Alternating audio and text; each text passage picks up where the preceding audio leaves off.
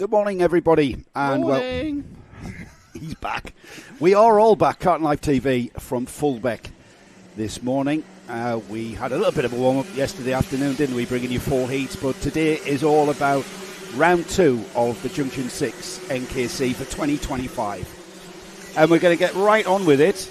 And we've already got carts on track. My name is Joe Bradley. I'm with you all day. And hopefully all day will be by my side, will be my trusty assistant, Nick Damon. Nick, welcome back to the NKC. I'm trusty assistant now. Wow, that was a very quick demotion from producer to director to trusty assistant. Well, I'm not going to sort of give away the truth. I should have a lab coat while you formulate evil plans to take over the world.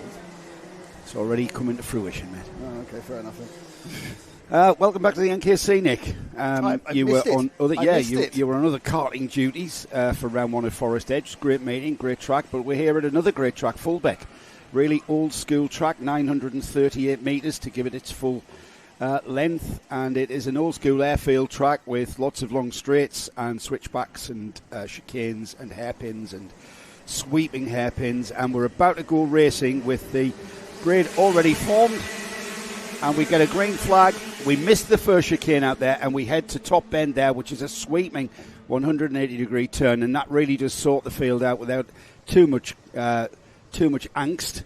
It's not really a stop and turn. It is a sweep into there, Nick, and they're already at the back chicane. Yeah, through the second bus stop. And it's quite a severe stop in what you normally see. I'm seeing the corner of my eyes. You may see just as that red one rejoins the left hand. If people don't realise they're not going to make bus stop 2, so they kind of bail out, have to go through the zigzag of cones.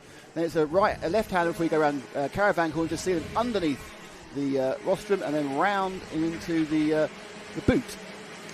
Through the heel of the boot there, that right-hander, and then a sweeping left to finish the lap. And already, first lap of the day has been completed with Ollie Rowley showing at the lead. Oliver Atkinson, Ben Harper, Ryan Sears, James Bank, Ollie Varney up into 6th place. Jensen Watt's been demoted by Ollie there, the number 5 and the number 1. 5th in the championship for Ollie Varney last year. Jensen Watt's, of course, the reigning champion, carrying the number 1, and he's been demoted to 7th.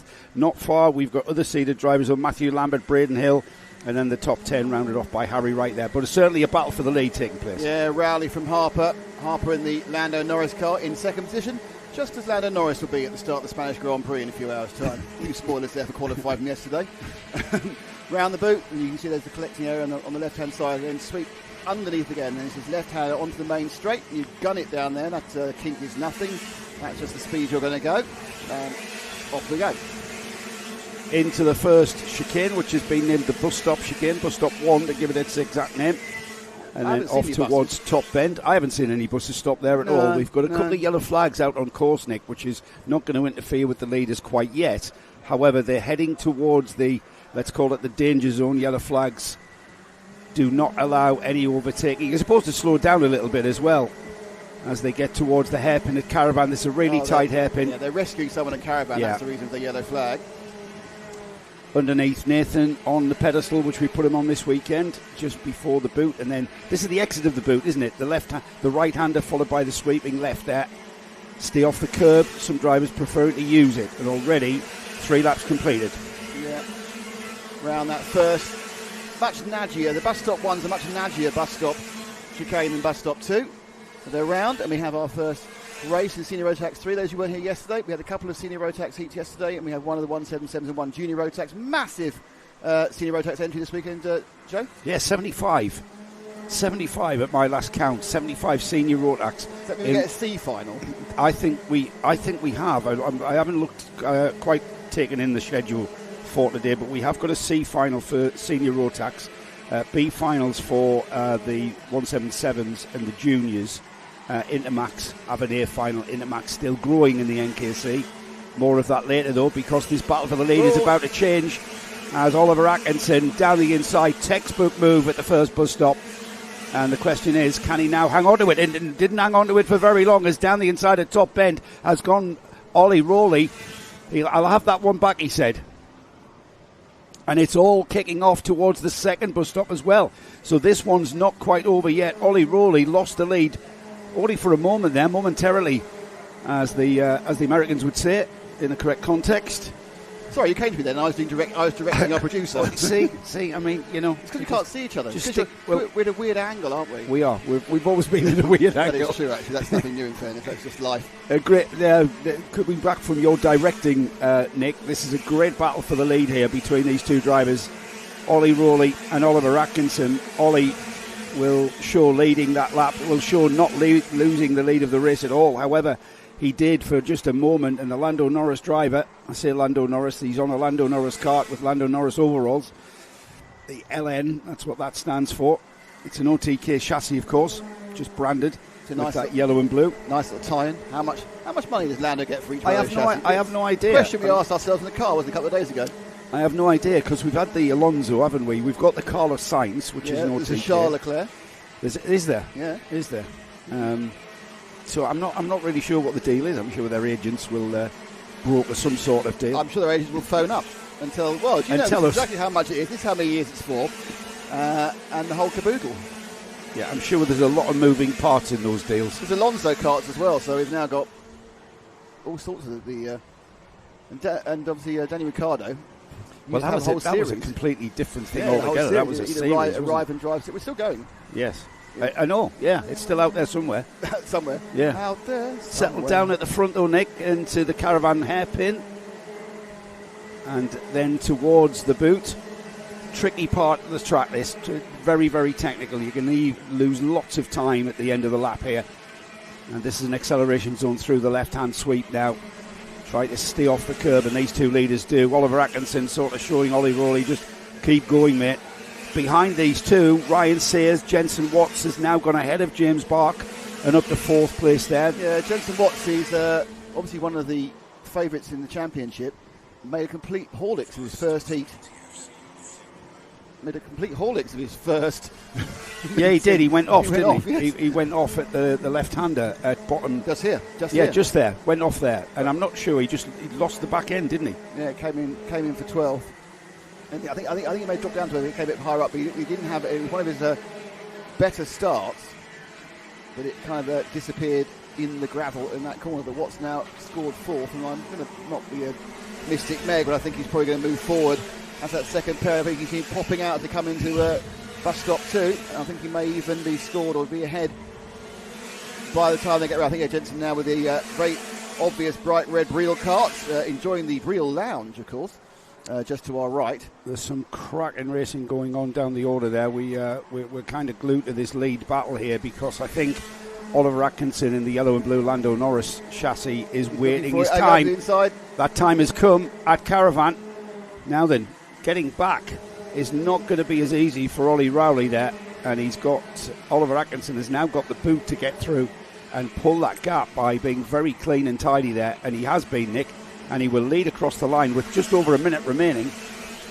Yeah, the question, obviously there's quite a bit of a slipstream effect here at Fulbeck. Long straights, you can brake easily. Following is quite easy because you can brake on the leading kart's position, gain a couple of yards each time. But in fairness to Atkinson, he is just putting a small gap on Rowley.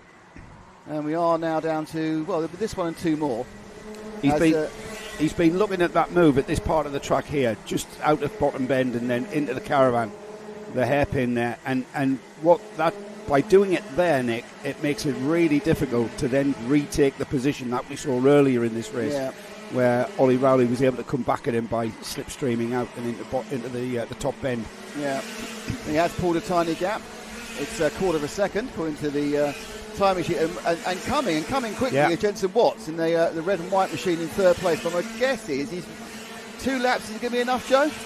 Well, Jensen's got momentum and he's pulled up onto the rear of Ollie Rowley. It's going to be a hard ask, really, for Jensen to get by. But he's caught him up. Yeah, he has caught him up, and it's one thing catching a driver. It's a completely different kettle of fish actually making that move. But if he can not stifle the momentum and end up behind Ollie, maybe have that momentum. The timing's got to be spot on, though. The timing's got to be right. You've got to come upon the driver in front of you right at the point where you can maybe overtake. He's got this one final lap to come, and in fact, there's the three of them stretched out a little bit. I'll give him a chance of making second, Jenson Watts, but I can't see him bothering Oliver Atkinson for the win in the third heat of Senior Rotax. No, and defensive driving from Ollie Rowley. He's now aware that Jensen Watts on that Birrell is behind him. The Racing Perfection team putting out that Birrell chassis and winning the championship last year in fine style is being caught, but Ollie Rowley's aware of that. And Oliver Atkinson. Oh, there he goes, up the inside, through caravan corner. And is he going to take? Is he going to take Watts with him? No, he hasn't. No, and just get him over the line. That's a great move from Rowley, and he will take the checkered flag just coming underneath us now, and it's very, very close at the line between those three. Rowley takes the win, Atkinson second, Jensen Watts took third, and if the race had been maybe another 2 or 3 laps, Jensen Watts maybe even could challenge for that, but it was a big ask, wasn't it? Here's the move though, textbook down the inside at the hairpin. And to optimise your line through there, you've got to take a wide apex, haven't you? You've got to, clip the apex late to get out of the corner, and that's leaving the door open for Ollie Rowley to slam through it. Behind these three, Ryan Sayers was 4th, James Bark was 5th, Matthew Lambert 6th, Harry Wright 7th, Braden Hill 8th, Ollie Varney was 9th, and rounding off in top 10 was Maxim Smith. The rest of the 32 kart field there on the timing bar, which has just disappeared.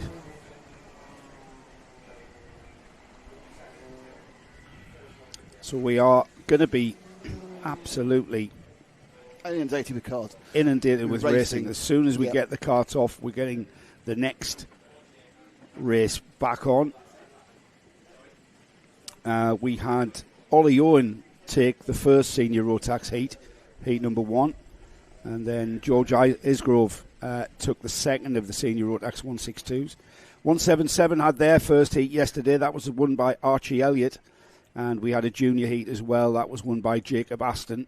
We'll see those drivers out very soon. We've got 177s out next for their second heat.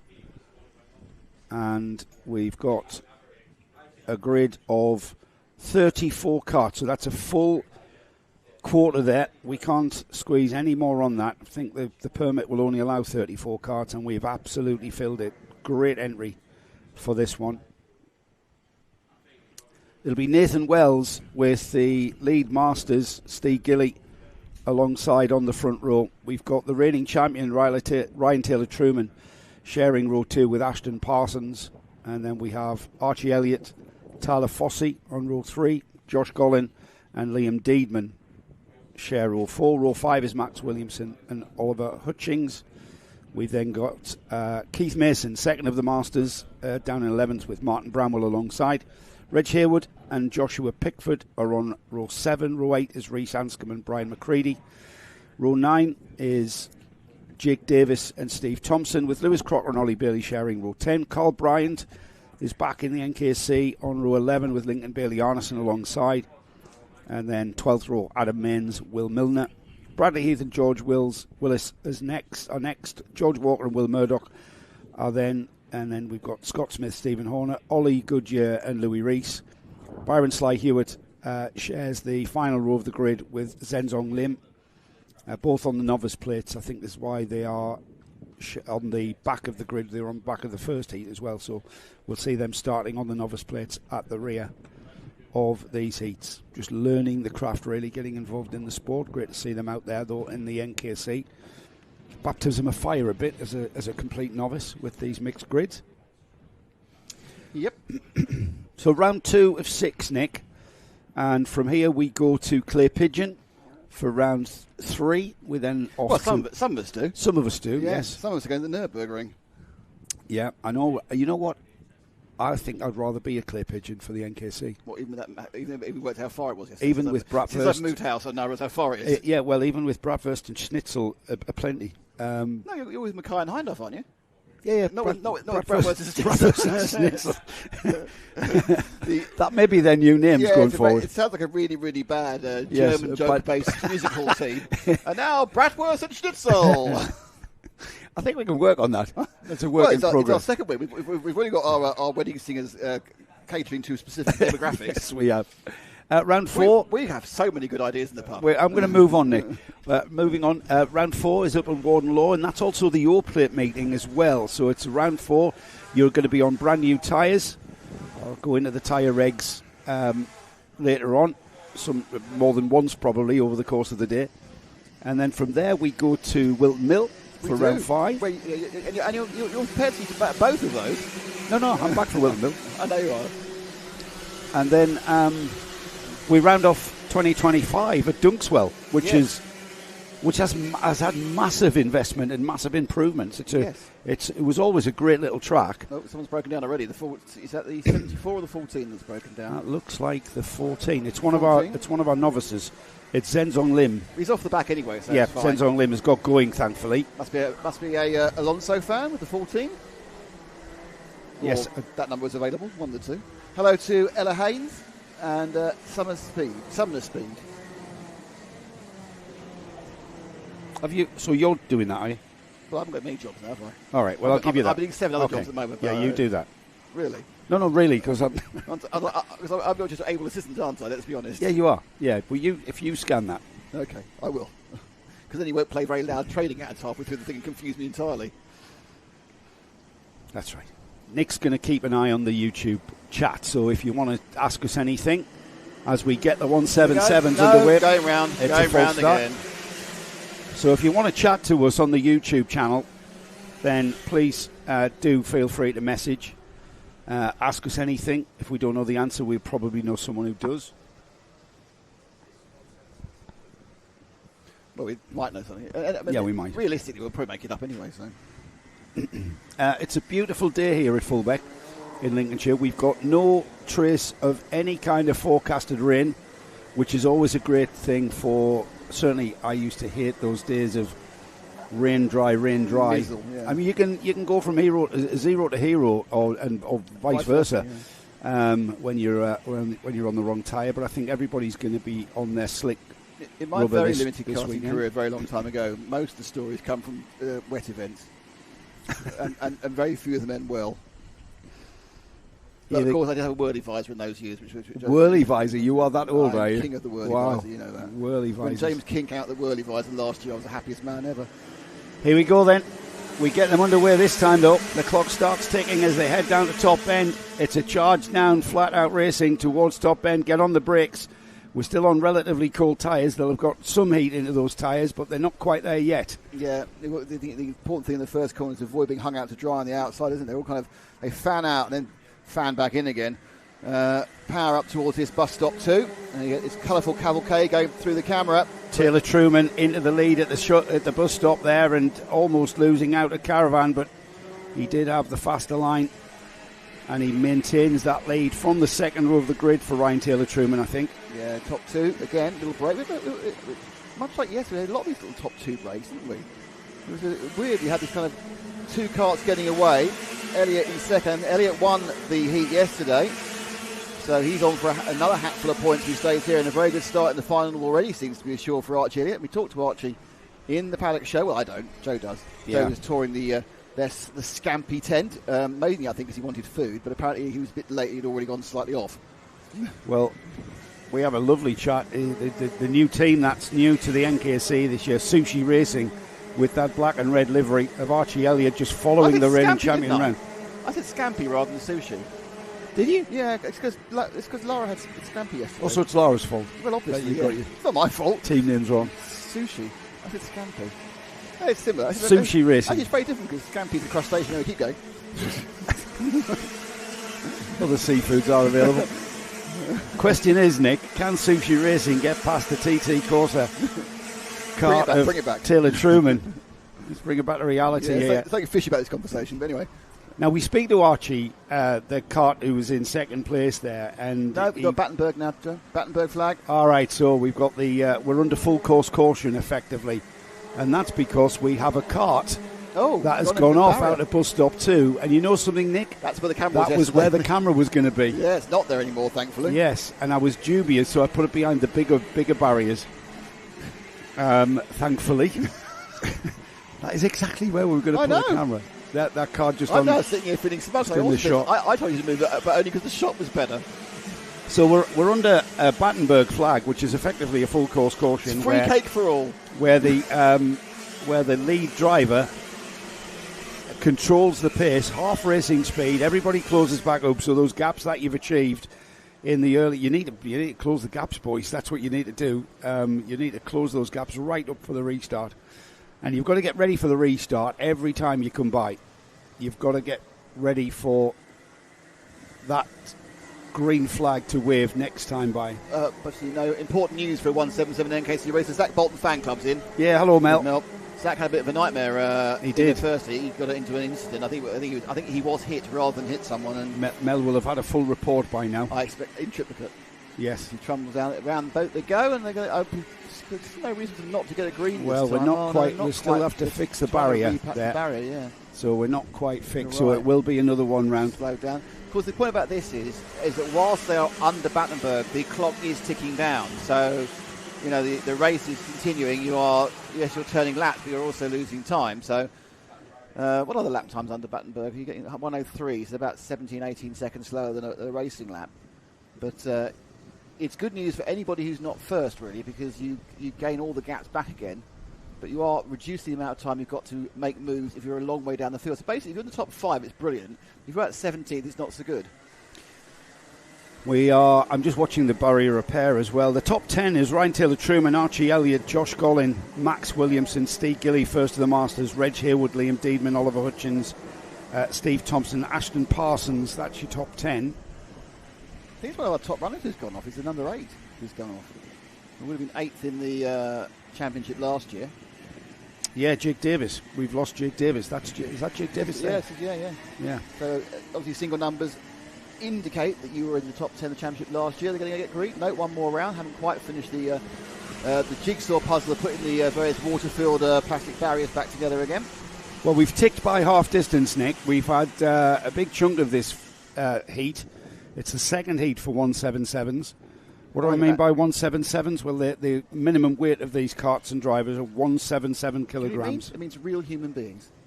Well, yes, proper sized. Not whip it like teenagers or jockeys. Yes, whip it like teenagers being the optimum factor in 162, which is the 162 kilogram class. So Ryan Taylor-Truman will be, and all of these drivers will be seeing that barrier repair is being readied and in place, so they'll be aware that we might just get a chance to go green this time by. But like I say, every time you come underneath that start gantry, you are getting ready for it to go green, and you've got to time it. Ryan Taylor-Truman just slowing the pack down now. He'll choose his point when he will go. He's ready for the green flag to go. Oh, being a bit tricky. Oh, and you were right on the mark there. Start line Marshall waiting until the last minute before she exposed that green flag, but we are racing again through the chicane. Taylor-Truman, Archie Elliott, Josh Gollin, first 4 almost together with Max Williamson, just trying to hang on to that top 3 just ahead of him. They've broke a little bit of a gap to Steve Gilly. Yeah, interesting. The top 3 are also breaking from 4, so it's been a good couple of them for Josh Gollin. He's managed to join the top 2, but it's back to a train. It's a train of 3. The sort of light blue machine of Max Williamson might be able to join up with them. It really depends how they slow each other up as they swing around the boot and then head back down the start-finish straight. My eye was taken by lots of waving colours. I thought it was flags, but it's actually people in the LRG outfits waving their fists. Into top bend then, and it's Archie Elliott's been glued to the rear bumper there of Ryan Taylor-Truman pretty much since this heat started, and he's had a go. He's had a go, and Taylor-Truman runs out of road. He will be. Go. Where's he? He's dropped back to the 3rd. Now we need to clear with Matt Hildred, our race official. No, he's 4th. Just what the penalty is for missing the chicane. Yeah, he's back to 3rd, but he certainly lost. He had a battle with Williamson there. He went from 3rd to 4th back off the road and he kind of squished them off. This was a great move by Archie Elliott, but he went down the inside, and Ryan Taylor-Truman couldn't turn in because he was offline. And he picks up again in 3rd, which is probably okay. He then got a little bit aggressive, moving out Caravan Corner between Williamson and Taylor-Truman, but that's not for us to bother about. That's the people to the left to worry about, who are, of course, the Clarks and the. Well, it's still the same 4 at the front. However, we've had a change of order. Is there a problem? Oh, there must be a problem with the cart. That must have been a problem for which cart? For the whichever cart was leading, the red and black one. We've got carts climbing over one another at the caravan hairpin. Let's just gather our thoughts and see who is where. It's definitely a change of lead as we come across the line. Josh Gollin now leads from Ryan Taylor-Truman. Archie Elliott had a real issue and just seemed to lose drive coming out of the bus stop too. He dropped down to 5th, but got back up to 4th again. Not quite sure what that was about, Nick. He just lost all drive. And everybody just concertinaed up behind him, didn't they? It'll be the one lap board next time by. We've got 0 time on the clock. Cart's working fine, the number 5 of Elliott, so it's obviously a one-off issue. I don't know whether he got incredibly sideways and lost all momentum. Couldn't really tell from that angle, could we? He just slowed down, and then everybody found a way around.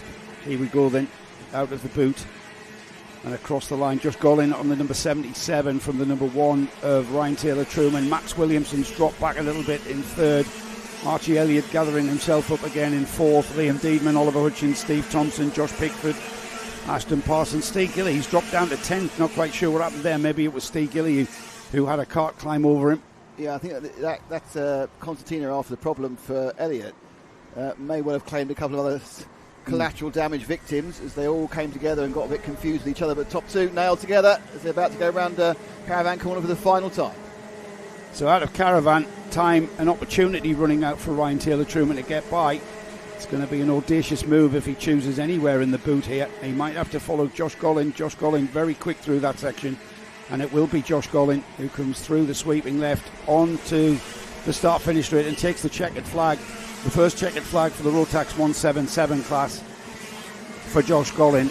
Ryan Taylor-Truman 2nd, Max Williamson 3rd, Archie Elliott 4th, Liam Deedman 5th, Oliver Hutchings 6th, Steve Thompson 7th, Joshua Pickford 8th, Ashton Parsons 9th, and your top 10 rounded off by the second of the Masters, Steve Gilly, the first of the Masters, Steve Thompson in 7th. What's the qualification for Masters? Is it 35? You've got to be really old. 35? Yes. That is ridiculous. So I'm just... You're waving to the I am, officials. yeah, so I'm going to find out. Hello to Lizard72, who said, come on, Hutchins. And we also had and Simon Crook. Oh, thank you very much. Yeah, we missed Harrison Cook as well on the grid. And hello to Butchley on 1 on Hutchins. So it's a few more Hutchins fans there. As you can see, the cart's pulling into the off-ramp effectively. And they'll all roll through. You can see where the cart that needs to be rescued. That's from the previous heat, the cart and the trolley. They'll also be looking after the 8, Drake Davis, as well.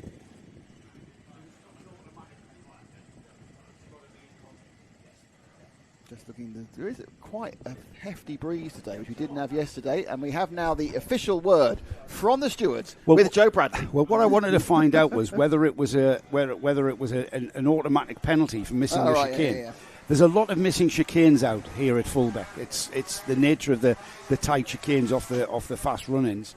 And it's not an automatic penalty. The officials look at it in context. And if you haven't gained an advantage from straight lining the chicane and you give the place back, etc., and there's lots of circumstances that are going to prevail, then there is no penalty applied. So it's not an automatic penalty. So the results will be provisional. We let them figure that out. All we can say is what we saw, and that was Ryan Taylor-Truman missing the chicane, but then coming out of that in 3rd place. So from the lead to 3rd, I would suggest he didn't gain an advantage. No. There was a bit of a squabble later on, though, around the 2 corners later. Max Hutchins, which got a bit kind of tasty, which I think may have been, Taylor-Truman with a massive adrenaline surge after missing the chicane, then decided to be a little bit more pushy than you perhaps would normally be, but that we looked at on different things. One thing I will say, I'm not sure, can you put the low chicane camera on, Laura? Yeah. I can't really see it, but we've got a higher view. If you look at it, look how filthy the offline is. Well, that's not really the offline. That's kind of across the line. So because people drag dirt from all these various off track incidents as they've come across from the left-hand side to the right. They've got a lot of them aren't actually on the tarmac when they've had their accidents. You can't really see. The camera's too low. Too low. Yeah, it's too dynamic. My fault. It's too dynamic, the camera. That's my fault. Well, we'll let you off because you didn't get hit earlier.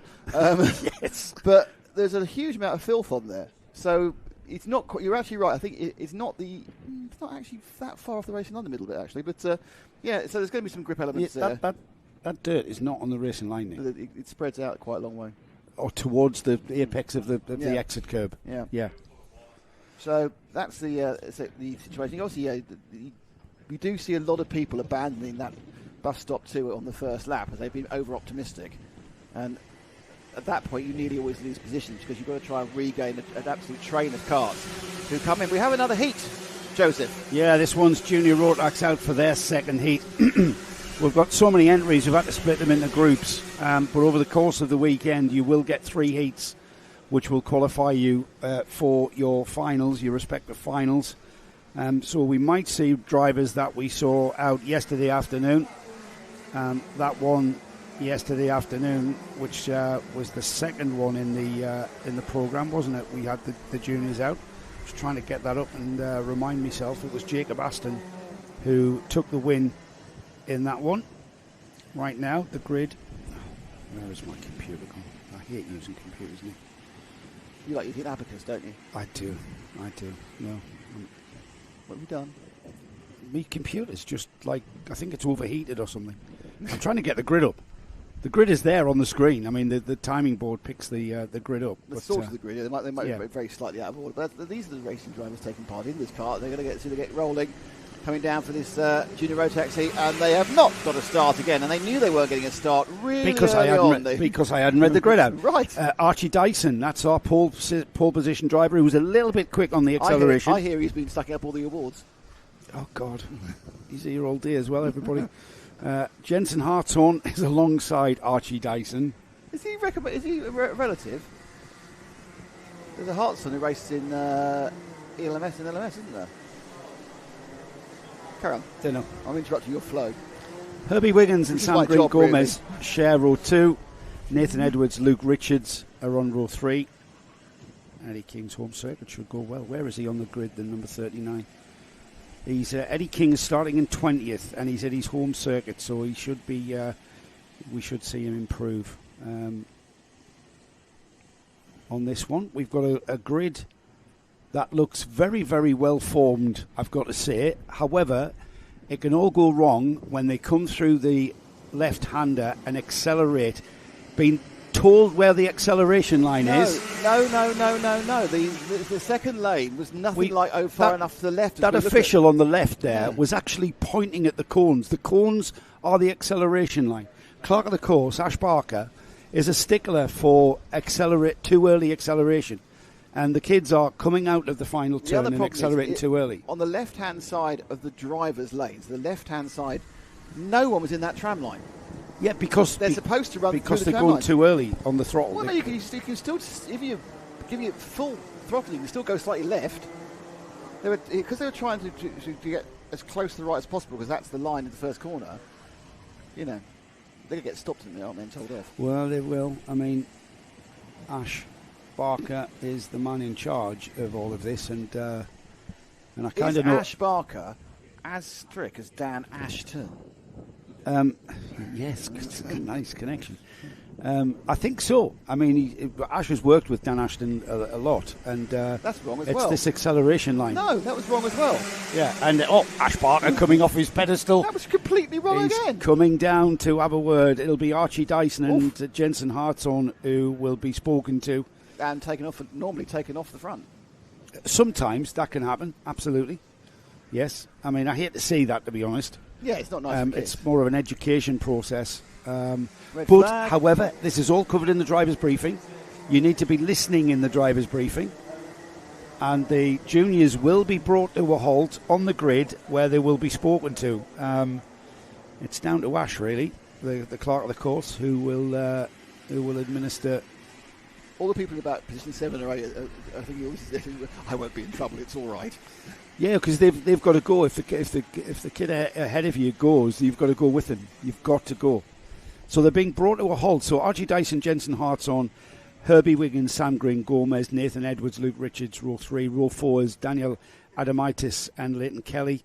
Jacob Felton and Jake Walker are on row 5. Daniel Haynes and Nathan Rond are on row 6. Row 7 is Charlie Hume and Samuel Aston, Jaden Sherwood, Luca Crook, Logan Hartshorn and Bailey Heath. And next, then we've got Harvey Lee Whitridge, Eddie King, Eddie's home trackers have been told, Ethan Hunt, Nicolas Kozioldis, Frank Ward, Elsie Bonning, Jensen Hookey and Max Carlton. Hello to Simon Crook, who had an interest in the previous heat that we've just watched. That was the 177s. Thank you, Simon, for your kind words. And yes, we all miss seeing Harrison Crook out on that 177 grid. But I'm glad you read those out after I've read them out. Have you read out Simon Crook's? Yeah. Where was I? In your cloud cookie, talking about the things. Ah, right. I filled that part. I had me cans off, didn't I? I filled the part while you were finding out about the... Do you know what why Harrison Crook isn't racing? Too big. No, not at all, no. I mean, he really did race. It took Ryan Taylor-Truman to the flag in last year's championship. He is the team principal at TH Corsa. And, TH Corsa. And he's doing another series. Ah.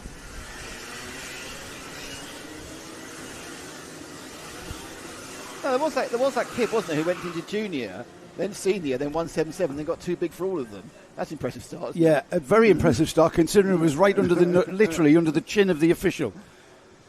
Yes, you've just been warned about your starting process, and you go and do a drifting 360 in front of the official. Yeah, that's not the cleverest thing in the history of cleverness, is it? Not a good start.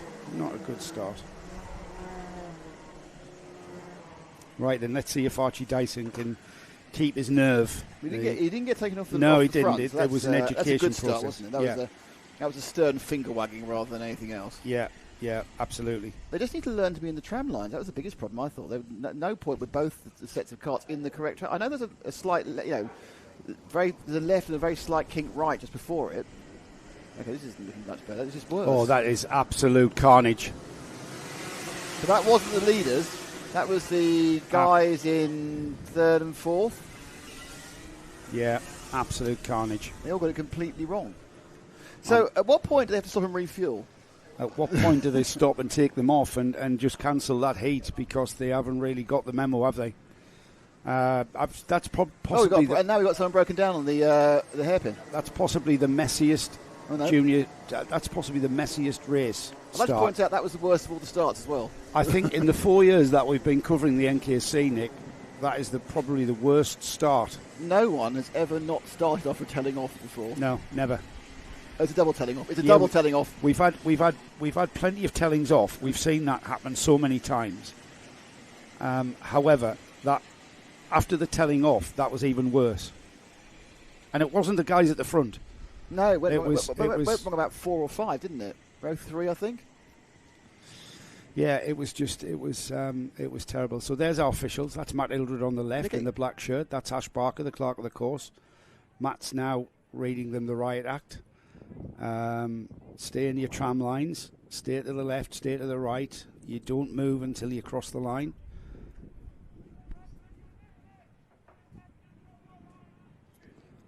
And of course, the voices have to be raised because the kids have got their helmets on. So you've got to make sure they're here.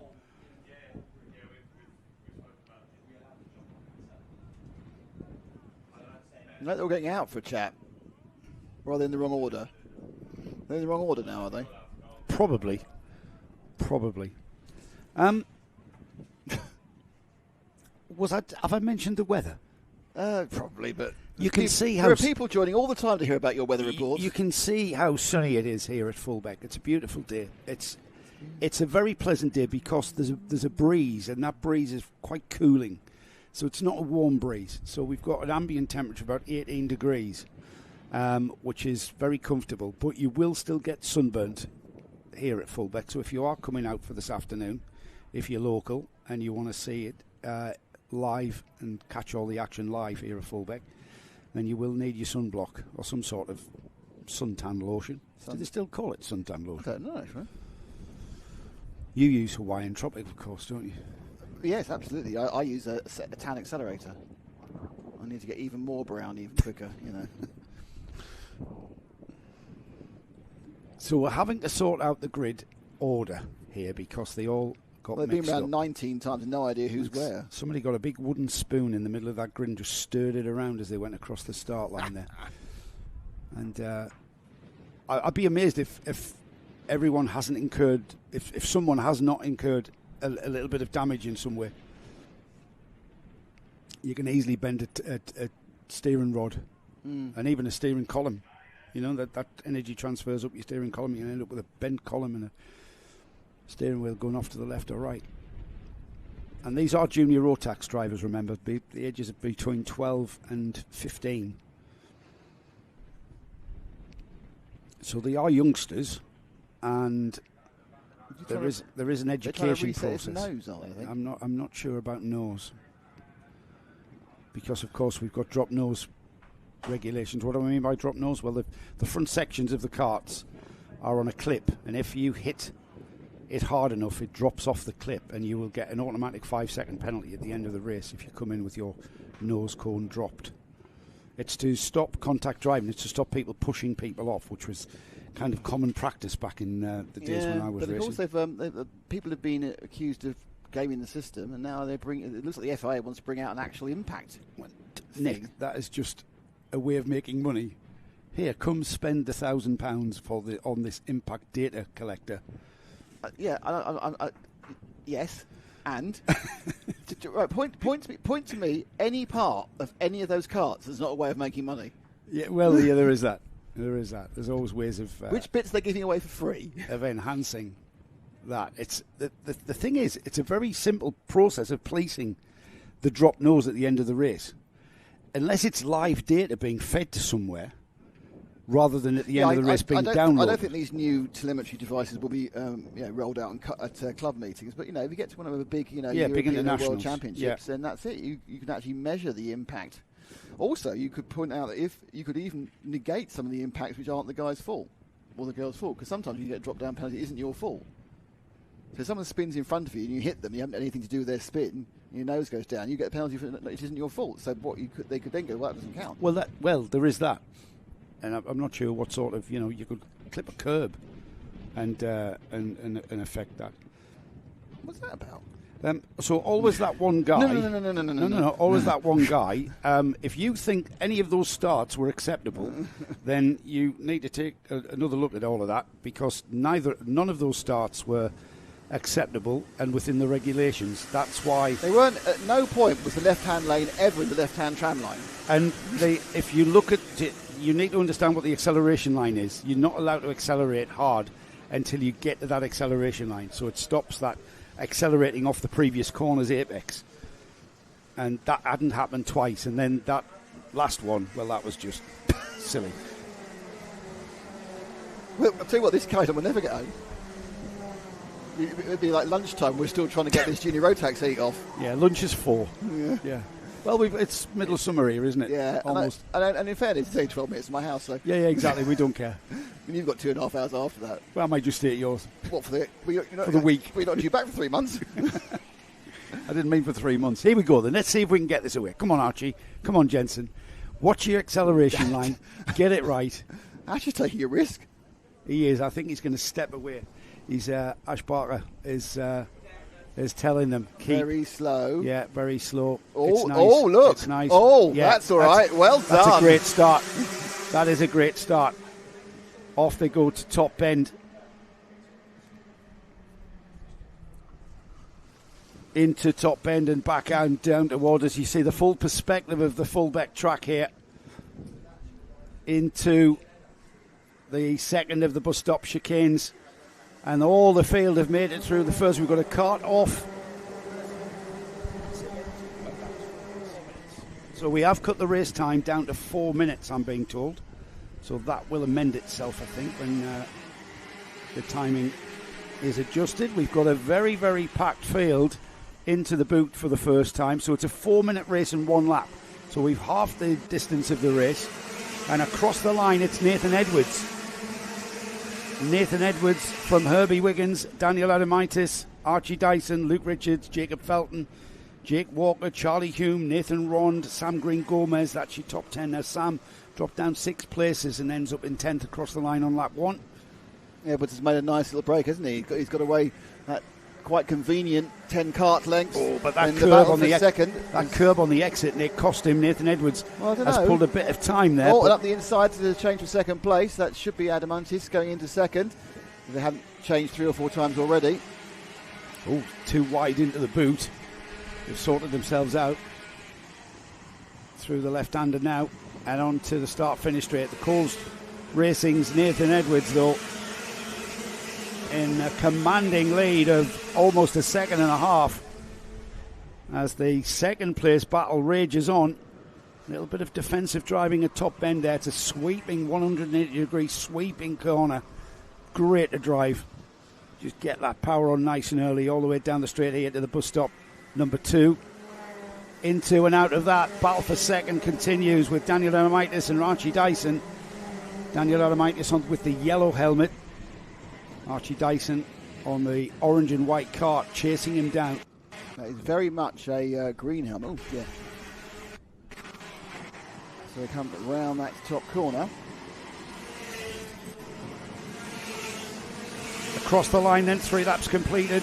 Edwards, Adamitis, Dyson, Herbie Wiggins, Jake Walker ahead of Luke Richards. Jaden Sherwood on the number 2.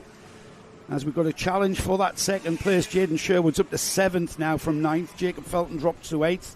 Samuel Aston inside the top 10 now in 9th, and Charlie Hume rounding off that top 10. But keep an eye on Jaden Sherwood, the number 2, vice champion from 2024. Second and third place carts now are beginning to get a little bit strung out here, Nick. I think the battle for 4th with Herbie Wiggins now coming under pressure from Jake Walker might be the place to focus on. We'll keep a wary eye on that battle for second. And the time has run out almost immediately. They're down to a minute and a lap, having spent most of this race trying to get the thing started. Second and third, very, very close to the first bus stop. And Mantis in the blue and green goes up the inside of Dyson, and Dyson tries to switch back, doesn't work, so it's a change of position again. Adamantis gets into second. Dyson not so sure he wants to sit there, and they're going to have a couple more laps after this one. So they've been swapping positions, which is great news for Nathan Edwards. Makes it a very easy trip for him. Yeah, can these two come back together then? They were spaced out, but then they proved me wrong again. Not a high benchmark, to be honest. Here they come then. Wrong. How often does that happen? How often can you prove? Quite a lot. Nathan Edwards leads though. He's got just over 2 seconds from Adamitis, with Archie Dyson intent on taking that second place and being very cool and composed about it. He accelerates out of top bend there and he'll get the drag. No problem because there's a yellow flag going into Caravan Corner, so he's going to be short of overtaking opportunities. And I assume we're going to see, when we go around and look now, we'll see someone parked outside the corner. Yep. So that's why we got yellows through there. Dyson can overtake now though, Nick. It's going to be the 1 lap to go board this time by as they come out of the boot through the right-hander, then the sweeping left. It's Nathan Edwards across the line. Still just over 2 seconds from Daniel Adamitis on that yellow and blue cart there that we're watching. Archie Dyson on the orange and white is the challenger for second place. He knows he's there as well. Adamitis looking over his shoulder. Archie Dyson slotting in. Time running out though. Only a couple of opportunities really. This is the best one. And then you've got through the left-hander at Caravan. Takes a brave move here.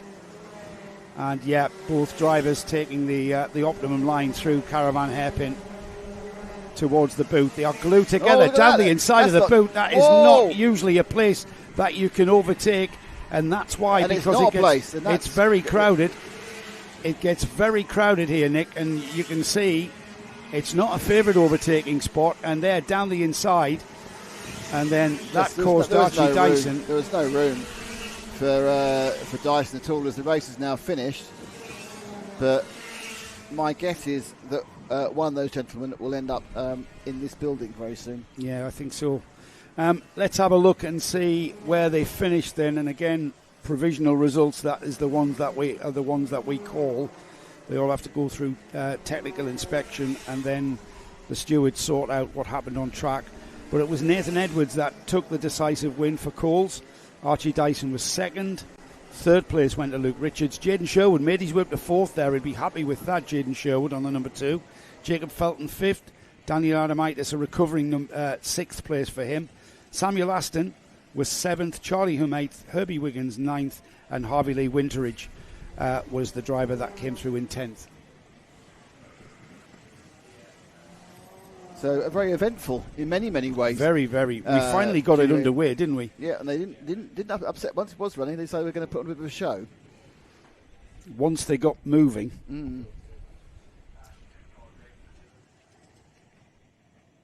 So now next up is going to be the Rotax Max heat. Rotax Intermax is the answer to that question.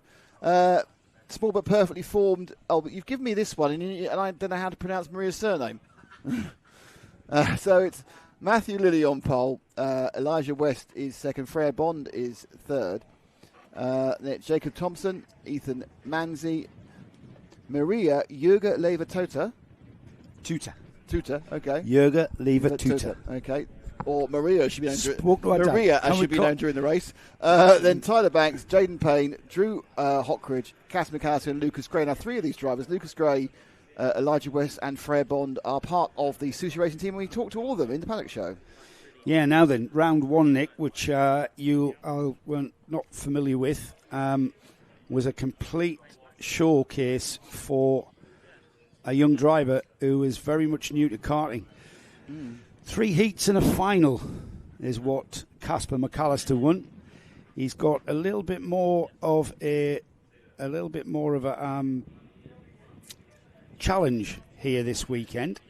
He's still got Elijah West that's going to be chasing him round, and the practice sessions that we saw yesterday, Casper is going to have to really, really work hard if he's going to match what he did at round 1. It's a completely different track, of course. Forest Edge, by its very nature, completely different to the Fulbeck track. Fulbeck's an old-school airfield track, so it's got lots of straights. Fulbeck actually is an active airfield. It still is, isn't it? Yes, of course. Before we go any further, hello to Darren Weaver, or Bonadar, as he says. It says from Landau. He's wishing everyone a great day's racing. He's one of the part of the Landau team. And who I can comprehensively say are the friendliest and nicest kart circuit in Wales. They absolutely are. And we had a very, very week-by-week comparison. And we talked to Ollie Nitch-Smith, didn't we, from the NKC, yes, and said... had a conversation about that. And said, we need to go to Landau. Because it's a great little track. First time I went there was, a few weeks ago. Absolutely loved it. Great place. If I was going there again, though, I'd probably do what I do here and get a platform. Yes, we would. It's 217 entries here this weekend at Fulbeck, and that becomes the stifler of what tracks you can actually visit. Because of course it's not about the track. These entries take up more space because you've got a lot more awnings and tents. Yeah. I mean, the Access series had about 170, but of course it's mostly easy ups rather than the edifices we see from the teams. Like, there's no Birrell Lounge. Yeah, which a VIP Racing Perfection. Birrell have got a VIP lounge, which is beautiful. And in fairness, there were a number of people. Did you see you see the amount of champagne that was being brought out there? No, it was champagne. Is it real champagne? It's real champagne. We're karting now. It's the big money. Yeah. We have been invited there. Have we? Yes. For how long? For canips. Oh, marvellous bit of salmon. Here we go then. Intermax or Rotax. No, they're going round and around. They're going to be told again. They knew they were going round like ages. Now, this is a new class for this year in the NKC, the 2025 season. We've introduced Intermax. We used to have the class for this age group, which was then called Minimax. Oh, and I'm always confused about these sub-max classes. So Minimax is Intermax? Yes. Oh, right. Age group-wise. The karts are different. So Minimax was the bigger chassis with the wider tyres. Right, okay. And they're basically for this age group of basically just out of cadets up to 12 years of age. So what is it? 11 to 10? That's or 12. Sorry, that's horse racing odds. 10 to 12. That's more horse racing odds. And the karts were just too grippy. The karts were just with the wider tyre and the bigger chassis were just too grippy. And so the MSUK introduced the Intermax class for this age group, which is a narrower 950 chassis with the narrower tyre. These guys are on Mojos, by the way. which is a different tyre than what we see our other Rotax classes on. It's still the more robust Mojo, and we're about to get underway. So this is always entertaining. We have gone green. The 55 of Casper McAllister was giving a bit of a nudge to the cars immediately ahead of him. And hello to Gaynor Langley. Good luck, Ty Banks and Matthew Lilly in the Inter Vitesse Racing team. So that's Ty Banks currently 7th, and Matthew Lilly, I think, was off the second row or second position. Yeah, Matthew Lilly was leading this race. I'm not sure where the field are. They just Freya's up to second. I can see that in 24. So she's moved to second. That's for Sushi Racing, wasn't it? We speak to Freya and her teammates at Sushi in the paddock show. They're just into the boot for the first time. Nice and ordered, nice and orderly. Great racing though, nice and close. Got some side-by-side action to close off the lap, and across the line they come. It is Matthew Lilly at the front of this field from Freya Bond, Dewey Hockridge, Casper McAllister, Tyler Banks, Ethan Manzi, Elijah West, Jaden Payne, Jacob Thompson, Maria Jurga Lever-Tuta, and Lucas Gray, who we also speak to. Lucas is just a beginner, so Lucas just finding his feet in karting, let alone the Intermax class. It feels like the field's stretching out a bit, because they went through the bus stop too. Freya definitely made a bit of a gain on Matthew Lilly in the 20 car, leading out there. And then there's a change for third place. There's McAllister, who is the first round of the class to field, moves up to third from his back of the grid start. So this is good points going for Casper in third there. Yeah, he's gaining ground, isn't he? He's now right on the bumper of Freya as they come out of the final turn and across the line underneath us. Still Matthew Lilly leading. A challenge for McAllister into the first bus stop chicane, and McAllister up into second place. The TH Corsa driver is now chasing down the leader, Matthew Lilly, and Freya Bond has got company in the form of Dewey Hockridge and Tyler Banks now coming back. And you can't discount Elijah West, who moved up to 6th on that lap, Nick. Yeah, Casper McAllister, blue and the red, blue and white. He's just any second now. He's going to be taking the lead. He's looking up the inside of caravan corner, and he's going to try. I don't think he's going to have the horsepower to do that, but he's seen the disaster of trying to go around the boot and get an overtake. So he'll probably wait his time. I'm pretty confident that by the time they get, he's got side by side at that point. The track. He's done it there. He's very, very impetuous, that youngster. And he's off into the lead now. It's where he likes to be here in the Junction 6 NKC. In this class of karting, Casper McAllister is the driver to beat, it seems. With 3 heats and a win in the final at Forest Edge. He's off in the first heat and got through the field and into the lead. And look at this, Nick. He didn't waste any time there. That child has no patience control. No patience whatsoever. Side by side and around the outside at the final turn on Matthew Lilly. So, but Lilly managed to hold. Lilly was taken off line slightly, but he managed to hold on to second place. And I think it's still Freya in third. Yeah, it is. Dewey Hockridge on the tail of Freya Bond. Elijah West coming into play now, though. Now Elijah is Freya Bond's Sushi Racing teammate as they head into the first of the bus stop chicanes. And you see the way Casper just turns into the corner there. The rear of the cart is not stable at all for him, and he's quite happy with that. Yeah, he's rotating the cart quite nicely. Have we got a challenge for second coming off? It does look like coming. Freya and Freya actually got no. It's more a challenge for third and fourth now. Freya's got Dewey Hockridge for company, and who likewise has got Elijah West, Ethan Manzi in 6th, Jaden Payne in 7th. But this is where the action is, isn't it? 2nd, 3rd, 4th and 5th there. Yeah, I mean, Casper McAllister now he's got it ahead. He's not realistically, unless something strange as anything happens, he's not going to be headed. They come back down through bus stop 1. He's sweet. Well, the interesting thing is that McAllister has obviously established himself as the class of this field, but because of the vertical learning curves for a lot of these drivers on, that may all change by the end of the season. Elijah West with a textbook move at top end there to move ahead of Dewey Hockridge, and now moves on to the tail of his teammate Freya Bond. Well, it's a great interview in the paddock show with the Sushi drivers, Freya and he's gone straight Elijah. Up there, another place there. Yep. Elijah straight away picks up the position.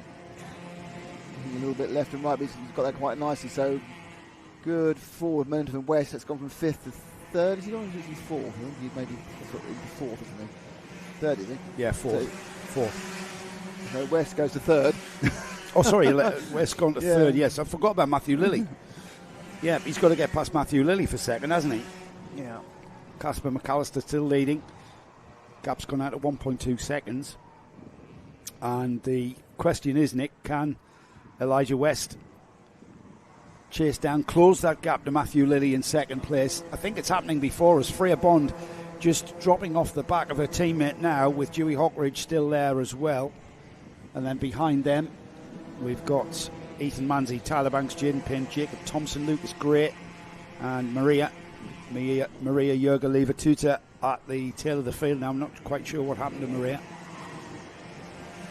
Yeah, she's always had some sort of incident. She's not completely off the back of the field, but it's... hanging on to the tail end, isn't she? Still keeping them in sight. McAllister's not... The interesting thing about McAllister, he's not really just... I assume he's managing. He's not disappeared off at the front, has he? He's got a 1.5 second lead. And he made up a lot more than that in the first 3 laps to overtake 9 people or 8 people. But the third, fourth, fifth battle, that's where we're going to see some action. Absolutely... Yeah, that one there, Freya Bond on the 24. Dewey Hockridge has been trailing around pretty much since the green flag dropped. And looks like, can't really tell who that looks like. A Coles Racing. I'll get a proper look at it when they come through underneath us. Yeah, it is Dewey's with Coles chasing down Sushi Racing at the moment. But there's the battle for second developing as well. So Matthew Lilly is being chased down by Elijah West, but Elijah hasn't really caught up to him to a point where he can perhaps challenge.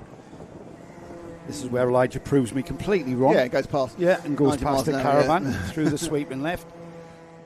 So Lilly holding on to second, but again it's interesting. The lead that McAllister had only went out by a couple of tenths. So he's pretty sure he's already managing. No, he's at the inside. There's a new one for the boot, and that's a move and a half. One. Yeah, that was a new one. Well, you know what it is. These kids are young, so they haven't been told where they can't overtake, so they just go where they want to. As well as that, cars are smaller. They're not as powerful as the junior Rotax and the senior. They're exactly the same engine, 125cc water-cooled Rotax engine. However, these are very, very heavily stifled with airflow. They are restricted. The air into the engine's massively restricted. A lot more than a junior kart is, and then the senior kart, which isn't restricted at all. It's all about getting as much air and fuel into that motor as possible in the senior classes. But it works really well, and the Intermax class with the narrower karts seem to be able to make moves and passes where the bigger karts and the older drivers and the faster. So what you're saying, on a tight circuit, having a smaller vehicle makes overtaking easier. Well, yeah, because you're not as flat out everywhere. Do you not think we should talk to F1 about that? Yeah, F1, are you watching? Yeah. Smaller dimensions. We're on the penultimate lap, Nick. And it's, once again, this Intermax class and the Junction 6 NKC is all about Casper McAllister. And the question is yet to be answered yet as to who can beat him. Yeah, it's a very controlled drive by Casper. It's becoming watching. He's been eking out by a couple of tenths a lap. But, not in any way pressurising himself, not giving himself any risk, knowing once he got accelerated to the front as quickly as possible, then just very gently eased himself out. Who is he? Is he kind of like... He's probably really about 47. Who is he? He drives that car like he's been driving it for years, and he's a relative beginner. We spotted him at Forest Edge just by pure chance. Brand new class to the championship. We didn't have a clue who we were talking to with any of these kids, and we spoke to Casper, and he went out and he won 3 heats in the final. He's with a good team. He's got a Venator engine. He's got TH Corsa. Harrison Crook's team is putting his car together. They're a very well prepped team. They know what they're doing. But they've got a good driver there in young Casper. A very good driver. They've got the package. As he takes the checkered flag then to continue his 100% race record in the Junction 6 NKC. With Elijah West, who did in fact, while we were following Casper round on that final lap, Elijah West has got ahead of Matthew Lilly and has took second place. Matthew Lilly finished second at Forest Edge, remember, and he will finish third there. Behind the top three, Dewey Hockridge finally got by Freya Bond for fourth. Freya has to settle for fifth. And then we have Ethan Manzi, Tyler Banks, Jaden Payne, Lucas Gray, Jacob Thompson, and Maria Jurgaleva-Tuta rounds off the 11-cart field. Racing continues at Fulbeck, no question. We are absolutely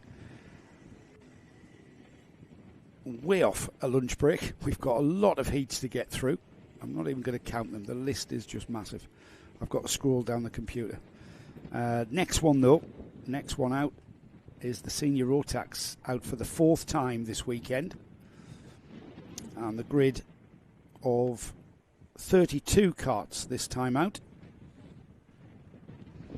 We have got JJ Hind, who will lead the field round with Leo French alongside. Bradley Howes shares row 2 with Grace Lee Davis. We've then got Maxim Smith and George Hull. Ashton French is on row 4 with James Becker. Joshua Priest shares row 5 with Scott Hayward. And then we've got Dylan Braley and William Eberhardt on row 6. Mason Perrin and Harvey Williams row 7. Sam Wyatt and Tristan Sharp are on row 8. Row 9 is Jamie Burton, Cameron Davey. Ollie Rowley and Brodie Skinner share row 10. Row 11 is Ollie Owen and Jacob Martin. Then we've got Jensen Watts and Bobby Rosier, two former champions. Bobby Rosier, 2023 Rotax Max champion, alongside Jensen Watts, the reigning champion. Adrian Kalemi starts 25th with Zach Fletcher alongside. We've then got James Bark and Ben Harp. Norfolk Tech, JLK Vehicle Solutions. Looking forward to having us back in the access paddock at the end of the year, Ello Park. Yes. Where we are back for Ello Park. Yeah, absolutely. We're looking forward again. Back to access. Love that series. Love that. We series. Love all our series. Good advert as well, giving yourself the handle of the Norfolk Tech JLK Vehicle Solutions. That's 2 for you. The JJ Hind and Bradley Howes to please Ash Barker with their start process. It looks nice and slow, nice and ordered. Now they accelerate. Two lovely trains of carts there. It looks nice and slow. In place has gone Ollie Owen. Ollie Owen, a great drive through the field, very composed driving from Ollie. Winner, of course, of the first heat yesterday afternoon, and Ollie finds himself in second behind George Hume, and with one more lap after this one to go, off he goes after George Hume. Bradley Howes is not done though. Mason Perrin still fourth. Got JJ Hind, Jensen Watts, Leo French, Maxim Smith, William Eberhardt ahead of Scott Hayward now. That is the top 10. And they're coming back together. We're going to get the one lap to go board, and I'm pretty sure it's not just quite over yet here. Certainly for third and fourth, we've got Mason Perrin looking very threatening. The leader, George Holmes, got a cushion to Ollie Owen. Ollie Owen has got nothing at all to Bradley Howes and Mason Perrin though, and all it will take is a mistake as a defensive line into top bend. That's going to stifle his momentum out of the corner, and they are absolutely together, second, third and fourth, into the second bus stop. If it's going to come here, through the left-hander, and then down the inside, but a defensive line into the hairpin just positions the cart in the middle. Accelerating out of Caravan, still no change. It still could come though, but time and opportunity running out there. This is a very tricky part of the track to try and get past here, certainly on the senior Rotax carts, and it will be George Hume who takes the checkered flag from Ollie Owen, Bradley Howes, Mason Perrin, JJ Hind, Jensen Watts, Leo French, Maxim Smith, William Eberhardt, Scott Hayward. That's your top 10. Just outside the top 10, Grace Lee Davis and the number 5, Ollie Varney. The rest of the finishers there on the timing bar. As ever, senior Rotax 162s, as entertaining as ever. And some clean racing there, I've got to say. Yep. Well done to everybody. We had some carts going side by side in some odd places. But I tell you what, Nick, if you think we've seen some odd places for overtakes in the Rotax classes, we're about to be re-educated by our senior TKM grid of carts. The narrower carts can pass pretty much anywhere. Apologies to those listening. Yeah, we know we had a bit of a break in the stream there.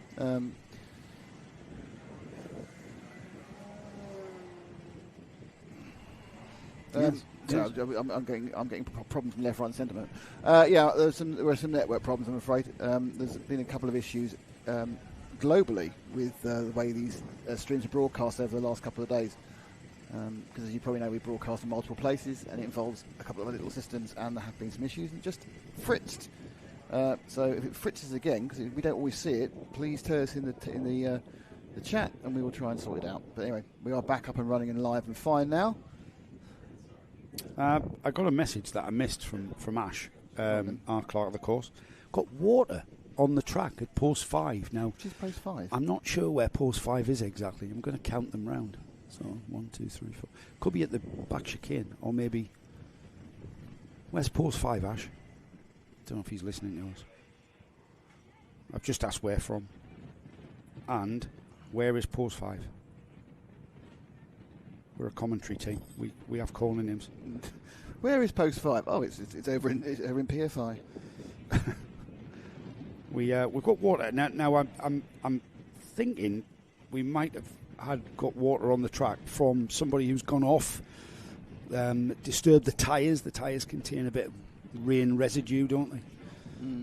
And that's brought water onto the track in a very inopportune way, really, for our runners. You do not want any kind of dampness on a slick tyre. No, and in fact, a small amount of damp is actually often worse than a large amount of damp. You found that at Mazzano last weekend, didn't you? On those fun carts. What's fun about that? I'm still injured. Right then, senior TKMs have been released. Alexander Lehman, the number 5, is on the pole position. Facing the wrong way in the main straight. We've all done it. Number 77 has kind of slightly gone the wrong way immediately. That's Francis Horn. He will start 10th. It's that violent tyre warming they like to do.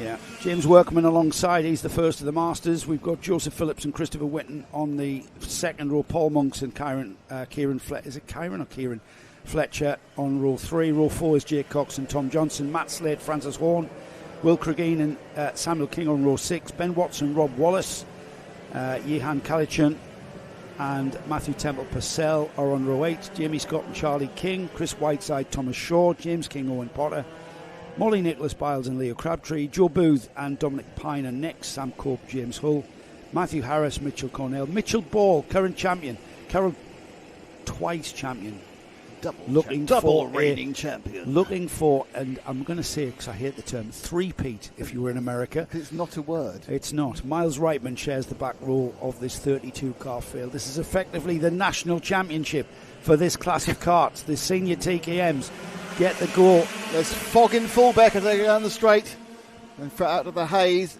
Oh, we've got a cart, there? Cart off. Oh. But did he not know you're not supposed to take the chicane the first lap? I think he did look like he went for the chicane there, or did he? As the carts went off towards top bend. No, there's some inging and onging. No, I think he got touched. Yeah. I think it's just a convenient thing. There was a hole in the track at that point. Smashes into the cones there. The field have got through, and we have got them just coming out of Caravan Corner. And hopefully everything was all right there, but it looked like he was helped off to the driver's right there, wasn't he, across the line? So it's the man in black leading, and then he's got a little bit of a break as well in the lead. Is that Lehman who's got the break? Oh, we've got a Battenberg. And they slow right down. Well, they were about 3 or 4 wide across the line there when they saw the Battenberg. So the timing screen has picked this up. Christopher Whitten leading, Alexander Lehman in second, Paul Monks third, Jake Cox, Joseph Phillips, Will Cregeen, Tom Johnson, Matt Slade, Jehan Kalichan and Jamie Scott are the top 10. Reigning champion. How do the TKMs feel about doing these lower speeds in Battenberg? They are prone to oil up, aren't they? They are, yeah. These are a slightly different engine to what you see elsewhere in the day. These are a TKM engined cart. It's an air-cooled two-stroke motor. There's no radiators at all on these carts. They are direct drive. However, you do have the option. It's not mandatory. You do have the option of running a clutch mechanism, which makes it, when you make a mistake, it makes it really much easier to less embarrassing normally. Yes, you don't have to. It won't stall. It won't stall. To push it. Which is never a strong point. A lot of drivers do choose the clutch mechanism on these TKM engines, but they're 110 cc's. TKM engines have been around since the mid 80s. Still got the Battenberg. We're still repairing barriers and such like. Quite a big hit, wasn't it? Really, into bits of. I heard something a bit of braking testing there, but they're down to like 112s, 114s. I've got to say, Nick, it's very rare that we see TKMs having an incident like that. We are sweeping the track of debris, and possibly. Can we just see it again, Laura? We possibly have water on the track again. So it's obvious. You can see this in left and right. The driver, he just got pinged out, didn't he? Yeah, so he certainly wasn't trying to go around the chicane. No, he wasn't. He was way past the apex of the turn-in, so he did get pinged out, and it looked quite high speed, and of course it was. You're accelerating from the acceleration line all the way to top bend. Absolutely, revs building up towards maximum at that point there. Very rare to see an incident like that in TKM. Yeah, no, they are on the whole. Well, because on the whole they are slightly more mature, and they're up and away. And they will take the chicane for the first time officially in the TKM race. 4:44 and a lap to go. Head down from Wilton into the bottom bend. And so they now will try and really work out where they are. But we've got a very equidistantly spread out sort of. We've just been released from a virtual safety car look through the whole thing. And we lost a lot. We lost a lot of that race time as well, Nick. We lost nearly over 3 minutes of race time there under Battenberg rules. So it gives less opportunities, less time to improve your race position. As Chris Whitten on that black liveried TKM leads into and out of the boot, off down towards the start-finish straight, where he will complete 4 laps now. Paul Monks, Alexander Lehman, Jake Cox, Joseph Phillips, Will Cregeen, Matt Slate, Tom Johnson, Ian Calichurn, and the only change we've seen is Rob Wallace and Charlie King go ahead of Jamie Scott there for 10th and 11th. So there's a good little break by Chris Wilton here. There's more interest in second and third than they are teammates.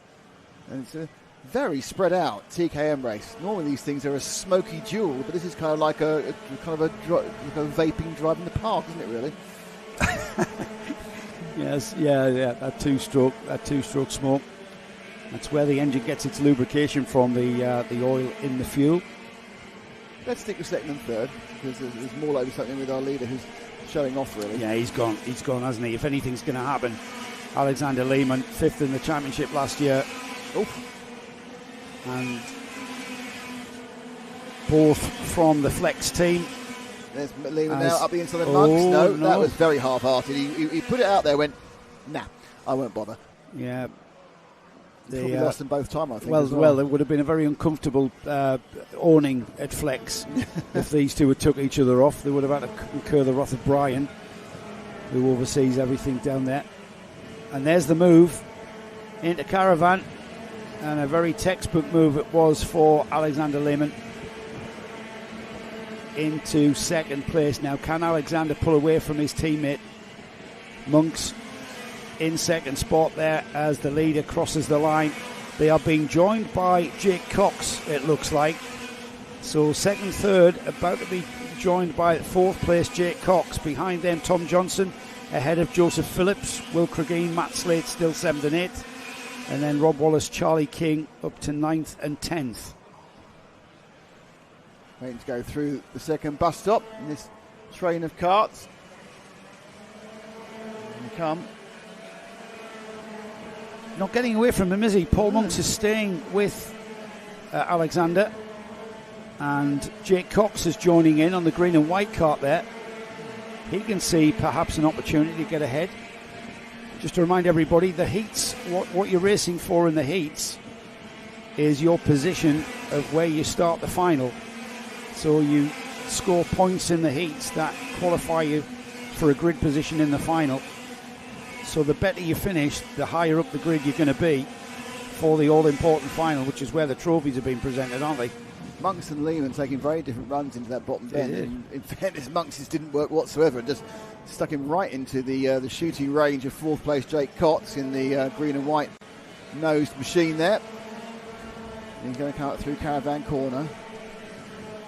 But they are as you are, but it has been now. You have second place by break, and this is with his 10th. Oh, no, that's interesting. That's almost as though Monks let Cox go there. As Monks lost some engine power. I think Monks has got technical issues. He's dropping back. Well, Monks has dropped right back off the tail of his teammate Alexander Lehman. He's on his engine as well. Yeah, he's doing something with the mixture there, isn't he? Cox go through, and obviously with these things they can come back again.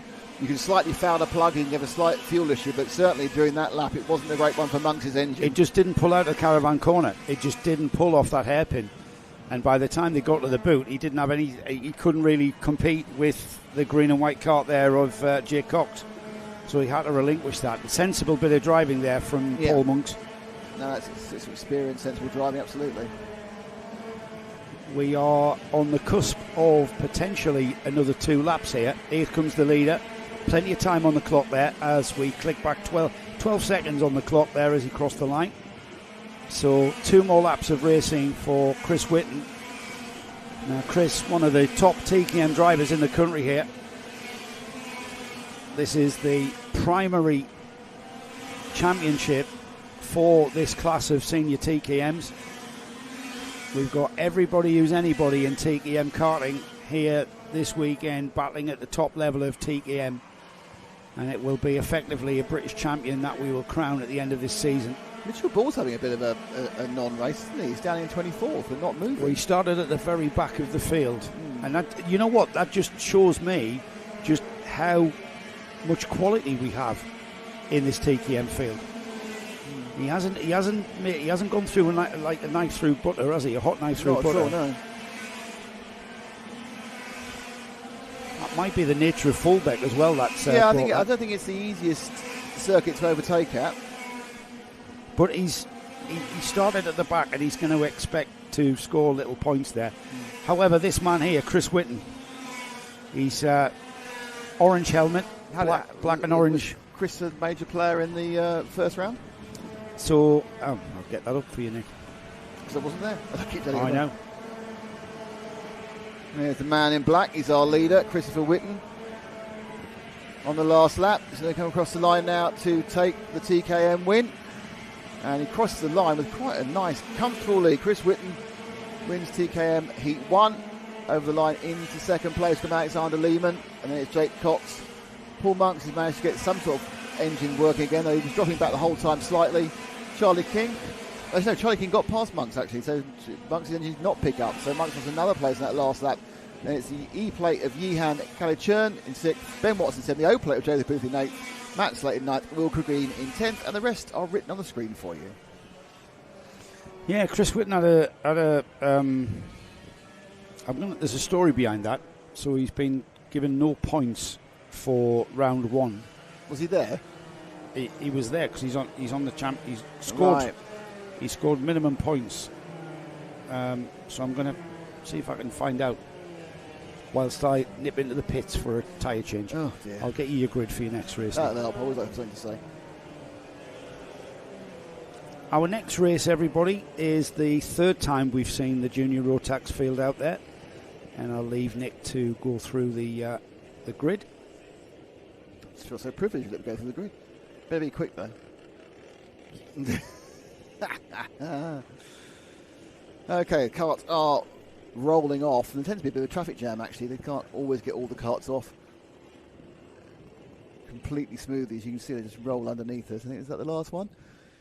But they are actually jammed up. Not actually all of them haven't quite made it into the paddock yet. So it's just whether these haven't got clutches either. So that's going to be quite unpleasant. And then we get out and push them. Okay, right. Next up is going to be the next heat of junior Rotax.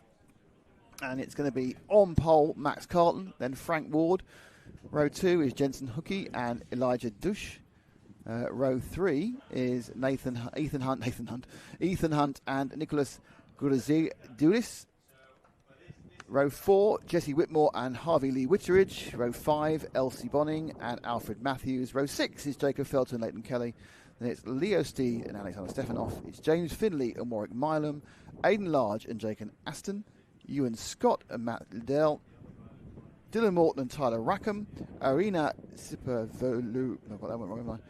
Arina Sipovalova is in 23rd. 24th is Joshua Destin. It's Jake Walker, Bailey Heath, Sam Aston and Dan Hayes. And starting in 29th and at the back, but not down to anything to do with performance, but down to the random grids we have, mixed grids.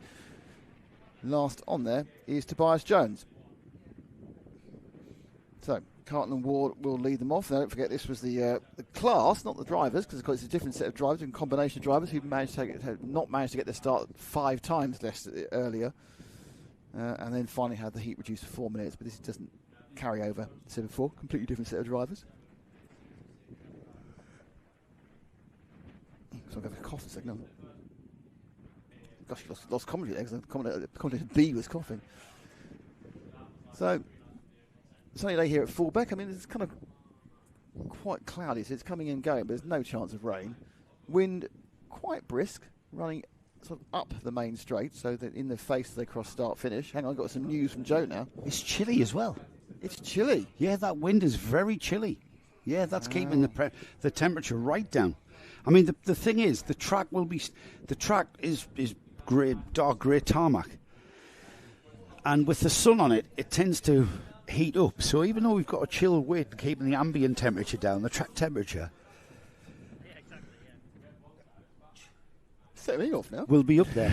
No, that was a sneeze, not a yawn. It turned into yawn. That was a sneeze. Oh, that's just a comment in general weather information. So Chris Whitten, yes, confusingly, yes, was given 0 points because he wasn't there. It's a bit unfair, isn't it? You don't turn up, don't get any points. It's a world coming to. Joe's now evacuating his sinuses. Now then, with one set of tyres for 3 rounds. Yes. Chris Whitten's on brand new tyres, isn't he?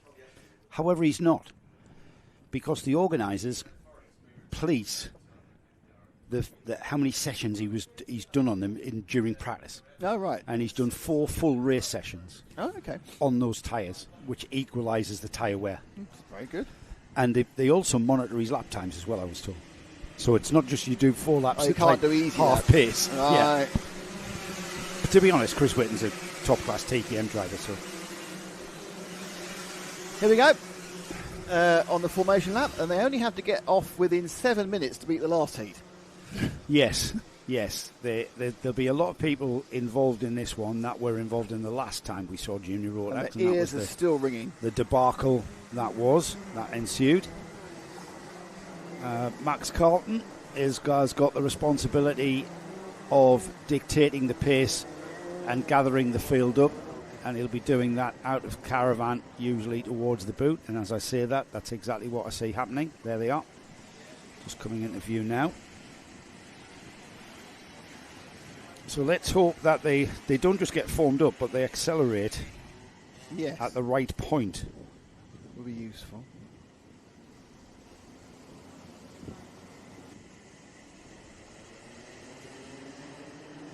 Here we go. Now they're away. And chopping across there. The Cole's driver. Close. Yeah, we had like a 10-pin bowling at the back of that one. A lot of left to right. We've got a cart sideways and contact there at top bend. Cart off into the gravel. That looked like it's the 123. It is indeed the number 123. It's kind of a random number. That's Warwick Milan, isn't it? Yeah. So they've come down. Gets very crowded. Oh, wow. Right across the side of the track there. That's amazing. You need to watch this one again. Play it again, Lara. Watch the guy who spins across here and then somehow does a 360 and then gets going again. Unbelievable. Unbelievable. That's save of the century, that is. Unbelievable. Anyway, the first lap's been entertaining by just with replays. Oh, right, yeah, you have to write that down. Yeah. No, you don't write it down. Yes, of course we will. Absolutely, write that one down. And I have pressed record as well. Oh, dear. You're going to have to speak, though. Jokes there. Anyway, so it's Frank Ward from Jason Hooking, Max Carlton and Harvey Whitridge as they went off across the line last time. They sweep underneath the camera, which is getting a bit dark for some reason. I think it must be getting into the sun a bit too much. And then down it goes, and there they go, through it underneath. And through the boot for the second time. So we can see where we're at.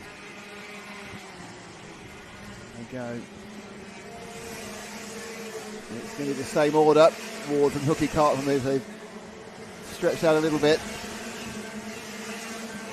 Blue, pink and white of Ward from the red, white and blue of Hookie.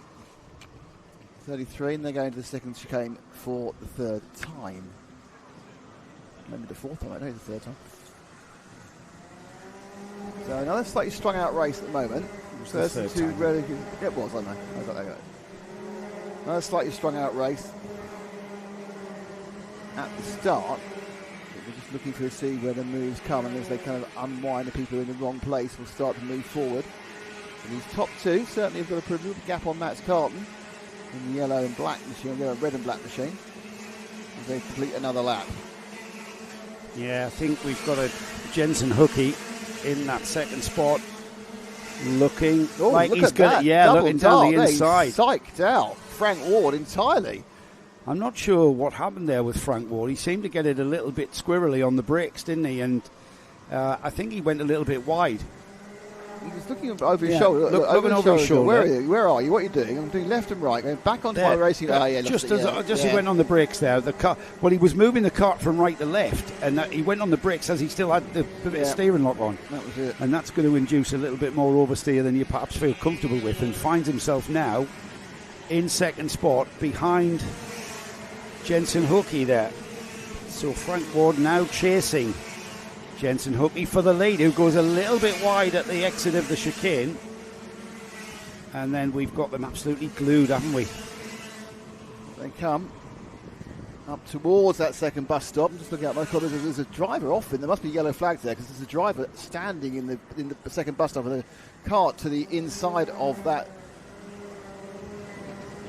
part of the circuit. Round Caravan again. And they now fire themselves out, but it's looking a little bit more secure for Hookie. In fact, the 1, 2, 3 have kind of broken away for. It's a very, very spread out race, Joe. It is. But saying that, third and fourth having a battle. Out of character, isn't it? Yeah. For Junior Rotax. Look how spread out they are. Sorry. There's a challenge for the first, but challenge for fourth and fifth. Yeah. I said third and fourth, I couldn't count. Fourth and fifth. But the lead is where it's suddenly at again after looking. There's obviously an element here where Hookie and Ward are making their pace at very different parts of the track. Well, Frank Ward is a little bit too loose at top end. In my view, he's kind of inducing the car to slide through top end. Maybe that he's having to overcome a bit of understeer or something where the cart won't turn, so he's inducing the rotation of the cart a little bit aggressively. But he's losing time to Jensen Hookie because of it, but he gains time in other parts of the track. So he'll come back at him through the chicanes here, and then everybody's spaced out. Harvey Lee Winteridge, Ethan Hunt, Jacob Aston, Max Carlton, Aidan Large, Alfred Matthews, Elijah Douche ahead of Jesse Whitmore for 10. So he's a lot cleaner there, did you note? Yeah, I mean, I suppose you kind of try and make every corner a learning experience and try and work out where you're going, because you obviously feel that you've lost a little bit of pace. And here they come round again. Yeah, at this point, there's not any chance of anybody doing anything, but suddenly they're on each other again.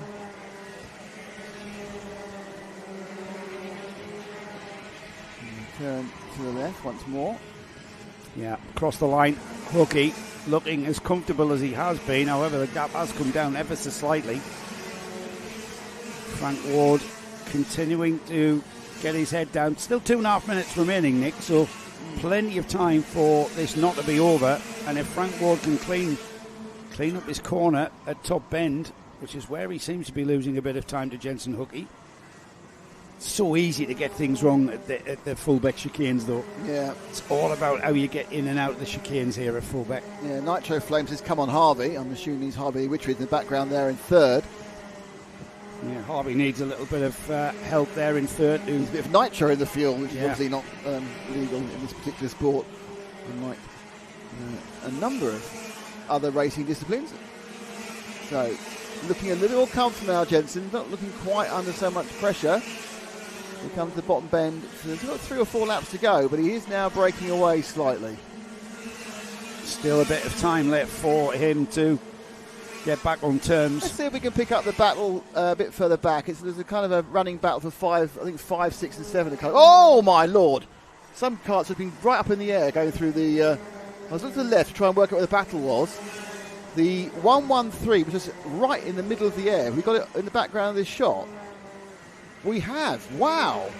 What happened there? He went off. He went off in the entry of the chicane. It's the... That's Harvey Lee Richards. It's Harvey in the 113. Yeah, it's Harvey from 3rd place. He's all right, by the way. Don't worry if you're a Harvey fan. He's fine. Continued. That looked a lot worse than it is. I'd be amazed if he steering still aligned. But he's dropped now down to 13th. So he's lost 10 places, which is a shame, really. And I'm not quite sure. It looked like, he was all on his own. Yeah. So that I put that down to driver error. Something, yeah. Yeah. So 4, 5 and 6 are on the screen at the moment. There's the 133, the 23 and the 27.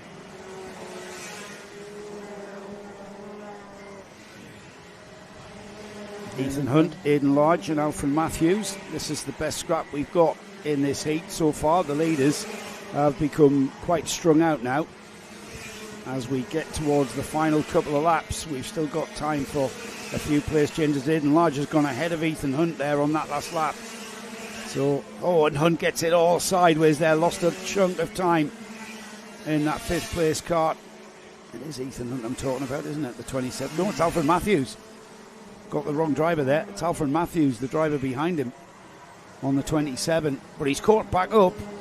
Alfred now back on the tail of the number 23 as they get towards Caravan. Like I say, it's so easy to make a mistake in these chicanes. And it can cost you dearly. It can absolutely ruin your lap, as can this part here, the boot. I used to hate getting into the boot there. It's so easy to just overcook it and slide wide and try to gather it all up. We're on to the last lap though, Nick. As we head towards... That to be more exciting than we thought, with a bit of a coming together, but that is your lead pair. And that gap between Hookie and Ward has been pretty consistent, after those first few laps. Through they come. And up towards the top of the circuit, through Caravan Corner. For the last time, certainly in this heat. And they close up, don't they? Frank Ward on the number 10 has now found the rear bumper of Jensen Hookie, but time has run out for him, I'm afraid, as the checkered flag flies. And it will be Jensen Hookie who takes the 3rd heat for Junior Rotax. Frank Ward is in 2nd, Jacob Aston 3rd. We then have Aidan Lodge, Alfred Matthews, Jake Walker, Max Carlton, Elijah Douche, Leighton Kelly, and it's Jesse Whitmore that rounds off the top 10 in this Junior Rotax heat. First heat yesterday afternoon was won by Jacob Aston. And then heat number 2, Nathan Edwards. And then, of course, Jensen Hookie taking the 3rd Junior Rotax heat. What's next? Rotax 177. Now then. How many races? What heat number is lunch, by the way? Race 23. Right, so we're quite a long way from lunch. We are, yes.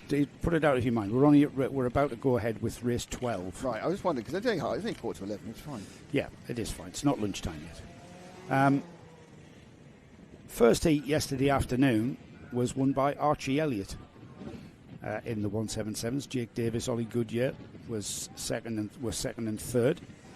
Their second heat this morning, Ryan Taylor Truman, if you remember, took the win with Max Williamson, Archie Elliott in second and third. And here we are for the 3rd time in the 177 class. The 177 standing for 107. It's the heaviest class that we have here this weekend.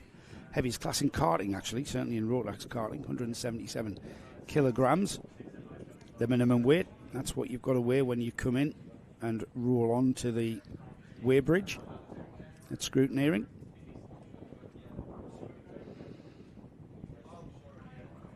34 karts about to come out. Got the two novice drivers on the back of the grid as ever. Zenzong Lim is on the number 14. Byron Sly Hewitt is on the 222, the 222 numbered kart. They will start 33rd and 34th. The front of the grid, though, that looks like it's the property of Will Murdoch, who will control the pace around. The LRG driver will come around. It'll be down to Will to control the pace across the line. Jamie Dart will start alongside him. Second row of the grid is David Simpson and Will Milner. We've then got Carl Bryant and Louis Rees starting on row 3. First of the Masters starts in 7th place. That's Steve Thompson with Chris Abraham alongside. We've then got our second of the Masters drivers, Brian McCready, starting in 9th place with Reg Hayward alongside. And then we've got Alex Jones, third in the Masters, Max Williamson alongside him on row 6. Row 7 is George Willis and Scott Smith. Keith Mason, another Masters driver, is on row 8 with current champion Ryla Taylor-Truman. We've then got Liam Deedman and Zach Bolton. Rob Simpson and Adam Mullins start on row 10. They're both in the Masters class as well. Cole Edwards on row 11 with Billy Clark, another Masters. Ollie Bailey, Oliver Hutchins are next. Row 13, Lewis Crocker and Luke Oliver. Martin Bramwell, Joshua Pickford. Nathan Wells and Nathan Chafer are on row 15. Now, Nathan Chafer was the man to beat at certainly at round 1. And if I just get the... he's currently leading the championship after one round. And Nathan was pretty much on it last week, the last time we were out. A win in Heat 1, a win in his second heat, and a win in the final from Ryan Taylor-Truman and Scott Smith. It puts him at the front of the championship. And there's something about Nathan Chafer this year, Nick, that he's come in and his body language on the kart is kind of, there's an air of determination about him. He's carrying the number 3. He was third in the 2024 championship, and you just get this feeling that Nathan wants to be the 177 champion here this year, and he's going to be a very, very strong contender. This is one of his heats near the back, though. He's starting in 30th, and behind him Steve Gilly, Archie Elliott, and then the two novices, as we mentioned, Zenzong Lim and Byron Sly Hewitt. Mel Bolton says, come on, Zach and LRG. Hello, Mel. And the kart's now all very nicely in tram lines at the moment. And this could be the way to do it. The Brielle kart on the outside, the 117 as Jamie Dart looks to the outside. Don't forget, no chicane the first lap, but it's a good. The top, he's got dropped down to 4th place, Dart. He has. And there's all sorts of unfortunateness and beaching in the gravel as they go around the top. We've got 3 of them. They all got going again. They all just kind of slid sadly into the gravel and then had to pull the things back out again. But they've all got clutches. The engine will carry on running. But what actually happened into one, it's kind of hard to see. That's why. It was the green helmeted driver who didn't end up off the track, who slid away and then caused a rolling roadblock for the others who had to avoid. When they avoided left, they ended up in the gravel. So Will Murdoch has got off and into the lead, and will lead by a relatively good margin here of 1.1, so 0.8 of a second is the gap from Will Milner, David Simpson, Carl Bryant. He's the 4th place driver. An argument there. Not quite sure what happened there. The number 20. I think Simpson had an interface with Milner, and Milner wasn't very chuffed about it. So I think he was perhaps leaning on him, pushing him. It just wasn't something that was appreciated. The second and third did swap round during that process. And so we now have, I think, Simpson in second and Milner down to third. And the top 2 now have got a little bit of a stretch as they come underneath our rostrum camera and go into the boot. Just noticed Keith Mason, the number 12 who we mentioned on the grid rundown, is standing at the barrier. He's not taking part in this. Right. So I wonder if he's got problems there. His teammate, though, Will Murdoch, both with LRG Motorsport. Will is at the front of this field with David Simpson closing that gap down ever so slightly every time by. And then we've got the first of the Masters, Steve Thompson, who has got Carl Bryant with him in second and third. In fact, Steve Thompson's got a bit of a lonely 3rd place there. Carl Bryant was the kart behind him as far as I can make out. Yeah, you got Taylor Truman in 6th now. Joey's on the way up, our reigning champion. Yeah, we need to look at that around there, Nick, because Will Murdoch is being chased down by David Simpson, but I think that's going to be a few laps before we see that one coming into play. Crossing the line now, 3 laps completed. Just hold it down for, let's look at 4th and 5th. So just hold it through, Joe. Not Joe. Paul. Let's look at 4th and 5th there. Yeah, that's the poles, is it? I think that's Ryan Taylor Truman, isn't it? Don't hard to see the numbers. I'll watch when they come through here. Yeah, so that's 1, Will Murdoch 2, first. 3, and it is Taylor Truman. That's exactly in 4th place. So he's moving fast through the field. Yeah, he means business, doesn't he? Moving through the field there. He's now going to be chasing down Carl in that 4th spot. Carl was quite a lonely 4th spot, just up ahead of him there. The orange, it's like a green, not orange, it's green, greeny blue, isn't it? Blue and yellow, in fact. Now Taylor Truman's already in 4th. He's already got Bryant, so he's now chasing after Steve Thompson, and he's already on his tail. So RTT. That's who I meant. I was saying Carl Bryant, I meant Steve Thompson. That's fine. In the blue and white cart of Thompson. He's already cleared Carl Bryant. Haley and Wiley says, come on, Jamie Dart with an X. He's got a kiss as well, Jamie Dart. So he's winning overall then. There we go. Into the and it's very, very easy overtake on Caravan Corner there, and Ryan Taylor Truman picks up 3rd place. Wasn't really contested that much by Thompson. Probably thought, I can waste a lot of time trying to hold RTT up, but there's not a lot of point because he's going to get past me anyway. So now into 3rd has gone Ryan. Big gap though before he gets to Murdoch Simpson. Murdoch Simpson only half a second apart now. Yeah, I'm sorry, Elian. He's had a bit of a nightmare. He went from the front row of the grid and he's near the back now. Just a bit of a recovery. I'm not sure if he was one of the carts in the gravel there on the early part of the race.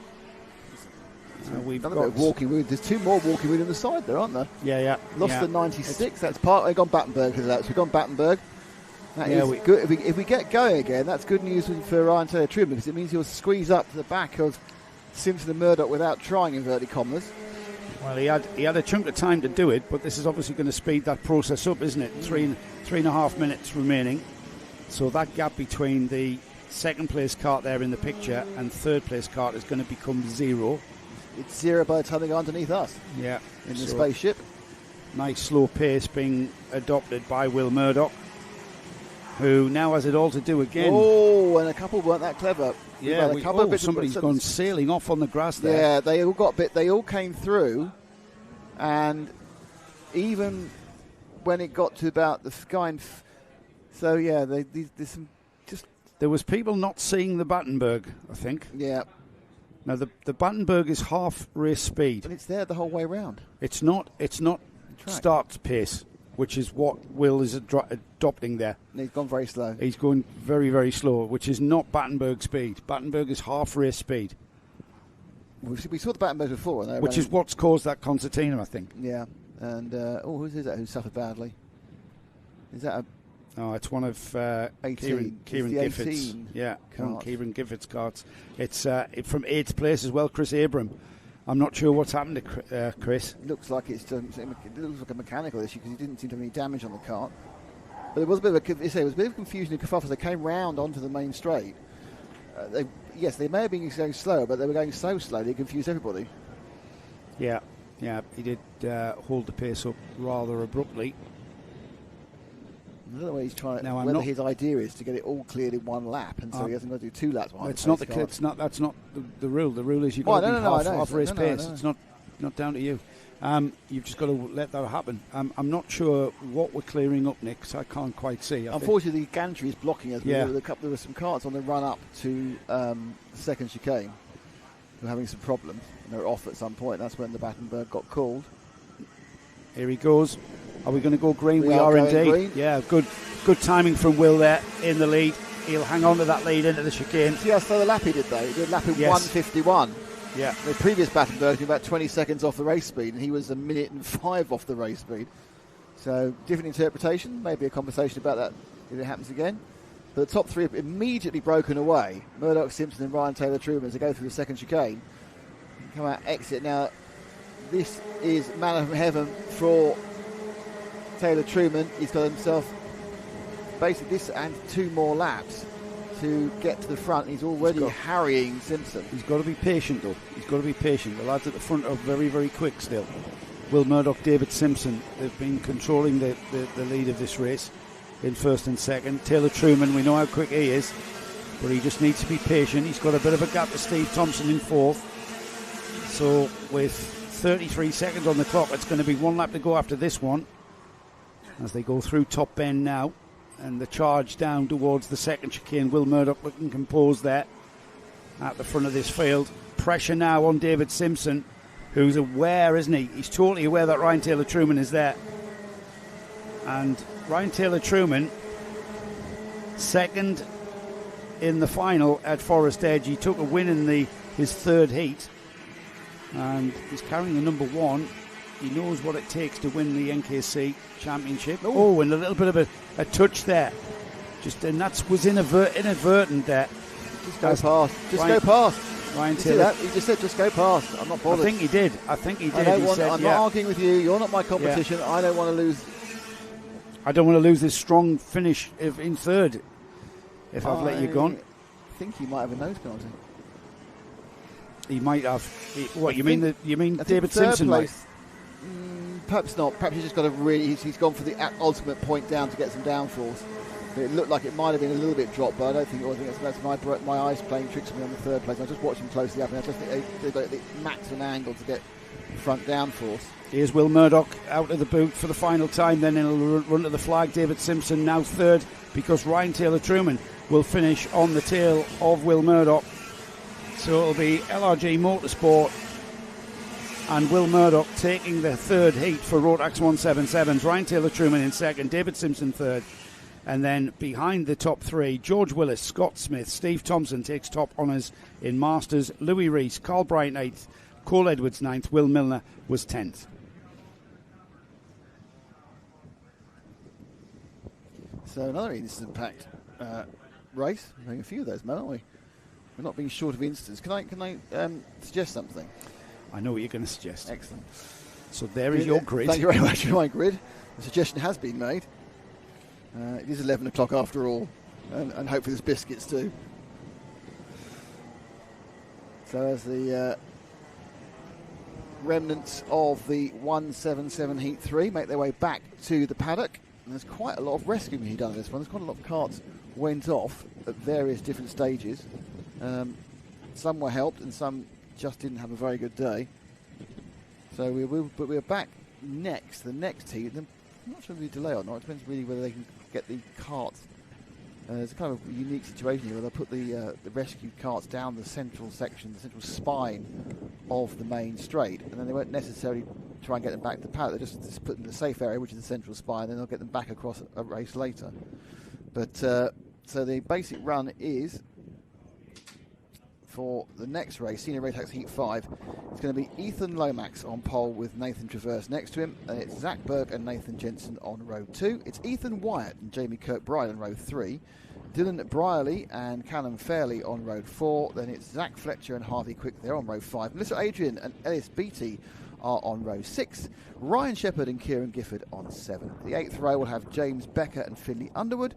Tommy Lee Davis and Maxim Smith are on row 9. And the 10th row is Alexander Colantuno and Isaac Reynolds. The 11th row is Alpha Thacker and Blake Tysers. It's Scott Hayward and Mason Perrin, Freddie Worlock and Chase Rainsbury, Taylor England and Harvey Murden, Georges Grove and Oliver Atkinson. And the back row, again, nothing to do with pace because this is mixed grids, is William Eberhardt and Farad Alian. Those are your 32 runners for the massively subscribed Senior Rotax field. Thanks to all you are watching. I think touch wood, we currently seem not to be suffering from the international server issues which are affecting all sorts of streaming apparently at the moment. I've seen a couple of other people who've had their streaming stopped halfway through as well. Well, everything's streaming these days, so some of it's got to break down, hasn't it? A lot of the carts are being rescued. You see the 96 cart from the last race. They're just going to try and get them back. Very blowy here at... Someone's just talking to one man at the Interesting. Very blow here at Fulbeck. These are kind of the rippling of the tents and the rippling of the flags. Wind is going to stay with us all day. I was just checking the forecast, and the wind is due to drop down at 7 o'clock this evening, which is relatively pointless for a race meeting that should end at 5:30, give or take a few minutes. Those of you who know Fulbeck, if you haven't been here for a while, you'll see a number of changes. The access road is actually accessible, which is a start. They've tarmacked a large section of the access road, and they've screed down and levelled the rest of it. So it's a massive move forward on that front. And they've also done quite a lot of work on the clubhouse and the various other buildings. There's various bits of resurfacing on the track itself, and also areas of the track like the paddock.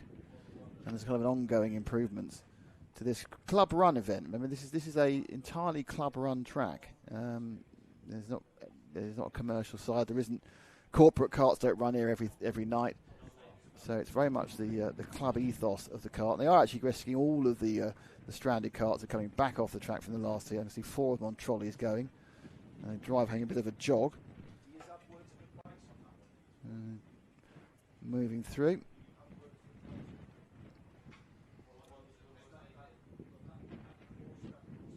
Just waiting quietly for this one to get going.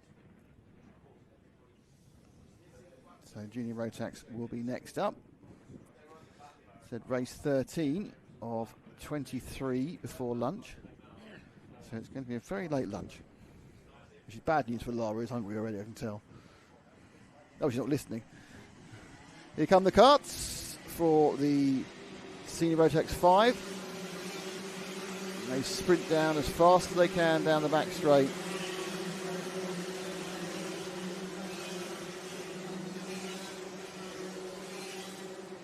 Around the bottom corner.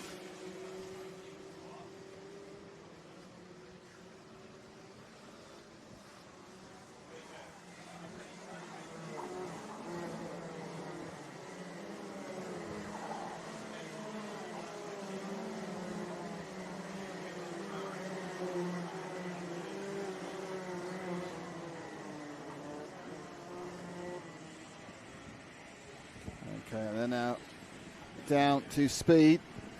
Lomax and Traverse with Zach Burke and Ethan White. They're the top 4 carts there. Coming down. And they're going to take away, and the power goes on, and they go, oh, look, one, that's not going to happen. It was. I looked out the window, looked down, and the first, although the odd number side of the road, the first 3 carts were well ahead of the second of Zach Burke. So actually Ethan White, he was scored 4th there. So the first 3 rows, which was Lomax, Burke and Traverse, were past Wyatt. So that one was never going to be allowed. As Joseph rejoins me after we had a bit of a chat with the officials. Yeah. And what do they say? I can't say. Okay. We were just talking about, we were actually in a disagreement about what is acceptable in certain situations. And usually it wasn't. And it's open to interpretation, of course. Yeah, that's... Like a lot of things, it's subjective and it's open to interpretation, which is not necessarily clear-cut. It's a very grey area. Stephen, let's go on Harvey. Let's go get it, nephew. You got this. Now, I'm not sure there are any Harveys in this one. Sometimes we read the messages the wrong heap. But, that's right. Stephen, if Harvey's in the last race, that's good. If Harvey's in this race, even better. But there is a Harvey actually down towards the back of this one. Again, not due to pace, just due to where the random grid picked you out. And they are running them round again. Okay. That was almost a start, but they've full started it for some other reason then. I think a little bit of a problem with the starts today, aren't we? Sometimes you get situations where you can go like a whole day and have one full start, and then other times you get, it's not even track specific. Just suddenly you have a day when it's just not working for some reason. I'm not sure why, to be honest. I mean, this is the senior group. Well, that full start then was nothing to do with the drivers. It was the officials decided they wanted them to go around again.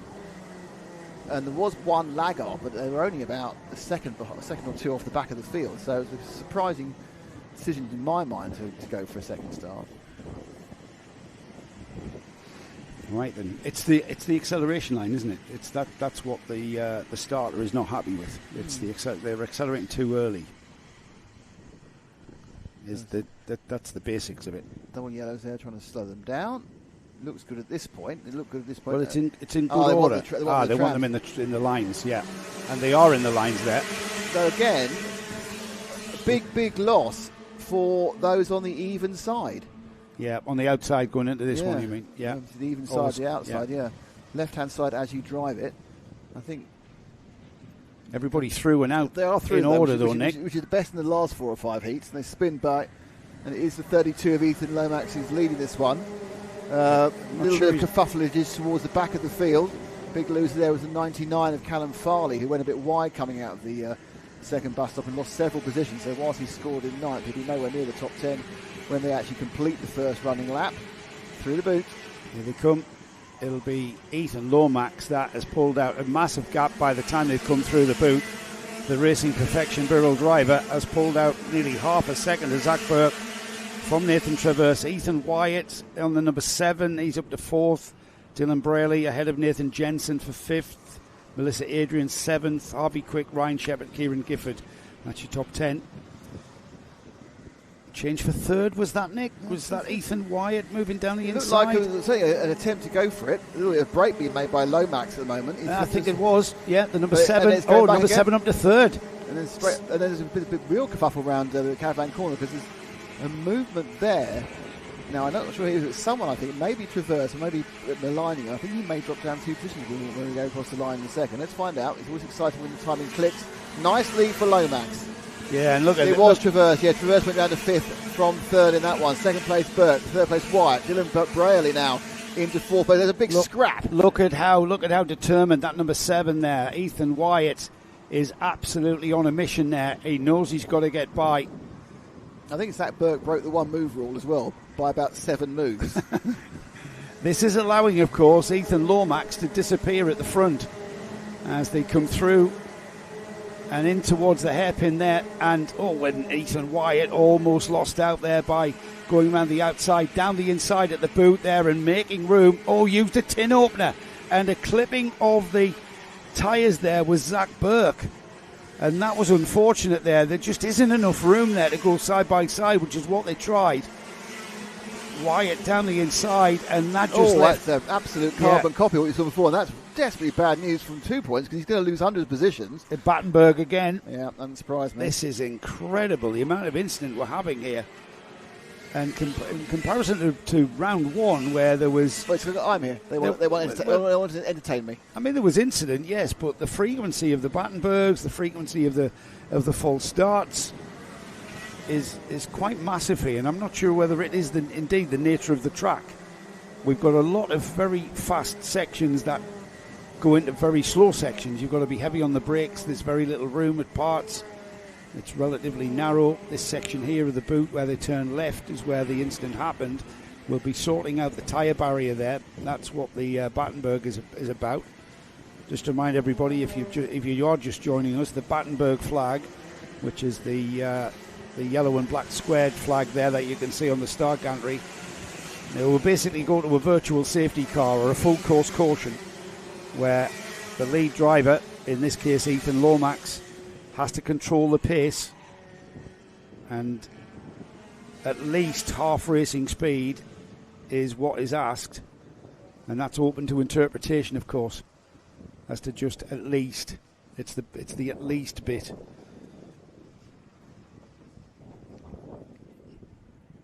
So with coming up to half distance, once again we are robbed of a straightforward full green race with another Battenberg on display. This is the 5th time we've seen the senior Rotax class out. This is the 162 kilogram category of karts that we see these drivers on. 2022 champion Simon Keeble, 23 champion Bobby Rosier, and of course 2024 we saw Jensen Watts. As we go green once again. Back the whole Ethan Lomax backed his car as much as you can back a card into that first bus stop, and they sweep round the bottom corner again. A little bit line astern. And they managed to all get away. First two have a minor break from third, so Wyatt in that 7 machine, who's looked on the move from the first corner, looking like he wants to get on the move now, perhaps up the inside of Root over the dive down at Caravan. No, in fact, in many ways, it's half block, wasn't it? Wyatt was already defensive going into Caravan, giving 2 options there. He's looked determined from the very first green flag we saw at the start here. He's got a very determined body language about him, and Ethan Lomax now just bringing those tyres back up to pressure now and wanting to control the pace there, but Ethan has got pace in certain places. He punches out a Caravan corner, and they're finding himself on the yes, that's Darren Large. He's an idiot. Yes. Sorry. Yes, he's tugging our cable. It's like there's not enough barrier space for him down there. No, because he could easily move. No, I'm going to have to move him. Yeah. As we've got Ethan Lomax coming under pressure. Now from Ethan Wyatt, the pressure continues. And can Wyatt get by? Different line, defensive from Lomax into the first chicane. Into top bend now. And Ethan Wyatt fired out of top bend down towards the second of the bus stop chicanes there. If anything, Lomax driving defensively, slowing everybody up, and there's the move from Wyatt. It comes at the left-hander at bottom, and Ethan Lomax has been the cork in the bottle, as now that cork is released. He's released pretty much everyone, as Ethan Wyatt and Dylan Brayley have gone by him. Brayley right on the rear bumper now with the number 7 of Wyatt. Across the line then, change of lead. Ethan Wyatt under pressure from Dylan Brayley. Ethan Lomax hangs on to third. Harvey Quick, Nathan Travers, Arthur Thacker, Scott Hayward, Maxim Smith, George Isgrove, and Freddie Well. Big That's run. Your top 10. First two have broken away, but there's a real battle royal behind them. Third, fourth, fifth, sixth. It's even changed of 2 abreast. They went into the second chicane there. Let's have a look at the third downward fight. Well, that battle for the lead has gone Ethan Wyatt's, where he's managed to break a gap to Dylan Brayley. This has left Ethan Lomax under pressure again. This was the early leader, remember, and with 30 seconds or so on the clock, it's going to give us 2 more laps of racing, and it's Harvey Quick who's now gone by Ethan Lomax there. So Harvey Quick now into third place. That's Ethan Lomax on the red and white Birrell cart.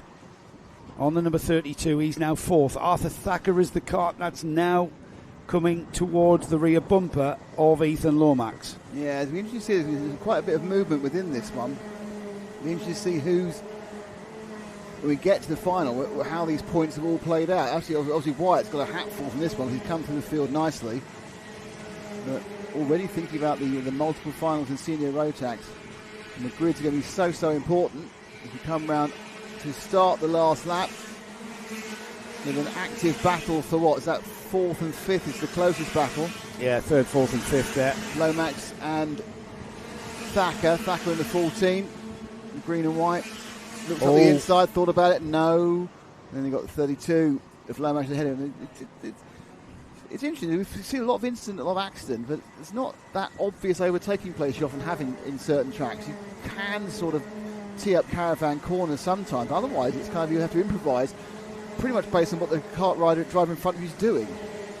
Well, Ethan Wyatt has sussed Fulbeck out. He's come out determined in this 5th heat for senior Rotax, and it will be Ethan Wyatt who goes through the final turn there and will take the checkered flag and take the win on the number 7, the LRG Motorsport team, with Darren Large from LRG tugging at our cables. Yes. Gets told off. It's not often I have to leave. Stop fiddling with my cable. Darren was getting a bit excited there and got tangled in our cables there, which are not exactly in his way. No, he was standing on a generator. Was he really? Yeah, he was standing on a generator. Well, he's not very tall. You can barely see over the barrier. The barrier is 4 foot tall. You can barely see over it. We love you, Darren. We love you, Darren. Stop tugging the cables, though, mate. And one of your drivers have just taken that heat win there. Dylan Brayley was second. Harvey Quick was third. Ethan Lomax was 4th, Arthur Thacker 5th, Scott Hayward 6th, Freddie Willock 7th, Maxim Smith was 8th, Nathan Traverse was 9th, and it was Finley Underwood who rounded off the top 10. Mason Perrin just outside that in 11th, and then early heat winner this yesterday afternoon, George Isgrove in 12th, Oliver Atkinson, Blake Ticehurst, Ellis Beattie, and then Tommy Lee Davis in 16th. I know what you're nudging me for. No, I wasn't. All right. No, sorry, I wasn't actually. I was just moving some stuff around. I will nudge you for it, obviously, but that actually wasn't the reason. For once, I wasn't doing that. I wasn't going, where's my coffee in the nudge. So next heat. It's Jamie Dodger. I can't eat and talk. It's very, very, very unfair. So Joe hasn't given me the next page in this thing.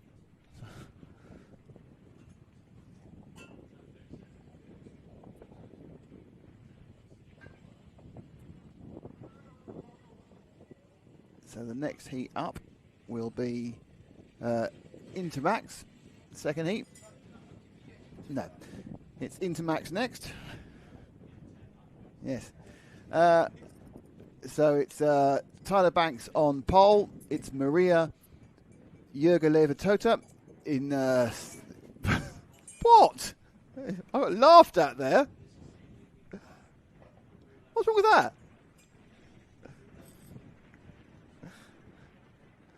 What was wrong with that? Jurgeleva-Tota. Oh, that's not an O. Your writing's awful. Jurgeleva-Tota. Yeah, I thought it's Tota because it's like an O. You kind of virtually joined up again. Enough of you. So Tyler Banks, Maria Jurgeleva-Tota. There we are.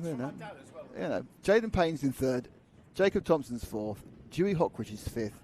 Lucas Gray is 6th. Casper McAllister has won every single heat and final so far in Intermax in 2025. Starts in 7th. Elijah West starts in 8th. Freya Bond starts 9th. Matthew Lee is 10th. And it's Ethan Manzi who is 11th on the grid of this 11-strong Intermax field as they begin to run down towards us.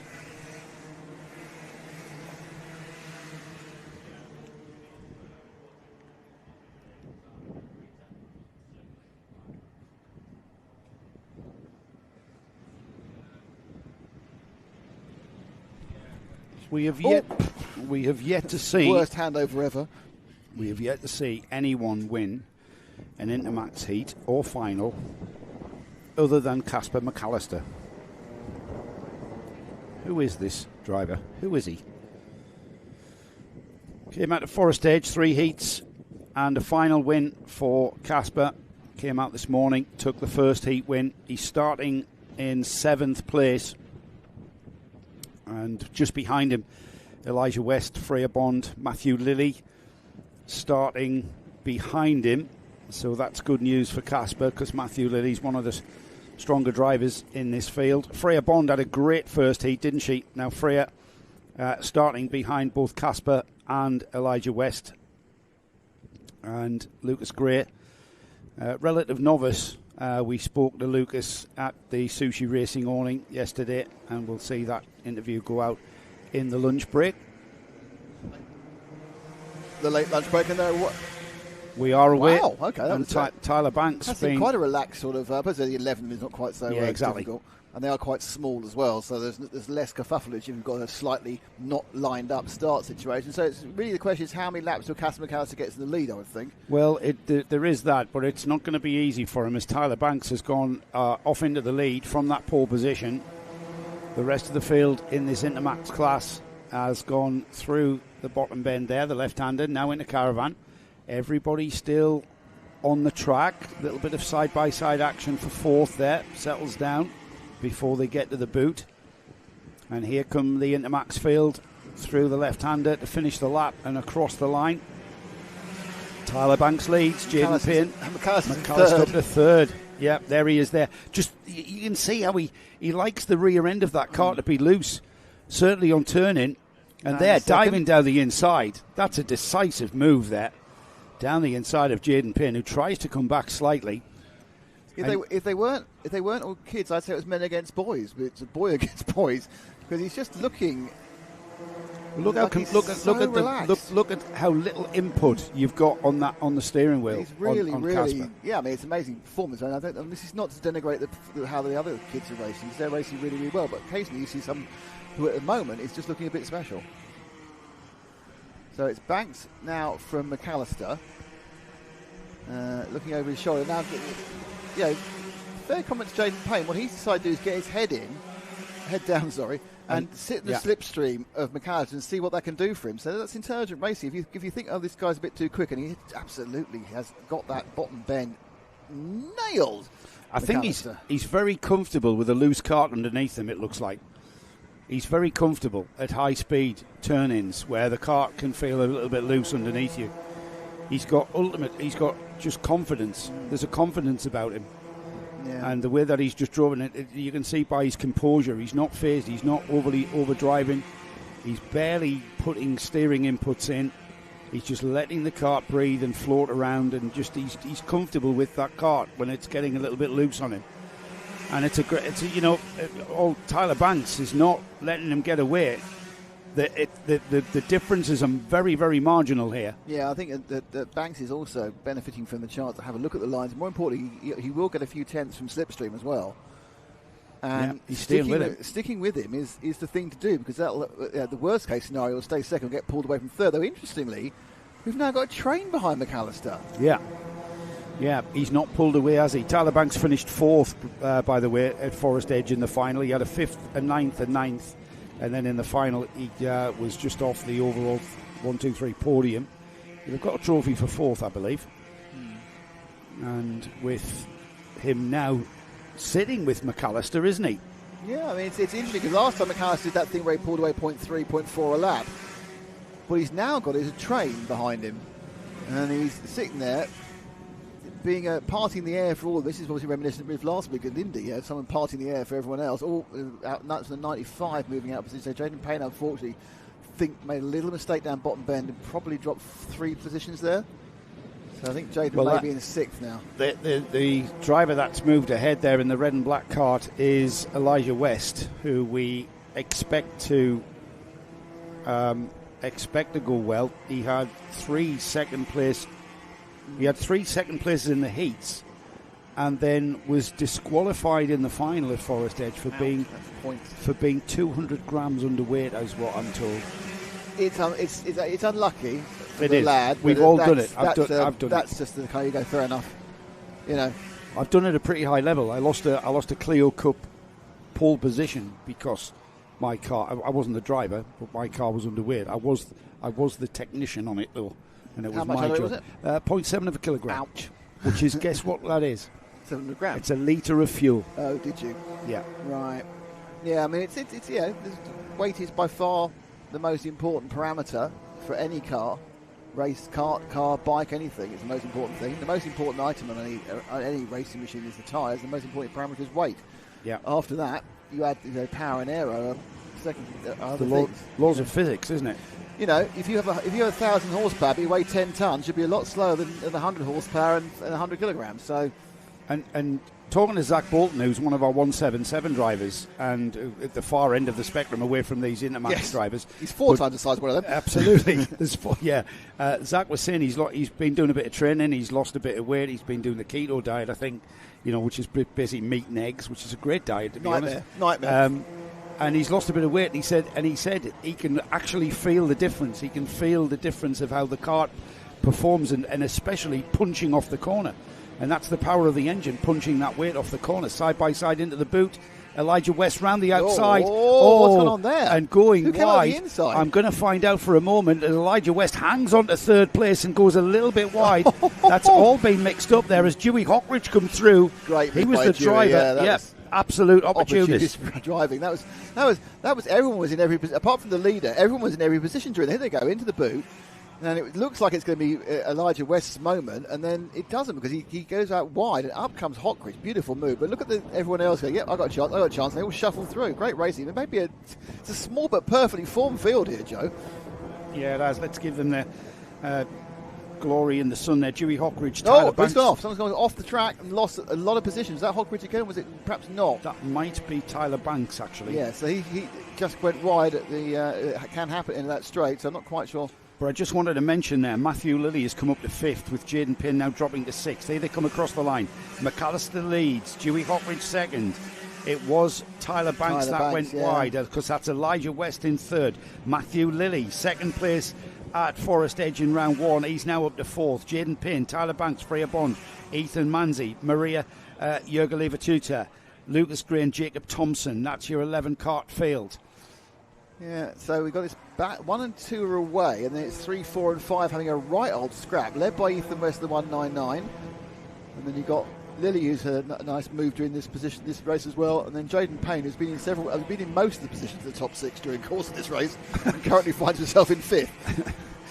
And Matthew Lilly's the driver that's trying to chase down that red and black cart, the Sushi Racing livery of Elijah West. Did you go and check out what they got any this morning? I haven't had time, have I? And we need to go over there quickly because it'll be eaten or gone off. Yeah, that's the problem with late lunch, isn't it? It's a little bit cooler. Yes, that's going to keep that fish fresh. Yes.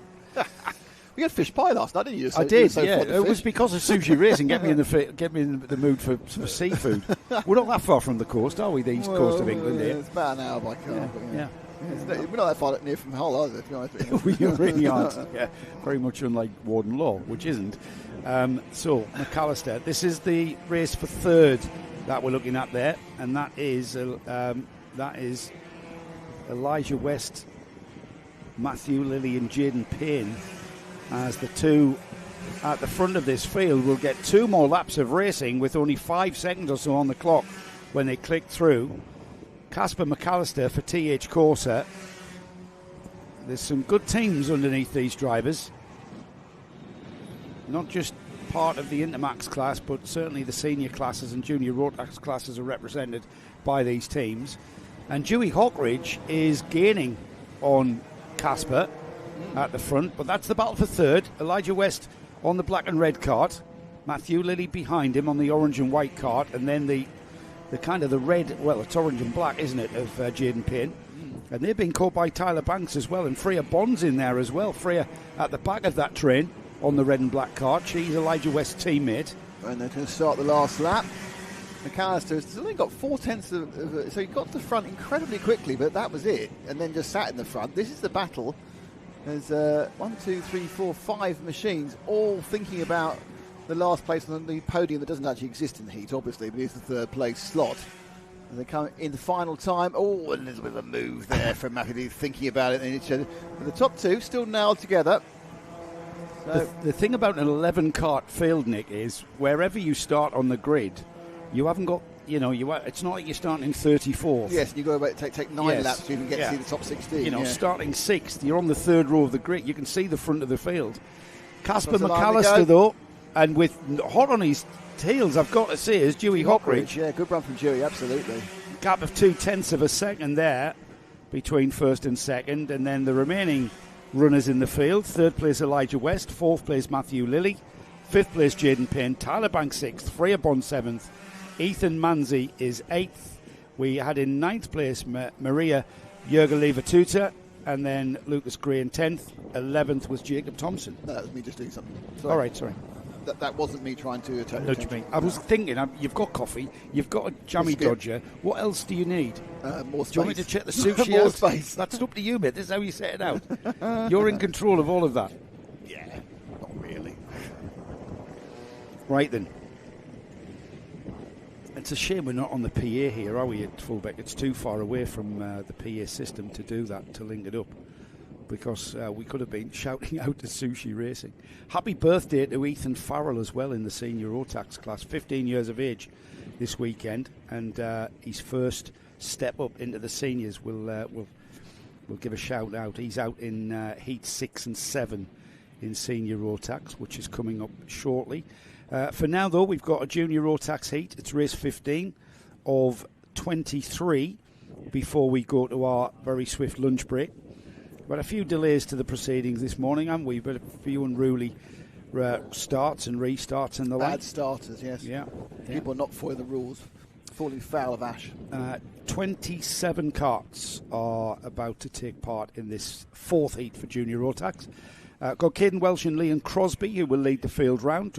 George Theobald and Eddie King on row 2. Got Jacob Clay and Daniel Clancy, row 3. Row 4 is Logan Hartshorn and Leo Basterfield. Then got Sebastian Benson and Finlay Hines. Joe Stonehouse and Bailey Collins are on row 6. We've got Herbie Wiggins and Luke Richards next. Jensen Hartshorn and Archie Dyson on row 8. Row 9 is Nathan Edwards and Daniel Adamitis. Then we've got Sam Green, Gomez and Joshua Pagdin, I should say. Luca Cook and Jaden Sherwood start on row 11. Charlie Hume and Nathan Rond, slow down Bradley, are on row 12. Barnaby Grubb and Riley Thatcher are on row 13. And Kai Pepperell. Now then, Barnaby Grubb and Kai Pepperell are both with Nib Sport, and we speak to them in the paddock show. We do. There's a lot of paddock show speakage going on here. We speak to them about racing with your teammates and how important it is to beat your teammates first.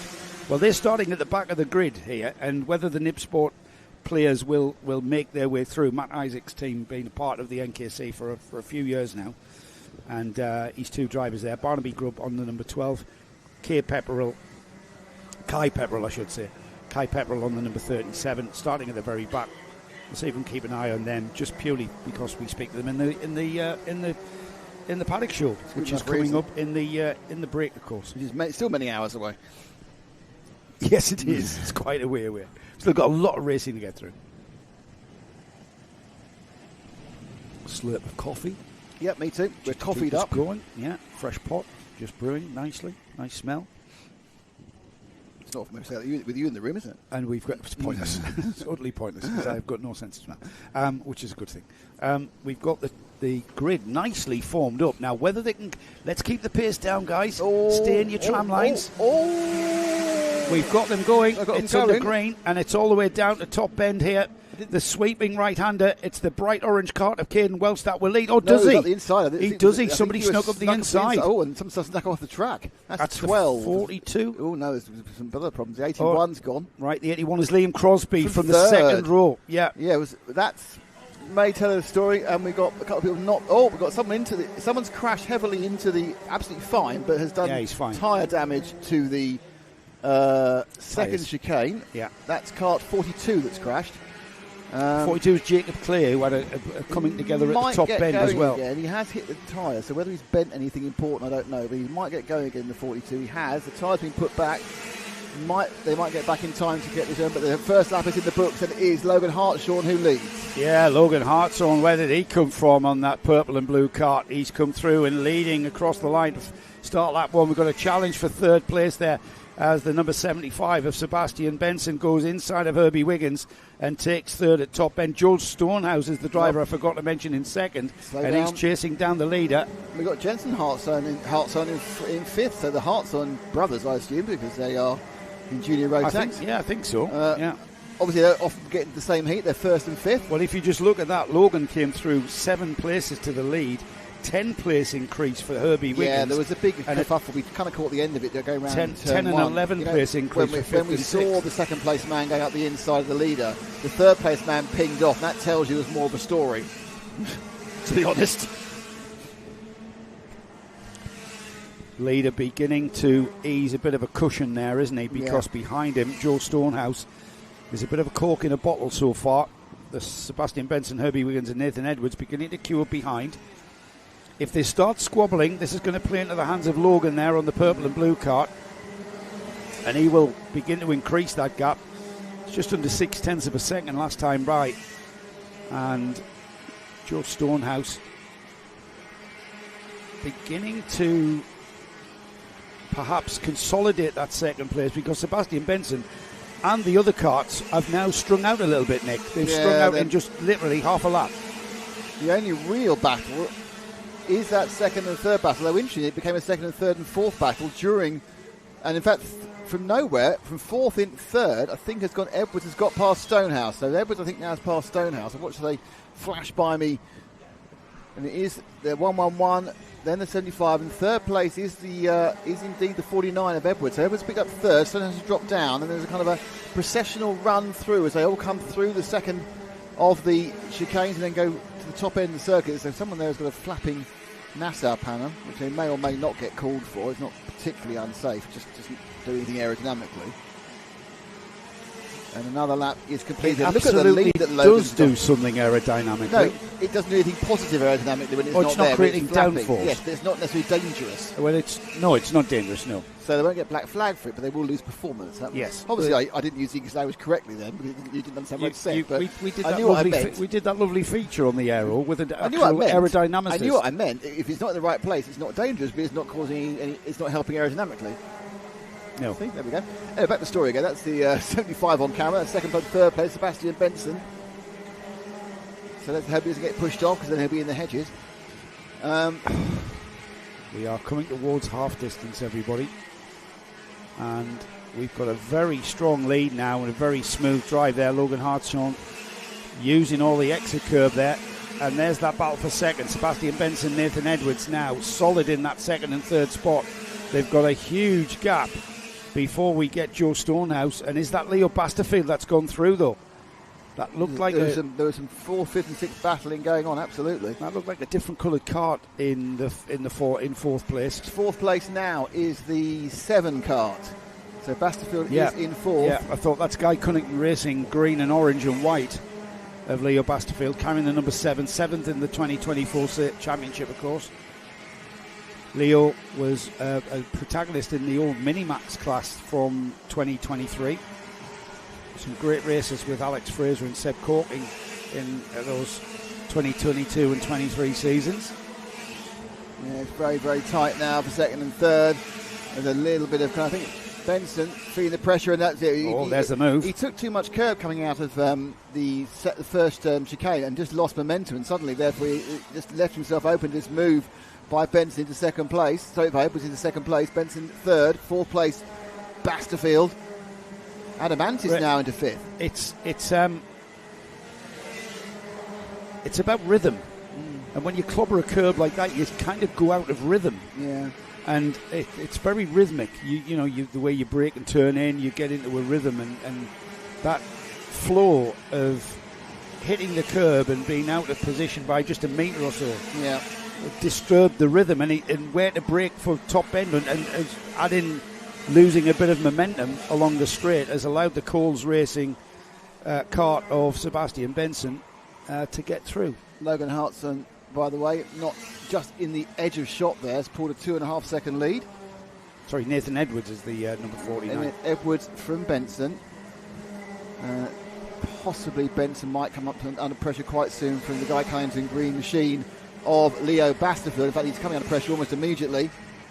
That's very much pressure. It was always helped around the corner there. Did he even lift for that, Leo? Did Leo Basterfield even lift off there? I think he probably thought he could brake on the back of the 75 kart, to be honest. He just did not slow down for that left-right into the boot, and he looks very, very racy indeed. Sebastian Benson is about to lose this position. There he goes, Basterfield for Guy Cunnington Racing through top end and into third place then. And with that pace, Nick, he's got to be a contender, hasn't he?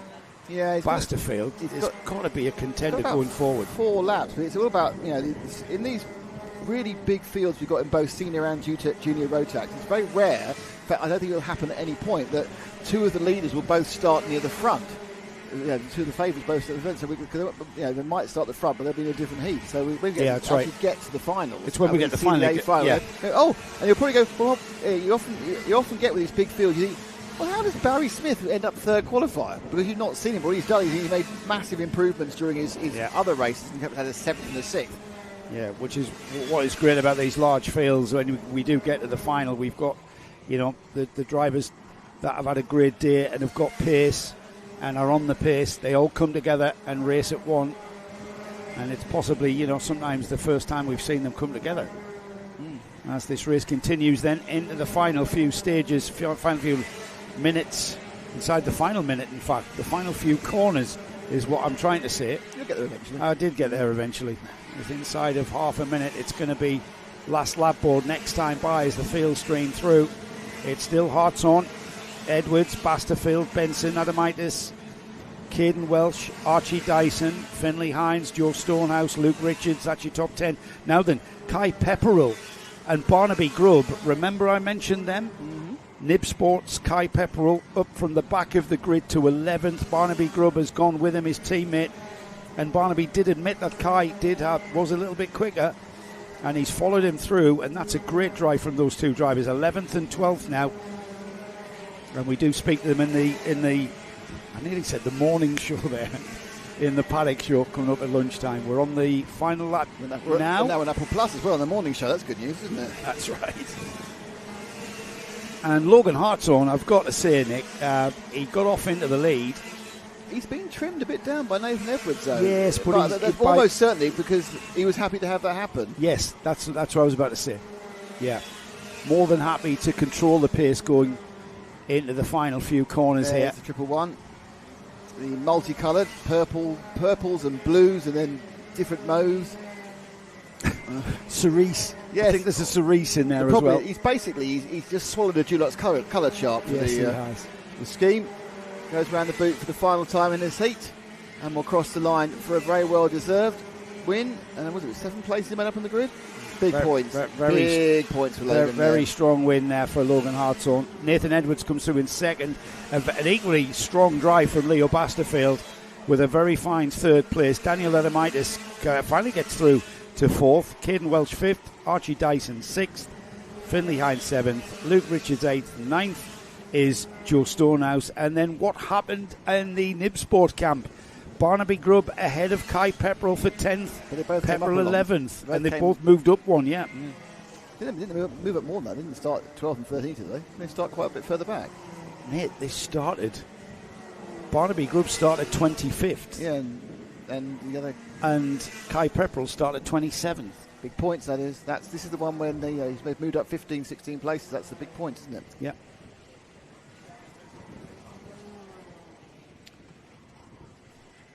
Do you know what we've got next? Is it Rotax 177 Heat 4? Yeah. It's amazing. My ability to read the distance has improved. Yes. Oh, I do believe it's Rotax 177 Heat 4. Keep your chat going on the YouTube chat. Yeah. We'll give you a shout out if we have time. No, I'll give you a shout regardless. I'll squeeze it in. We absolutely will. As long as you don't say anything rude. Hello to Mel Bolton and the Zach Bolton fan club. Zach in this one. Zach is out. He's at the back. He's sharing. With Ryan Taylor Truman. We've got some pace at the back of this grid, haven't we? Well, Zach's on row 15 and Ryan Taylor Truman is the only cart on the 16th row in 31st. So Zach Bolton and Ryan Taylor Truman on the back of this. At the front of the field, the LRG Motorsport driver in the form of the number 66, Stephen Horner. He's the first of the Masters as well as Steve. He starts on the pole from Rhys Anscombe. We've got Ollie Goodyear and Cole Edwards on row 2. Adam Mallin, second of the Masters, starts alongside Josh Pickford on row 3. Scott Smith and Rob Simpson are on row 4. Rob, another Masters driver. Row 5 is George Willis and Luke Oliver, with Chris Abraham and Nathan Schaefer, car number 3. Winner of round 1, remember, at Forest Edge. Just catching my breath. And then we've got behind Nathan Schaefer on row 7, Bradley Heath and Louis Rees.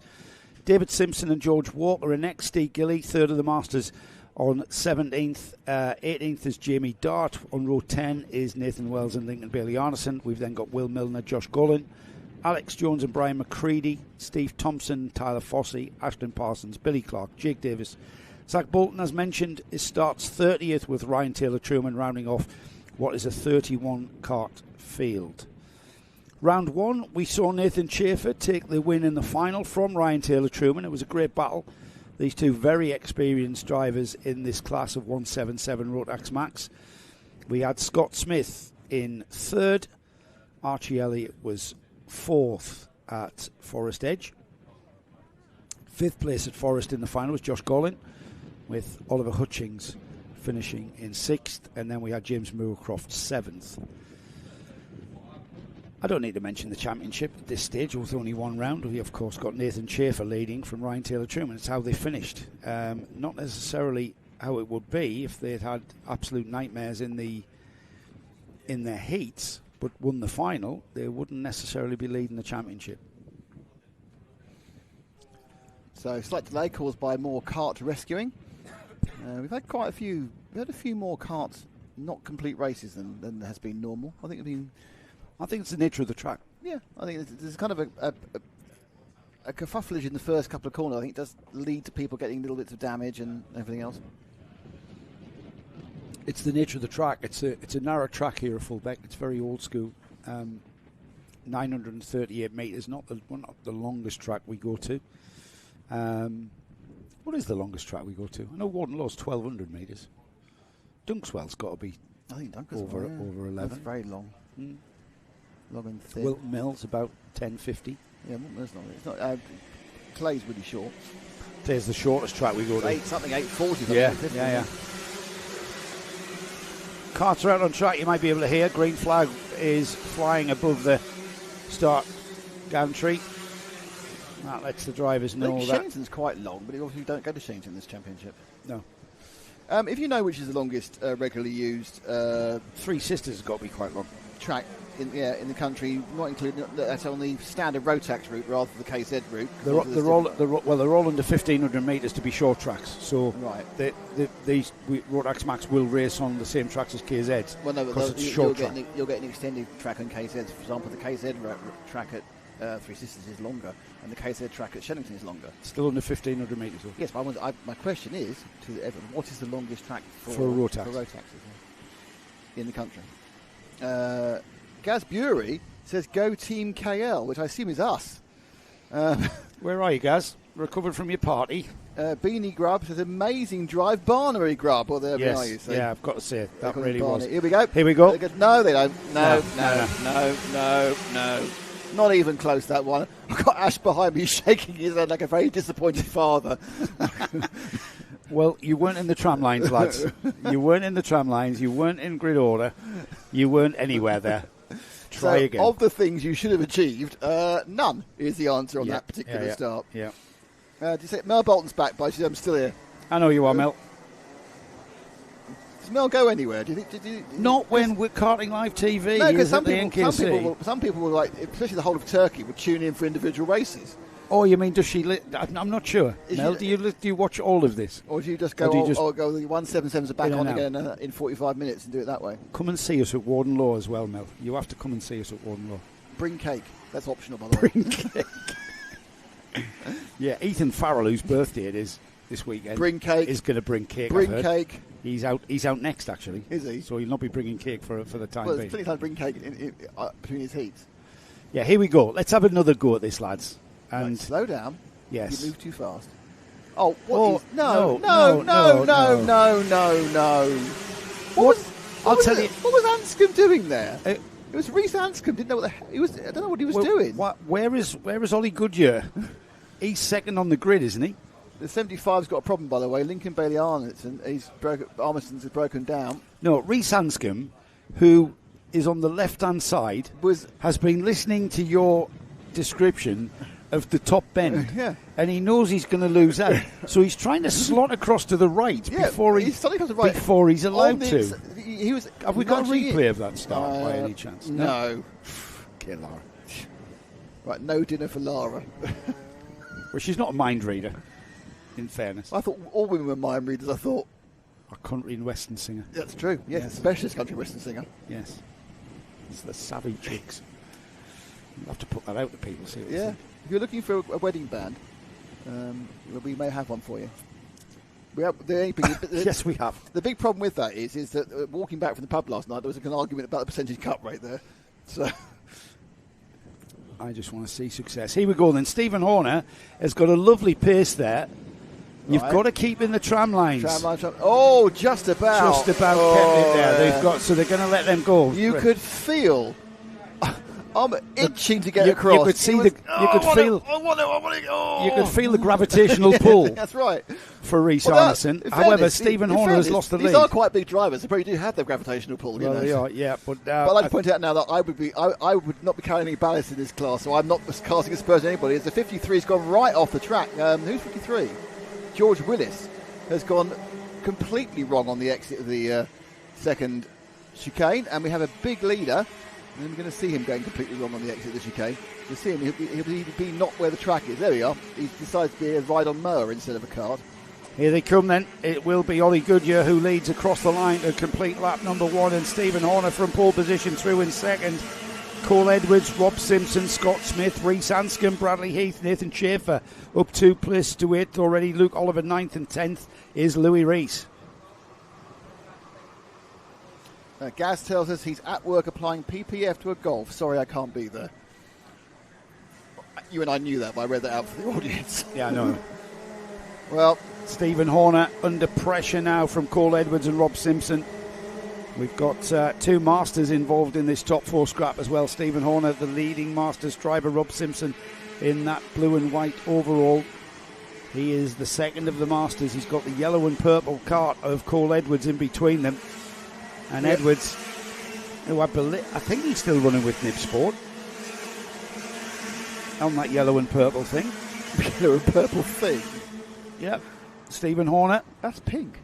Well, it's cerise, isn't it? Yeah. We discuss this every round. Love a bit of, I'm getting tired of it. Oh, you love it. Yeah. Cerise. It's cerise. There's a down the inside. Oh. In the cerise and yellow cart has gone Cole Edwards.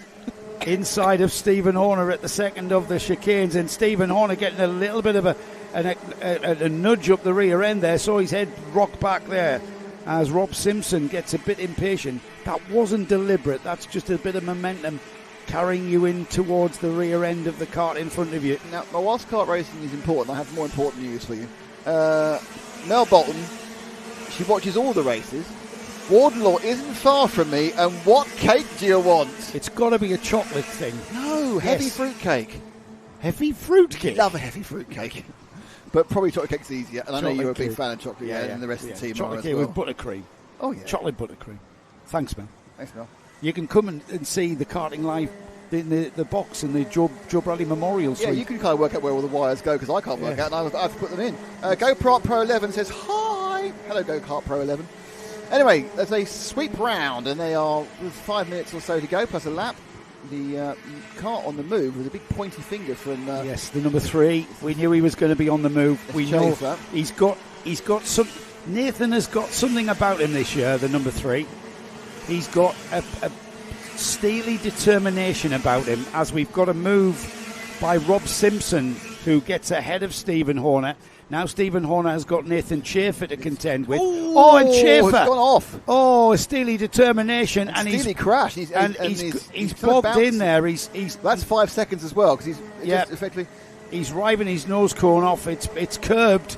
And Nathan Schaefer, who tripped over Stephen Horner there, as they come out of top bend. Yeah. I think actually he got a nudge from behind, and then that put his front wheel onto the rear wheel. So I think he actually got a little nudge from behind, and that then kind of turned him round slightly. No, it wasn't. None of it was deliberate. It was kind of a semi-concertina. That's what I mean by tripping over. Really, it's not. It's just an unfortunate But this thing is bad news for Schaefer, because it now means in the final he doesn't have it all to do, because he'll be starting from near the back. Battle of the LRG Motorsport drivers as the 97 of Luke Oliver goes down the inside of his teammate.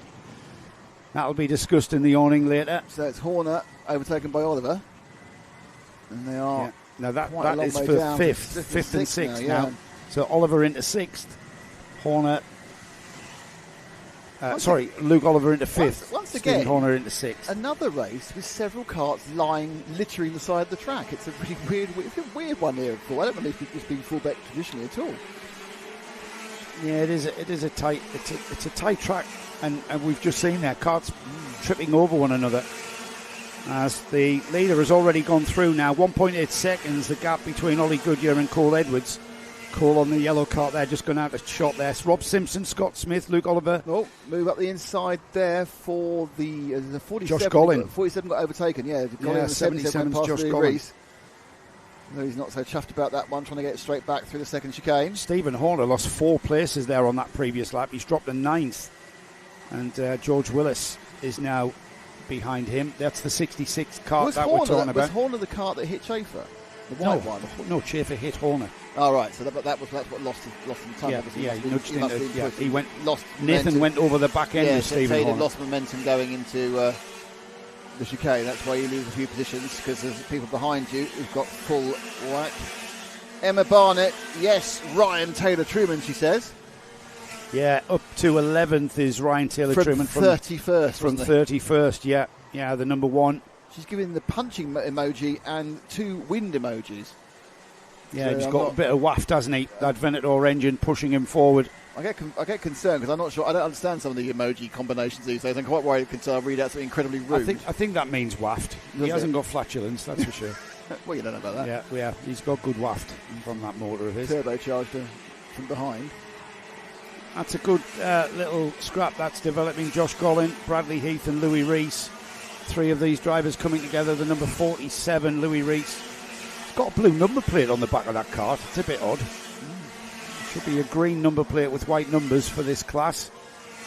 And, and there, the number 77 sliding a little bit wide, but it was more about him sort of getting the car to rotate into the corner, as the leader is already into the caravan hairpin with just under 90 seconds remaining. Still a little bit of time left for, I think Ollie Goodyear's in a solid first place there, Nick. He's got 1.9 seconds, almost 2 seconds is the gap there. And then we've got Cole Edwards through. Cole has got about just over a second there to he's just got 3/10. It's Rob Simpson who's got the second on Scott Smith in 4th. Luke Oliver solid in 5th. Now that is Rob Simpson catching Cole Edwards, is it? 3/10 of a second. Just under 4 to be exact. With time ticking by, I think there's going to be 2 more laps after this one. There's plenty of time to get around and cross the line with a chunk of time on the clock. That's Josh Gollin on the red and white kart. 77, but he's kind of got the very pleasant green machine, sort of spearmint green behind him, of Heath. I'm not sure what he can do with this and one more. There's your leader. So gaps have come down. Didn't come down that much. But it is Bailey Armiston leading from Ollie Goodyear and Edwards. And this is a battle a bit further down the field.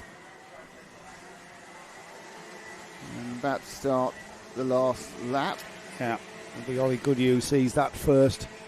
Just waiting for him to come into view out of our window rather than on our screen, as that scrap between the 47 of Louis Rees and Ryan Taylor-Truman is going to go into this final lap, and Taylor-Truman looking for a way by to improve even more, score more points, as the battle for second there with the number 7, the yellow and cerise cart of Cole Edwards, on towards the back chicane, the second of the bus stop chicanes here at Fulbeck, towards the final stages of this 4th heat for the 177 class.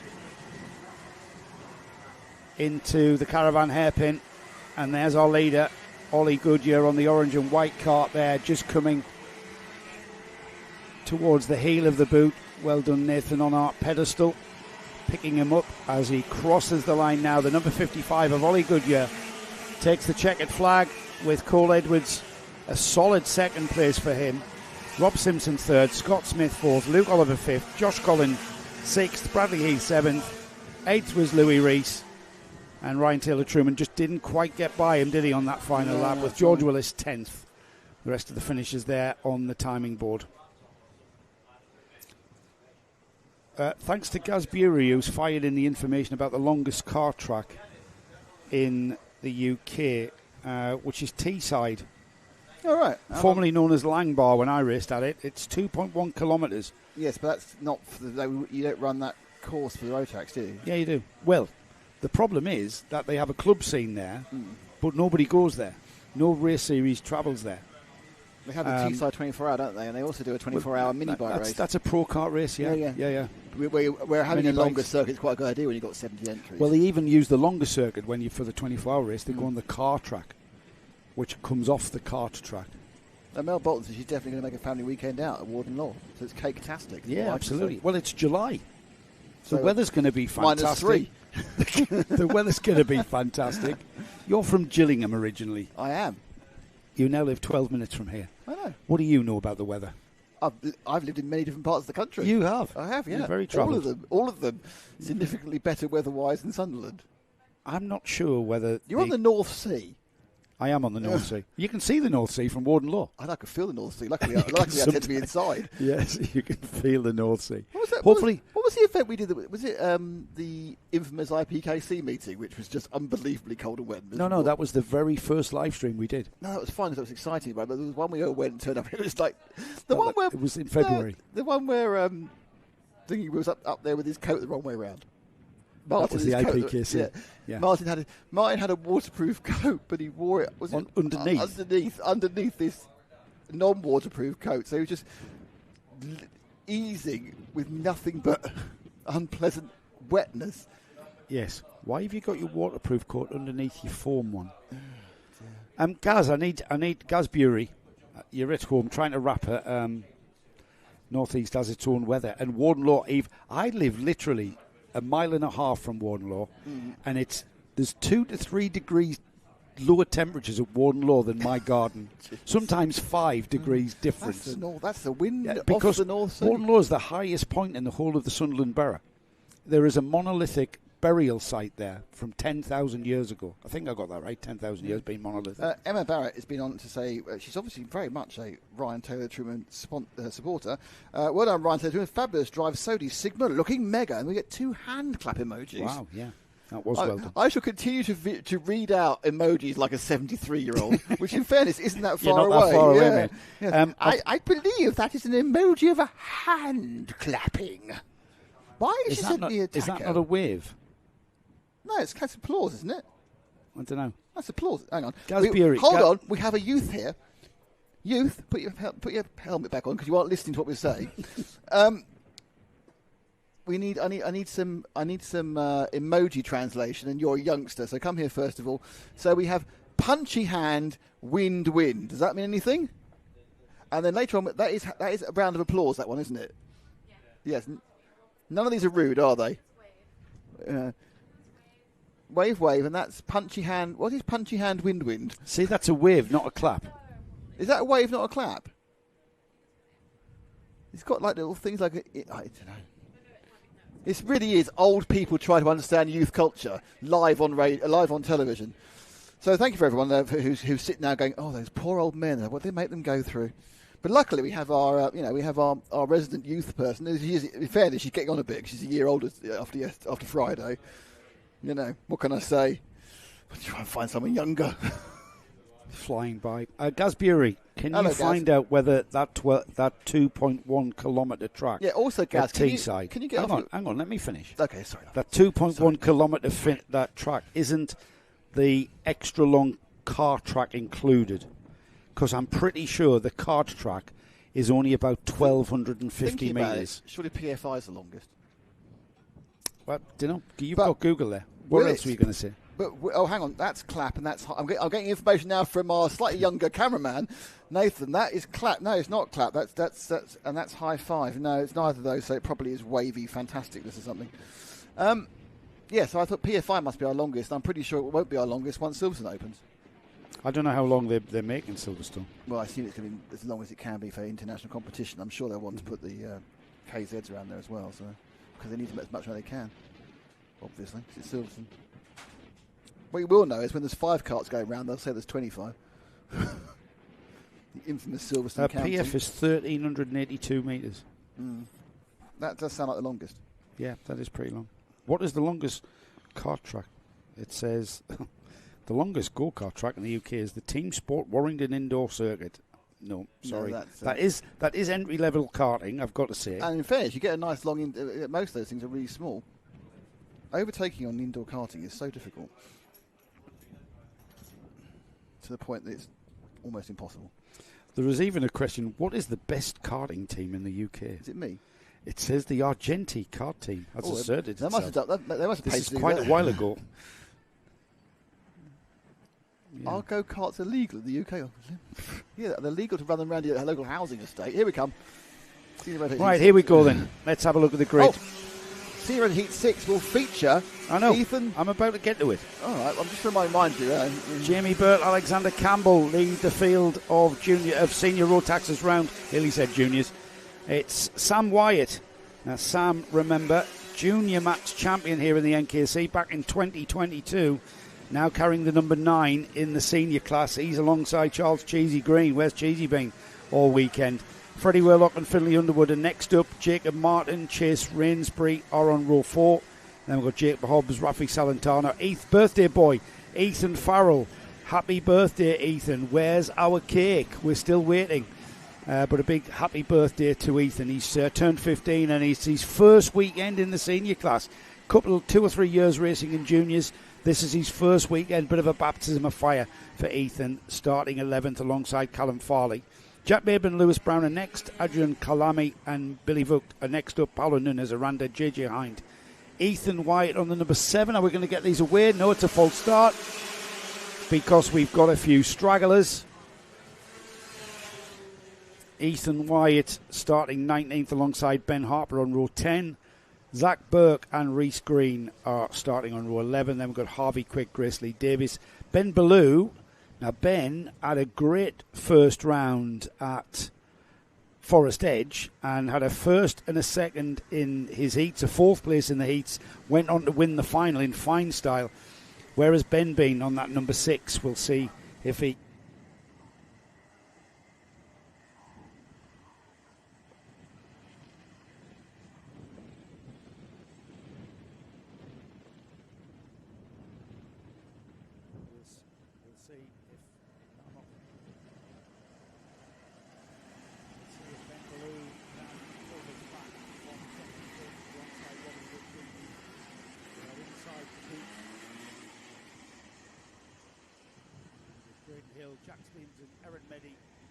Tommy Lee Davis and Ryan Shepherd rounding off the 31 cart field.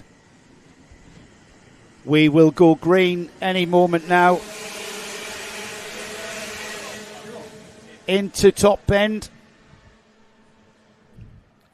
and a relatively clean start with a little bit of a sideways entry to the corner from our leader into and out of the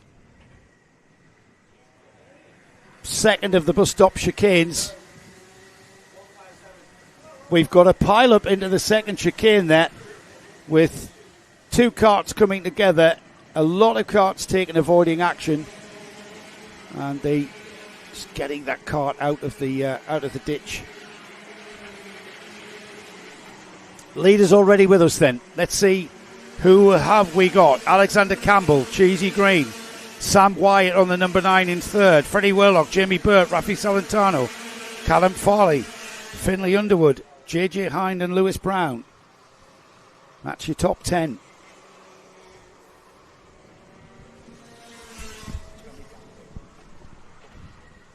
We've still got yellow flags at that second bus stop chicane. And they come out, they burst out of that second bus stop and already to Caravan. And Alexander Campbell, he is the cork in the bottle at the moment because they're all queuing up behind. First one to try and get by Campbell will be Cheesy Green. On his bumper, he's coming under pressure from one of the Wyatts, though. It's Sam Wyatt, former junior champion here in 22. Now in seniors, though. He has been for a couple of seasons at least. He's with LRG Motorsport, but he's still his chief mechanic, still his dad Andy on that number 9, and he's right there with Cheesy Green now. And down the inside has gone Green with a great move at the second chicane. Textbook from Cheesy as he turns through bottom bend, the left-hander getting very, very tight in there. Caravan corner is tight as still, and Campbell coming back at him or not. Cheesy Green says, come on, let's just follow me, let's pull out. He can't, because we've got a massive train of carts in this senior Rotax heat number 6. Out onto the start-finish straight. We've got all sorts of movers and shakers as down the inside has gone Sam Wyatt now. He's gone into second ahead of Campbell. Nib Sports, Freddie Worlock looking for a way by. Campbell doing a great job just holding off these clear, faster carts in these mixed grids. This is the sort of racing you get as he has gone through now as Freddie Worlock. And down the inside has gone the 51 of Jamie Burt, and Campbell being hung out to dry as Rafi Salentano, he finds a way through. They sort each other out through the boot, and this is tremendous karting. Great racing here. Back to the front. Cheesy Green leads. Sam Wyatt in second, looking very menacing there. And young Charles will know. He keeps looking over his shoulder. Stop looking back, Charles. You don't need to look back, Cheesy. You know he's there. Just keep looking forward. Stop looking back. He's there. You don't need to look back to know he's there. Just stick with your plan. Here he comes again. Wyatt. He's absolutely in the head of Cheesy Green here. Cheesy, defensive into Caravan. Just so close towards the boot now. And with Freddie Worlock joining in down the inside of Sam, we saw a move there. That nearly come off. And Wyatt onto the grass. And that was he pushed? Was he helped? He's lost 2 spots now. Sam Wyatt come through in 5th. That allowed Jamie Burton, Rafi Salentano, but that all started at the boot with Freddie Worlock moving alongside, coming out of the boot there. So Sam Wyatt now on a recovery drive, finding his composure, coming back onto the rear end of Rafi Salentano. As now we've got Freddie Worlock challenging Cheesy Green for the lead of this race. The Guy Cunnington colours there, showing proudly on Cheesy Green's kart. Into the boot now, Worlock. He likes this part, doesn't he? This is where he got alongside Sam Wyatt.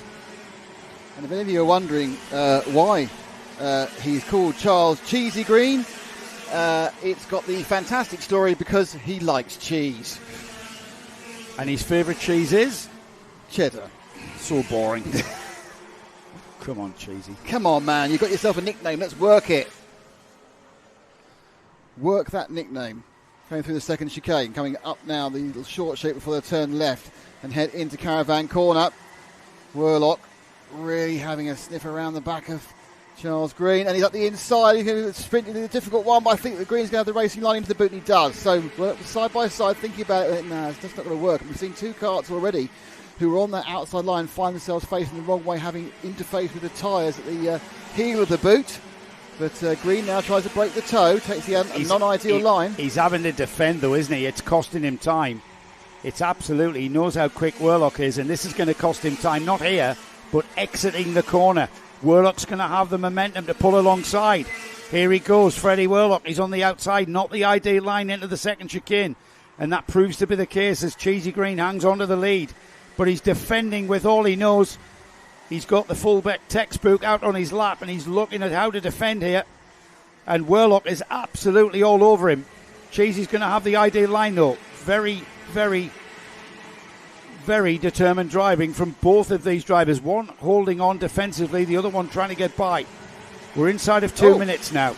The 711's just lost a wheel.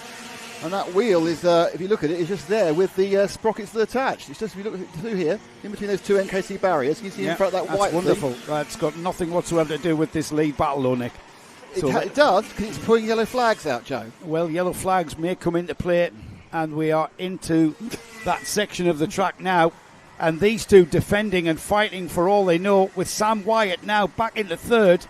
He's wanting to repay his respects to Freddie Worlock, no doubt, who made the track very narrow. Cheesy really has a big ask here, as Worlock nearly gets up his inside into the second part, the heel of the boot, as we call it. He's sort of backed the entire field, hasn't he, really? By driving defensively. Now Worlock's got the line, but Cheesy takes the optimum line into the chicane. But in many ways, this has worked in Cheesy Green's favour, because now Worlock can't just look forward, and Worlock's looking at his shoulder as well. That's right. Worlock's under pressure from Sam Wyatt, who likewise has Finlay Underwood and Lewis Brown right there. Rafi Salentano on the tail of these in 6th now.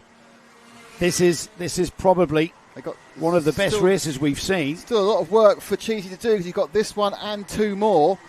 And now Freddie Worlock's got eyes forward to come round the Caravan Corner. But you say it's now a trail 1, 2, 3, 4, 5, 6, 7, 8, 9 karts, all really trying hard to see what they can get. The points, of course, are massive. And if someone goes wrong in the middle, you can make 2-3 positions really quickly.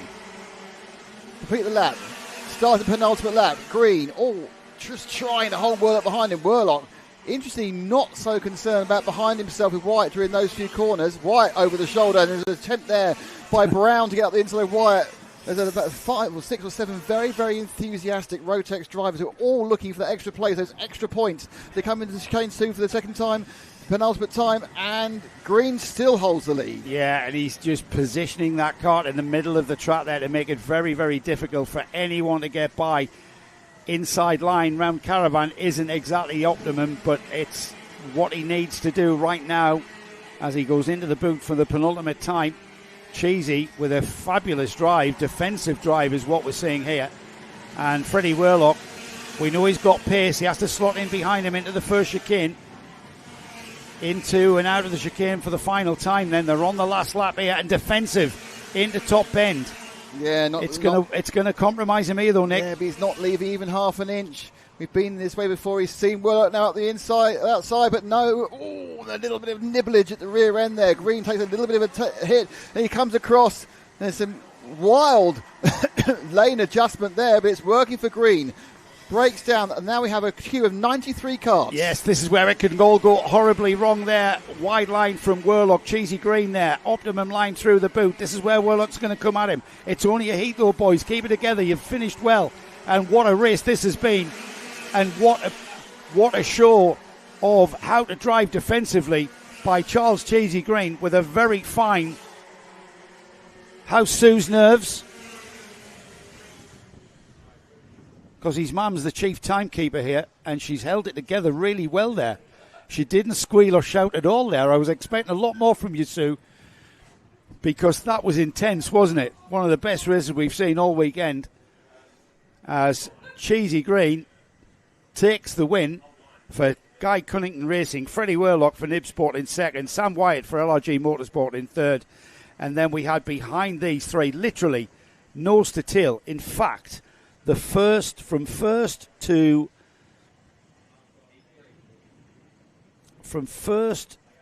eighth was covered by a second. That's how close they were. Charles Green, Freddie Whirlock, Sam Wyatt, Lewis Brown, Rafi Salentano, Ben Ballou. Ben came up the order. That's a good points haul for Ben. The number 6, finishing 6th. Finley Underwood was 7th. Ben Harper, Ethan Wyatt 9th. Harvey Quick 10th. The rest of the finishers there. And with quite a race of attrition there. Lost a few cars. Jack Stevenson from 23rd down to 31st. We lost JJ Hind, Jack Stevenson, Adrian Kalemi, Ryan Shepherd, Ethan Farrell, birthday boy Ethan Farrell goes out after 7 laps there. Still waiting for our cake. Robbie Rigby, Jamie Burt, Chase Rainsbury and Jacob Martin all went out of that race. Jacob Martin on the first lap, in fact, didn't complete 1 lap.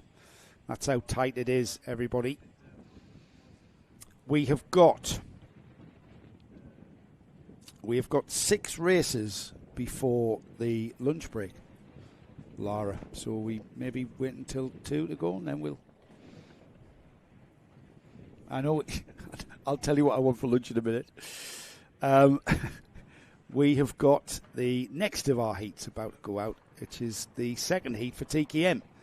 This is the air-cooled 110cc TKM engined karts. They're slightly narrower than the Rotax classes that we see, so we get some really good racing from TKMs. TKM champions of the past, of course, back in 2022 when Karting Live TV first began broadcasting the NKC. That was Louis Bevan who took the championship, and then it's become the property of Mitchell Ball. Mitchell Ball, who's a family company, Junction 6 Commercials, big partner in the NKC. The Junction 6 NKC, as it's been for a couple of years now, and that's a great partnership that's been created there. But Mitchell Ball being the man to beat in TKM through 2023 and 2024. He's got a bit of an ask to make it 3 in a row and get the hat-trick, though, because this year this has become the primary national championship for TKM. Effectively the British TKM Championship, as we're labelling it, with pretty much everybody who is anyone in TKM racing finding a home with the Junction 6 NKC and bringing in a lot of TKM drivers who are new to NKC. The grid looks like this, though. James Hull, the first 3 on the grid are actual masters, which means they're over 35, which makes them really old. James Hull and Matthew Harris will share the front row. Michael Cornell and Mitchell Ball. He's starting at the front of the grid, is Mitch. They are on row 2. James King, 4th of the masters in the running. He starts 5th alongside Owen Potter on row 3. Ollie Nicholas Biles and Jamie Scott share row 4. Row 5 is Ian Calichurn and Rob Wallace. And Ian on the E plate, that's the English plate holder there, Ian Calichurn. Rob Wallace alongside. Sam Cope and Matt Slate on row 6. We then got Francis Horn and Christopher Whitten, winner of the first heat there this morning. Missed out on Forest Edge, so comes to the championship a round later. Jake Cox and Joseph Phillips are next. Leo Crabtree and James Workman. Row 10, Alexander Lehman and Dominic Pine. Joseph Booth and Charlie King share row 11. Then we've got Ben Watson and Chris Whiteside. Thomas Shaw and Tom Johnson. Samuel King and Matthew Temple Purcell.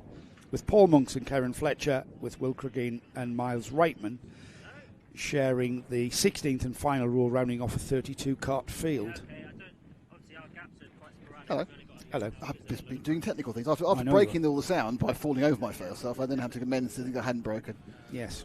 So what was it exactly that you actually tripped on? And no, I fell over and tripped, and I actually just, in the kerfuffle, a button got pressed. Right. And that button actually doesn't... The world could still hear you, but you couldn't hear yourself. I couldn't hear myself, no, which is not very comfortable. And then and then I fixed the camera that wasn't working, and now it's working again. That one wasn't working? No. All right. It's a very good reason for it. I won't go on air. But suffice to say, it wasn't the camera's fault, it was operator error from whoever put it up there. It was our technician. Well, yes. He was the only technically qualified person amongst us. There we are.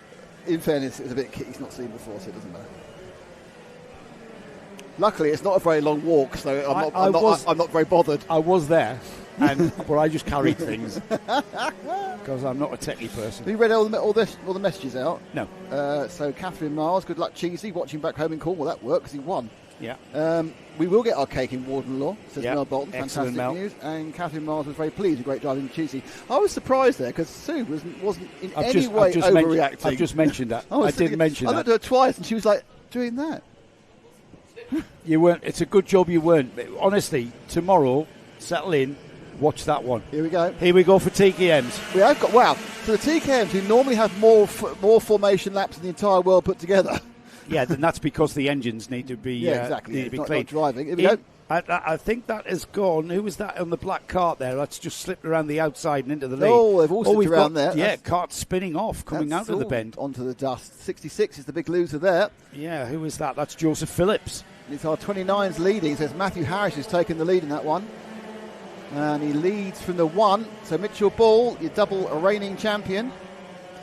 Yeah, sun beginning to come out as well. It's been a bit chilly with the cloud cover and the wind here at Fulbeck, but the sun beginning to break through. Maybe just warming the track up a little bit. Maybe needing to check those tyre pressures a little bit more. Got 3 carts breaking away at the front as they cross the line. Matthew Harris, Mitchell Ball, Michael Cornell. As Mitchell Ball down the inside at the first chicane, and he will lead out of the chicane, looking over his shoulder. They're all there, Mitch, into the top bend there. It's the number 85 of Michael Cornell who sneaked up into second, taps his helmet. Let's work together now that I'm ahead. Yeah, we're going to now that I'm ahead, let's work together. I'm able to catch Mitch. Effectively work well. Now I'm leading you. Here we go.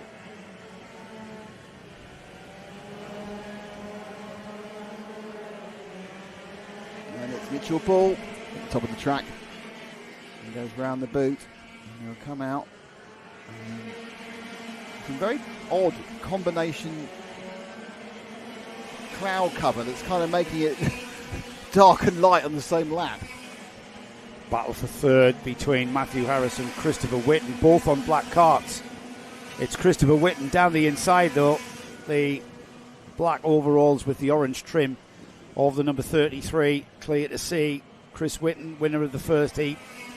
He's one of the top TKM drivers in the UK, and he's proved to show that ability already in Heat 1, and he'll be wanting to get by Michael Cornell as quickly as possible. Now Cornell isn't exactly a slow driver. He's really, really rapid, hanging on to the number 1 of Mitchell Ball. And we've seen Michael in previous races. He's very, very quick. So it's not going to be an easy task for Chris Whitten to just scythe by. The rest of the TKM field come through. And behind these 3, Matthew Harris, James Hull, Jamie Scott, Molly Nicholas Biles hanging on to 7th, Leo Crabtree up to 8th, Charlie King and Ben Watson. Charlie King and Ben Watson, the Klassen Motorsport drivers there, rounding off the top 10. Technical defect for 77, so the black and orange flag, the meatball flag as it's known in America. That's going to cause problems. This Ball continues to lead from Cornell. That's actually Wilton has got through now. It's 33 in second place. And it looks like we're going to get a Battenberg. We are, as they need to do some repairs on the second chicane. All right. It's taken another absolute paddling from the drivers. Somebody has hit that second chicane tyre barrier very, very hard and displaced the tyres to quite an extent. There's no kart there though, Nick, so they've obviously continued. It appears to be, I'm not sure they're actually doing some redesign work as we speak, to be honest. I'm not quite sure. Yeah, leaders have gone through there under Battenberg conditions. We've got an ample opportunity to explain the regulations under Battenberg. This is where the lead driver takes the place of the virtual safety car. He becomes the safety car and leads the field around. Nathan, can you give us the second chicane again, please? Because they are now redesigned. After many, many attempts, they've decided it's being hit too often by people with the tyres. They've now decided to use the water-filled plastic bits to delineate the inside, not the tyres. This is an actual on the fly, live redesign of the chicane. Yeah, easy. It's easy to get it wrong there. Through the first right-hand bit into that section there, which forms the left-hand part of the chicane. It's easy to get that first part wrong. I think they kind of got fed up with that second, their bales of tyres being hit so often. Oh, they wanted them to go straight, but they didn't get the message in time. No, there's no gap to go straight. They've got a massive bottleneck of through the cones. Stay with the work, Nathan. Just stay with the work. The carts aren't going to change position. They're not allowed to. They haven't got a gap in the cones that the carts could file through, so they have to go through the chicane. There's no way through there. That's what the marshal was wanting them to go straight through, but there was no gap. No discernible gap, let's say. I'm quite surprised they're doing this during a heat, but perhaps one of those bales of tyres is now no longer usable as it's been hit so often. Yes, I think and so. they need to mark out this. They are rescuing. He's a strong lad. He's 6 tyres, Sid. Look at that. That is. They are not light. Yes, those things. Hulk smash, absolutely. Yeah. Yeah, so basically but the reason they did that was because that bale had been hit so often it was now no use. Absolutely no use, any sort of way of stopping people from doing it. Twisted on itself, hasn't it? So Mitchell Ball will bring the carts round. They're already at that part. That they will get the green at the next time. Yeah. Just what I was about to say, Nick. Sorry. He will bring them round the rest of this lap, and then they've seen that repair work has been done at the second chicane, so they'll be readying themselves to hit it really for hard. the green flag and know that it's fine to hit now. Let's see if I can damage that more. See Chris Whitten playing psychological games with Mitch there by going into the boot alongside him, just showing him that he's there. I'm there. Yeah, here we go then. Mitch will get his boot down. He holds them up a little bit and gets the boot down, but Chris Whitten absolutely attached to the rear bumper of that yellow and blue flex cart of Mitchell Ball into the chicane for the first time. The black cart of Whitten moves up alongside him and comes wheel-to-wheel contact there as they come out the chicane. This is all bottlenecking through the top bend, and we've got 5 carts there in a train. Let's call that 7, actually. I think you can quit 11, yeah, let's 13. call that 30. The field 20, in a train. 20, 25. But away goes Ball. Ball under heavy pressure from Chris Whitten. He's already got one heat win today. Didn't appear at Forest Edge, which is why he has no points in the championship. But looking to put that right with a win so far and currently second. Third place Cornell, fourth place Harris. But obviously you're racing against Mitchell Ball, and Mitchell kind of experienced being a double champion. But so is Chris Whitten. Chris Whitten is a top national level TKM driver. A lot of experience in this formula of karting. As we've got another kart that bites the dust, and defensive driving now from the leader, Mitchell Ball. That's put Christopher Whitten in a position where he's got to be careful he doesn't let Michael Cornell back into it. And Whitten round the outside. Now then, that was a very, very clean move. That's Whitten showing his cards very early in the meeting into Heat 2. Well, no, because Heat 2 is virtually over, mate, because of the long period of Battenberg.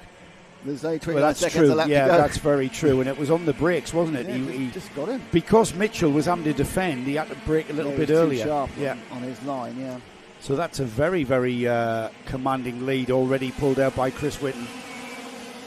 Cards being shown here with 2 more laps remaining.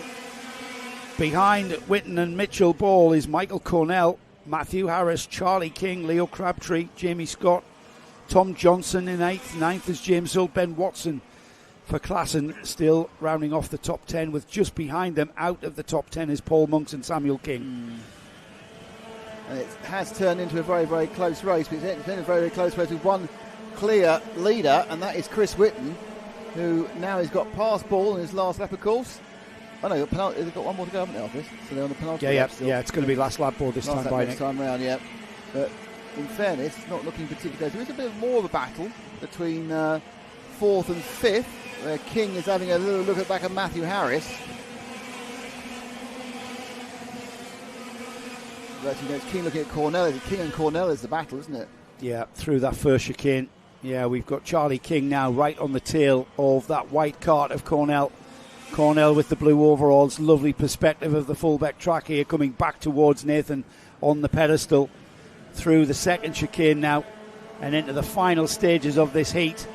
This is the second heat for TKM into Caravan Corner, and the black and green cart for the Klassen Motorsport of Charlie King right on the rear bumper now of Michael Cornell. Michael Cornell, the fastest Masters, and will hang on to 3rd place in fine style there under immense pressure.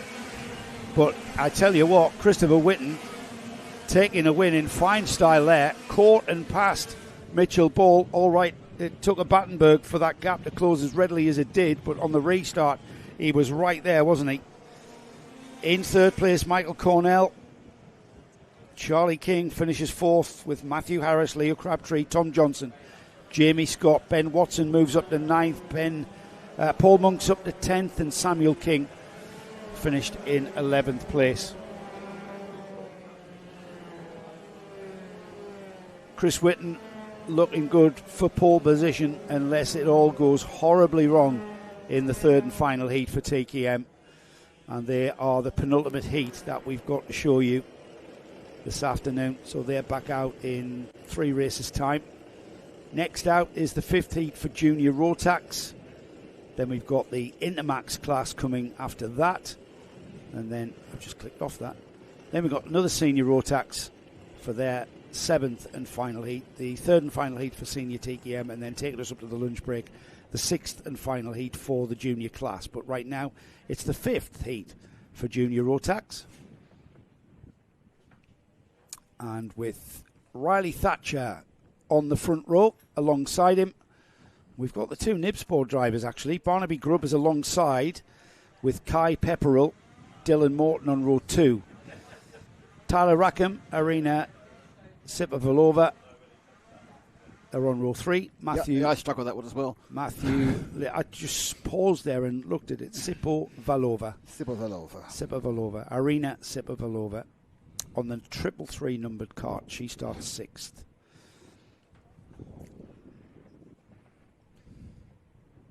Fourth row of the grid, Matthew Little and Lydal. How do you say that? Please tell me. Joshua Jestin alongside. Fifth row of the grid is Jake Walker and Sebastian Benson.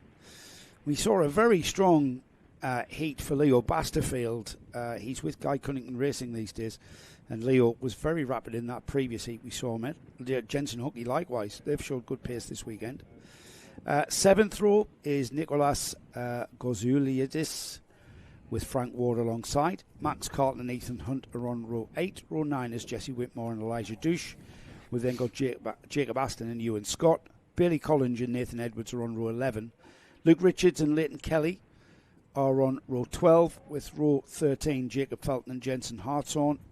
Archie Dyson, Herbie Wiggins, and then a 29-cart field being rounded off by Tobias Johns. Tobias on the novice plate starting in the back. We've got a bit of a clear-up going on now, I think, Nick. Understandable, considering there's a few bits and bobs going on there. Yeah. And obviously they also were improvising on the chicane on the fly. Which heat is this now? What heat are we about to do? Say that again? What heat is this? What number is this? 5. The 5th Rotax. Out of totals. Oh, out of totals. Right, okay. We've got about another 5 or 6 races left now. So we've got 1, 2, 3, 4, 5 races. So maybe, you want my lunch order? I got the boys' lunch order, so that's fine. All right. Well, I haven't got Nathan's lunch order. He just wanted something meaty, so I'm going to give him an entire grilled goose. Yes, he wants a grilled goose. He's happy about that. He's chuffed with the grilled goose. No, not the grilled goose. 2 grilled goose. Okay, 2 grilled goose for Nathan. Okay, fine. Not quite sure our sign language is working that well at this distance, to be honest, but he's having 2 grilled geese. The partridge in a pear tree. Oh, I'll put his order into the WhatsApps and you've got it then, shall I? Oh, could you hear the bitterness there? I don't think I'm in that WhatsApp group. I don't think I'm in that WhatsApp group. No. Laura is the most important part of this as as our producer director. No, as the person who's getting the food. And the person who was going to slip away and get the food, yes. Absolutely. I'm going to turn this fan off because it's gone chilly. It's too cold. Yeah. Do you know what? I'm really glad you've done that. Yeah. I haven't had it directed towards us.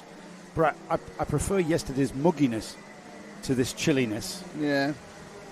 It's still going to be dry, though. The wind is keeping the rain off, I think, which is quite lovely to have consistent racing conditions. It's not stiflingly hot. In fact, it's everybody I can see with like sweatshirts and stuff.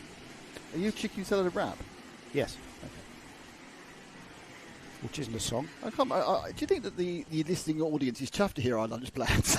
Well, it just shows that we're real and live. We are real and live, that's true. I'll have to work on this. And this is live, Nick, because the 5th heat lovely. for Junior Rotax is about to get underway, and we do get them underway as Go we charge Barney, down. You've got this. Go Barney from poles. There's Beanie Grub. So Barney Grub now. Well, Barnaby Grubb starts on the pole position, but I'm not sure how he's going to come out of that top bend as they head down to the second chicane.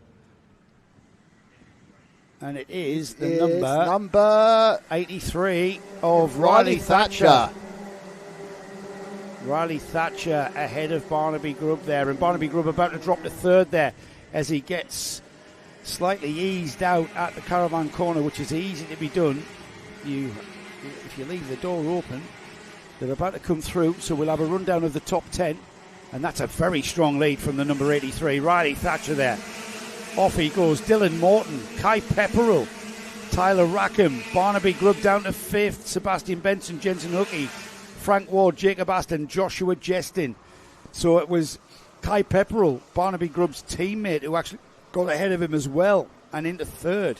Yeah, a lot of work for Grubb to do to make up for those drop positions off the pole. He had a good first heat where he made up a number of races, well, good last heat. Now he's got to really push. So the blue and white cart there, he's got a white nose cone, probably to reduce a bit of weight. We've got consternation at the second chicane though, Nick. Oh, so gosh, I'd be surprised if we... 1, 2, 3, 4 carts. So the 333's gone off, and as has the 24. Yeah, we've got an injury, unfortunately, to one of the... Yeah, we've gone Battenberg. I knew that was coming. He needs to sit down. I think he's hurt his arm, I think.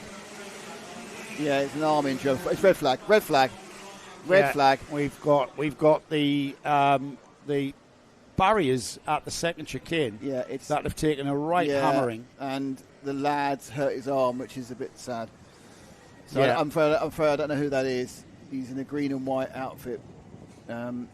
Maybe I think my bet for that is he's had an accident whilst holding the wheel. He's on his wrist. So these 2 carts in front of us, they both broke down. The 333 and the 24 were involved in the accident, and the 24's not happy either. He's hurt himself too. Sipavalova, Bailey Collins. I think they were involved in that because Bailey Collins. They were both Bailey involved. Collins on the number 24, the Coles driver. I think he's hurt his wrist. Yes, he's definitely hurt his wrist. Ash Parker's down there with him now. They were both part. There were 4 carts involved. Those 2 There's one other who's got away, and then there's the cart with the poor lad who's hurt his wrist over on the far side. Yeah. Can I make a very basic statement here to Nathan? Nathan, if you've got a couple of seconds, could you try and turn the transmitter off and on beneath you? You might have to climb down slightly if that's okay. Thanks, mate. Oh, technicals on air. Well, It's easier, isn't it? Yeah. So while we see to that youngster to see if he's all right, we've got... the wrist on the number 24 of Bailey Collins. He looks like he was in a little discomfort. It seems to be fine. He's just turned the steering wheel with it, and when you've stopped, and his wrist looks fine. He looks absolutely fine. That's an actual great shot of the. Yeah, it's good, isn't it? You get really up close look at the modern cart. Get to see whose engines people are running, which my eyesight doesn't allow. Well, no, absolutely not. There's an HRS one on the 781. There you are. Do you want my glasses? That's it, yeah. I don't need that. That's so 781, Guy Cunnington Racing. That's Cole. That's the car. 781. Do Coles run their own engines, or is it just the Coles sticker on the flap? I think they do their own engines, although I'm not sure. That one just says Rotax, which is a bit of a giveaway. Yeah. There's a lot. International racing, you're not allowed to run your engine builder, so you've got to run just a Rotax logo. Why not? They don't allow. Oh, okay. So HRS is Nigel Horner's company, and he is on. I'm trying to see. Is that the 78? Where are we in the field? Leighton Kelly. Is that Leighton Kelly? Which one are you talking about? That one. Is that 78? Yeah, 78, yeah. And that looks like Guy Cunnington. Yeah, the 78's in the cart, is he? Yeah, yes. They're getting out of the cart now because we're going to rearrange the order, I think. But where are they going to arrange it to? Back to the start again? Usually, we've got two carts underneath the starting gantry who were involved in that second chicane. 24's got a sore wrist. Yeah. So while we sort these out, have we got time to run that little snippet of history? Yeah, let's give that a go, shall we? You intro it and I'll run it. Yeah, because this is the fourth season that Karting Live TV have been broadcasting the NKC.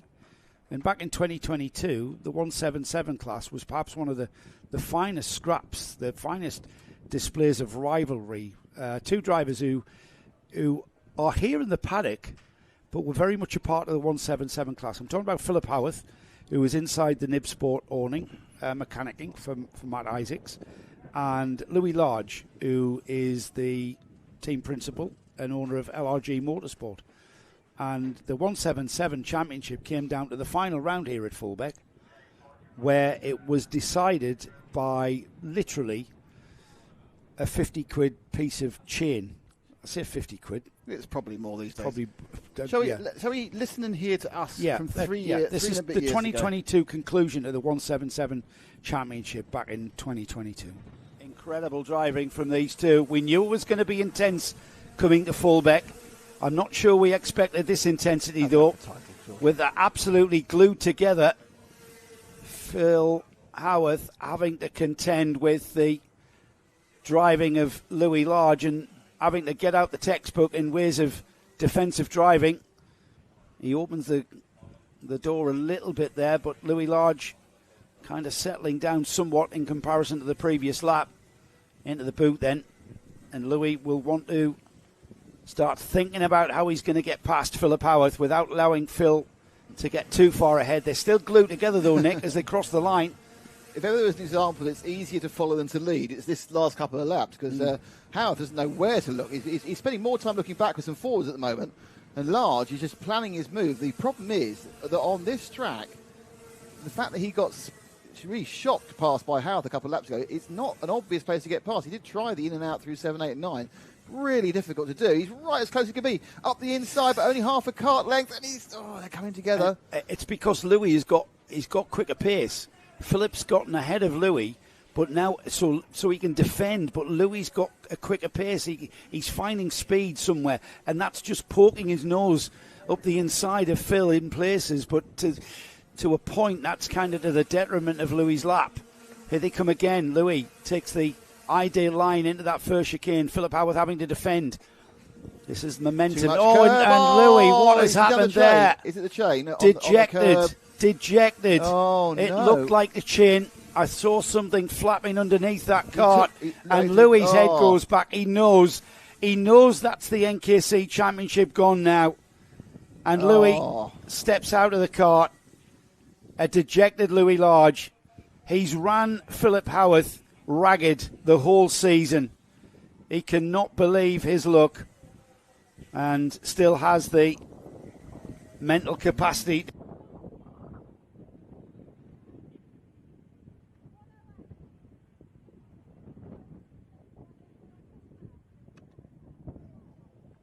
What a great finish to it was. And you know, Louis there said, did say to me, before that race, doesn't matter, we've had a great season. And it was a great rivalry between Phil and Louis. And we retrieved the chain. We found the chain. I then mounted the chain on a piece of mahogany, and I presented Louis with that chain on a piece of mahogany. He's got it on his trophy cabinet. The championship that could have been. And we presented him to him at the first round of the next in 2023, didn't we? And he took it in great spirit because Louis is a top lad, top competitor. He came straight back to the NKC with his LRG Motorsport team, and he's running a customer team. One of his customers, of course, is Zach Bolton. Yeah, as Mel Bolton says, before Louis May became LRG. Yeah. So a nice little reflection on a bit of history in the NKC. If we get another chance to have a look at that when we get towards the, if we get another stoppage, I wouldn't mind having another look at that. But that was, from our point of view, we couldn't have asked for more from those two lads. They were, we've got some great rivalries that have ensued in the years going forward. Looking back across the seasons. Ryan Taylor Truman, last year's 177 champion, had a cracking season, battling it out with Harrison Crook and lots of other people. But it kind of was beginning to become a Harrison Crook and Ryan Taylor Truman duel towards the end. And here we are. We're making even more history. We've got everything in order now, it looks like. We're about to get... And then Gaz Bury's just said I was on the infield and watched Louis' chain cartwheel through the air. He walked back with his lid onto the international sign of, he didn't take his helmet off, is what Gaz is saying and reminding us. And I think it was Gaz who retrieved the chain. Yeah, it was Gaz who turned up with the chain. Jaden says, hello, Kai. Hello, Kai. I suspect he's talking about Kai Pepperell. What are they doing here? They're going to run the whole thing again from a restart? Well, it happened without any laps completed, didn't it? I thought it was lap 2. So the red flag goes back with the previous lap. Right, okay. I think. I don't know. I don't know how many laps did we have? I thought it was 2 that time. Could be wrong. Well, full restart. Full restart. Okay. Full restart from the original grid order. We're picking up some delays, aren't we? We are picking up delays. You know what that means, Nick? Lunch is further away. We have to wait longer for lunch. I know, it's a nightmare. And you know what also means? Get home later. You get home much later than you would have, which is still 3 hours sooner than me. I can't help living locally. Yeah.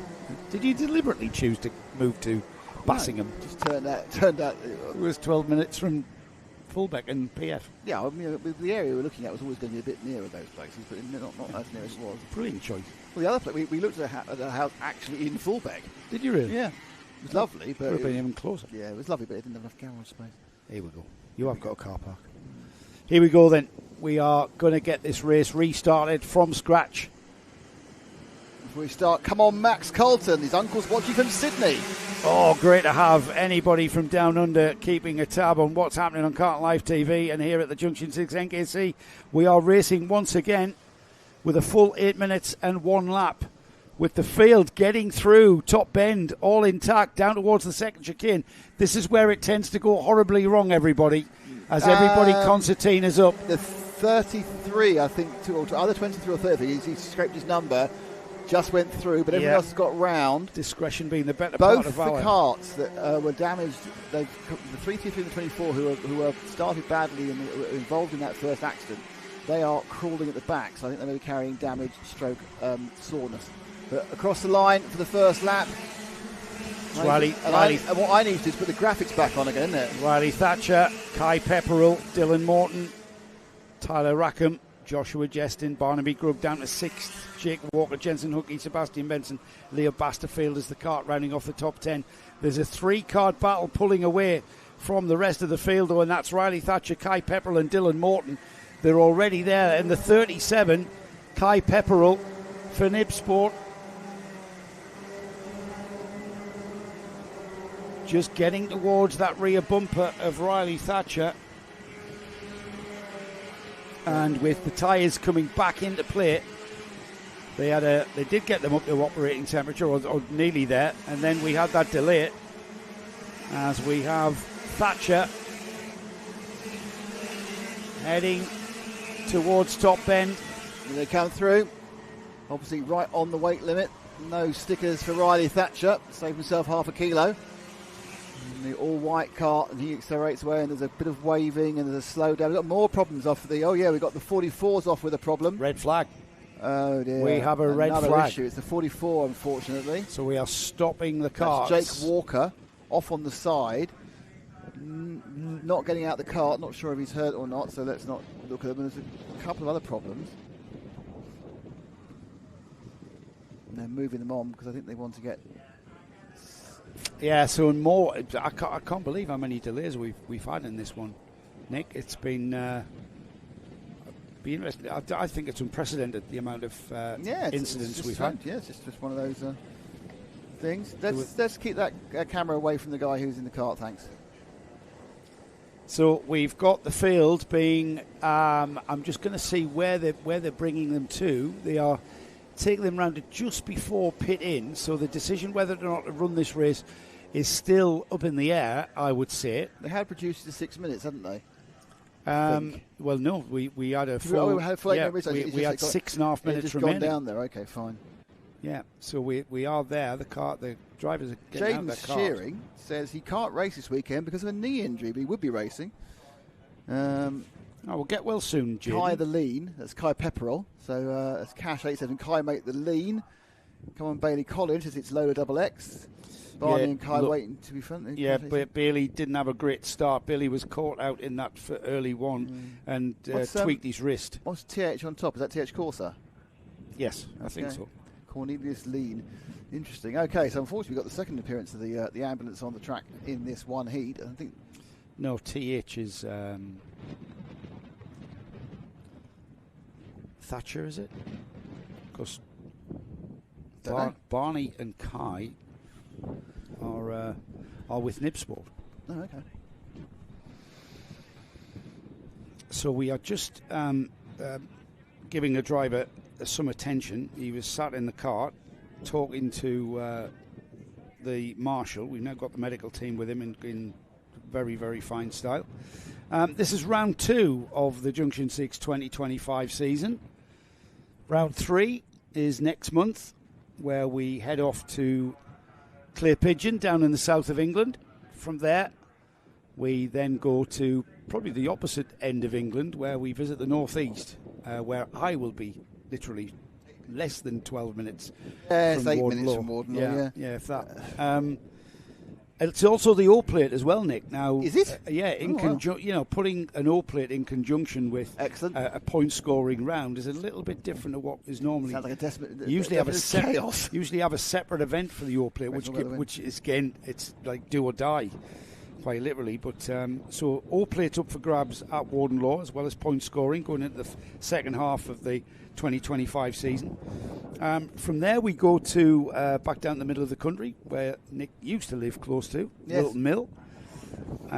Great track, Wilton Mill, great facilities, great bar area, not that we ever get to use it, but we certainly like the food there, and a great viewing. The viewing terrace is fantastic. We've got the new viewing area at Warden Law, of course, for round 4. There we are. Have you got the new toilets? Yeah, the new toilets, the Are they open Nick yet? Damon Memorial Urinal. Is it open yet? Is under construction still. It's been for a long time. I'll be pushing when I get home. I think Matt needs to get his finger out. Yeah, we'll be pushing. And build it. We'll be pushing to get that ready for you, mate. Thank you very much. Yeah. Does anybody know what this is another emoji word.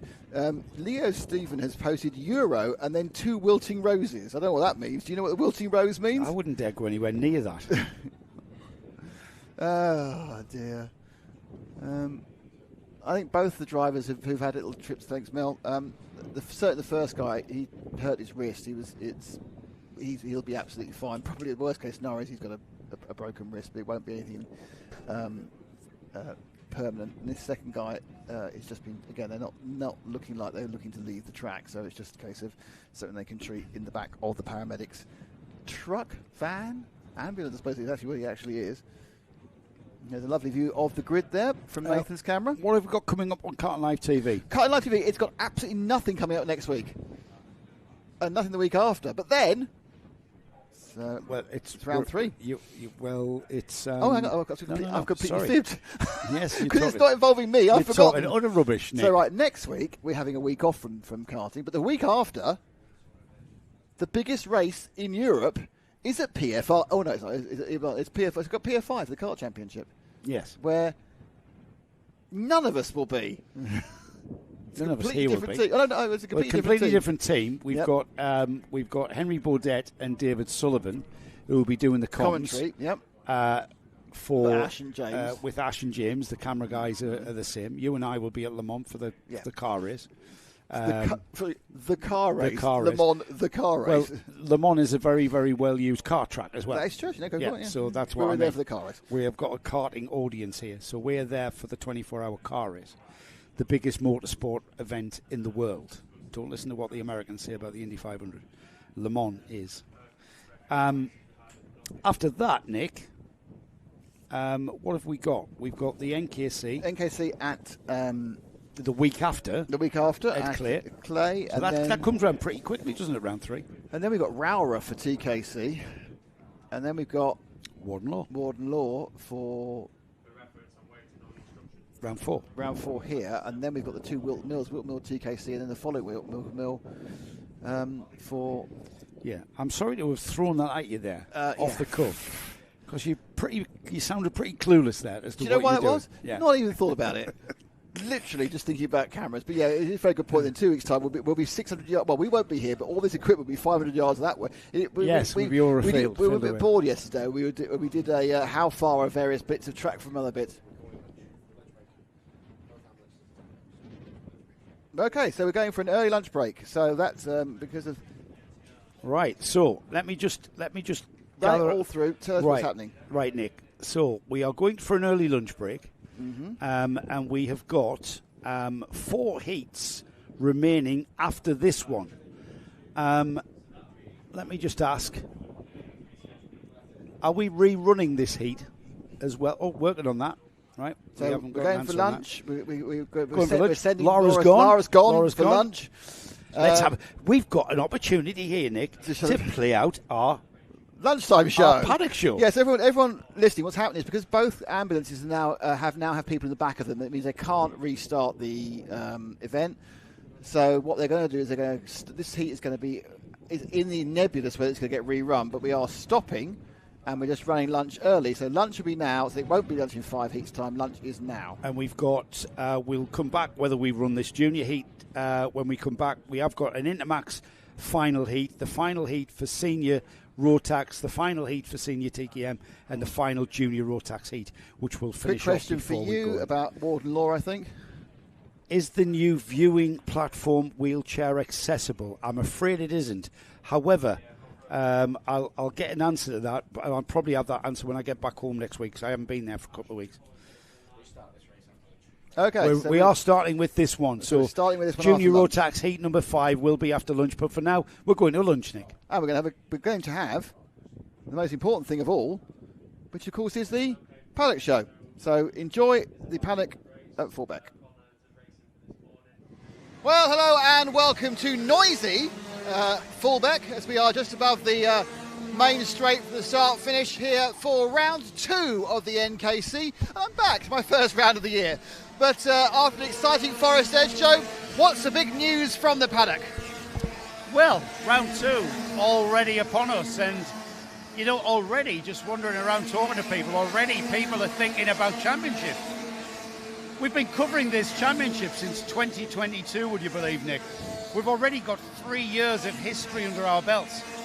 And I'd like to think that the NKC has become a championship that everyone wants to win.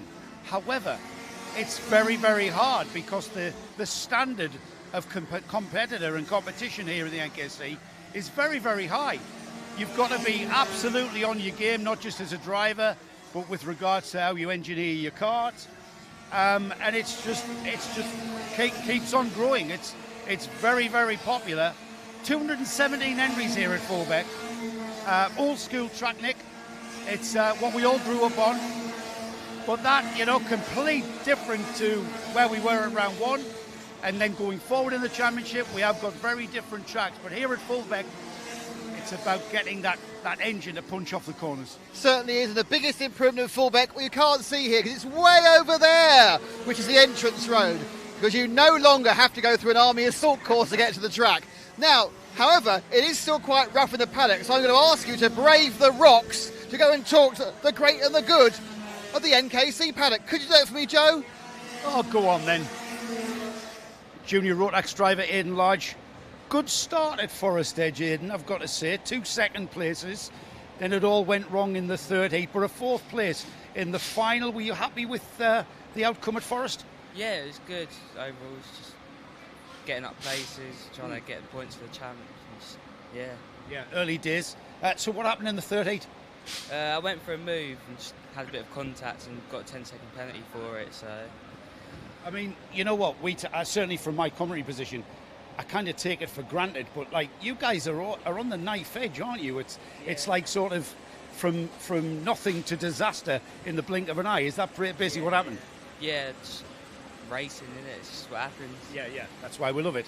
Now you're with Rolf Racing, which has got this very easy to see for me, beautiful design on the kart. How long have you been with Rolf? Probably coming up to a year now. So right. Yeah, about a year. Tell me a little bit about the team. It's a very, very, very busy awning that you've got here. Lots of teammates. Does that help you? Yeah, definitely. It helps me improve my drive and get data off other drivers, setups. Right. So I know what you mean. Yeah. But some of the viewers might not know what you mean by. What do you mean by setup, Aidan? Give us a bit more technical insight if you can. So caster, we could either take a bit of caster off to give it less steering input, make it a bit lighter, make the rear grip up a bit, or we can put more caster on to help it turn into corners a bit better. And that changes from track to track, yeah? Yeah. So what's Fulbeck like for how you set the kart up? Is it much different from Forest Edge, let's say? A little bit, just because of the age of the tyres and how they're wearing and stuff. So put a bit more front on, give it through the corners and stuff, just to help it out. Is Fulbeck a track you like? Yeah, it's not bad. It's quite technical and bumpy, but yeah, I like it. So you are with the NKC for the rest of the season. Looking forward to the other rounds. What tracks are you looking forward to visiting? Have you been to them all before, for instance? I've been to Wilton and Calais, I think, but that's about it. So. Right, you haven't been to Wardenlaw? No. Yeah, so that's an all plate as well. Yeah. That's important, mate. Yeah. Are you thinking about a trip up there beforehand? Yeah, maybe. I'll just see what my dad's up for and So what will Aidan Large be happy with on Sunday afternoon? You've talked championship, Aidan, it's only round 1, but is that where you see 2025? You kind of want to do maximise your points haul? Yeah, I want to try and do my best. Quite like a top 5 this weekend, but just see what happens. And is that? I'm interested in that, right? Because you can't go into these races thinking I'm going to win everything. Yeah. Because it's hard, isn't it? Yeah, it's really hard. There's a lot of good drivers around. Just got to try and keep your nose clean, get points, and just do your best. Yeah. And as long as you're smiling at the end of it. And Aidan is smiling. Hopefully he's smiling on Sunday afternoon. Thanks for talking to us, Aidan, and thanks for telling us all about Rolf Racing. Thank you. One of my favourite sayings, and I'm not going to say it, is the 177 class is the most competitive all the classes are competitive, but you know what? The 177 class is kind of one of my favourites because, well, I'm a fat lad, you see, and I would never get to 162. Ashton here, he's not so fat, but he is tall. He's about, how tall are you? Just under 6 foot. Yeah, that's far too tall to be competitive in a kart, isn't it? But this 177 class, Ashton, it enables the taller guys, the rugby players. Yeah, is that what? Obviously, that's what brings you into this class. Yeah, that's exactly what we did. Even when we went from junior to senior, already overweight. I've been overweight in every class already. Yeah. So this is where I've actually been on the weight limit, where it's been fair for me. Is your mum a good cook as well? Yeah, she is. Yes, mum's fault, Dad. Yeah. Well. And your dad's a feeder. Yeah, Dad. He's also your mechanic. And, you know, we see a lot of that in the NKC paddock where lads with their dads. Did your dad do any racing at all, or is this the first time? Depends what your class is racing. He didn't do any professional racing, but did his racing on his own car. Did he race a car, did he? No, just on the roads. Oh, I see. Yeah, well, we're all guilty of that. Moving on. So you and your dad come here, you prep the kart and you do all of the preparation before you come here together? Yeah, it's all just us two, and then we have Johnny and George helping us. All right, so you're kind of a two-car team, aren't you? Yeah, and then that's my older brother-in-law over there. Right. We're sort of a small little group thing. So it's not necessarily where you come in the 177 field, just as long as you beat those two, is it, Ashton? That's the plan. And how's the plan going so far? It's going alright. It's a bit all over the place. We're from Guernsey, so we sort of we don't I've never been here before. Right. So we're sort of always, whenever we come over, always at a disadvantage already. But we're happy with where we are, with how it's going, so it's fine. And is this your first season in the UK in the NKC? In NKC, yeah, I did British champs and Mini X30, but apart from that, only just come over every now and then for an odd round throughout the year. So are you guys planning on coming across for the whole season of NKC? Yeah, the whole season. So that's going to take you up north as well, isn't it? Yeah, long drive. Yeah, that's a long drive from Guernsey. So tell me the logistics of that then. How do you come across on the ferry, or do you guys fly, or? At first we came across on the Condor with the camper, but now we leave the camper in a yard here. Right. So we fly to Southampton, pick up the van and drive to wherever. Wow. Southampton. So when we get to Warden Law, which is round 4 and the O plate, you're probably going to win the prize of travelling the furthest, I think. Yeah, maybe. Yeah. But you know what? I'm from the north. I'm from there, right? So getting down to the south tracks, for me, that's part of being in the sport, isn't it? The travelling, you're with your dad, you're with your mates. Is that all part of the fun kind of thing? Yeah, it's like a mini holiday for us, almost, because we leave the island. It's nice to get away on a whole. And then the karting adds to it as well. Tell me a bit about this 177 kart. It's exactly the same as all of the senior Rotax grid. It's just you've got to meet that 177. Does that make the kart different in any way? It depends, because like me, because I'm taller, I have to think about where my weight's leaning. Right. It's like, say I lean on the outside, it's going to make a big difference. So that's the only difference, I'd say. It depends on, with the drive, you actually got to think what you're doing with your body. That's interesting, that. So you being tall and your head, which weighs a lot, you've got to think about that with regards to where you put the extra weight, yeah? Yeah, it's to say you lean your head on the outside, obviously it's just going to jack it up straight away. Yeah. What do you think of Fulbeck then? I've quite enjoyed it so far. It's a bit like our home track in Guernsey, to be honest. Very tight, but I do like it so far. Yeah. What's the toughest bit? What's the hardest bit here that you've kind of... There's always a bit of a track, I've found, where you never think, I got that right. What part of Fulbeck is that bit for you there? It's probably like the last little tight section. Yes. There's like one mistake anywhere around that section, it messes up the whole straight. Yeah. That's the bit I'm struggling with at the moment. Yeah. And I take it, happy on Sunday if you beat them two? Yeah, I'll take that. Well, good luck with Sunday, mate. Have a great one. You and all your mates and your dad as well. A feature of any NKC round is Sarah Darlow here. our grid guru, our grid tyrant. She is in charge of making sure that everybody's in position, not just for their practice sessions, but also the race. But Sarah, that's not what I want to talk to you about. No. You are part of the team here at Fulbeck, you and Tim, your husband and stuff. Yep. And you can't help but see the amount of work that has got into Fulbeck. I mean, the drive-in, for instance, completely has transformed that experience. Tell us a bit about, tell us what's gone on, because there's a lot. We've had part of the roadway tarmac, just half of it at the minute until we can get some more money, but it's a lot better drive-in. We've added some buildings, race control, the shower blocks, the toilets. We've had a lot of the parking. All the grass has gone, all the mud's gone, and we've had a lot more road planings put down, and a general tidy up really. Park Fermes had resurfacing. We've been painting in there. The team here at Fulbeck, there's a very small team, and they've done a marvellous job. We're so pleased with how it's looking at the minute. Yeah. I mean, great job. Everything looks. I thought the buildings were new. They've been certainly spruced. You even had a really good dumper driver in the midweek, didn't you, to shove stones around the car parks? Who was that? That was my son, Jensen. Luckily it was half term, and obviously he's been supervised by parents and other people, but yeah, he's had a whale of a time. There's not many of the team, but the ones that are down here do a fantastic job. Yeah. Great stuff. Can you tell everybody at Fulbeck that I've been coming here since the 80s. Yeah. It's first started racing here in the 80s. I don't think it's ever looked better. Okay, the track looks great, and it's always great for the NKC to come to Fulbeck. It's a great track. Old school track, I like to say. So is there what is left on the list, the jobs list to do here at Fulbeck? Basically is to finish the paddock off, keep road planing, put in some electric points, right, especially in the main paddock, and obviously the new one that we've done, and just keep generally tidying up and improving it for everyone. Yeah. And getting all the series to come here and use it, yeah? Yeah, definitely. The track does really well on track hires. They don't have any corporate, so we really rely on, people come in and obviously enjoying the racing here. Yeah. Come to Fulbeck.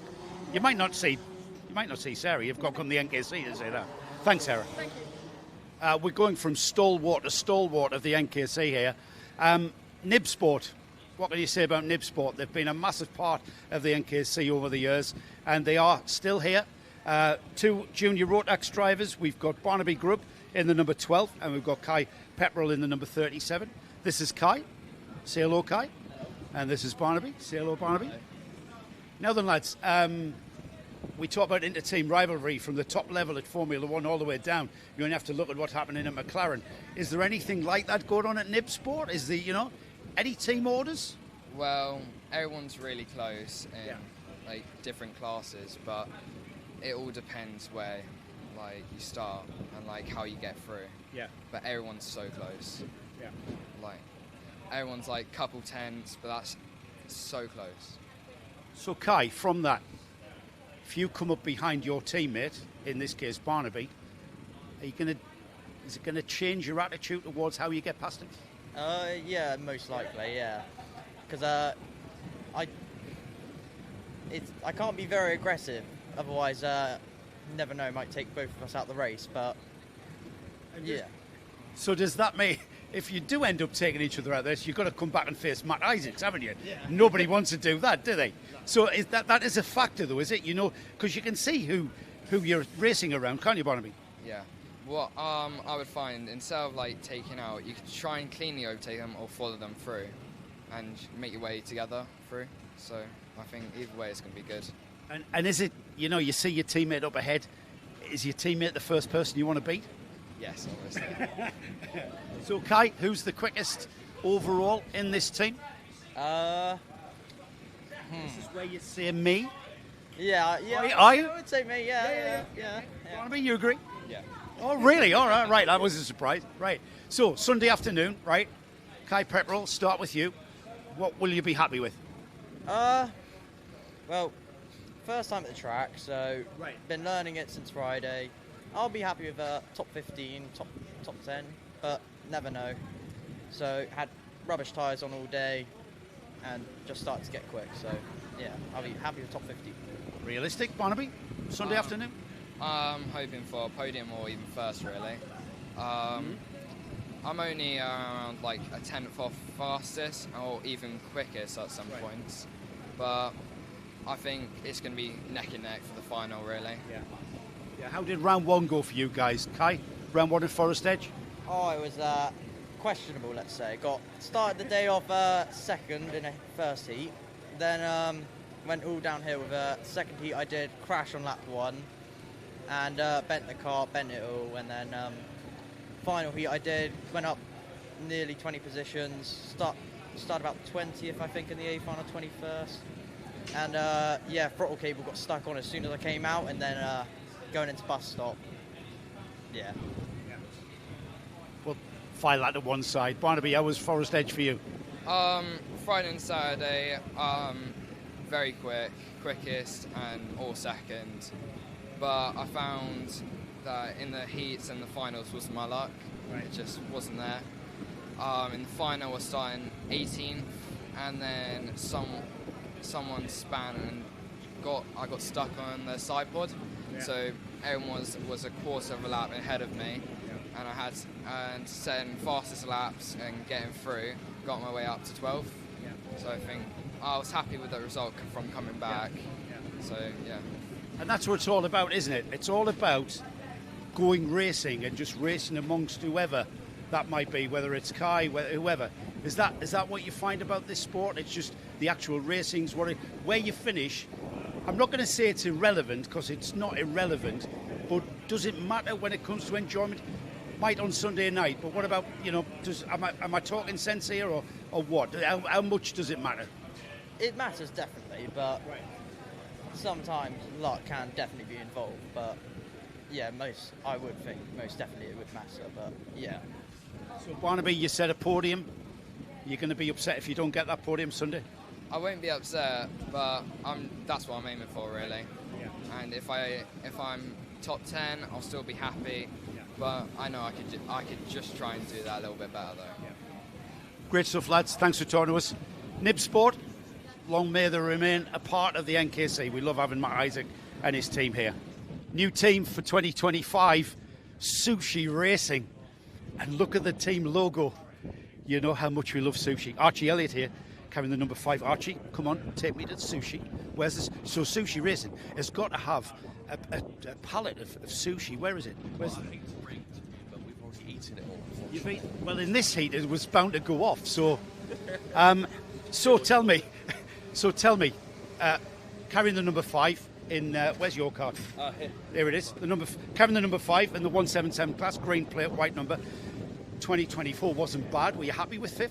Yeah, I'll be honest, it was our first year in 177s as a category. So it was more just kind of, we're going to try and settle into the category at first. And we were with KGR at the time, and we really hit the ground running at Clay Pigeon. We were instantly top 3, top 4 ace. And at that point, it was more just psychological belief to be at the front at that point. I mean, I was racing against Taylor Truman, Schaefer, Harrison Crook, and in my head I was thinking, okay, these are some big drivers, big names. So I thought, okay. It is like that, isn't it? This championship. Oh, 100%. I mean, the further the year went on through 24, the more I realised the quality of drivers, especially with a lot of LRGs and Northern drivers hopping in as well in the second half. It was very, almost quite overwhelming at times. But even for a first year to finish 5th was huge looking back at it. So entering this year, I've come in with a lot more confidence. I mean, we're already 4th in the championship, but it seems the pace at the moment.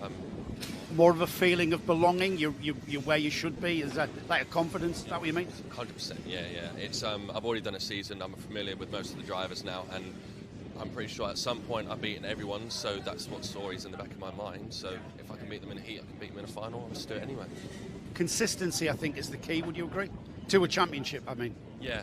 There was a mindset next year was obviously we wanted to think just try and win at every heat, but realistically I think that's what cost us maybe even 3rd last year, because we had 2 DNS, one being mechanical, more being me being a bit of a donut. But 100% consistency. I mean, with the drop rounds, yes, you do have a bit of leeway, but you still have to be you've still got to think it through. 100%. Sushi Racing, where did that come from? Who is Sushi Racing? Well, Lee behind us kind of got in touch with us. We thought, okay, well, it was more like we just needed like an awning space to get to the grid, so we didn't have to walk too far, and we thought we'd come up with a team to then put it all together. I don't really gain anything from this team-wise because it's I'm only senior here, but we asked Elijah at the time, that we just think of a name just to kind of put under the label, and we thought, oh, just put sushi. And yeah, we just kind of ran with it, and it's become much bigger than we thought. We've certainly got a good looking awning. So the kit, you've got 3 carts in the team that are running in Intermax. Let's have your Intermax drivers in here. Come on, guys, let's have you in here. So who is number 24? Freya. Yes. Come here, Freya. Look at that. Look at that. Have you seen this, Laura? So Freya, look at this sushi race. I love this name. Freya, is this your first season in karts or what? I've been doing it for 3 years. The sushi team has been new this year, and we've started Intermax this year. I think it's really fun. It's definitely faster than Micromax, and there's kind of different things, I guess, like braking more. You're going faster into the corner, aren't you? So the braking's different, is it? And yeah, it's different. And you have to kind of be careful with the throttle so that you don't get it on completely and then spin out. Yeah. You're enjoying it? Yes, definitely. Yeah, I can tell by Freya's smile. So who are your teammates? I know Elijah West. Let's start. What number are you, Elijah? 99? 199. Right, I want to start with 99. So hang on. Thank you, Freya. So what's your names? Lucas. Lucas. Hello. Lucas, hello. Yeah? Yeah. Lucas, hello. That doesn't work somehow, does it? Lucas, hello. Is not hello, Lucas? No. Tell us about your kart, Lucas. You're carrying the number 99. How many years have you done much karting? No, this is my first There's millions of people watching this. This is my first year in karting. Right. And yeah, I'm doing all right. Are you enjoying it? Yeah, very. That is the main thing, isn't it? It's like you've got a lot of learning, haven't you? Yeah. Right, so what's the best bit about driving your kart around a track? Going on the curb, using the curves and stuff. That feel like Driving sort of fast, yeah, driving fast. lots of action. Yeah. Yeah. And you'd like driving fast? Yeah. Yeah. And what about racing with your teammates? Is that fun? Yeah. Yeah. Yeah, very. Yeah. You're enjoying it? Yeah. Right. Is this guy any good? Pardon? Is this fellow any good? Elijah West, he's your teammate. Is he any good? He's really good. He is, isn't he? Yeah. Yeah. He's a fast one here. You can learn a lot from Elijah, though, can't you? Yeah. Yeah. Is that what the aim is? That you're going to do that? Yeah, that's what I'm doing. Right. Thank you, mate. Elijah, you're on the 199. Now, you are, I've heard your name, and you've done quite a bit of karting, haven't you? And are you in the British Champs this year? Yeah. Yeah, so that's Vera Tools British Championship, yeah? Yeah. So, different kart altogether, this, isn't it? Or is it? No, it's not. It's on the same tyres. So you're on the same tyres as in British. Yeah. See, I got confused there because Maxis are the tyre of the NKC. So, how are you finding the NKC? Is that good practice for you to race with the British Champs? Yeah, I find it quite fun as well. Like, yeah. I was hoping to win, but I got disqualified at Forest. So. Oh, really? What was that about? Can you mention it? Can we mention it, Dad? Yeah. Me, underfueled. So he came. Oh, so you came in at 200 grams under? Dad. Yeah. Mate, we've all been done for underweight, honestly. So what's so this is your dad who's fixing your car, prepping your car. What's your dad's name? What's your dad's name? Lee West. Lee West. So has Lee raced? Has your dad raced before? He's done just normal cars like track days. All right. Yeah.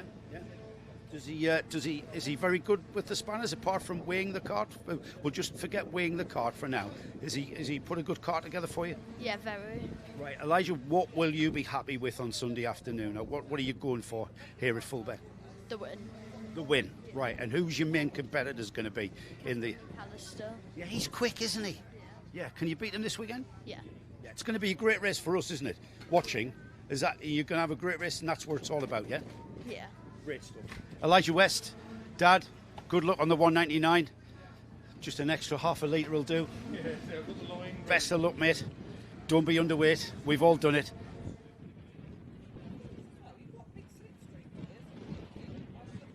Happy housewarming.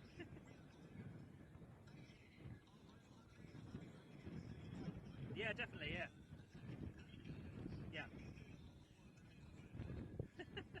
She always does. That's Sophie. Exactly, yeah. She just gets involved in everything. Honestly. Stick to the bit. I fell off, love. Love. Love.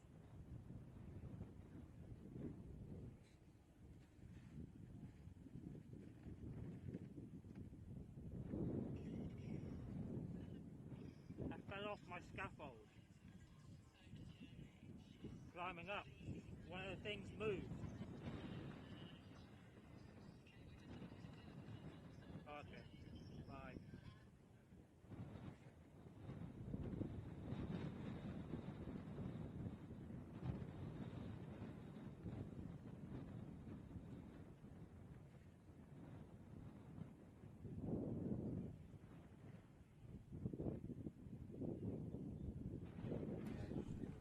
Hello, Joe. Good afternoon, everybody. Good afternoon, Nick. Welcome back from our Early lunch break. Sorry if we've caught everybody out, but we chose to go for an early. Well, we didn't choose, Nick. Did well, we? we're kind of making out. We're making out that we're the important people here, but no, we didn't have anything to do with that. No. Because we were having a couple of drivers that were being tended to by our medical teams, and that was going to take a little while. We thought, why don't we call lunch break? Yep. And then resume with the remaining heats that are left, which are coming up.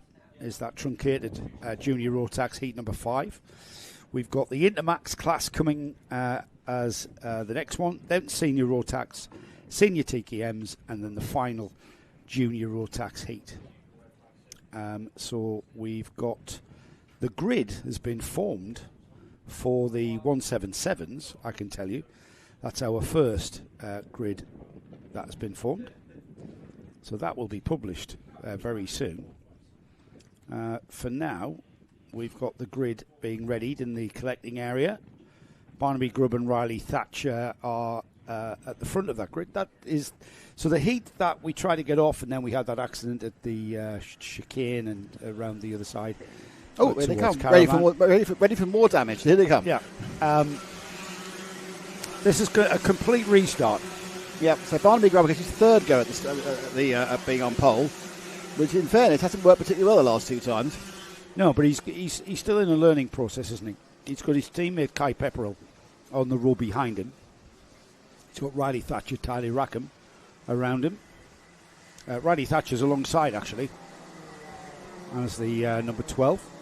The Nib Sport driver on the blue, with the white, blue and black liveried cart, leading the field around. See the drivers getting some heat into the tyres by weaving around. It was forecast to be hotter than yesterday today, Nick, yes. and it just hasn't come through, has it? Well, the wind's been keeping the temperature down considerably. So it's been I went out with a little walk and to try and fix some stuff, as we do, because that's what we do. And I was surprised how cold it was. You were look, the second layer's gone on. My second layer's gone on. Here we go. Got to go. They've learned from before. The cooler tyre temps on track will give a different handling, I think. But right now we've got a locked brake going into top end. We've got carts that are spearing quite off. Frightening when you're looking at those carts coming towards you. Yes, you do not want to be pointing towards everybody while everybody else is pointing in the opposite direction. We're already at the second chicane with the leaders as we look back at that. And it's happened everywhere. Yeah, we just had somebody happened everywhere. Back in just came around. Not sure whether he contacted somebody at the front, but the number 23. There's about 14 different incidents going around that first. Well, massive lead though for our. Was this Riley Thatcher out in front? Ethan Hunt was the driver that was unlucky enough to end up in the gravel. Jesse Whitmore is our leader. There we go.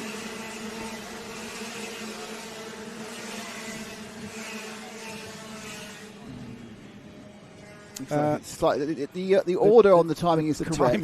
The order's correct. Ignore the gaps. It's just, all right, are you sure? Yeah, the order's correct. Just the hangover from the previous restart, that's all. So some people cross the line and it's just slightly confused it. So the number 37 is Kai Pepperell. He's in the lead, not Jesse Whitmore. So Kai Pepperell on the 37 leads this race. Somehow we have got Jesse Whitmore showing at the top of the screen, which isn't the case because they're just about to come out of the boot and underneath me. And there's the white nose cone of the number 37. Kai Pepperell, the Nib Sport driver, leads Riley Thatcher, Josh Jestin, Barnaby Grubb, Dylan Morton, Tyler Rackham.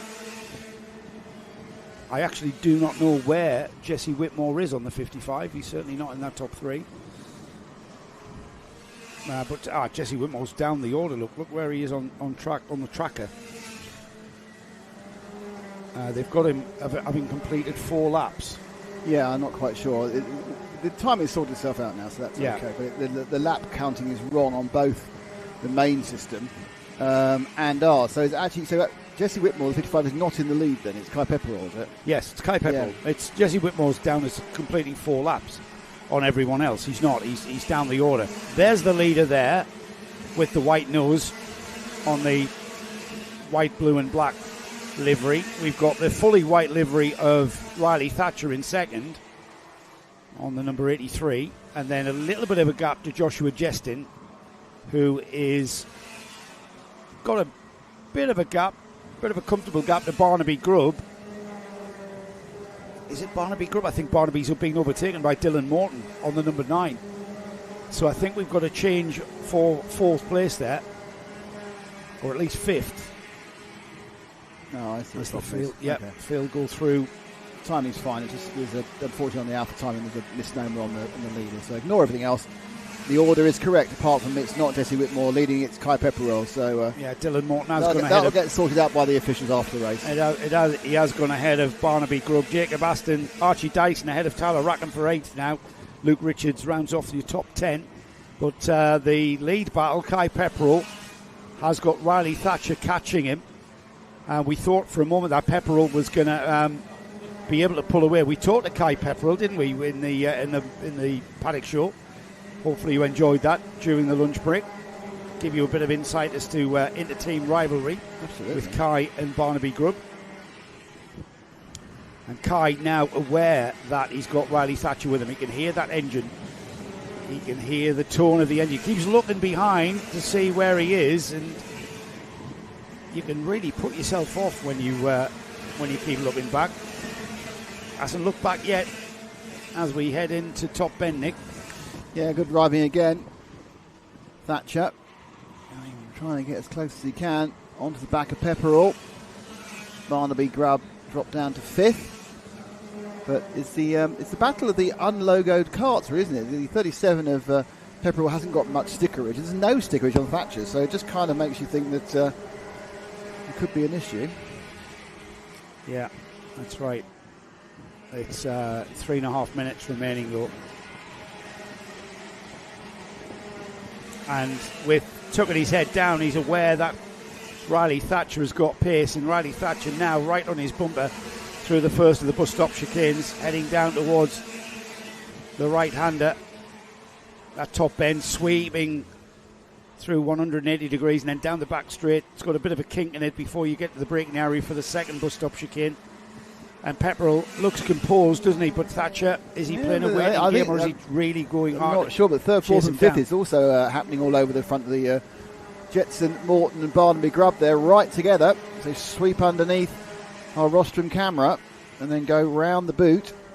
So those three are having a much more aggressive fight, trying to actually change positions now, not waiting a certain time. The red and white machine of Jestin, just ahead of the orange and white, let's say, for our colourblind friends. As Grubb now has got into the next position, then Morton. So Barnaby Grubb up the position again. He's going to another one. So Grubb eases out. Is that Morton? No, that's number Morton. 9. Dylan Morton's come through, Yeah. Then we've got the 12, Barnaby Grubb, just overtaken the Joshua Jestin, number 14, who's dropped down 2 places now. Yeah, and he was completely knocked all of his momentum to 6, being overtaken by by Dylan Morton. 2 minutes on the clock as the leaders, no change, just ahead of these 3 there. They're still battling it out, and Barnaby Grubb now finding the pace there. Those 3 locked together. Look at that. Look like they're bungee tied together. They're being joined by Jacob Aston. He's the 4th cart in that train. Oh, and sliding wide there. Joshua Jestin slides wide, and that's allowed Aston through on the run down to the second bus stop chicane. And he's made that move on him. So Jacob Aston up to 6th place now. As the leaders go through underneath, that's the 3rd place battle there. And that is Riley Thatcher. Dylan Morton and Barnaby Grubb. I knew that timing screen would throw me out. Yeah, don't look at it anymore. It's having an unhappy. It's not enjoying this particular race, in fairness. Just ignore Jesse Whitmore at the top of the screen and now. Ignore some of the. We'll read out from the slightly more stable, it's still actually wrong in many other ways, screen we have in front of ourselves. It's all that. Ignore it. Ignore it. I am. I'm trying. Attracting my attention. I know. It comes from calmness. Squirrel. Okay. Here we go then. Inside the final minute. So it'll be 2 laps after this one. That's the second chicane there. Nicely bumped over the curbing there on the exit. This is the lead battle. That's the 37 of Kai Pepperell and the number 83 of Riley Thatcher. The orange and white cart there is Dylan Morton on the number 9. And he's being followed very closely by Barnaby Grubb and Jacob Aston there. They've moved away from Joshua Jeston, who's kind of lost contact with them. So it'll be 2 more laps of racing for these carts. This is the 5th heat, the penultimate heat for junior Rotax. Some of our junior Rotax drivers will have completed their heat phase, but we've got 1 more of these junior Rotax heats to go before we conclude the heat phase and go into our finals. Starting off with a C final for senior Rotax. Yeah, 75 entries in senior Rotax. That's a very healthy state of affairs. Lovely dive. Barnaby, a nice one there, and he's not worked. No, because we did the switch back there from Dylan Morton. Dylan Morton, very, very cool and calm. He let Barnaby just slip by the inside. Here it comes. It starts here, doesn't it? Fires it into the hairpin of Caravan, but then goes in very deep, slides very wide. Down enough, could he? Yeah, couldn't get it turned. So that remains exactly as it was the previous lap. We're on the last lap now, though, Nick. Yeah, top 2. Let's go back to leaders. The top 2. They will be coming through that second chicane any moment now. In fact, it's right now. So looking out my window, I can see them right together, actually. In fairness to Thatcher, he's not let Kai Pepperell get away. In fact, is he going to try a last lap lunge? Well, hard to say fast 3 times. Pepperell was a bit defensive there. Look at that. Side by side towards the boot. Who's got the line? Pepperell's got the ideal line. Yeah. We've seen carts squeeze each other out there. Never a good idea. Side by side again. But no, sorts itself out. And that was a last second challenge there from Pepperell, who was delighted with that heat win. Not surprised. He lost it twice in the last lap. Absolutely. Great driving from Kai Pepperell and Riley Thatcher. And great driving, Nick, because they didn't push one another off. No, there's a heat, and they both realised there were good points to be gained. Whilst you work out who's well, I'll just read out some of the messaging. Thank you for the information about things. We'll sort that out, and it won't be on the when you go back there this evening. It won't be there anymore.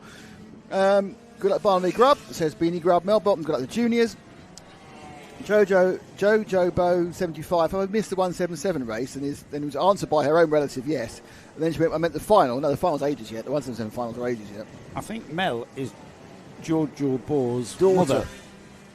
No, Mel's mum. Don't know mother. No, boy. Don't know mother. I might got that round the wrong way. Jojo. Jojo is mum, I think. Yes. Right. Unless it's like, I don't know. And is Mel's sister. Tell us the difference, Jojo and Mel. Yes. We might have got that we round need the to wrong get way. into the Bolton family tree. Right. Kai Pepperell takes the win. Riley Thatcher's second. Dylan Morton was third. Jacob Aston, Barnaby Grubb, Joshua Jeston, Leo Basterfield. A fine 7th place for him. 8th place was Archie Dyson. 9th is Luke Richards. And the top 10 was rounded off by Nathan Edwards. We're getting to that grid being formed for Junior Rotax, Nick. Only 1 more heat remaining. That will take us into the finals. We'll probably have a little bit of a pause, usually about 10 minutes. Yeah, there wasn't the idea of having lunch at the end of the heat was to avoid the need for a pause, but I assume they'll need the pause. Yeah. First off is Senior C. When is the last senior heat? But this is the penultimate heat. It's after this one. The last senior heat, is it? Yeah. Then there's a 177. We've got Intermax are coming out next. Then we've got we've concluded 177s, Nick. Have we? Yeah, Intermax is next. Senior Rotax with their 7th and final heat. They've got 2 heats to work out the Senior C, so it might be okay. Yeah. Mel says, "My mum." Oh, I've got the whole My thing mum now. is Jojo. No. Joe Bo 75 says, "I'm Zach, Mel's, Amy, Evie's, and Aaron's mum." Jojo is. Yes. So we know Mel and Zach. I think I knew that. So Amy, Evie, and Aaron, what's their link to karting? So Jojo hasn't got a telly, or didn't have a telly back then. No. Oh, you are a Because good boy. 1, 2, 3, 4, 5. Everyone needs a hobby, I always 5, say. Jojo. Everyone needs a hobby. It's well fine. done. And he's a good lad, your Zach. Yeah, but I want to know. Good luck to... Oh, hang on. I've got Karen Weston. Good luck to Elijah, Freya, Archie and Lucas of Sushi Racing. And you've obviously just seen the Sushi Racing interview. That Sushi Racing interview is available forever on the Karting Live TV YouTube page. Yes, it was a good. Until actually not ever, because in thousands of years all these digital things will degrade. So it's over for in the foreseeable future. It was a great interview. However, the reason I went in there was sushi. Was because of the sushi and the possibility of sushi being present. And at he was sushi so racing. obsessed that by the evening he had to have fish pie. I did have fish pie. What was the pub called? 5 Bells. 5 Bells in Bassingham. Which we did find serves very good food, but shuts ridiculously early. No, it's not as a problem. A very sarcastic patron. Yes. Who absolutely took the mick out of your missus, didn't he? I know. He does know that she's a local, doesn't glad he did. What? Glad he did. Right then, let's have a look at this grid for Inters. Who's going to beat Casper McAllister? I'm going to say no one. Who's going to beat him? Who is this kid? Who is he? Can somebody tell me who he really is? Have we got, who is he? Again, I don't know. You're asking a question I can't answer. I know. He's only little, whoever he is. So is it Lando Norris that sort of slipped away from Barcelona or something? We were walking through the pit with Lara yesterday, and she went, "Oh, they're so small." Yeah, they're children. That's I always forget. Yeah, so do I. Lucas Gray, though. Lucas Gray, who is a relative beginner with sushi racing, is on the pole position with Casper McAllister alongside. Ethan Manzi and Dewey Dockridge on row 2. Row 3 is Freya Bond and Matthew Lilly. Elijah West shares with Jaden Payne. Jacob Thompson shares row 5 with Tyler Banks. And Maria Ugalevichuta. That's the one, they're away. They're away. Wow. They're very good. Oh, look at that. 3 wide, is it? Or 2 wide, different perspective there. Oh. We don't really need to see that, thanks. Let's have a look at the first turn. Weird.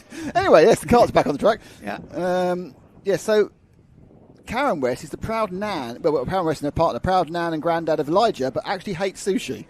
So they don't like the food, but they do like the tea. We like sushi. Yeah. Yeah. Gemma Doolin, good luck Jaden from Liam. Well done. We've got the leaders coming out of the caravan turn. We'll leave that for the break. Next one. I've got into the boot. Yeah. Leaders are about to come underneath us, and we'll get a look and see who is where in the order. Guess who's leading? I'm going for Casper McAllister. He absolutely is, and Dewey Hockridge has gone with him. Dewey hanging on to the site of the rear bumper of that TH Corsa kart. Dewey Hockridge with Coles Racing. Matthew Lilly. Now Matthew was finished really well at Forest Edge, right, sort of in the wheel tracks, really of McAllister there. Came second at the first round. He's in third at the moment. Ethan Manzi is fourth. We're wondering whether this lap it's Casper decided to show us what he can do, because he's got to the lead and he's breaking away. Now, Hockridge was able to stay with him, nailed to his rear bumper in the last heat, but perhaps with a bit of the gap and the slips having already been broken, it's not been quite so simple. Emma Baronet, come on, Vitesse Racing. There we are. So 1, 2. Then we've got 3, 4, 5, 6, 7 running together nicely. And a well-ordered race this one is. Yeah, and Hockridge chasing after McAllister, the leader there, just coming through the second chicane. He is being caught by Matthew Lilly. Matthew Lilly bringing Elijah West with him. Elijah on the black and red cart. West, I'm a bit of a think about doing something exciting into Caravan Corner then. That's Ethan Manzi on the blue and red and white cart behind him. Tyler Banks is next, Jaden Payne. They're not that far away from one another, are they, from third place down? No, they kind of got, it's a second lead now, maybe a bit longer. It's 1.5, yeah, so Casper's giving a bit of a demonstration at the moment. But the rest of the field, 2 down over. Dewey Hockridge has a battle on his hands with Matthew Lilly. They've come back together. Looks like the inside, but that's not going to work. But he may be able to do something into or perhaps out of the chicane. Look, just drifted a little bit to the left thinking about it. Didn't do it. Took a big amount of curb. And now he goes out to the far right of the circuit and the Caravan Corner. It was Elijah West who finished second behind McAllister in all of the heats at Forest Edge, and then he was disqualified from the final for being underweight by about 200 grams, his dad was telling us. So Elijah West is in contention, but he's got Matthew Lilly ahead of him, and he's got Dewey Hockridge ahead of them. And Dewey, on that Coles Racing team kart, is showing very good head strength there. Yeah, nice composure, not being rattled, is he? Well, yeah, he's also already on a little bit defensive because they lost 0.8 of a second on Casper in that lap, so it's already playing into the hands of the leader. But see, all of them ride the curbs like they haven't got a bad back and got to go to work in the morning. Yeah, in the caravan then. Hockridge using all of the track there, just keeping that momentum up. Matthew Lilly, he's had a look, isn't he? He's looking to see whether or not he can get alongside, maybe start rattling Hockridge. Hockridge staying composed up, and now side by side. Thinking about it going into the first bus stop. Ooh, not really the point to back out of the concept of that one, but I think it possibly was foreshortened by the camera, and he was just taking a slightly different line. But you need to have a look around. He's got to find a weakness. He's got to find a place where he can get past Hockridge. I think basic ground speed, these two are very, very similar. I think if Matthew Lilly let that card breathe a little more instead of staying away from the exit curb, he's stifling the momentum a little bit. There is a fine line with these lighter, smaller, less power carts of how much curb to take. Because it was quite noticeable there. I think it was Lilly took too much curb and lost momentum. Yeah. So yes, he sharpened off the corner, which is supposed to be fast, but if he wheels off the ground for too long, you start losing pace quite quickly. Yeah, there's McAllister off into the lead by a good 2.5 seconds. 2.7 actually now, but Dewey Hockridge really is composed in that second place there. Have you noticed how Dewey hasn't looked back as well? No. He's obviously got very good ears. You can hear. Now, it's really whether...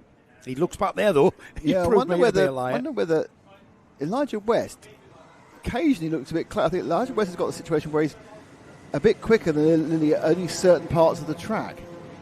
Because he's dropped off him from where he was a couple of corners down. My guess is he'll come round the boot and he'll be right in his tail. But he's right in his tail almost from now. I know it's a foreshortening of time. You should go a bit slower.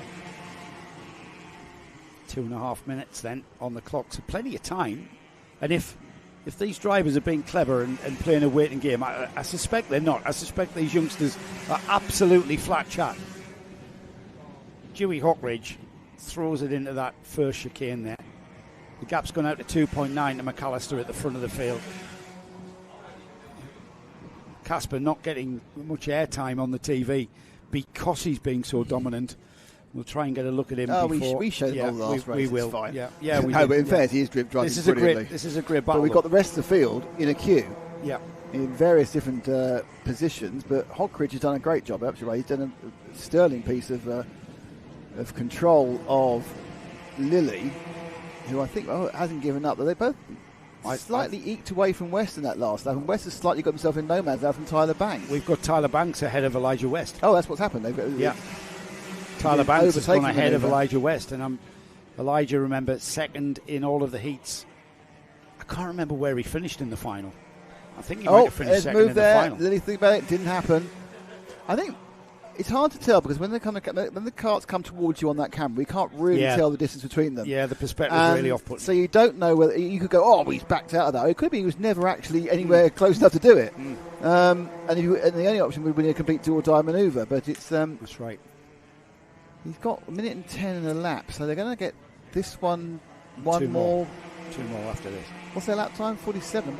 Might actually get two more. Get this one and another one. I think. McAllister across the line. Yeah, so let's see what the gap is. 3.2. So they'll go at 7:50. Yeah, they're going to get a couple more. Yeah, 2 more after this. Here we go. Look, now then, Hockridge beginning to look behind him. You told him not to. I know. Matthew Lilly. He looks again. Matthew's there. And is he playing a waiting game? Again, the perspective foreshortens. He looked like he could have gone alongside, but he's not. They're flat out. They're flat out. There's not really any discernible change of speed at all of these corners. Not like the faster senior karts where you have to absolutely hammer the brake. This is perhaps a braking area. And then you're carrying a lot of speed by the time you get around are carrying there. a lot of speed.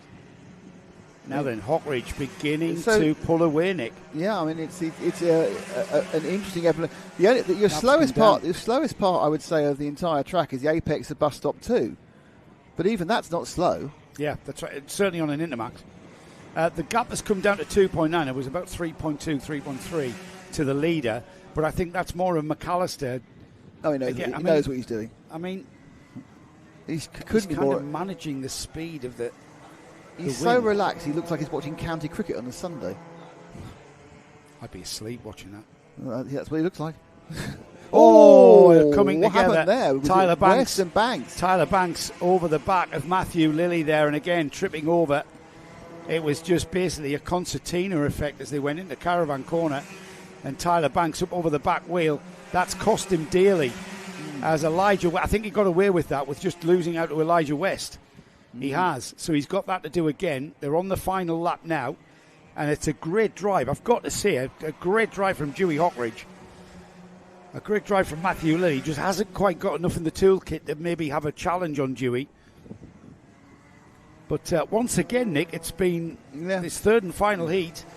And on the pole position for the final he's 7 will be from Casper. 7 now, isn't he, so far this season? He absolutely is. Let's see if we can ease our way in some way to the leader. So I think Perhaps second place is sorted as well. That's it. There's our leader. There's our leader, the green helmet of Casper McAllister for TH. Not sure I managed to do that. That's sure impressive. It's not lunch. We're not back very soon. Yeah, as Casper McAllister comes through and takes the third heat win of the day. Dewey Hockridge, great drive to hang on to that under massive pressure from Matthew Lilly in third. Elijah West hung on to that fourth place. Tyler Banks was fifth. Ethan Manzi was sixth. Jaden Pinn was seventh. Freya Bond was eighth. Lucas Gray, Freya's teammate, was ninth behind. Jacob Thompson was 10th. And Maria Jurga-Levertuta was 11th and the final Intermax runner. Okay. It is another very solid performance from the team. Just goes to show, it's lovely having 34 kart grids, but you still get a decent race with 11. You only need 2 to make a great race, mate. Yeah, well, helps have 11. So just, I know we're all very keen to work out exactly the taxonomy of the Bolton family. So the 3 youngest are part of the fan club. Okay, so that I assume would be Evie, Aaron, and Amy. We've got no ages for these people. How is the youngest like 37 or something? You know. And they met us at Warden Law. I think they met you at Warden Law. Sorry? They met you at Warden Law, apparently. Yeah. I've met them. And are there any special celebrations you come at Warden Law and make you a cake? Any special celebration? Yes, it's us. It's my wife's birthday on the 8th of July. Right, so it's a chocolate cake. Yeah, it's a belated birthday from me on the 23rd of June. Yeah. It's just the pleasure of being special. Celebrating being at Warden Law and meeting you, Jojo. How about the official opening of the Nick Damon Memorial Urinal? Yes, even if it's not ready. Well, I think, frankly, there will be a conversation with Matt if it's not ready, I can tell you. There's going to be a sternly worded email. I mean, I know there's a very good chance, even though it's not announced, we'll be doing another broadcast from Warden Law later in the year. But still not happy about. We've got tragedy what's for that? Someone coming. He's on a Birrell Art. I can't see the number. He's about to pull off. Not picked up, is it? No, he came out of the paddock and came out of the collecting area, and you'll see his hand goes in the air. So it's either oil's plug. It's either Harry or Harvey or Reese. It might be Kieran. Very near the front. It's not Kieran. It's not Kieran Gifford. It's somebody on a. I think it's Harvey.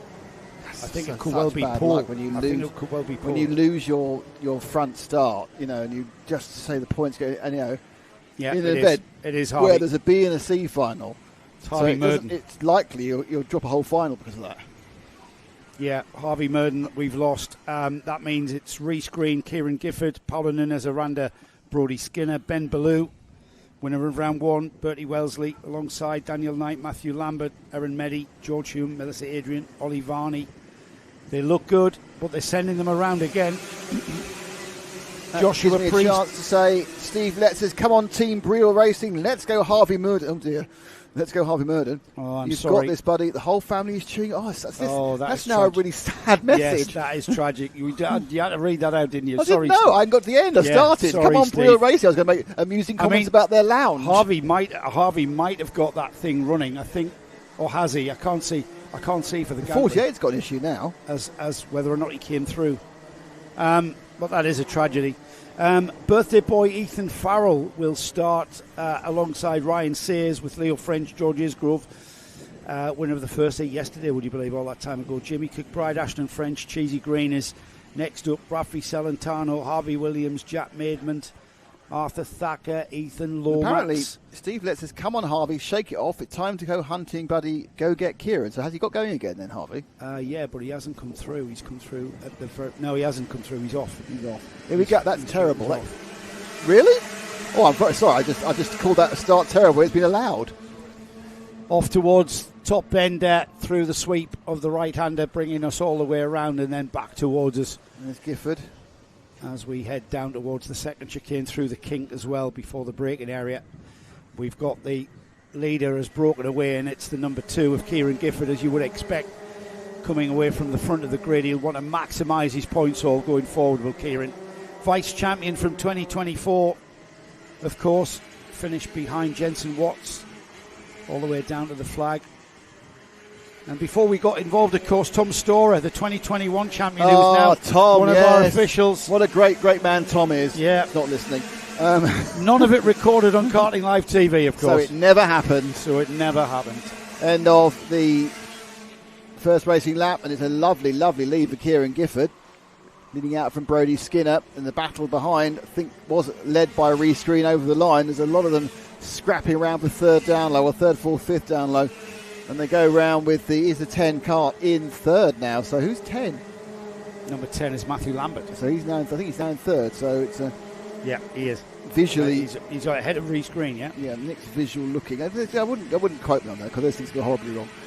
Ethan Lomax was the biggest mover on lap 1. He moved up 9 spots, up to 14th from the mid-20s. Here they come then across the line. It looks pretty spaced out.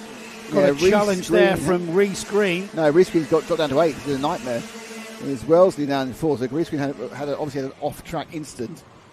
So that's kind of... well, he was absolutely glued to Paulo Nunez Aranda as they came across the line. Sweep through the chicane, out they come on the exit. A little less curb, some of them, than the Intermax. It's possibly because they've got, bruises and bodies that can't be thrown over the curbs every 10 minutes. Getting a little bit spaced out. There's plenty of time though. Still 6 minutes remaining, Nick. So plenty of time for coming round to close up. It's getting a little bit busy there, just behind the lead pack. There's that train of carts just across the line there. Kieran Gifford, Brody Skinner second. Sun's coming Why does that keep happening then? I think Lara's pressing something, but I don't know what it is. It's all right. Bertie Wellesley fourth, Ben Ballou. Reece Green up into 7th with Ollie Varney going with him, Melissa Adrian as well. Paulo Nunez Aranda ends up in 10th place, just rounding off the top 10 there for Paulo. Leaders in the form of Kieran Gifford. Brody Skinner there is the leader of the pack that's chasing down the leader, Kieran Gifford.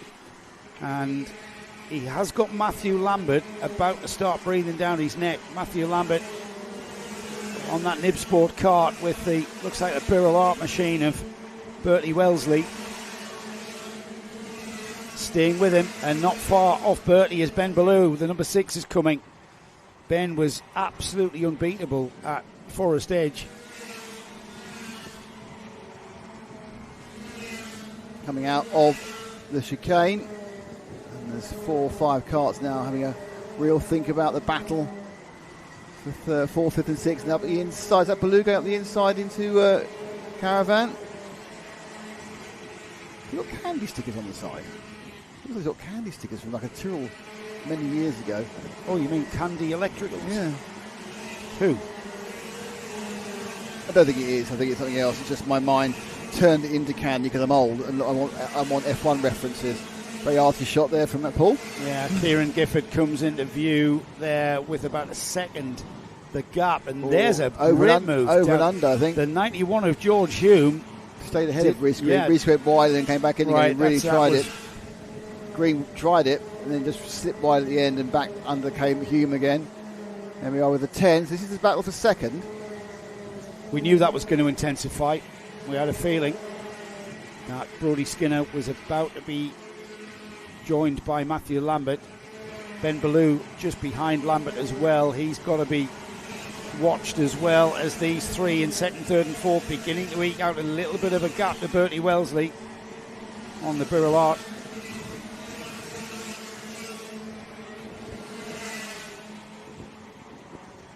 With bottom bend and back up towards the second chicane. Quite static positioning, our leader through, and then second, third and fourth all taking similar amounts of curb. 48 of Bertie Wellesley just trying to catch back up that group, but he's a bit of no man's land. Oh, there's the move. Ben Ballou down the inside of Matt Lambert. So looking at the liveries, it's the same team in first, second and third, isn't it? It's Kieran Gifford Racing with KGR. the man with the name above the door heading this field with his teammates Brodie Skinner and Ben Ballou. Certainly knows how to put a car together. Vice champion last year, we want to go one better, but Ben Ballou carrying the number 6 will want to be up there as well for another seeded number. Yeah, absolutely. That's what makes the NKC so enjoyable, so competitive at the front end of these fields. Oh, and there's Ballou down the inside of his teammate. Is that going to work? No, it's not. And Matt Lambert's not that far behind, but Ben Ballou's round the outside, entering the Caravan hairpin. Yeah, down the inside through the left-hander and then round the outside of Caravan. And here comes Matt Lambert. And he just hung out there, didn't he? That was quite audacious, to say the least, with under 2 minutes remaining now. And unfortunately for Brodie Skinner, Ben Ballou, his teammate, has kind of left him vulnerable. Yeah, that's true. So vulnerable he's lost loads of places. Razai actually says, come on, Matthew Lambert. So there's a Matthew Lambert fan in the chat. I've got a question about KGR for you later. See again? I've got a question about KGR later. All right. It's a very nebulous one, obviously. It's mine. So a little bit spread out now. Oh, that was a very great move there by, was that Matthew Lambert went wide onto the grass there? Yeah, I think Lost so. a bit of momentum. KGR leads. KGR second. Nib Sport third. Birrell Art fourth. That's the red and white cart chasing down the blue, black and white cart of Matt Isaac's team. Looking over his shoulder as they come out of top bend now with less than a minute remaining. It's going to be 2 more laps after this one, as the leader Kieran Gifford being caught slightly by Ben Ballou. 1.2 seconds. See if that's still the case when they come through. We're already out of Caravan. Matthew Lambert in third place with Bertie Wellesley. Yeah, he's looking for right there, isn't he? Yeah. Looking to attack. Gap down to a second. That's 2/10 from Ben Ballou has taken off Kieran Gifford. So with one more lap after this one, though, Nick, Ben Ballou is not going to catch Kieran Gifford, or indeed have any opportunity to pass him, I think, in the next couple of laps. Kieran Gifford's going to have to absolutely Gifford's mess got it a up. seconds lead and he's not exactly slow. There still is Lambert under pressure from Wellesley. But that doesn't look like it's moving either. And they're about to start their last lap. Yeah, just coming out the boot there for the penultimate time. Here comes Kieran Gifford and Ben Ballou underneath us. Ben's done a bit of a job at closing that down. He has. He's dropped another 2/10. Yeah, he just needs another 4 laps he hasn't got. Yeah.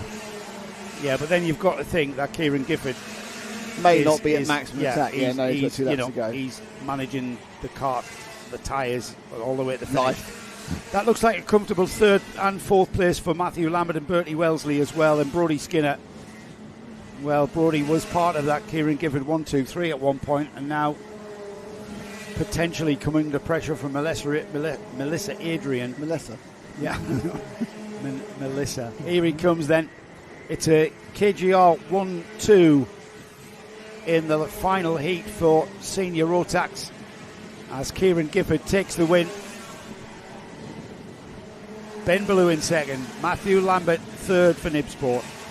It's Bertie Wellesley on the Burrell Arc in fourth. Then we got Brodie Skinner, Melissa Adrian, Reese Green, Ollie Varney through to 8th, George Hume 9th, Ryan Sears in 10th, and Paulo Nunez and Aranda hanging on there for 11th, with Charles Green, Cheesy Green scoring points there in 12th, Ethan Lomax 13th, Sam Wyatt for LRG in 14th. Penultimate heat coming up. Penultimate heat before several finals. Many more finals than usual. We are kicking things off when we get through the heats, Nick, with the 177B final. I don't think we are we? Oh, no, we're not. We've got race 24 in between. It's just they've been published. That's yeah, race 24 will be the senior Rotax C final.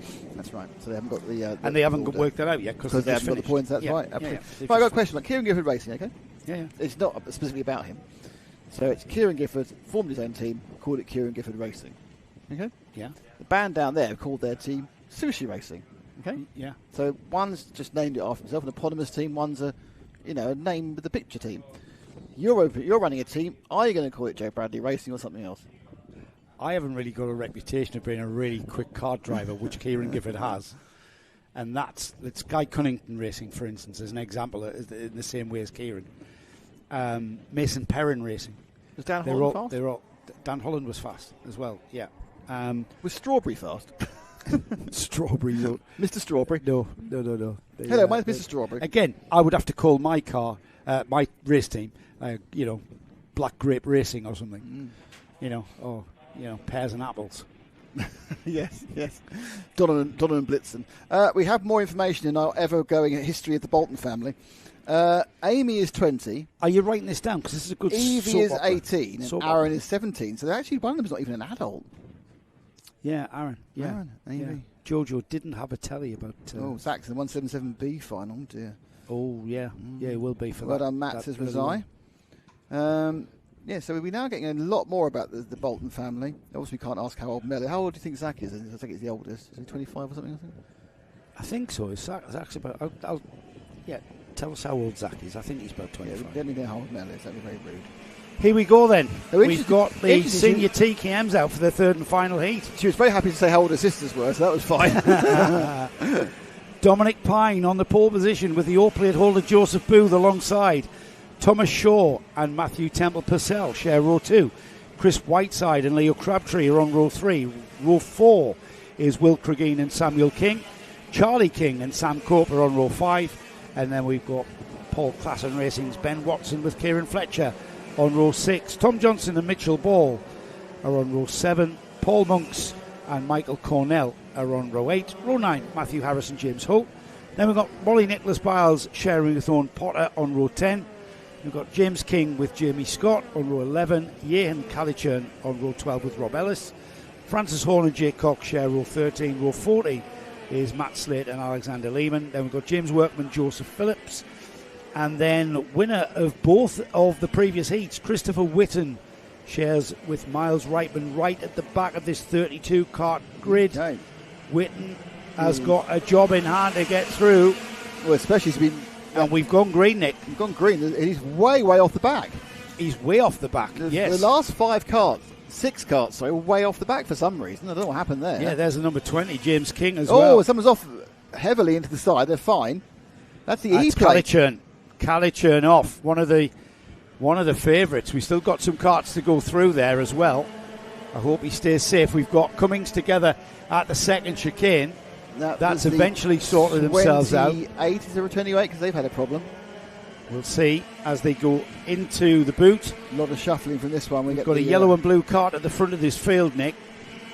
And I think that might be the number 39. It is Dominic Pine from Joseph Booth on the O-plate. Matthew Temple Purcell, it's Will Cregeen who's had a bit of a problem, dropped a few positions. And there's been a couple of people who had pretty... Yehan Calichurn, who did very well in the first round from my memory of watching it. Chris Whitten has moved up 9 spots because of all that kerfuffling. 9 spots, so he's not that far away. Calichurn was the winner of round 1. Yeah. Remember? He did very well. Oh, and are coming together, the leaders tripping over one another there. Dominic Pye and Joseph Booth tripping over one another at the caravan hairpin. And that was just not enough space for 2 carts to get through there. Down the inside went the ore plate. Oh, it's right off. And went skirting off there. Teach me to look out the window. There's another cart facing the wrong way as well. That means we've got Thomas Shaw now taking the lead of this TKM race from Matthew Temple-Purcell and Leo Crabtree joining in as well. This is going to throw an absolute spanner in the works of the grid. Yeah, we're going to have a bit of a mixed-up grid, aren't we? Christopher Whitten up another 5 places because of incident. And he's up into 13th spot now. Which, considering he started 7 seconds off the start of the race, is pretty impressive, really. Those 20 places will almost certainly be enough to guarantee him pole position for the main final. Mitchell Ball's down in 23rd. Yeah, what happened to Mitch? Mitch is I think he had a problem 2 laps ago. So quite a action-packed opening 2.5 minutes of Mitchell the final Ball, TKM Mitchell race. Ball started 14th. So he was part of that issue that had occurred. It looks like Matthew Temple-Purcell has taken the lead, and he has. It's Temple-Purcell now leading from Shaw, with Crabtree in 3rd as they there's yellow flags on the exit and there's yellow flags in the caravan as well. So there's a big yellow flag period of this track. We'll get an idea of what they're yellow flagging for up here. I assume it's that cart went off the side. Can't we see it? Is it cleared? No, you can't really see that. I think it's been cleared now. Oh, yeah, yellow flag is away at that marshal's post. We're going to have yellow flags coming out of the second chicane, so yellow flags at the second chicane with a cart pulling off number 29. Yeah. So he is down the order somewhat. Temple-Purcell leads, Thomas Shaw second, Leo Crabtree third. Bit of a gap to Chris Whiteside, Tom Johnson and Charlie King. Ben Watson in 7th, Christopher Whitten up into 8th place, would you believe? So from the back of the grid, he's gone by Mitchell Ball. He's a massive contender for pole. He's been helped out by everyone. It looked like he really dropped it by being so far off the lead, but by giving the space for everyone else to make horrendous errors in the first few laps, he just kind of driven past people who weren't even on the track. Yeah, absolutely. So only 4.5 seconds off the lead, Whitten, and considering he started 6-7 seconds off the back of the pack, it's a pretty impressive performance. And he does have the fastest lap as well, as he moves up to 6th. This isn't over though for the lead, Nick. 3 carts there coming out the first chicane, heading down to top bend now, sweeping through that fast curve. And just pinging into view a second ago, as they hadn't quite turned into the bottom bend, was Whitten himself in that all-black cart, the menacing Johnny Cash of TKM Racing, man in black, who will certainly, even a 3.5 minutes, will get onto the back of 4th and 5th. It could be a little bit too much of an ask, even for his performance, to get onto the back of the top 3. This is the top 3, just going into the boot. Temple-Purcell, Thomas Shaw, Crabtree. They will follow each other through the fast left and cross the line. Be 6 laps completed there. Just over 3 minutes remaining. Plenty of time for these to come together. And if anything, I can see the carts behind of Tom Johnson, Chris Whiteside, Christopher Whitten beginning to come together now. So a 1-2-3 battle, a 4-5-6 battle, where it can go any way. Who's it going to be? Who's going to show their hand first? Well, I'll tell you the answer to that. It's the man who's now in 5th place, which is Christopher Whitten. He's now got himself into 5th, I think. He has. He's already moving forward, and 4th will not be long coming. Oh, here he goes. Looking up the inside, he's going to... Where is he going to move it now? He's moving up the inside of Tom Johnson. Slightly narrower, more nimble carts, obviously making overtaking a lot easier here at Fulbeck. TKM's quite a bit smaller footprint at TKM than a Rotax. He's down the inside of Johnson into the first chicane. Just throws the cart in, catches the slide nicely, rotates the cart, gets his head down. He wants to catch the top 3. 2 minutes and 16 seconds or so on the clock. And it's been a hell of a drive, Nick. From the back of the grid absolutely into 4th place. Quite incredible. Just so you know, we have more Bolton family information for the break. All right, that's lovely. Yeah, keep it going. You don't want to miss out on too much. So, where can the number 33 of Christopher Whitten get up to in the remaining 1 minute and 46 seconds and 1 lap? And the answer is he's on the back of the top 3. Yeah, the top 3 have become now top going 4. For the podium. He's in 3rd. He's in 3rd. Is this going to be 31st to 1st? And 31st, a long way back. Oh, there's a change to the lead, but he's going to pick it up. He's got 2nd. He's got 2nd. In 2 corners.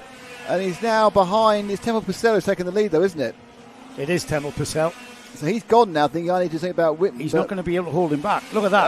Oh. He's just driving around people. That is ridiculous. Is that He's just driving around people. That's like different gravy, isn't it, really? Yeah, absolutely. Oh, and Temple Purcell down to 4th in the blink of an eye.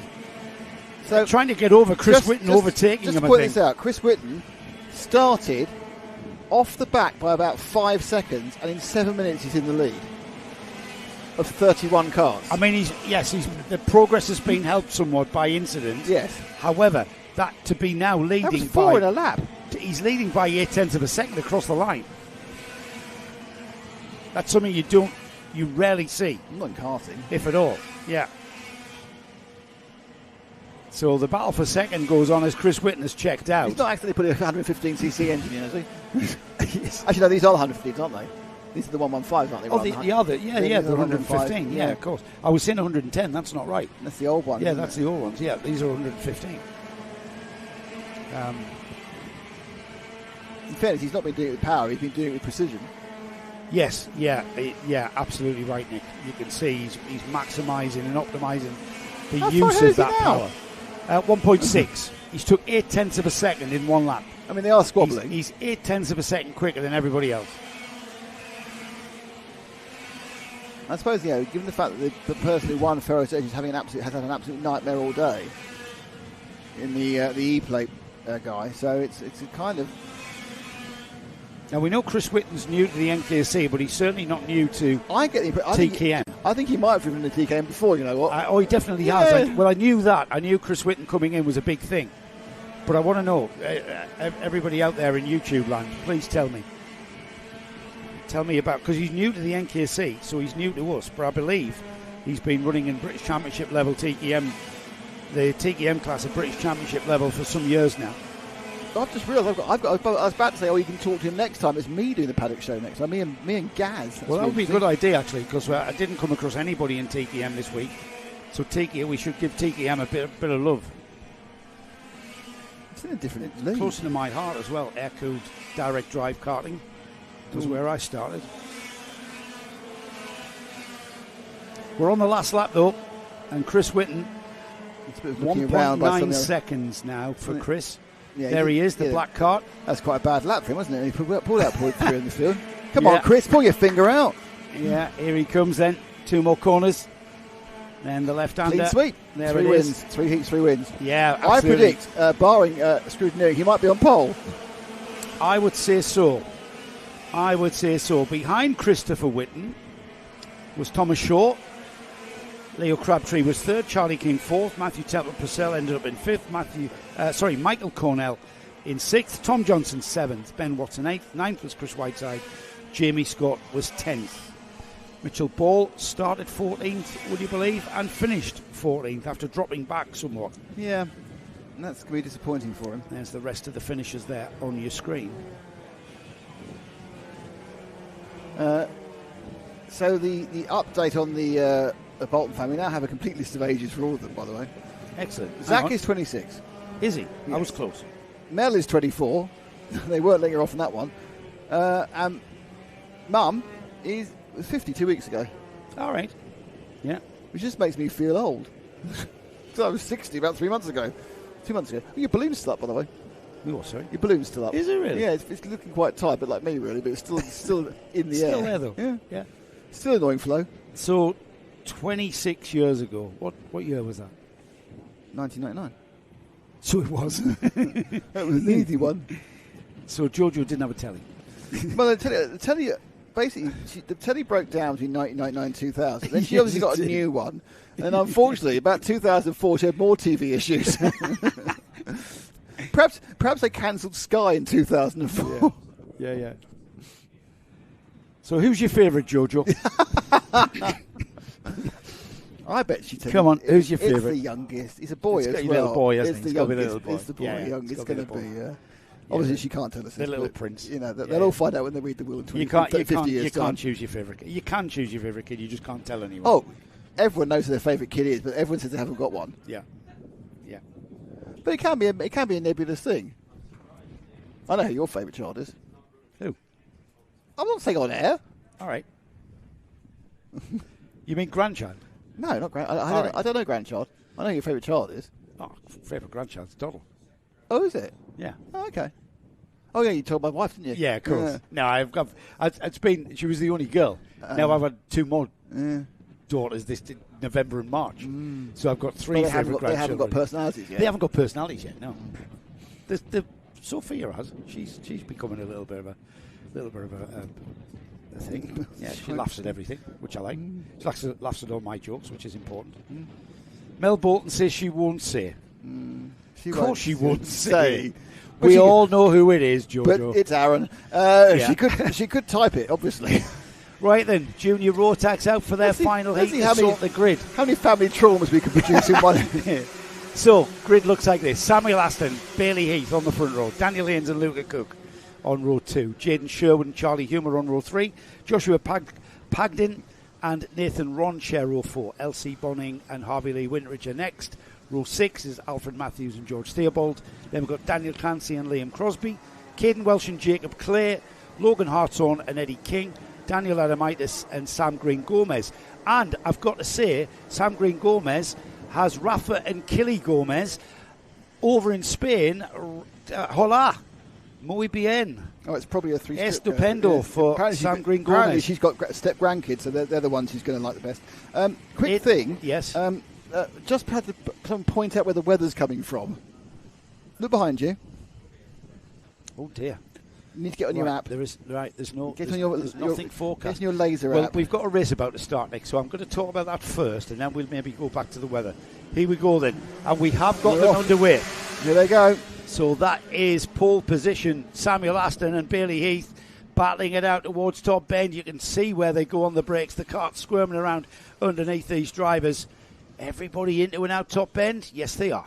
And they're up and into the first time around the second chicane. They come out together, and it's the 31 that's leading of Sam Ashton. We've got the 72, really irritating. I think he wanted to make the. Well, you can tell that isn't enough gap. That's Luca Cook from 6th place. He couldn't turn in, I don't think, or got it slightly wrong, and then he annoyed. Yeah, got herded out, and the zigzag isn't wide enough. It's too tight. You can't get a Rotax Max car through there. They have nice little paint scheme on the front of the 31 where you see up close. Little bit of white. Sam Aston, Jaden Sherwood for Coles right on his tail though. Who's Sam Aston with? Can't quite see the livery there. It's nice. It's kind of I quite like. It's quite clean. Yes, it is. It's probably designed by his brother or something. These two breaking away. Daniel Haynes in third. Daniel was in juniors not so long ago, wasn't he? He was in grow up so fast, don't they? Yeah, we've got absolute argy-bargy going on in the form of Bailey Heath, Nathan Rond and Charlie Hume. Might be Alfred Matthews in there as well, as they sort themselves out in these early stages.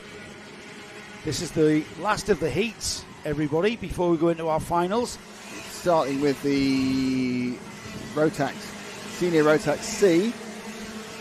A little bit of multi-laning around there, but still in the lead. And pulling away, actually, is Ashton from Sherwood. So Jaden Sherwood then behind him in third. And this is a real spread out one, isn't it? This is already kind of moving into gappage. Certainly the leaders have the first 3-4 carts beginning to break a bit of a gap, but behind them, if we can look back at that, Nick.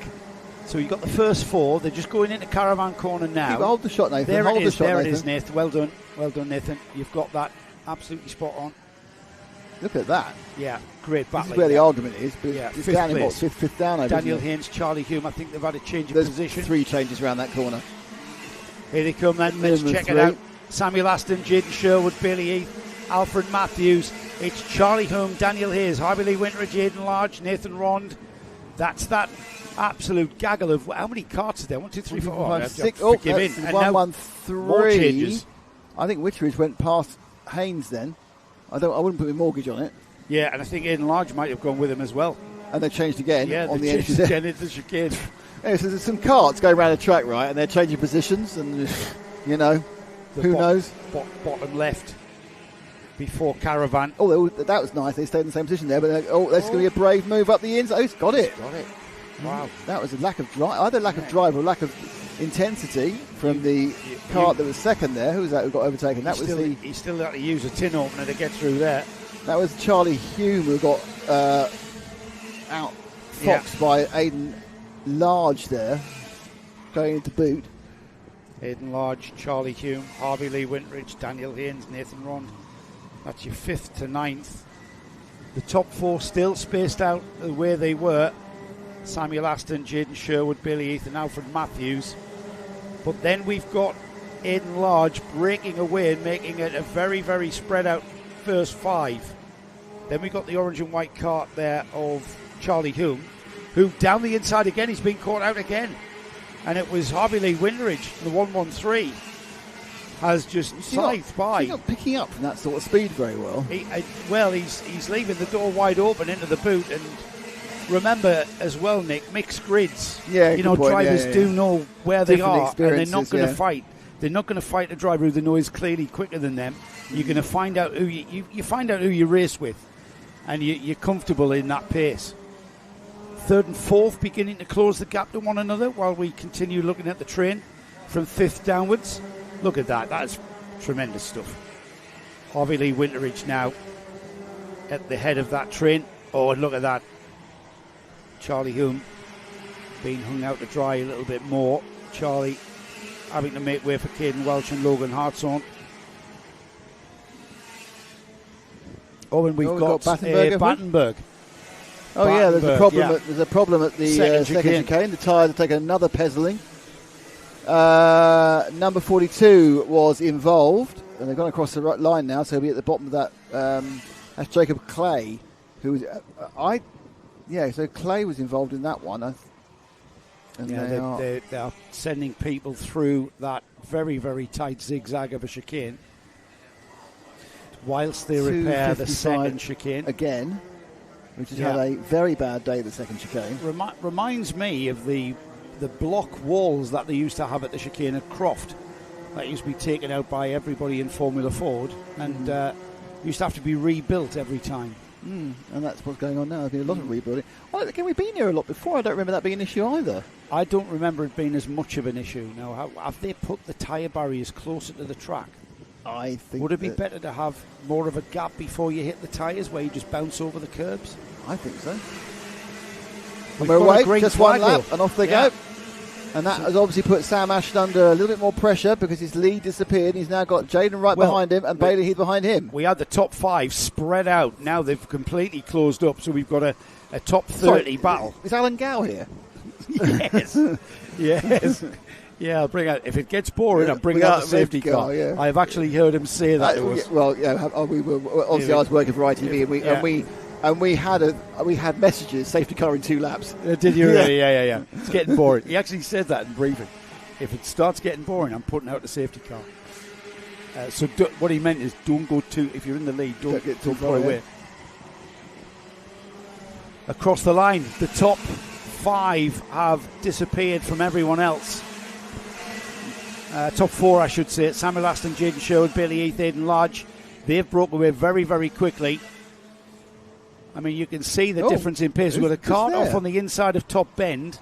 That might bring out another yellow flag at least, minimum, whilst we get another Battenberg while we recover that one. Who's that broken down? Can we just someone went off. Someone just went off behind these 3.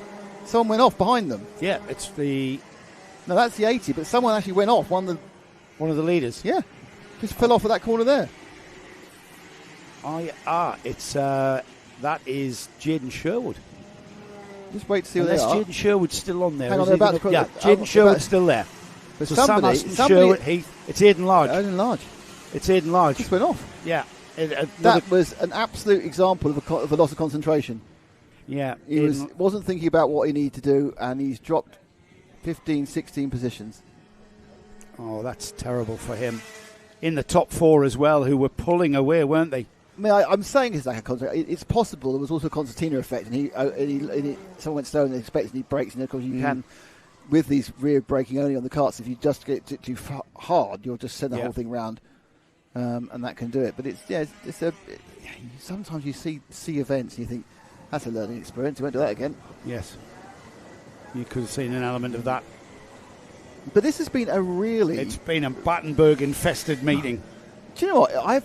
I've seen less Battenberg at a cream tea party. Yeah, I tell you what, I can't remember when we've seen as many incidents. No. And I'm going to throw this one out there for anybody to disagree with me, but I think it's the nature of the track here. I know we've been here before. We've been here many times with NKC. All the championships. And TKC. And yeah. We're going here we go. We're going to go green. One lap. One more lap. So a 1 lap sprint. It's like an IMSA race. 1 lap sprint to the flag then. Samuel Aston has to hang on to this. Race, you should be on X right now. It's Jaden Sherwood hanging on to the rear bumper. Sherwood can smell a victory, but so can Samuel Aston, who's been very quick all race long. So it's going to be a big ask, and I fear for what could happen here, Nick. If they've got to be very clever, these youngsters, and look at that, look at the gap that Aston has pulled. He's got a cushion. First, second, third and fourth place now. Logan Hartshorn been joining in that distinctive livery, isn't it? That's the shiny blue and purple. And Logan Hartshorn's come made a few points here after his win the previous heat. He'll be nice and high up on the A final. And across the line, it's Ashton with a good win, complicated win. He was quickest, but then he had all these stoppages. Jaden Sherwood comes in second. Bailey Heath comes in third. It's Logan Hartshorn.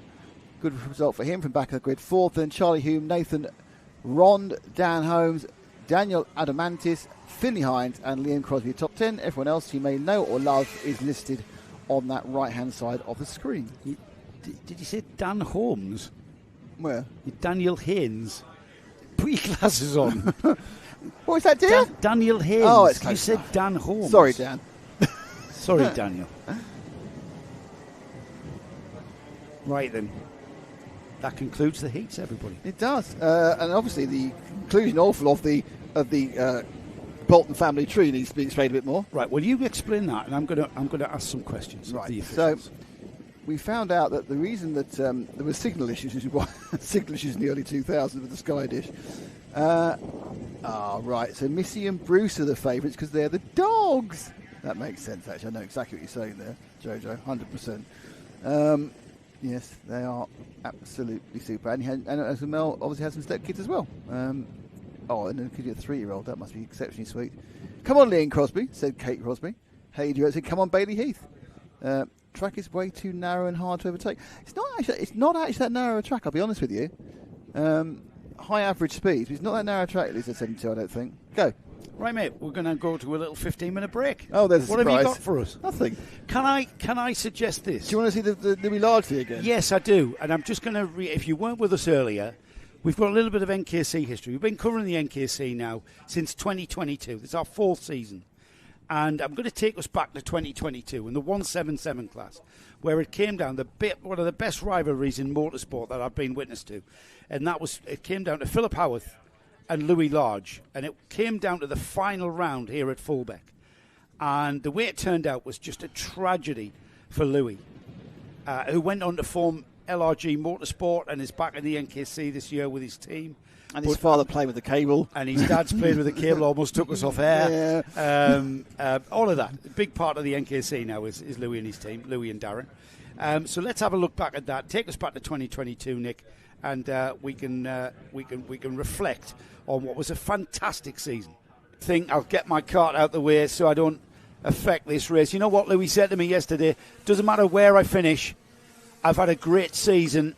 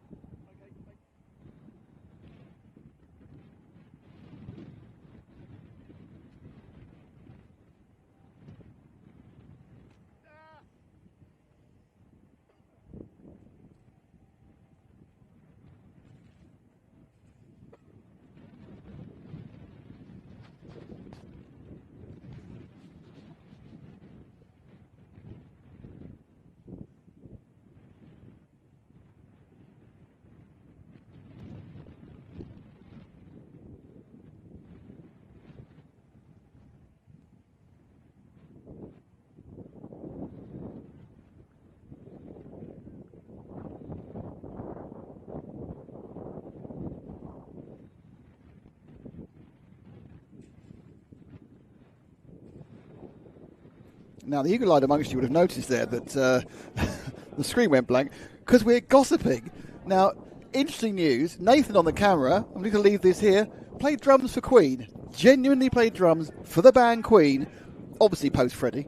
So that's the thing. You also find out I was at Live Aid. Joe apparently saw. This is a bit of a Queen thing. So Joe saw Queen live in 1973 or something before they actually ever did anything. So that's what's gone on whilst we've not been saying anything to you. We haven't had a picture on the screen. So I apologise for that. I should put up a little message saying what's coming up, and we should be back in about 5 minutes, I think, for reality. Oh, by the way, it's raining slightly as well here.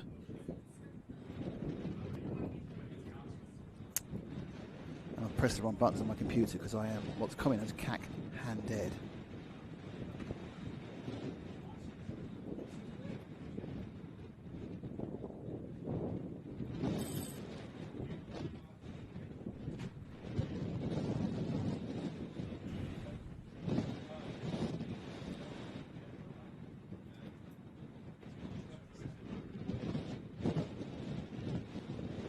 Okay, so I managed to write the word pre-final break back very soon, you see. I'm not sure any other cameras will show the rain. We have got a bit of rain. It's going to blow through on the unpleasant wind, but there we go. Yes, so we've done that now, so we're back in a few seconds. You can see a little bit of weather. We're getting a bit of weather. It's very exciting. And, yes, it didn't go anywhere. That's the thing. Of course, you had a black screen and thought it wasn't there. We are here. We are here, but it all went wrong. I'm not actually quite sure why it went to black and not back to a camera, I'll be honest with you, but there we go. Anyway, enough of that, enough of this wittering. We will be properly back, I think, in about 6 minutes' time.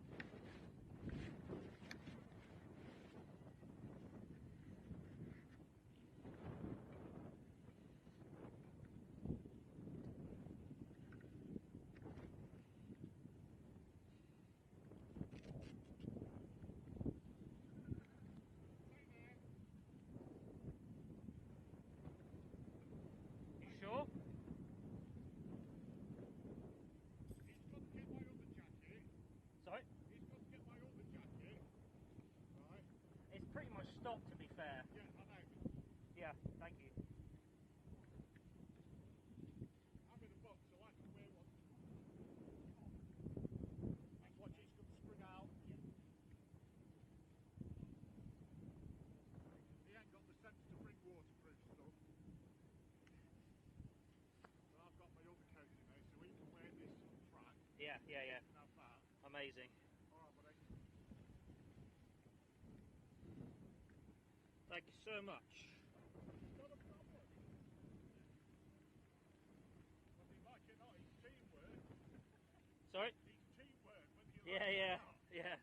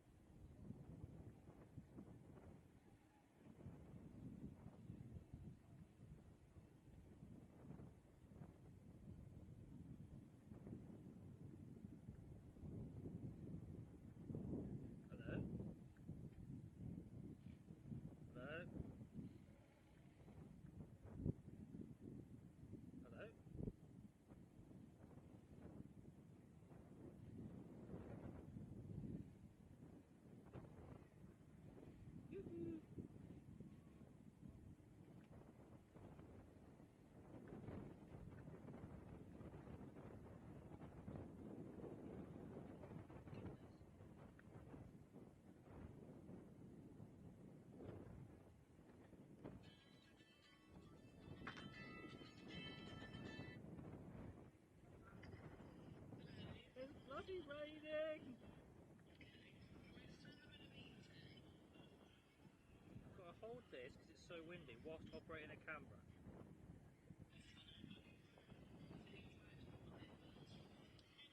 What's it forecast?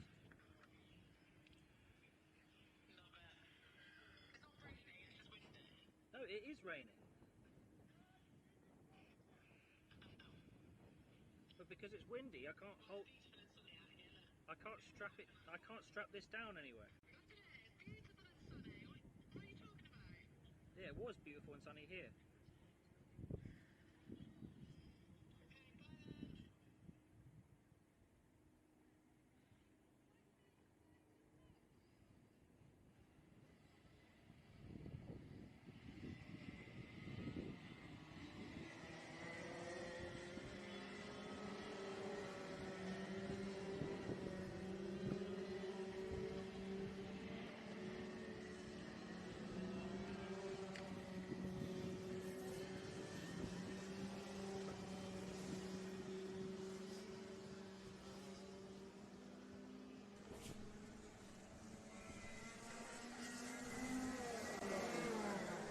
Welcome back, everybody. We are about to get on with our C final. Now then, we had 14 karts that qualified for participation in the C final for Senior Rotax. However, I think we may only have had 6. We've had a bit of a shower while you've been away. We're on the edge of a massive rainstorm just to the southwest of us. I got slightly damp. And Nick has gotten slightly damp. 6 minutes. We are not green, though, are we? Yes, Yeah. we are. Yes, So, we are. I didn't realise that 14 are Oh, qualified. look, 4 wide. Oh, there we go. We've got 5 Entertainment. cars Entertainment. into turn 1, and they all hit each other. So who's actually taken part? So Taylor England, who was on pole, Isaac Reynolds, where was he? I was trying to cross-reference the grid to see who hadn't turned up. Interestingly, so 6 karts have come out. Yeah. The number 34 is Lagarde. is Jacob Martin, who got out late. He's way off the back of these They're 5. on wet or dry? They should be on dry. I'm going to check. That's why they might be slip sliding around. So I might have been a bit unfair with them hitting each other there. They might have been unavoidable. They've already. So leaders on wets, second plate. All on wets. They're all on wets. Yeah, that's how Which damp is the track expensive because it stopped raining and it's pretty dry. And importantly, there is only 4 of these 6 karts going to qualify. Yes. Through to the B final. So I was That's quite the back interested of to know who were the 7 who didn't turn up. I assume they could have had mechanical issues and all sorts of things. Oh yeah, there's quite a few who haven't turned up. So it's the 666, Joshua Priest from Robbie Rigby, Isaac Reynolds, Taylor England, Nathan Jensen, Jacob Martin. Now, of course, the big battle is the battle for 4th. It is. So that's Nathan Jensen. Would you believe it's 2 Guy Cunnington karts? There we go. Taylor England and Nathan Jensen, who are from the same awning. Guy Cunnington Racing. Guy, of course, the former British Senior Rotax champion. Here with his team, and it's great to have them. And it looks like Nathan is... Nathan has overtaken Taylor England. Is dropping off at the moment. So Nathan's the final qualifier and pulling away. If anything, looking like he's about to challenge Isaac Reynolds. Yes, he's moving up. Nathan with the white helmet. So they come through just for purely legal reasons. Joshua Priest is leading and Robbie Rigby is second. But much they might think, this is our chance to get on camera. They're not important. It's who's going to bump up. And the last bump up, it's going for the lead. Oh. Side by side round caravan. Priest and Rigby. What's happening second and third? Third and fourth. It's all about the 4th place, Nathan.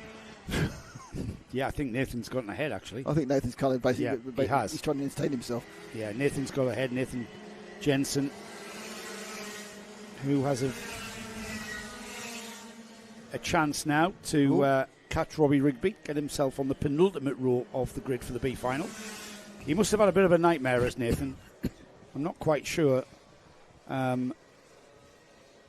Looking back at the result, I'd have to absolutely scan the results, wouldn't I, to find out what's happened. You'd have to put any some of serious these drivers. homework in. I would. That would take me more than just scanning whilst I'm talking. The damp track, as now that the rain has completely stopped, it just barely dampened the track, didn't it? It did create slipperiness, and you know what? For a safe, I think I would have gone out on slicks. Yeah, thinking that the rain was going to go away, which it has. Here's a challenge for the lead. I'm not sure I want to pay £200 for a set of wets either. Just ahead of these 2. It's certainly slick now. Yeah, absolutely definitely slick. slick. It's a little now. bit damp in a cup, but just a little bit damp, not wet even. Well, you're just going to ruin your wets if you're going to put a worn set of wets on for this if you've got them. You wouldn't put a new set on. That would just be throwing money away.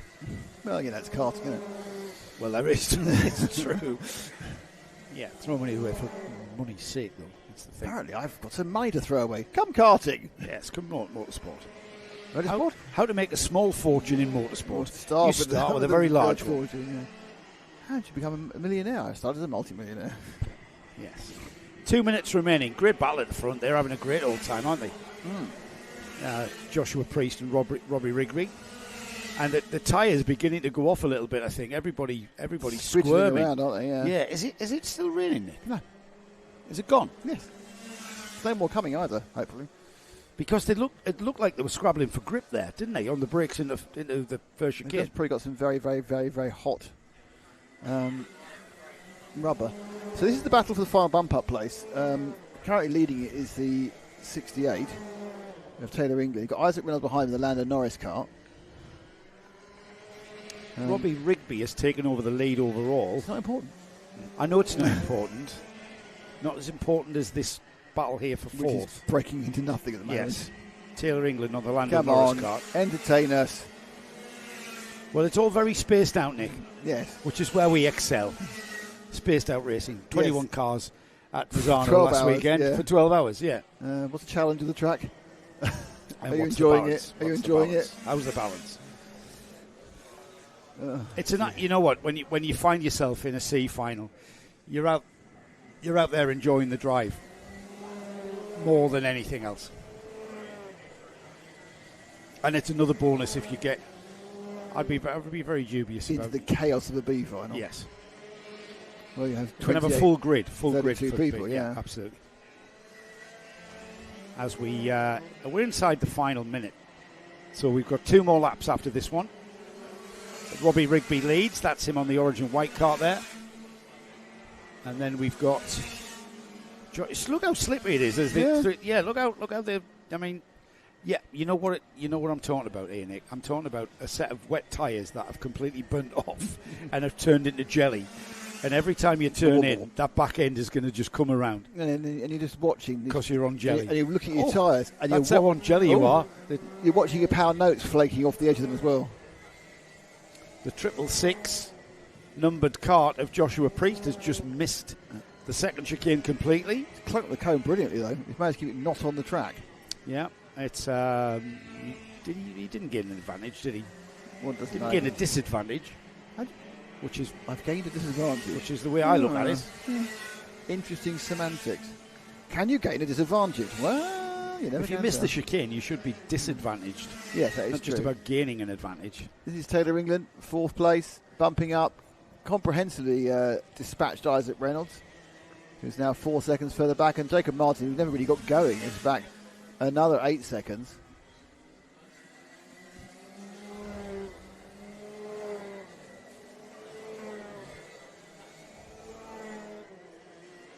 So that is the number... We're on last lap, by the way. Yeah, last lap board. Mm-hmm. Yeah, we're on the last lap. The checkered flag is being readied by Marion. That's the 4th place. You did the leader now. Marion is it now? What's her name? How do you know Marion then? Have you been swapping numbers, have you? I was here yesterday when they were having conversations with her over the radio. Conversations, I think. I wasn't involved in the conversation. Okay. Checkered flag then. Four qualifiers. Where are you going with that? 4 qualifiers into the B final. Into the B final. Robbie Rigby is the first of the qualifiers. Joshua Priest second.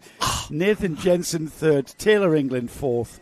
And then the 2 drivers, Isaac Reynolds and Jacob Martin, failed to qualify there. Would you like to explain your behaviour? We have got a list of drivers that didn't qualify for the C final, which they didn't take part. They chose not to.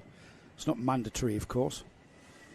We've got our first B final coming up, and I know it's going to be a massive thing up there in the northeast, because we've got 14 drivers that have qualified for the B final. And 2 of those drivers are LRG Motorsport teammates in the form of, are you ready for it? Yep. Zach Bolton. And Keith Mason. Now, I saw Keith completely miss one of his heats. And I'm not sure whether we're going to see Keith out. I have a feeling we're not going to see Keith Mason out. We're not going to see 14 starters because Martin Bramwell's not scored any points, so he hasn't been there. Yeah, Martin Bramwell has just not turned up, maybe. Or had a problem on practice day. The grid is Lewis Crocker and Reg Harewood on the front row. Brian McCready and Nathan Wells. Ollie Bailey and Adam Malins. Zach Bolton and Chris Abraham. Zenzong Lim and Billy Clark, row 5. Row 6, Keith Mason, Jamie Dart, and Josh Pickford, and again Martin Bramwell, who was in the entry. 14. How many think you're going to start? I'm going to go 8. I think about 6 or 7. I think 8. 8. So, both predictions for the total number of points Sunderland will get in the Premier League next year. Cruel but accurate, yes, prediction-wise. Well, after you turned me, after you actually turned me off a second ago. Well, you just wanted to talk about Marion, didn't you? No, you wanted to talk about Marion. We've both been proved wrong, I think, Nick. Oh, is it a lot? Oh, go for it. No, there's 8. 9, I think. No, there's 8. I've won. 8, you did. You were spot on. And they are Reg Haywood, Lewis Crocker, Ollie Bailey, Brian McCready, Chris Abram, Adam Maylands, Billy Clark and Jamie Dart. Jojo. What's going on? Why isn't Zach in there? Why isn't Zach racing? Zach has called it a day, I'm afraid. Why? What's that about? Oh, it went to black after the didn't really large thing. So no LRG Motorsport drivers in the form of Keith or Zach. We've gone to 9 now, so that's really my prediction. We've got Zeng Zong Lim. Now Zeng Zong Lim is a novice driver, so Zeng Zong Lim just getting some seat time, I think, which is a good idea at this stage of your karting. 8 minutes these ones, and they're going round again. So once again, same deal. 4 qualifiers moving through into the year final this time. Mel does not know why he's not there. No one knows why he's not. Jojo doesn't know why he's not there. Yeah, obviously. This is a major moment in Zach Bolton. It is. The Zach Bolton fan club is left bereft. Is left high and dry. They've got the flags out. They've got the cake out. They're about to the bunting's flying celebrate a potential race win. If you think about it, Zach could have been in contention. Could be in contention. He's lost. No cake for Zach, by the way. Yeah, he's on that keto diet. No, well, anyway. I'm sorry. I thought you just because you wanted to eat it all. We were going to eat it all. That was all. I thought it was as pure as I could. Okay, the guys are rolling out. There's 8. Well, there's 9 now because Zeng Zong Yim's got into position and they're up and running. And it's a case of 4 of you will bump into the main Rotax 177A final. 8 minutes for this B final. It was 6 minutes, of course, for the C final. And the main finals will be 12 plus 1 lap. And away they go. And immediately a breakaway as they come through the second chicane, which is taking a bit longer than normal. And it is the number 27 of Lewis Crocker, who is comfortably leading a slightly already extending and spread out environment. Into caravan for the first time. Nice train of carts there, nobody being silly. First 2, I should say, breaking away first. Then 3rd and 4th. A little bit of a cushion to 5th. So there's your 4 qualifiers in shop there. So you go through the final left-hand sweep. And across the line, Lewis Crocker, Reg Haywood, Chris Abram, Billy Clark. Brian McCready, first of the non-qualifiers in 5th there. Ollie Bailey in 6th. Zeng Zong Lim in 7th. Adam Maylands and Jamie Dart. Change for the lead as Reg Haywood gets into the lead. Going past Crocker around Bottom Bend.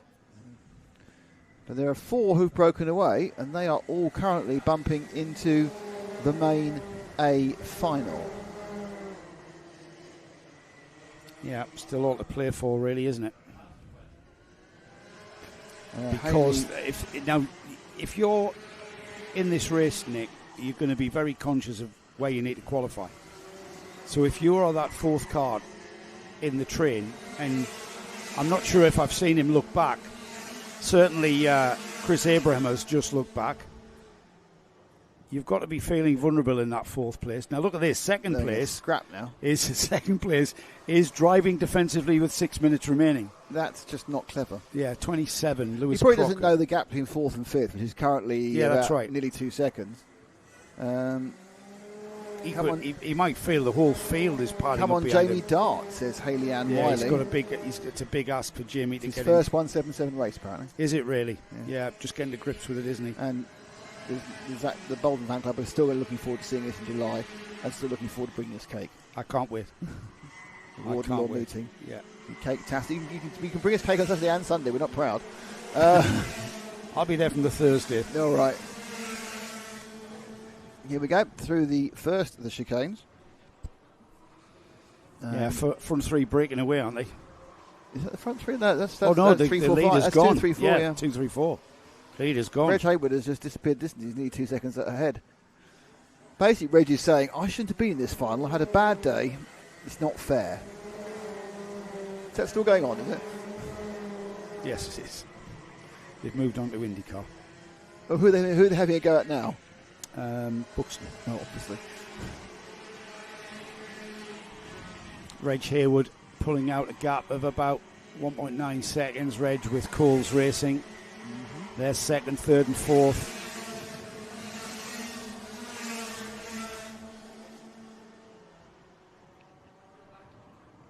They're quite safe, aren't they? Well, 44 seconds away from half distance. Yeah, but 4 and 5 now is down to a second. So Ollie Bailey has brought back that 2-second gap to a 1-second gap, and that's the fourth place man there, the 46 Billy Clark. It's Ollie Bailey who's the person we're interested behind him in the blue and orange nose. He's got a grey and orange suit on. He's just behind there. So remember that gap. The gap last time round was exactly a second, and 100. But let's not argue about that. Yeah, it's the gap might come down, Nick, and it's still a chunk of time. But there's still half the race to go. I'm not quite sure what the official is pointing at, whether he's pointing at Lewis Crocker or Chris Abram there, whether he's pointing at that first card or second card. And yes, Chris Abrams looking down at his engine. But no mechanical flare. No. The official there in the middle of the track there was pointing at one of those carts, and I'm not quite sure who. And neither of the drivers, I would think. The distance between the two, the fourth and fifth, went down by hundredths of a second last time, which could be a very long race before he gets past at that rate. Yeah, third and fourth beginning to break away from Billy Clark. Billy Clark's no, that's second and third. Sorry, second and third. Oh, he's off. He's pulled off. Oh, who's that?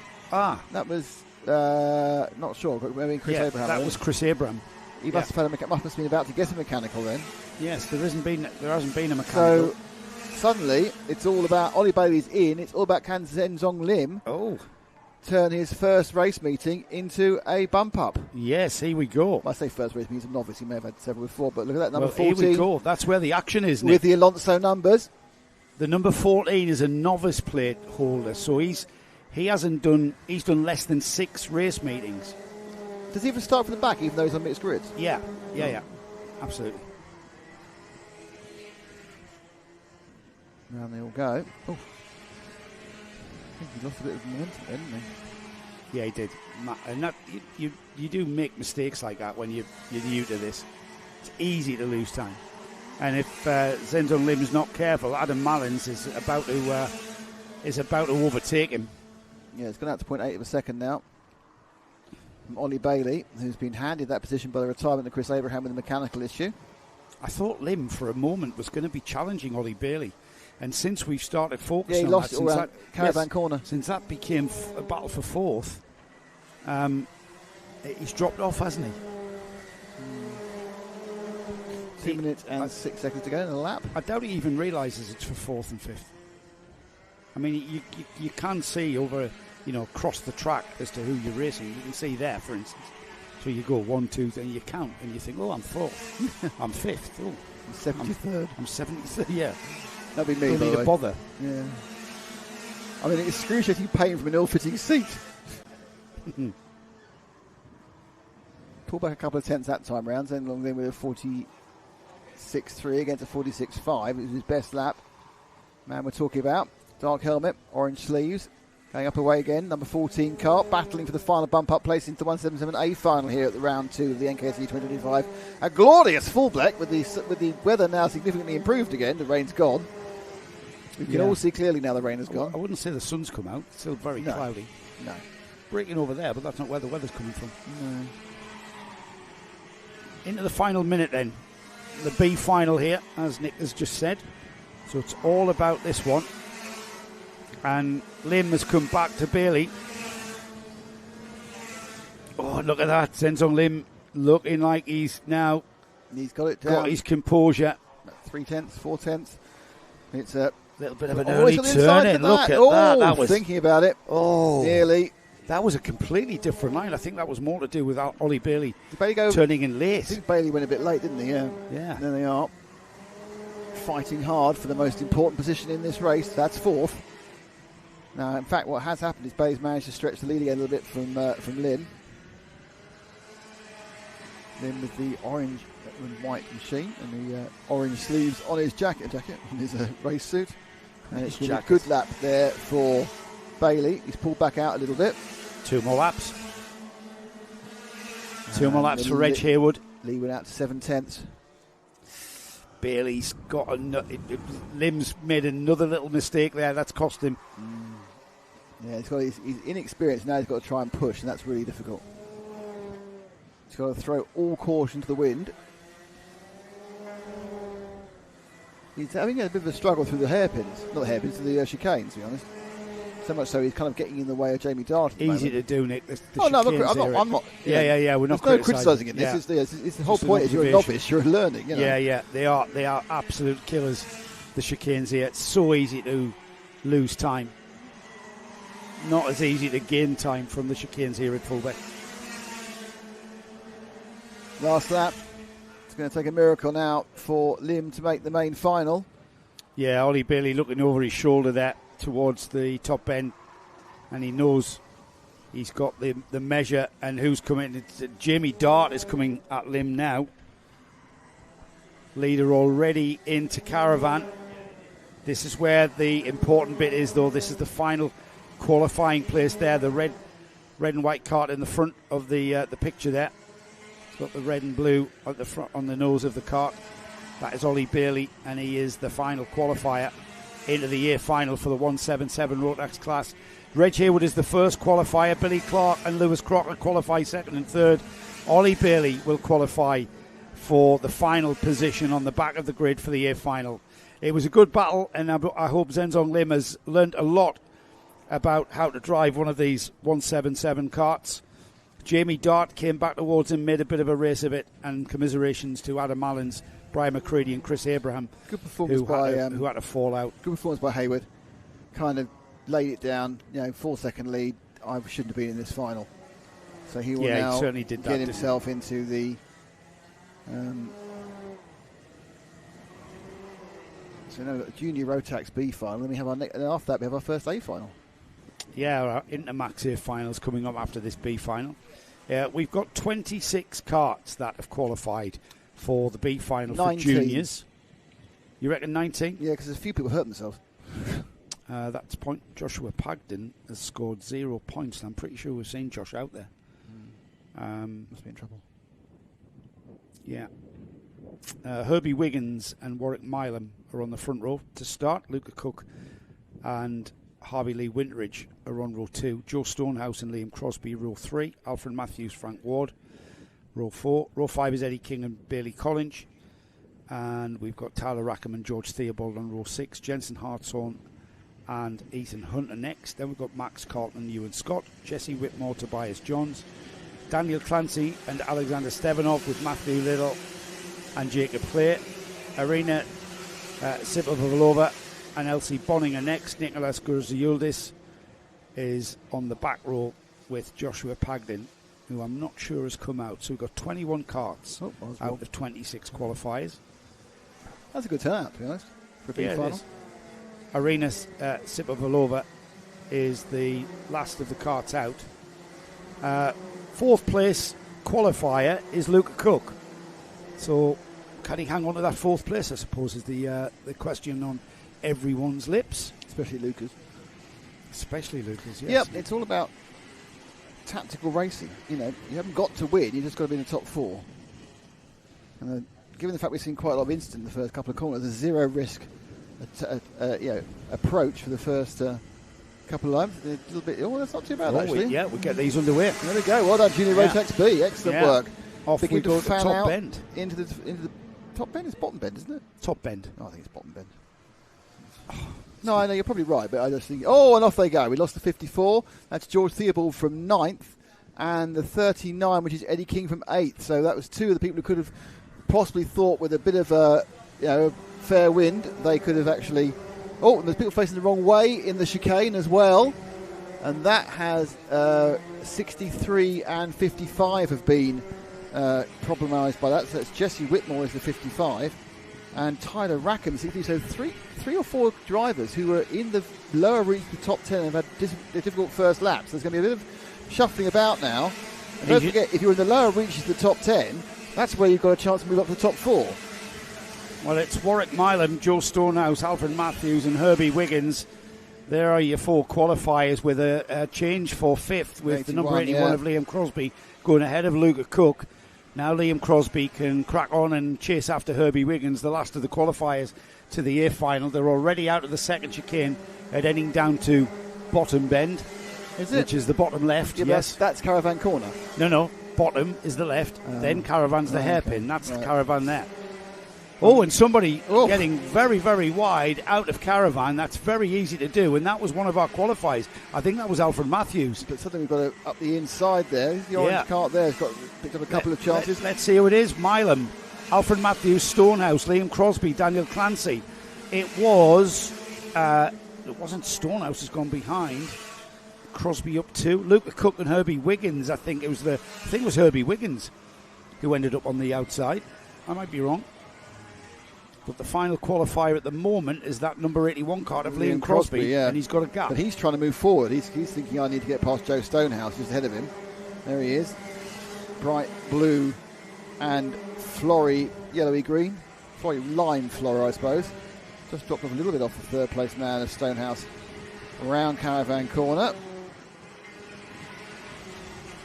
Joe laughs at his WhatsApp group. Paul Bainbridge, man. So third and fourth actually the closest, which is irritating because it doesn't matter because they're both bumping up. Fifth slightly being dropped. That's the blue and pink machine of Clancy in the background. He needs to absolutely maximise his pace as the number 58 because the other two are getting past him. To the extent we're actually like the 81 of Crosby is looking to move up to third. Yeah, he's going to be wanting that third place just to take him off the pressure of being the final qualifier, isn't it? That's the thing. The number 80 of Joe Stonehouse loses out into the boot there. And he's lost out in double weights. He's lost momentum, and now suddenly the fifth place man's right in his tail. So Clancy on the tail of Stonehouse in that final bump up place. Yeah, crossing the line now. Good news for Crosby. He's got himself a cart cushion. So what can Clancy, the 58 machine, do about the 80 of Joe Stonehouse? He's closed the gap, Nick. He's coming. He's got momentum. He's got progress. He's got performance. However, he's the slightly inexperienced of on this side by side and just squeezing Stonehouse onto the grass, and Clancy there moving ahead. But I think there was more understeer. He just couldn't get the car to turn. Well, you're not going to turn when you got the car the other side of it. Yeah, didn't give any space. 58. Not sure that. I'm not sure what they'll make of that. So that has left Clancy in out. In fourth place. And the large gap. I can hear a report coming in about Caravan Corner. There we are. On the last lap, and that will be the Daniel Clancy and Joe Stonehouse incident that we've just witnessed. Quick thing from the chat, Hayley Durant, is it seniors next? No, it's Intermax. Intermax final next, then it's the senior B. Yeah, 3.5 minutes. Going to have to have a couple of seconds in the steward's room just to say yay or no on that, wasn't it? It's an important part. Fourth and fifth being the absolutely key overtaking manoeuvre of the entire field. Yeah, it's how you interpret that, isn't it? Clancy, though, has scuttled away a 1.2 second gap between the fifth place man, which is the Lando Norris of Stonehouse. It was Wiggins as well, who are right behind each other. Matthew Liddle is 7th. Luca Cook, unfortunately, has dropped back from his initial starting position of 4 into 8th. And kind of turning into a bit of an anticlimactical race, guys. Well, we could try and build it. We could pretend we were professional broadcasters and build up some false excitement, if you like. Well, the excitement would be whether Daniel Clancy can extend that gap beyond Liam Crosby and take third. So 2.5 minutes. He looks like he's got pace to do it. Where he'll choose it, I mean, it was a little bit controversial how he got by Joe Stonehouse, so remains to be seen. And already we're seeing Liam Crosby defending, and he doesn't really have to. He's qualified onto the back of the year final now. He'll still be on the back of the year final if he loses this position. However, it's hard to get that message across to this youngster that he doesn't really have to fight for this. He's been told to fight for everything, hasn't he? Looking left, looking right. But the 58 cart. Because it's not going to, if he gets a safety position, I don't know. The interesting thing is he can hardly hand it back, and he is beginning to gap Stonehouse. But what will happen is he'll get a 5-second penalty, which will drop him back if it's deemed unacceptable. And it's kind of like two schools of thought there, entirely about what is right and what is wrong.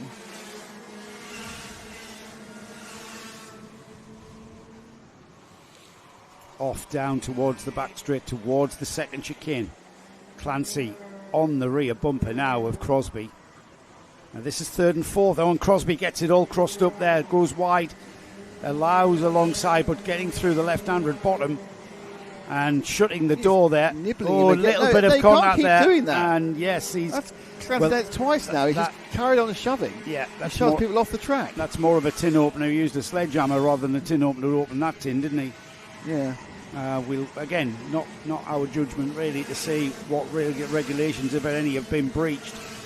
But he just contacted and then he might have damaged his nose actually. So it remains to be seen which of these several fourth instances. Yeah, who's going to qualify in fourth then? With less than 40 seconds remaining. Warwick Milam has pulled out a 1.3 second gap. They've got a huge gap of 7 seconds as Alfred Matthews and Milam. Matthews in second. And then we've got Clancy.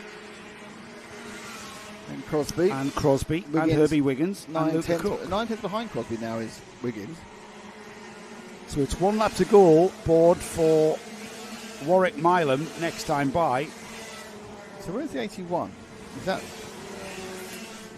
the 81 is there, the blue and white, blue and yellow. So that's your fourth place man, Liam Crosby. Okay. And obviously the gap seems a bit bigger on track than it says it is on the timing screen. The 81 is the fourth, but there's the fifth place, sixth place man. They kind of benefited from the pushing and shoving around Caravan Corner last time. So they got this one. Yeah. And then one more. One more. Last lap board here being shown now to the B final leader, Warwick Milam. Doesn't like Crosby's going to have an issue. I mean, in fairness, there's a little bit of pace there in Wiggins behind him, but he's not going enough. I don't think he's going to get the 7 or 8 tenths he's going to need.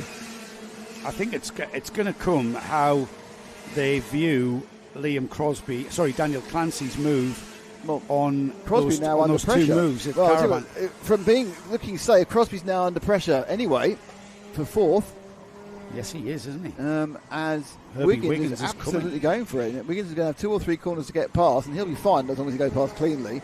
There may be many other issues yet to be sorted out, but they've suddenly found a bit of pace. These are guys in 5, 6, 7. They're actually fighting amongst themselves, and that's going to reduce it entirely because Wiggins actually looks like he's going to get overtaken by Luca Cook, who's came back from that difficult start, but that's going to give enough room for the space for Liam Crosby to cross the line, take 4th place.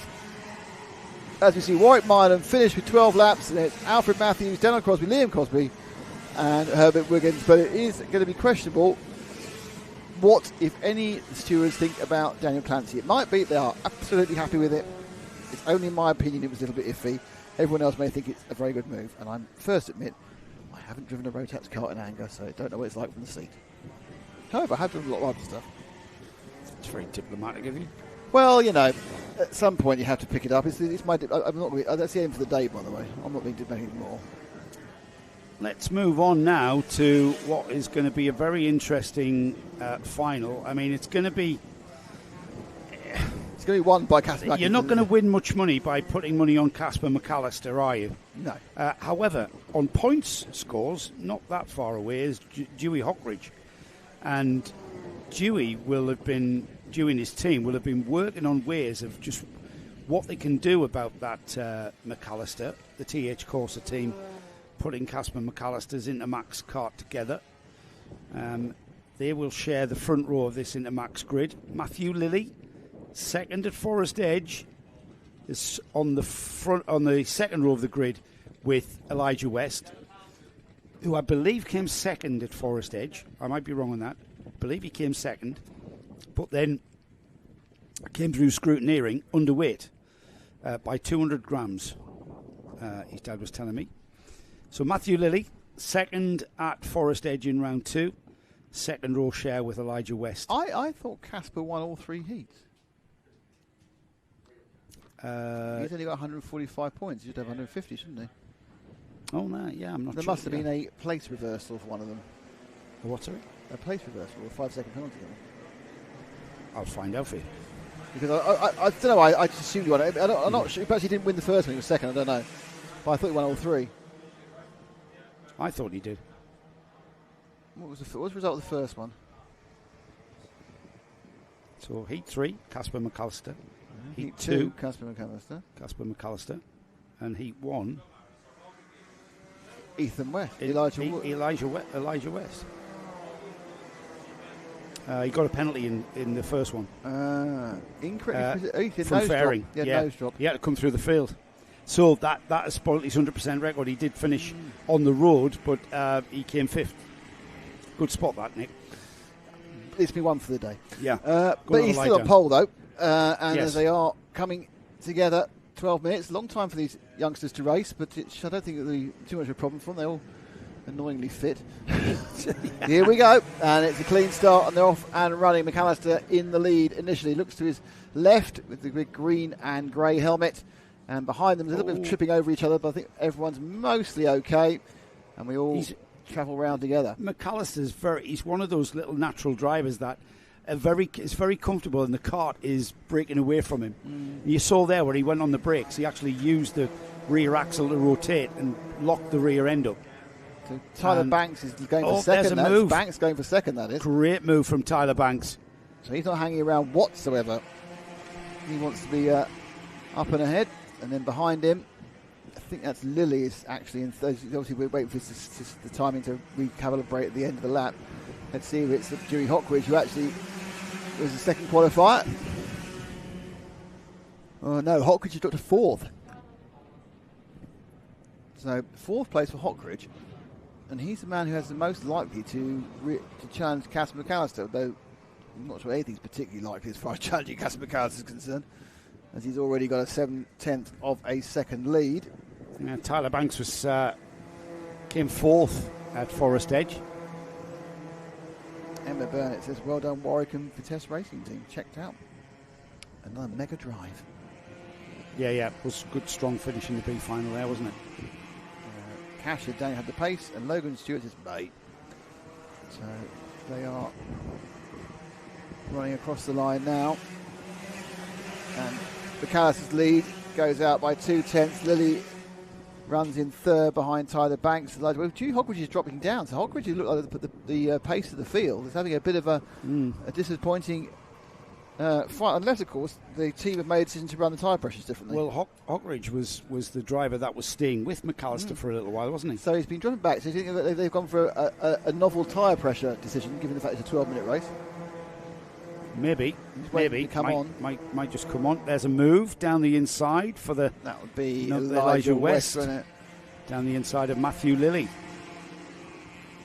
Some great racing from second place down over. Let's have a look at this again. Again, on these Intermax karts, you can make this move there. Yeah, I think as he moved across to the left, that left the door open for West, and he went through it, didn't he? The reduced footprint is, if you want to see why a reduced footprint is a good idea for overtaking, just watch these or TKMs. That's just different types of cars. It's just, obviously the reason the reduced footprint is because you can reduce driver's size, so you can do it, but Are we suggesting we send this footage to Formula One? I was going to. Yeah. I'm sure we'll be the first. I mean, all Formula 1 only look at Formula E, they can overtake at Monaco as well. Yeah, that's true. Because those cars are, half the size of an F1 car? Yeah, that's very true. Also have no aero, so they don't get aero wash. McAllister has got a gap of 1.2 seconds. Yeah. And he's not letting up. It's another fast lap there. Another fastest lap of the race. I mean, everyone's putting in personal bests. But the fastest kart on the track is that McAllister kart. Second place comfortable for Tyler Banks. Third place relatively comfortable for Elijah West. And equally comfortable looking Dewey Hockridge with Matthew Lilly, Ethan Manzi, Jaden Payne, Freya Bond, Jacob Thompson, Lucas Gray, and Maria Jurga-Lever-Tuta at the back of the field. But staying with Lucas Gray and Jacob Thompson. Shall we have a look at the 3 carts at the back? Yeah, go for it. So we've 12 got minutes, why not? Jacob Thompson and Lucas Gray with Maria Jurgelieva-Tuta at the back. Where's the last place cart? There they are. Oh, that's battle. Last we're having a battle. Brilliant. Yeah, they're having a great little battle of their own. So the purple cart is Maria, yeah? Yeah, the purple cart's Maria. Then the 99 of Lucas Gray, who you spoke to in the show. Our dad's from Lithuania. And Jacob Thompson in the all-white machine. I can't believe he has weight issues at 9, but there we go. That's right. Might not have had a sticker kit ready for it yet. Yeah. But the Jurgelieva-Tuta surname is Lithuanian. Our dad's Lithuanian. She's going for it up towards that yeah, she's having a go, isn't chicane. She? And the number 99, Lucas Gray, we spoke to Lucas, who told me his surname was Hello. Lucas Hello. Hello. I mean, this is really good because, you need to learn by racing. Yes, they're racing a second off the pace of the people at the front. That's not important. The point thing is they're learning by racing every lap. And that's, and as we know, even some children and friends of ours, kids this age just suddenly get it. It suddenly happens. They really do, don't they? It suddenly happens. Yeah, it just clicks. And at that point, it suddenly costs you money. Yeah, it absolutely clicks. And oh my God, they're on the pace. Oh my God, I'm going to have to do this properly. I've seen this a lot. So in the RC world, that happens as well. Does it really? They're crashing, smashing bits up, and then pink, and you go, oh, blimmin' heck. If they get it like at 9, you're being beaten by them. It's a nightmare. So a little bit of a breakaway from these two. Behind, so Maria on the back of Jacob Thompson. Let's stick with the back 3, please, Nathan. A little bit off, you can see, about 4 or 5 seconds off the leading crew. They're getting their own wave acceleration ahead. They're being encouraged to do what they can do. But they're sticking up. So can Jurgelieva-Tuta find something around Thompson and get herself up into the top 10? I've noticed how Lucas Ello on the number 99 has just eased away from the two behind him, hasn't he? But they are still scrapping it out, these two, learning a lot about driving their kart around the track. Oh, that's look at that. Maria's coming towards him. Oh, Maria, down the no. Great driving from Jacob. Thought about it, backed out. Didn't get phased, did he? Doing a good job there. Did not get phased at all, did Jacob. And he's holding. He's just looking composed there. So I think we need to leave these two to battle out for the rest of the race. Second and third are pretty close now. They're just coming through the second chicane now. In fact, second, third, fourth, and fifth are pretty close coming through the second chicane now. Here they are. Obviously, Casper McAllister has a lovely break of just shy of 3 seconds. But then you've got Banks, West, Hockridge, and Lilly. Those are the 4 running together, equidistant, a couple of tenths apart. I'm surprised by Hockridge. He's just not had the pace he had in the heats. Yeah, I know. It's just not there, is it? I kind of think I get the impression there may have been an inspired setup decision made by someone that hasn't worked. I mean, he's not. I mean, he's staying. These 4 have stayed together, haven't they? Tyler Banks, Elijah West, Dewey Hockridge. They've stayed together. They haven't dropped off, and Matthew Lilly's there as well, of course. And they've just circulated together in proper Intermax style, haven't they? Mm.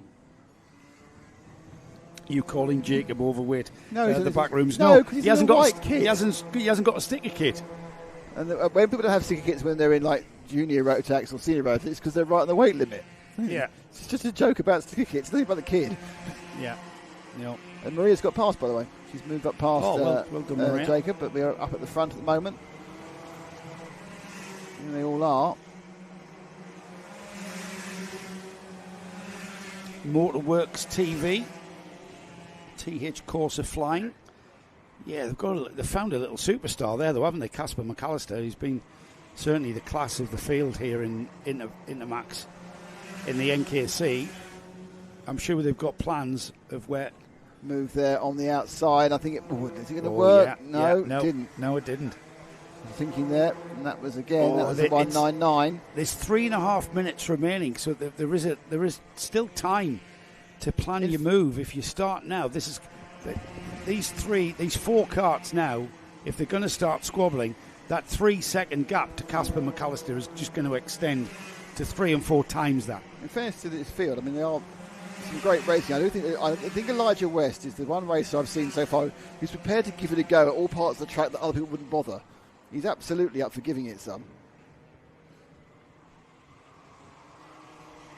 Around the bottom now, Kai in 5th, who's Matthew Lilly, racing with Dewey Hockridge there into the second bus stop, and then they come out again, and then it's perhaps a chance for West to have another go at Banks. He quite likes these next few corners and perhaps take a dive into Caravan Corner.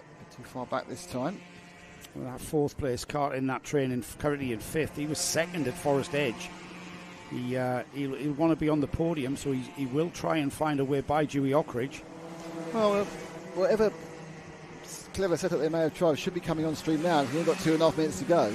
Maybe. They're into no man's land now because they've gone past the 8-minute mark. We're at 10.5, so, you know. Yeah. 9.5, sorry. So they're Tyler already Banks. into the bits they've done before. Tyler Banks was 4th at round 1 at Forest Edge, so he's improved for round 2. He's currently 2nd. However, Elijah West is wanting to get by him, and he looks very racy. Defensive line through Bottom Bend and then towards Caravan, and again defensive in the middle of the track there for Tyler Banks. With less than 2 minutes remaining now, this thing beginning to heat up a little bit.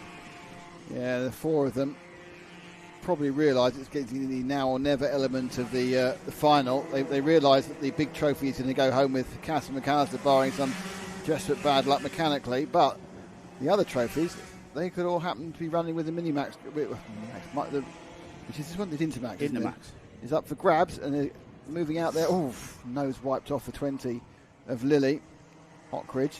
Hasn't been fair. It's looked much like he's going to be moving forward at this point. He's in 4th. No, that's because they're just so quick. They're just so similar in performance. If they're not careful, this 2nd, 3rd, 4th and 5th is about to become 2nd to 7th, because Ethan Manzi and Jaden Payne are beginning to join in with this 4-kart train. Yeah, it's obviously a case that when you are driving these carefully, it's like your slower lines, as Banks is, and you can tell because the way that Cass McAllister has now got just shy of 5 seconds ahead. Driving it carefully into the first bus stop, just making a bigger and bigger and bigger queue of cars behind them.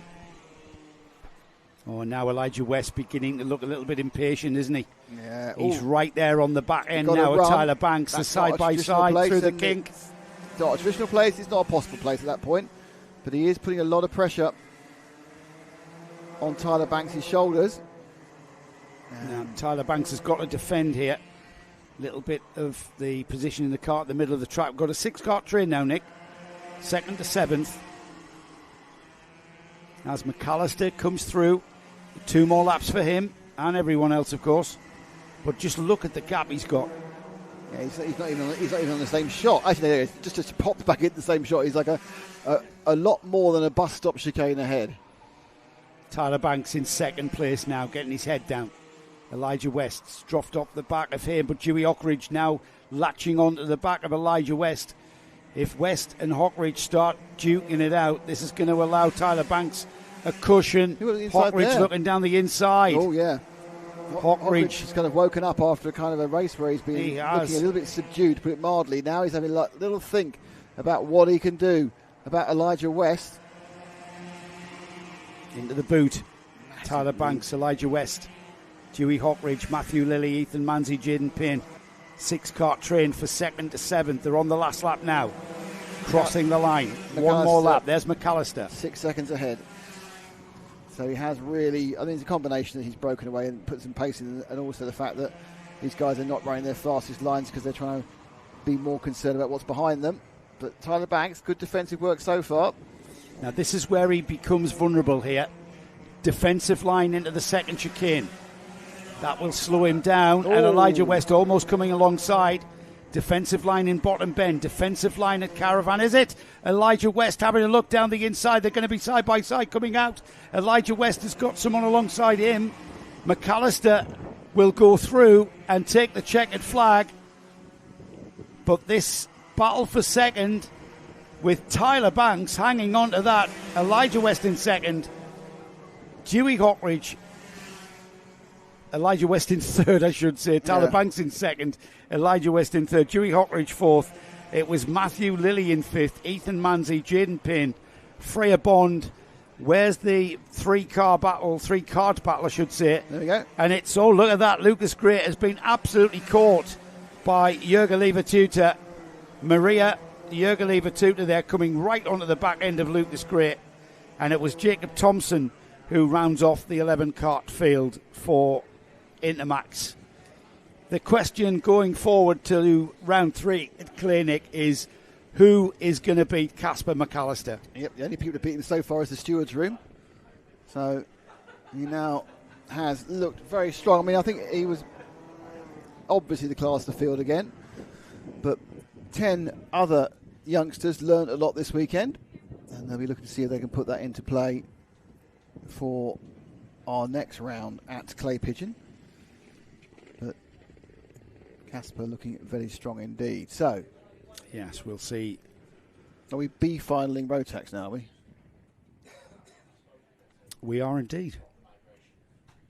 And we have got a full 34-cart qualification with 4 on the back from the C final, remember. Nathan Jensen, Taylor England, Isaac Reynolds, Jacob Martin.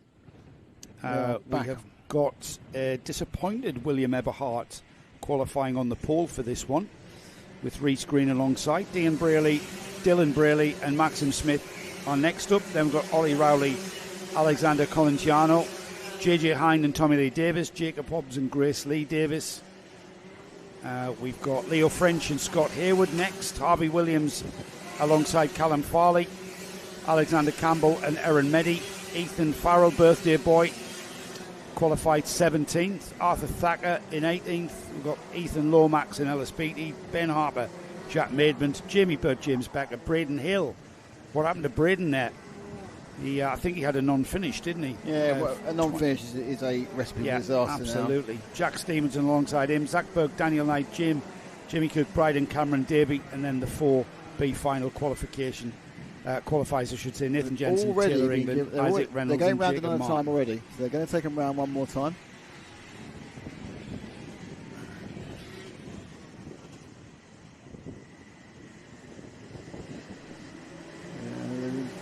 Wafted round to give themselves a bit extra time. So a second warm-up lap for these Rotax B finalists.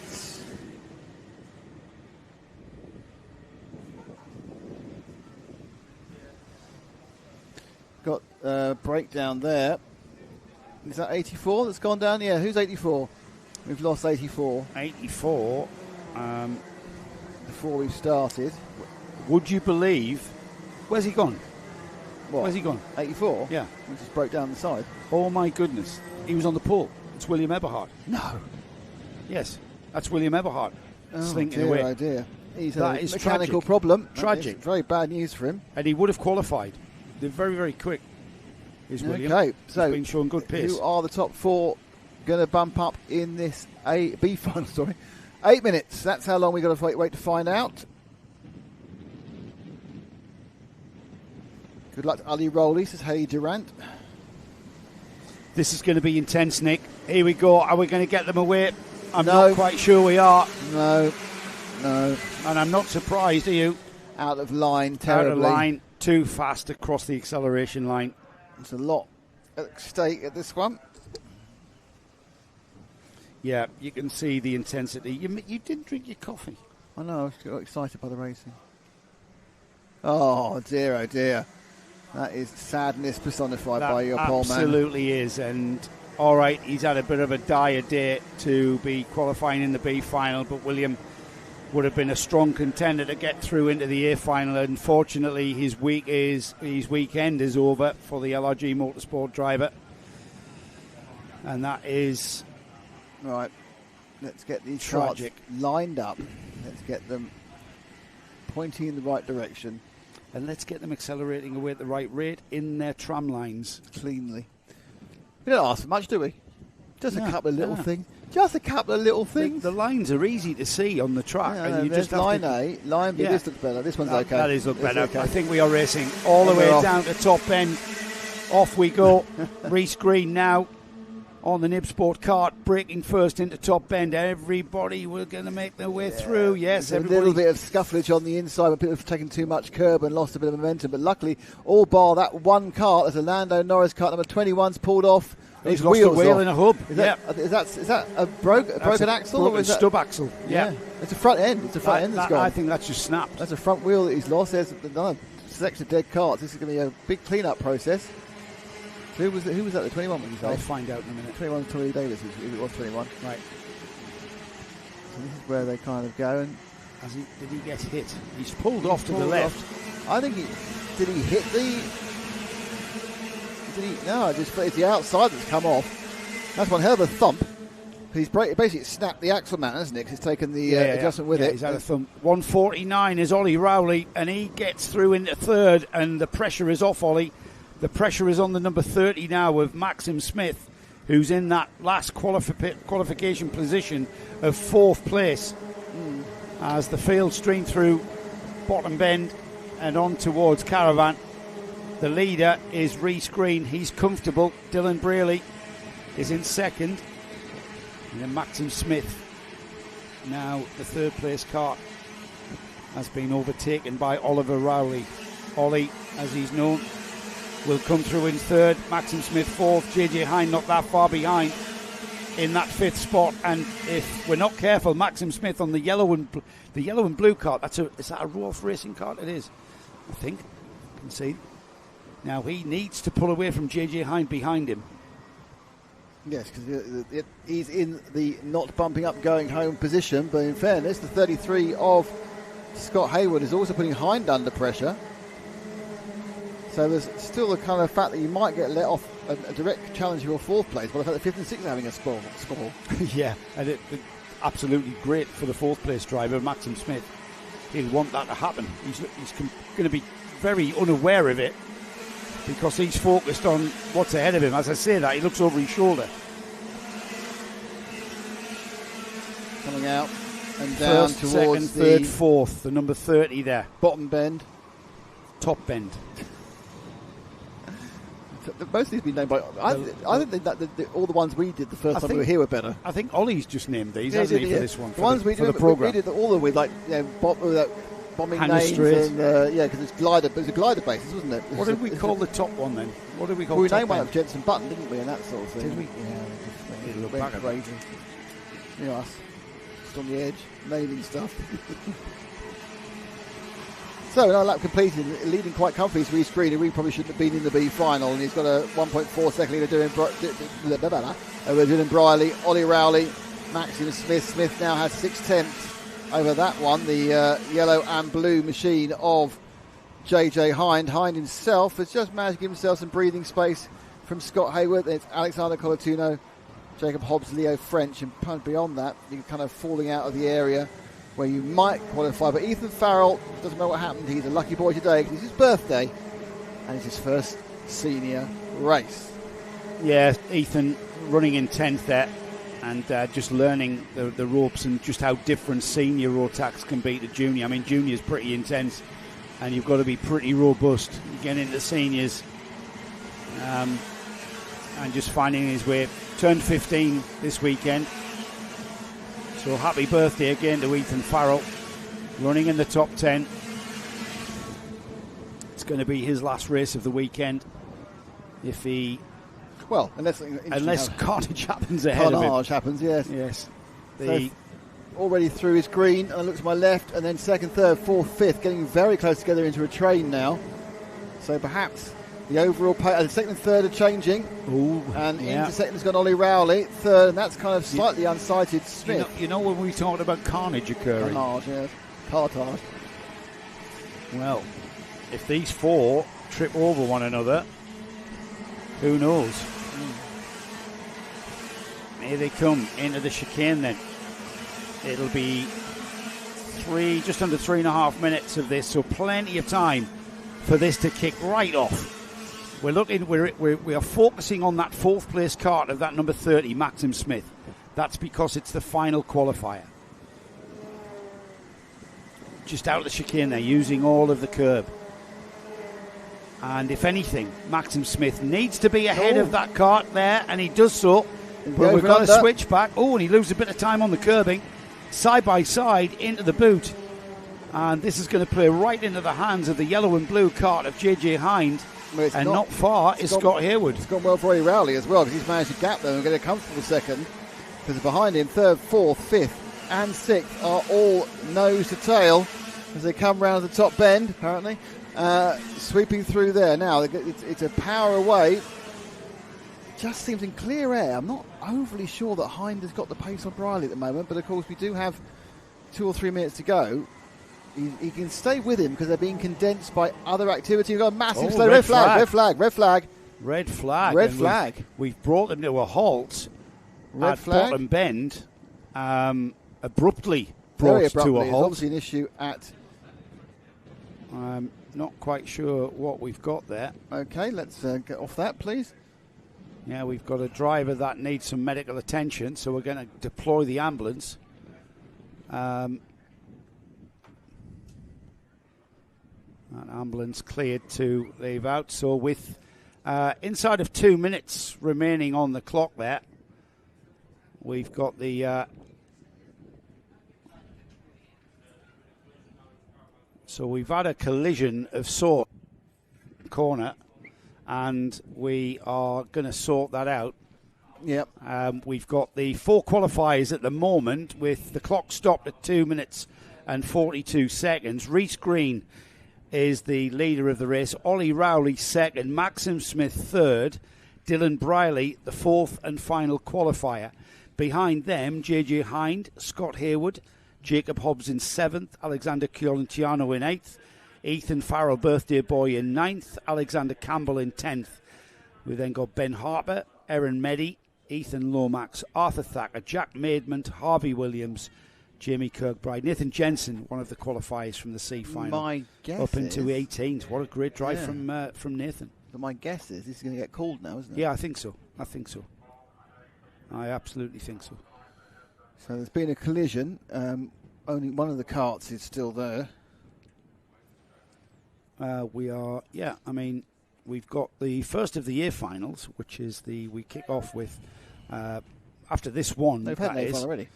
The first year final was, of course, the Intermax final. But we've got 4 finals coming up after this one. We'll wait for a decision to be made as to whether or not we get this underway.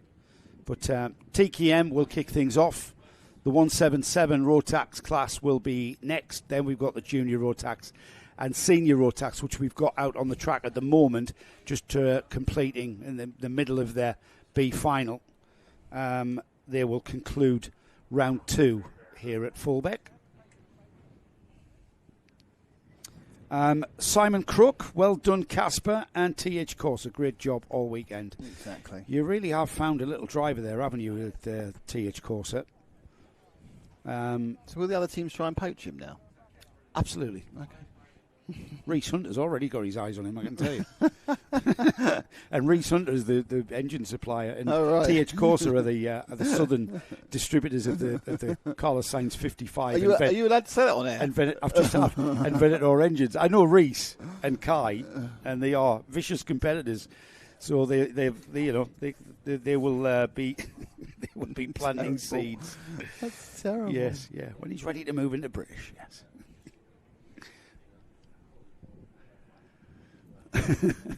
That's the way. That's motorsport, man, isn't it? Absolutely.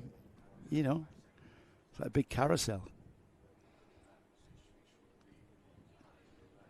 Round 2, then we're getting to the important stages of the weekend. This is where the trophies will come into play, and we are giving trophies down to 5th place. Their podium presentations are a crowded affair, with 5th place trophies being awarded. Then we have our 3-step podium, of course.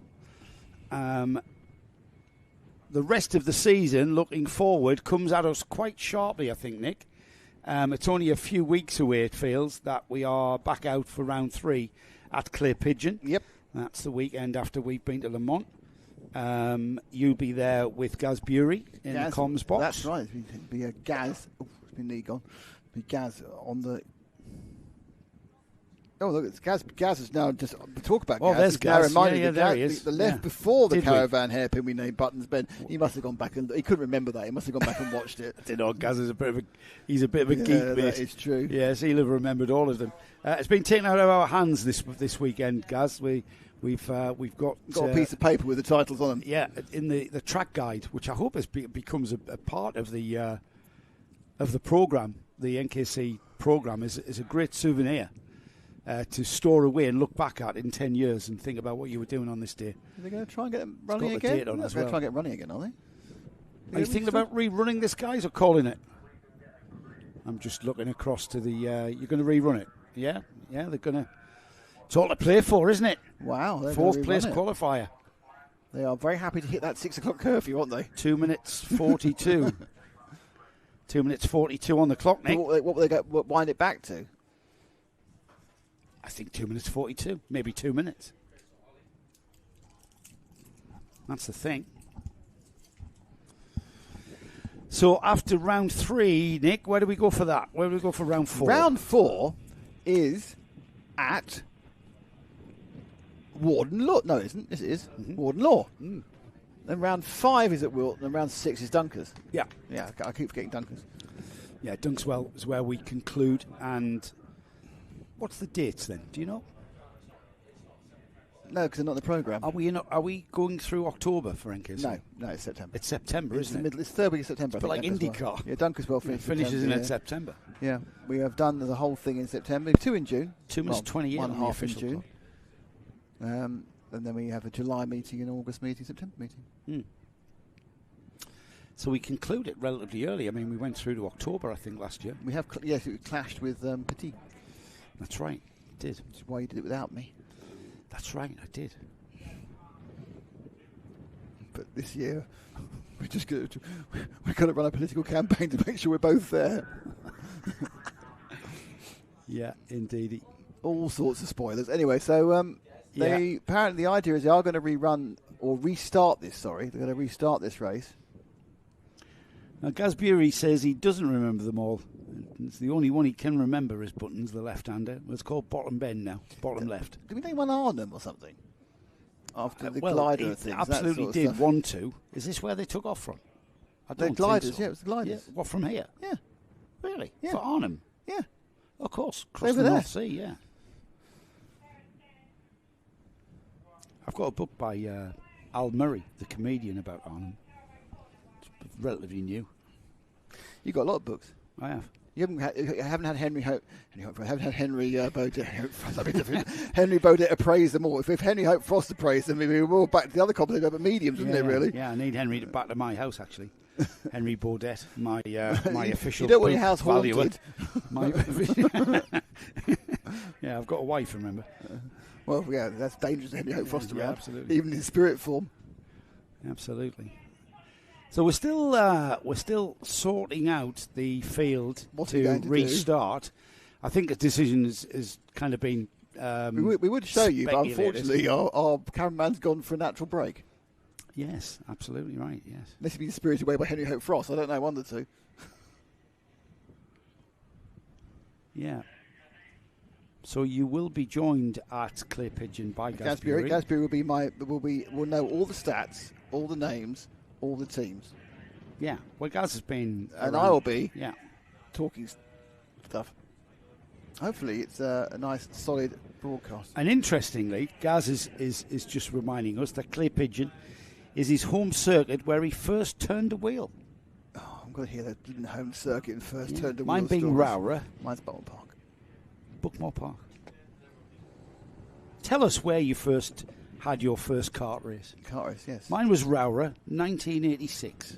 Buckmore Park, 89. I think it could be 90. I'm not 100 sure of the year. I think it might be 90. It was a senior 100 national, and it was the first race of Alec McNish in seniors. Yeah, Britain heavy, I think, for me.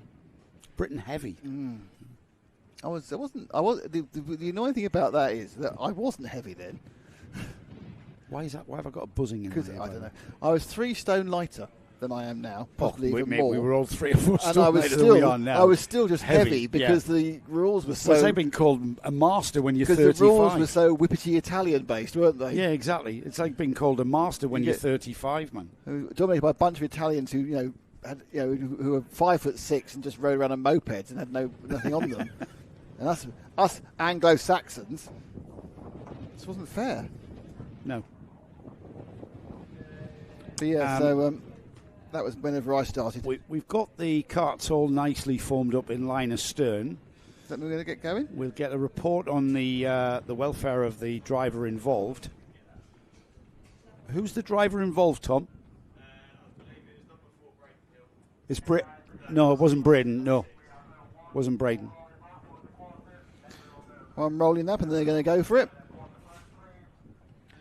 Oh, the cameraman's back. That's good news.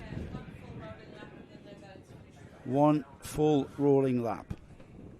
So a lap and a half. Gaz has told you that the difference between his first race and your first race, his first race was in colour.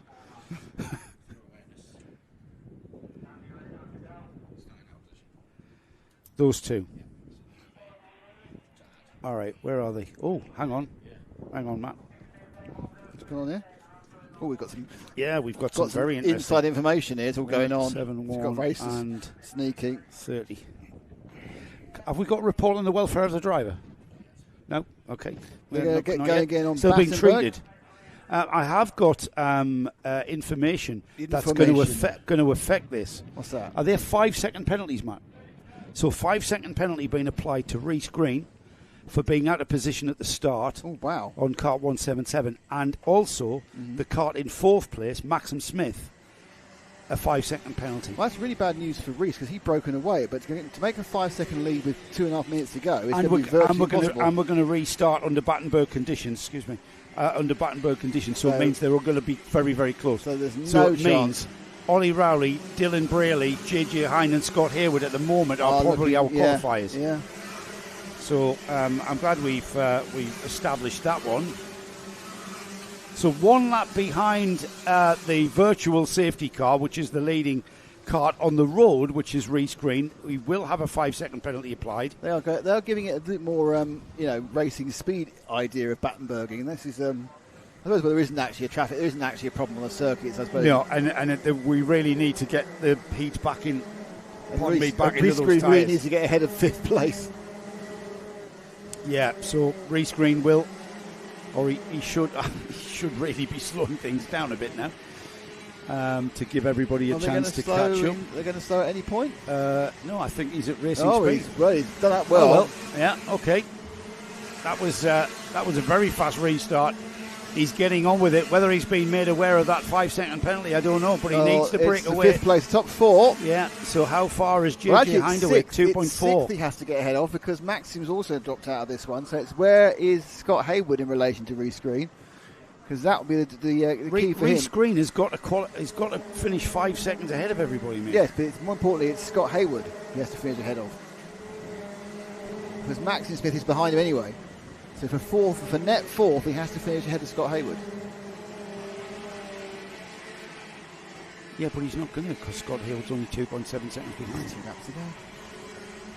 Let's see what it is this time. So 1 minute and 30 plus seconds on the clock. If Reece Green goes as fast... You always start on when I start on. Yeah. If Reece Green goes as fast as he's ever gone... Yeah, there's a chance he might manage to get a 5-second gap, and he knows about it. He's pushing it. It's coming, isn't it? Very difficult, but he's already got 3.2 It's coming. 2 seconds. Scott Hayward's 3.2 seconds behind him. Now, Maxim Cook, I'm afraid, Maxim Smith, is cooked. Maxim Smith, you mean? Yeah, Maxim Smith is cooked. Maxim Smith is cooked. He's not going to be able to do anything about it because he's, unless there's some sort of massive accident in 6th, 7th, and 8th, and they all scrunch up. I'm not quite sure that also that Reece has gained enough on this one. Actually, the 6th place is dropping back a little bit. Hang on, the time is coming. 3.6. No, it's not enough. He's only got not enough. Well, he's got 3 laps. He's got 3 more laps. It's not enough though. He only gained about 4/10. You know what? He's going to be close, but he's got to keep pushing the pace. he can't back off thinking that the four of them have qualified. I'm pretty sure that I would hope that someone's told him. If we know, his team should know. Yeah. I wasn't given that information as to whether that has been relayed to the drivers Certainly in question. not 5 seconds at the moment, though. Yeah, 5 second penalty then to Reece Green on the number 171 and the number 30 of Maxim Smith.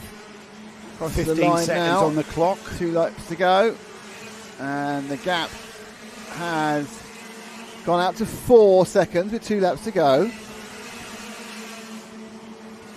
He's going to need to find a little bit more pace. I mean, obviously the advantage is he is scoring points every time he moves forward. And he's dropping more people behind him, but I don't think points are very important. I think if he does get a B final, Reece is going to want to drop this one. He's got to gain a second. Yeah, he's under quite a lot of pressure from Ollie Rowley, actually. Yeah, he's got to keep pushing and gain a second on Scott Hayward in 6th. Rowley, that's your 5th place man there in the bright yellow, so it's the next one down. It's hard to tell 3.5 and 4.5 seconds visually. Over the line goes Reece Green to start his last lap. Here we go. We're not looking at it visually, mate. We're looking at the signs of stopwatches. And it's Braden Hill who's gone through into 6th. 4.2 seconds the gap. So not quite enough for Reece Green to finish in 4th place. The Hill's going to bump, which didn't look very likely early on in the race, is it? So Braden Hill's going to bump into the A final as it stands. And there's nothing that Reece can do because he was given the 5 second penalty and not enough time to unwork it as such. There wasn't quite enough time, was there? They're out of caravan for the final time then, heading down towards the boot complex here, just skirting the paddock. There's the paddock in the background there. Comes out of that and across the line now.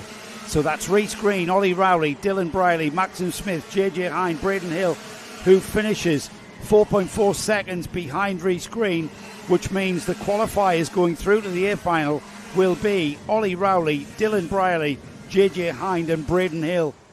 Both Reece Green and Maxim Smith will be outside of that 4-place qualification. Wow, drama all the way to the end, Nick. Drama, what with a race stoppage, it's a restart. Yeah, Reece Green getting done at the start of the race, not being in line. Effectively, it's a jump start penalty, which if you've got the full 8 minutes to wear off is possible, but with 2 minutes 37 seconds, despite a very excellent effort, was not possible. Now then, we are moving swiftly on as we put away the senior Rotax B finalists. We'll see them back out at the final race of the afternoon. We go into we've already had one of our A finals. That was Intermax, and it was won by Casper McAllister. We've got the grid formed for the TKM final, and this is how it looks then. Front row of the grid, no question about who is on that front row. And he has got the maximum points. He has got the maximum points. Christopher Whitten, of course. He's got the maximum number of points you can score, which is 150. And he's alongside Charlie King, another very fast driver. This is going to be a good battle. But again, who can beat Christopher Whitten here this weekend? He's been unbeatable, hasn't he? Coming from the back of the grid to actually win. In 7 minutes. Was incredible. Second row of the grid is Ben Watson and Leo Crabtree. With row 3, Jamie Scott, Thomas Shaw. Row 4 is Michael Cornell and Rob Wallace. And then we've got Matthew Temple Purcell and Mitchell Ball on row 5. Samuel King and Paul Monks are on row 6 with Tom Johnson and Chris Whiteside on row 7. Jake Cox and Will Crugane are next. And then row 9, you've got Matthew Harris and Francis Horn. Matt Slate and Jehan Kalichun.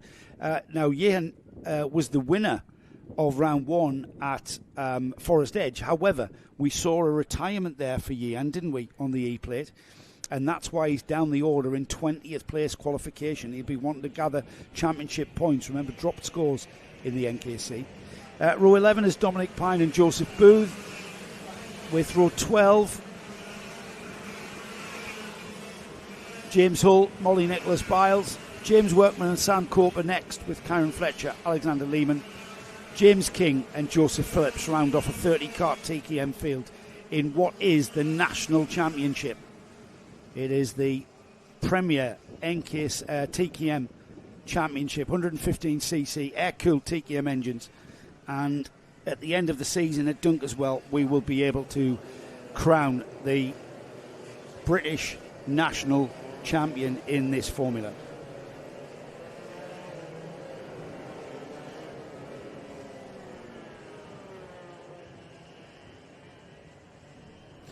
Okay, just waiting for the noise and the smoke to rise as they go around the boot for hopefully the last time before the race starts. 12 minutes plus 1 lap. Yeah, a bit longer, aren't they? And it does really sort of take it out of you fitness-wise. What will Wilton be doing? There he goes. Well, that's a nice looking grid. Here they come towards the top bend then. Not a lot of Chris smoke Whitten either. on the left-hand side of the screen there as you look at it. And the black the card gets on the grass on the brakes. Slides a bit wide, but Chris Whitten has gone through and into the lead. We've got a bit of a delay. On the left-hand side as well. Yeah, cart's going off the track. It's the number 4, Leo Crabtree, qualified 4th. He's now down at the back of the field.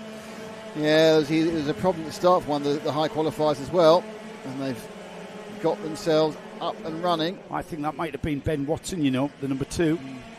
We'll have to wait and see as they come round and back into our view. They're already at the boot, and it's Chris Whitten who is absolutely just gone, checked out, putting his head down. The number 50 is second. That's Rob Wallace. Where did he come from?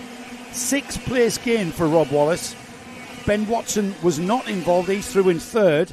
A 5th place gain for Matthew Temple Purcell. Michael Cornell in 5th. Tom Johnson up 5 places to 6th. Jamie Scott drops to 7th. Up 6 places have gone Paul Monk. Jake Cox up to 9th. Francis Horn up 10 places from 20th to round off the top 10. Incredible. And a significant position change is Mitchell Ball down from 12th to 15th. So he's gone the opposite direction of what he perhaps should be. Yeah, it doesn't seem to be a very good day so far for a reigning double champion, or a double reigning champion. Is it reigning double champion or double reigning champion? I don't know one or two. So into the lead by Chris Whitten. He's now got 1.3 seconds. Rob Wallace himself has 4/10 over Ben Watson and Matthew Temple Purcell running in 4th place. Top bend taken with ease, and no one's really pushing anybody at the moment. Just trying to look and see where the potential moves and carnage might be, but it's not happening at the moment. Quite sensible. Spaced out. It's all very much spaced out. Second, 3rd, 4th and 5th there. Equidistant, as are the carts behind. I'm not sure they're even going to try and keep hold of Chris Whitten, because you can only drive as fast as you can, and nobody seems to be able to drive and compete with Chris Whitten this weekend here at Fulbeck. Yeah, that's certainly not Dylan Callie Churn, who won the opening round of Forest Edge. He's been nowhere. He really hasn't. He's currently in 19th. He had a bad qualifying with some problems, but he's not rushing through the field, so obviously Leohan absolutely not gelled with the Fulbeck circuit at this time of year as they go around top bend, all sweep away, and up to. That's a great shot, that, isn't it? That was a great shot. Lovely shot. Yeah, just all the you can just sort of beautiful perspective of Fulbeck. 2nd, 3rd, and 4th. 2nd, 3rd, 4th, and 5th actually circulating together, and I get the feeling, Nick, is that like they're playing a waiting game. I think. Well, I think there's a case with a 12-minute race. You've probably got your tyres coming on a bit later. You want to kind of establish yourself in a reasonably good position, which they've all done. We saw enough people having kerfuffle issues at the start, which dropped them places. And now at this point, you can start to think about moving forward or defending your position, because Chris Whitten is absolutely dominating this one. Yes, he is, as they come back towards us, towards the paddock, towards the left-hander at bottom bend. Into Caravan. There's Whitten just gone through on the foreground. 2nd place, Rob Wallace, Ben Watson, Matthew Temple Purcell and Michael Cornell. Now Michael, that cart at the back of the 4-cart train there for 2nd, 3rd, 4th and 5th, the number 65 is Michael Cornell, who is the first of our masters. He's gone ahead of Matthew Temple Purcell, as we've had Whitten through, Rob Wallace, Ben Watson, Michael Cornell, Matthew Temple Purcell now to 5th. So the Masters driver here ahead of Ben Watson as well. He's on fire. His tyres have switched on, and he's just driving around. He's just drove around Matthew Temple Purcell. He's just drove around vice champion from 2024 Ben Watson, and if I'm not mistaken, he's just absolutely scythed his way to the rear end of Rob Wallace. Yeah, so Michael Cornell looking to score some big points, and of course win the Masters section. There is a trophy for the best master as they come now down to that bottom bend.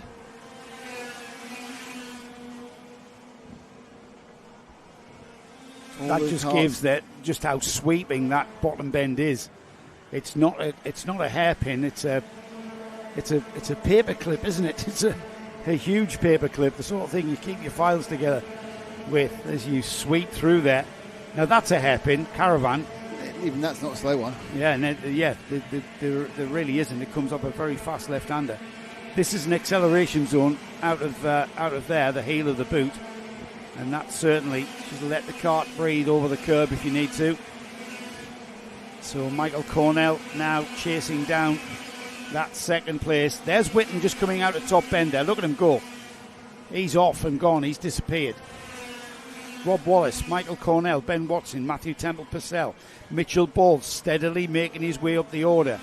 He's into 12th there, just got ahead of Francis Horn. The next drivers on his list to overtake those, Samuel King and Joseph Booth. Not the inside there. Oh, there he is.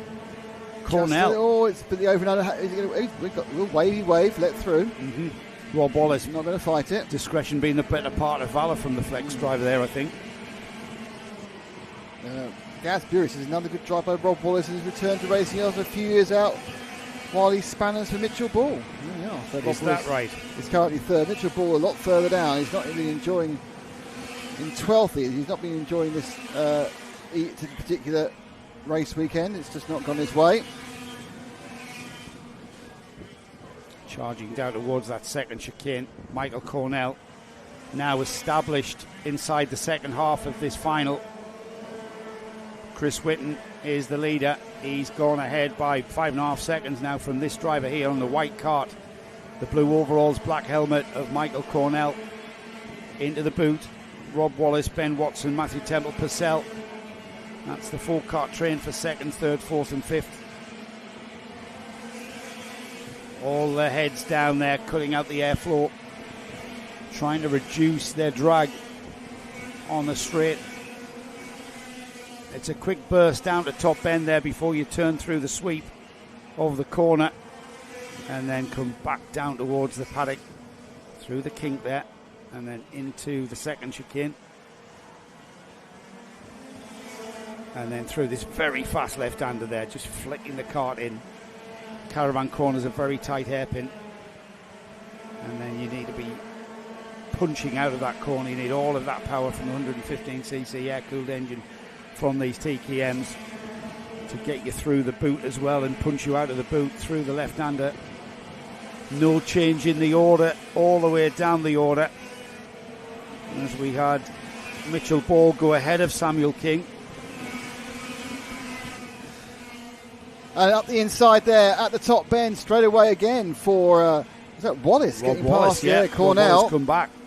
Well, they did wave each other past a couple of laps ago. Well, you know what? I think they're not wanting to squabble. If somebody's going to make a move, then you just let them go without stifling your momentum. And there's a bit of cooperation, isn't there, with 3.5 minutes to go. You can drop the pin with a couple of minutes. You don't want to especially slow on this track down. where you've got a short lap, so there's lots of chances to make that move. You found a bit of corner you're particularly happy with. Away they go. Mitchell Ball, by the way, has moved up to 11th. He's on a bit of a points gathering exercise, isn't he? As his flex teammate Rob Wallace, his trusty mechanic, I suppose, for the last couple of seasons. Yeah. Is commanding second place there in great style. Who's the other all-black cart? That's the 49 machine, isn't it? Jamie Scott. So there's a couple of all-black and mean. Obviously, Christopher Whitten's the main one, but he's out by nearly 7 seconds in the lead now. But this is the battle, second, third, fourth, fifth and sixth. Into Caravan, punching out of the corner, trying to maximise the momentum out of there. And if anything, Nick, it looks like, well, it did look like Rob Wallace was pulling away. However, that's Constantine back up now through the boot. Here they go again. Chris Whitten has got 7.1, let's just amend that. 7.1 second lead at the front of this TKM field.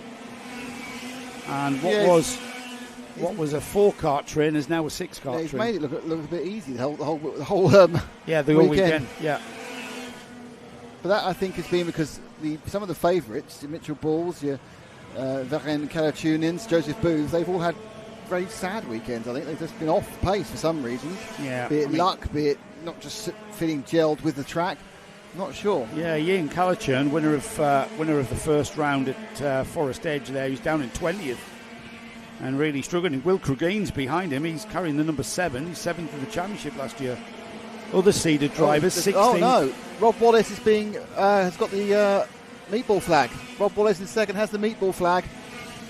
Oh, so something is wrong with the 50. Tragedy. As he doesn't care and moves into second place. As Cornell moves into second place there. They're past Rob Wallace, sorry. Yeah. He's looking behind. His bumper's off. Yeah. So he'll be pulling in. That's it. That's desperate bad luck for the man.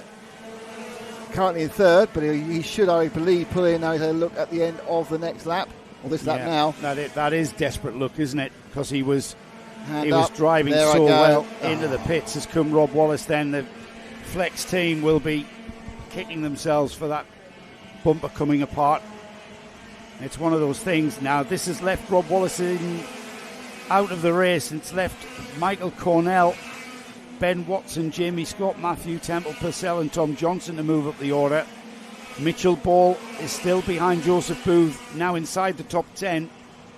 As we've got a move, have we? Yeah, I think the 44, Paul Monks sort of sizing up Tom Johnson, but it didn't happen.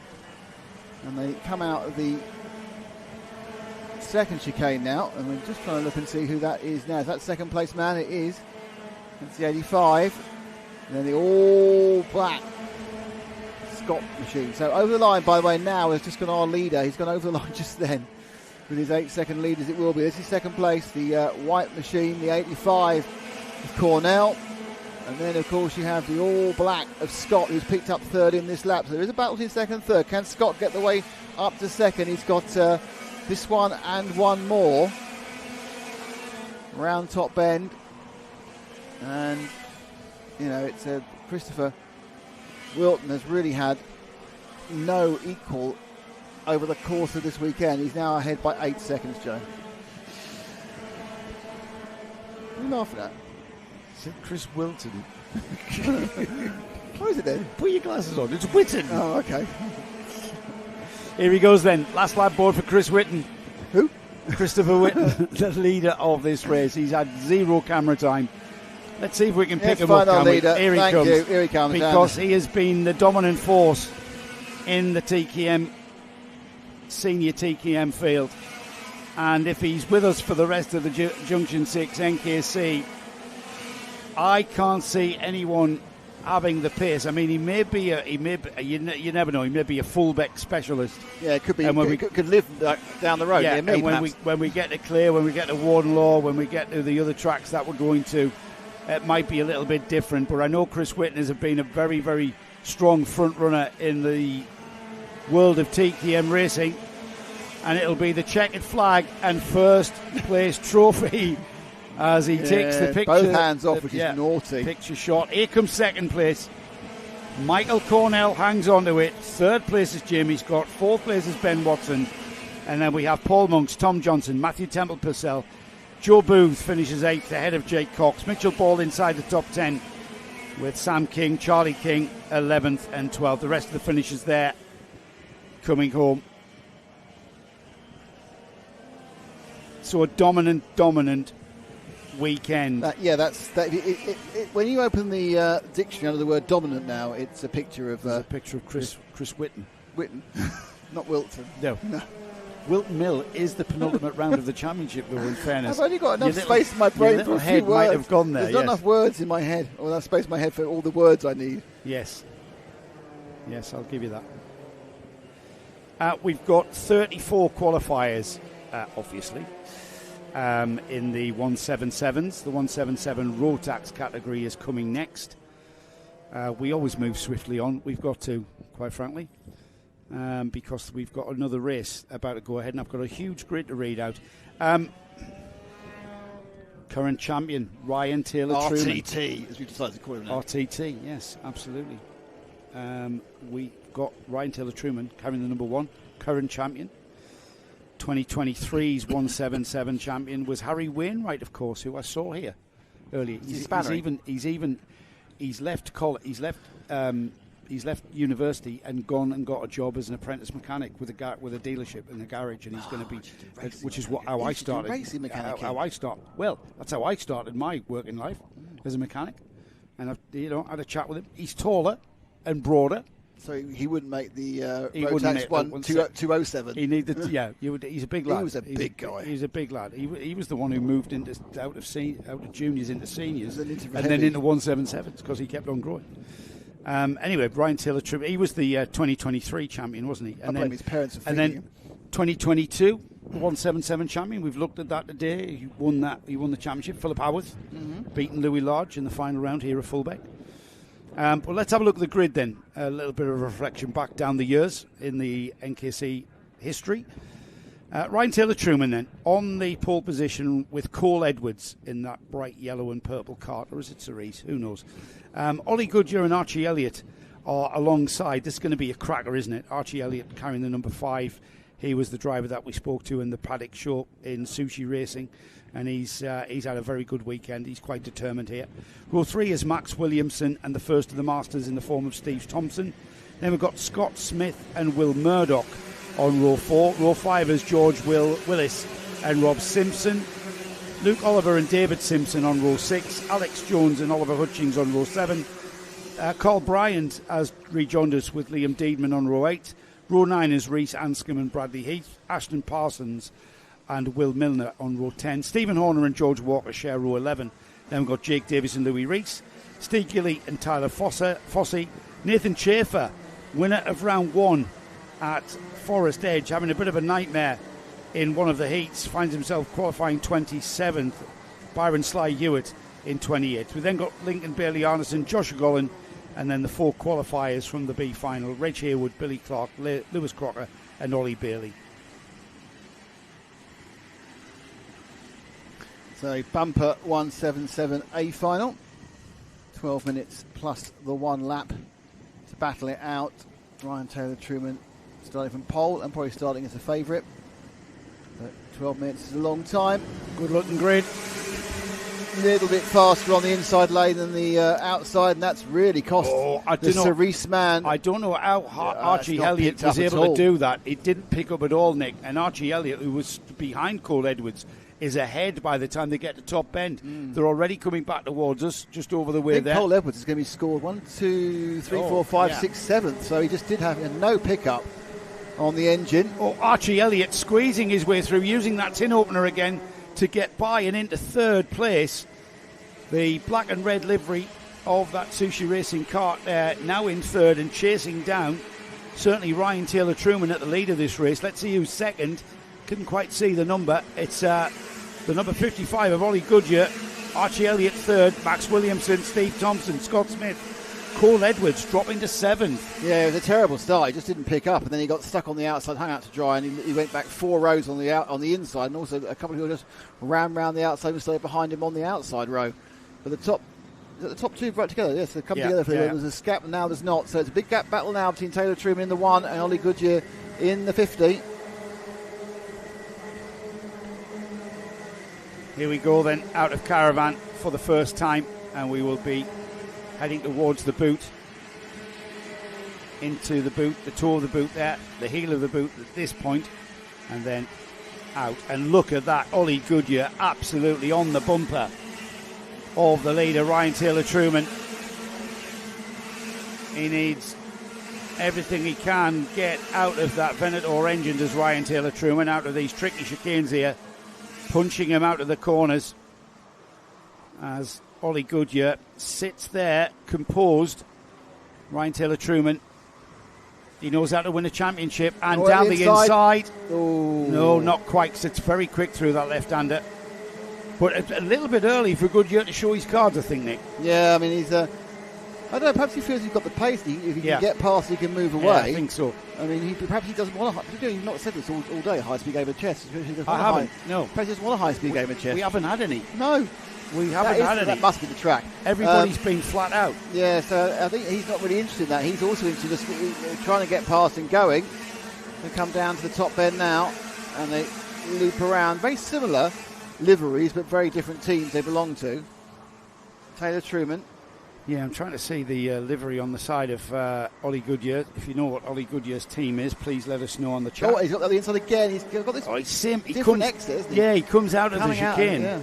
Yeah, there's the dive down the inside. Got it. A little bit of wheel banging. Outside. What's happening second and third? That's allowed Archie Elliott into back on terms with the two leaders, and a change of lead as Ollie Goodyear has made that move. Ryan Taylor Truman has to compose himself as he's got Archie Elliott now breathing down his neck. Archie Elliott, winner of a heat, remember. Was that this morning or yesterday afternoon? I think it was this morning, wasn't it? Who knows? 3-car battle now. Ryan Taylor Truman taps his helmet to say to Archie Elliott, don't fight with me, we've got to keep with this guy. But great pace from Goodyear. Yeah, Elliott, the beneficiary of the squabbling, he's right on the tail now, Taylor Truman. They come shooting around the corner again. Up into the caravan corner, the three of them now. Covered by no real distance, but as they settle down a little bit, it does appear they can just slightly gap Elliott, but when they start to fight, Elliott's right on the tail again. Yeah, he's certainly, Goodyear's not dropping Taylor Truman, so Taylor Truman now sitting in the wheel track, seeing what he can do. Fourth place, Scott Smith in the all-white machine, then Max Williamson, Steve Thompson and Cole Edwards. Cole Edwards has not recovered from that bad start, despite being the guy to start in second. Yeah, he hasn't been able to regain any of that lost ground that he lost at the very start of this. And now with 5 laps completed, the tyres will be well and truly switched on. And it's how long the tyres last. If you overdrive these Maxxis tyres, they can absolutely drop off because they overheat. They'll still be there for you when they cool down, but if they overheat, then you've lost them for a little while. And sensible driving from the two leaders, Ollie Goodyear and Ryan Taylor Truman, beginning to just circulate together, and they are gapping Archie Elliott behind the red and black cart of Elliott there, third in the picture. We've got Scott Smith, Max Williamson, Steve Thompson leading the Masters in 6th overall, and then the bright yellow cart of Cole Edwards. Well, so much for gapping. He's come back, hasn't he? He's come back. Down the inside at the chicane. We've got a change from first place because Ryan Taylor Truman has gone through, and Archie Elliott, I think, followed him through.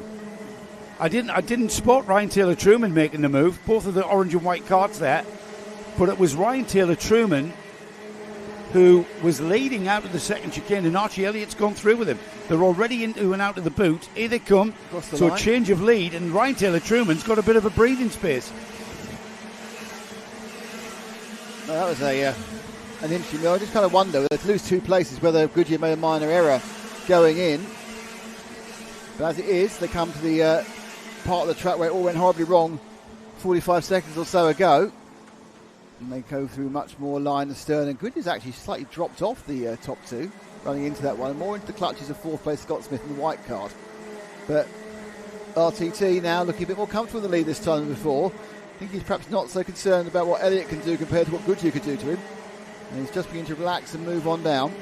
Yeah, I don't know what, I mentioned lap 5 there, Nick, and I said the tyres are well and truly switched on, and it seems that Ryan Taylor Truman and Archie Elliott have sort of found another gear and have moved ahead of Ollie Goodyear, who now, if anything, is kind of needs to perhaps gather himself up and come back towards the 2 carts ahead of him. Yeah, we've only just gone past halfway as well. So that's right, yeah. There's quite a lot of this race to go.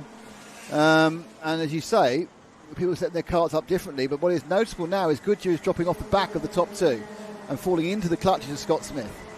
Yeah, and that's what I mean. Yeah, it just looks like Ollie Goodyear, who had the pace early on, now, what was he overdriving as the tyres going away from him a little bit?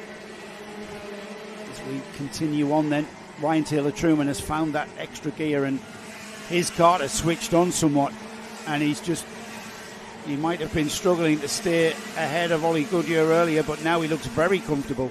Archie Elliott equally as comfortable in second place, but dropping off the rear bumper of that leading cart. And let's just check the gap next time by. 3.37 the gap between first and second. We'll see if that's ebbing and flowing in any way, shape or form, or whether or not Ryan Taylor-Truman is in fact increasing that lead.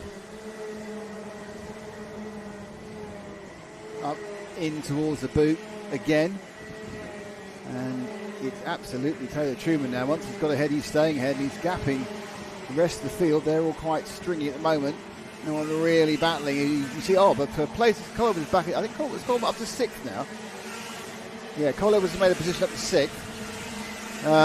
But you've got a real long, languid, spread out top 6 carts. And as they get to this kind of the meat and potatoes part of this final, waiting for the hors d'oeuvre. We had the hors d'oeuvres, we're now on the main course, and we've obviously got the dessert to come the last couple of minutes, but it looks like the dessert could be spoiled. They've spread out a bit, Nick. We might be able to drop back a little bit and pick up some of the midfielders. Yeah, hold the shot, Nathan, and see what comes past us. We'll keep an eye on the lead battle there, but this is... so look at these guys. Yeah, this is this is where the action is, it looks like, isn't it? Yeah, they're having a right old ding-dong down in about 10th or 11th place. As they come through the final turn. Who is that? I'm just trying to get a number. That's 3. It's Nathan Schaefer. You got Schaefer having a bad day. Right. Yeah. Nathan has come up from. He's come up to 11th as Schaefer. Now Nathan started in 27th place. Yeah, he had that disaster, didn't he? He ended up he did. A DNF. So it's one back from that one, Paul. It's that 3 we're looking at now. Schaefer on the CRG. The NCR for Nathan Schaefer Racing. He's got that hunched stance in the cart, hasn't he? And he means business. We're just a bit annoyed about the day. Well, he was absolutely outstanding at Forest Edge. He should be this far back. He had that non-finish. I mean, we haven't trouble at the top of the scorers, but you can't tell how it's worked in the individual races. He's now looking to make some places up. He remains in 11th. He's got Oliver Hutchings and David Simpson ahead of him. Hutchings, I should say, on the blue and white cart. Schaefer just now nestling up to the rear bumper as the lead battle is exactly the same. Taylor-Truman, if anything, pulling out a gap to 8 tenths, and that looks like it's comfortable for him. Meanwhile, the progress of the number 3.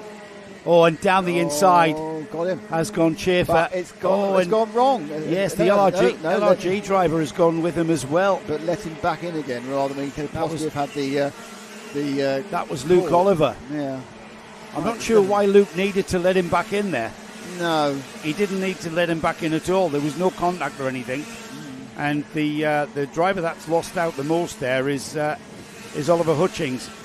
Off the track has gone. And retired. The number 25. Who is David Simpson. Oh, he's had a disaster there. Kieran Gifford Racing. David Simpson. His afternoon is over. He'll be rescued quite easily. There's a gap in the fence there, and they can pull the truck cart away. As the leaders come out of the final turn, it is Ryan Taylor-Truman leading by 1.2 seconds now. That cart switched on for him, and he's off and running, basically. Dealt with a few challenges in the process. That's the number 5 of Archie Elliott in second place for Sushi Racing. Ollie Goodyear on the 55. Led the race earlier, didn't he? Inside the final minute. And if Ollie Goodyear is going to come back at Archie Elliott, he's only got a few more corners to do it. Here we go into the boot. It's going to be 2 more laps after this one is completed. Yeah, they're going to get 2 more from now. Taylor-Truman begins his penultimate tour of Fulbeck. Second and third have come together to get a little bit scrappy, so can Elliott get somewhere near? So can Goodyear get somewhere near to getting past Elliott into the second chicane? And it's a race that was a bit front-ended for action, Joe, and then it's kind of just calmed down. Yeah, it calmed right down, didn't it? With great action early on, before Taylor-Truman's cart switched on. Yes. quite frankly. Somebody's exhaust come loose. Yep, stop that, because you'll ruin a two-stroke engine if you haven't got the exhaust in the right place. Here comes Ryan Taylor-Truman then. One more for TT Corsa. Taylor-Truman is his team running some customers on the Saudi kart with the Venator Racing engine. Is off on his final lap, and with the second place at Forest Edge, he will back that up with a win in the final here at Fulbeck. And he is obviously intending on retaining that number one into 2026, and he's on target for that, isn't he? There's the battle for second then, as Taylor-Truman goes through the final left-hand turn and across the line to take the checkered flag. And he's very pleased. It must be, I'm sure he had supreme confidence going in. Archie Elliott finishes second, Nick. He finished fourth at Forest. Ollie Goodyear third. Where did he finish? Gets on the podium. That's after a 13th place overall. Ollie Goodyear. 14th place overall he was in the first round. Yeah, Ollie Goodyear was, I've just lost him, 11th, wasn't it? 11th in the final at Forest. He's on the podium. Then you've got Scott Smith and Max Williams, who will know both, I think both get trophies. And then Cole Edwards. Top master is Rob Simpson in 7th overall. Second in Masters will be Stephen Horner. He was 14th overall. And then third in Masters, Steve Thompson. He was 17th overall. Because of that massive age of over 35. And Nathan Schaefer, who finished in 8th place, made up 19 places to finish there.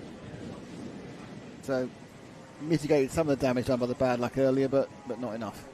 Well, it's, 8th place isn't bad, but when you're up against the likes of, the Ryan Taylor-Trumans, the Archie Elliots, the rest of the front runners in this class, you've got to be absolutely on it, haven't you? To some extent, Emma Barrett says congratulations to Ryan Taylor-Truman. So he has a fan club. Next up is the Junior Rotax A final. Yeah. Would you mind reading the grid? Reading the grid while I... You're doing something, are you? So it's a packed grid, obviously, including the bump-ups from the Junior Rotax B final. And it is Nathan Edwards on pole. Jacob Aston is second. Then you've got Archie Dyson and Samuel Aston there on row 2. Luke Richards and Logan Hartshorn are on row 3. Finley Hines and Riley Thatcher on row 4. Aidan Large, Bailey Heath on row 5. Charlie Hume and Leo Basterfield on row 6. Jaden Sherwood and Daniel Adamantis, they're on row 7. Then it's James Finley and Barnaby Grubb on row 8. Caelan Welsh and Jason Hockey is on row 9. Dylan Morton and Elijah Douche are on row 10. Row 11, it's Sam Green Gomez and Jacob Felton.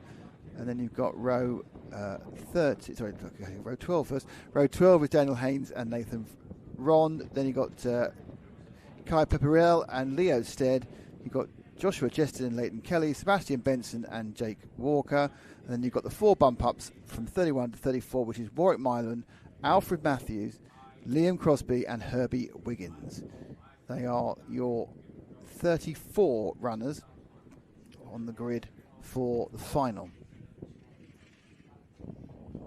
Just waiting for them to be released from their collecting area.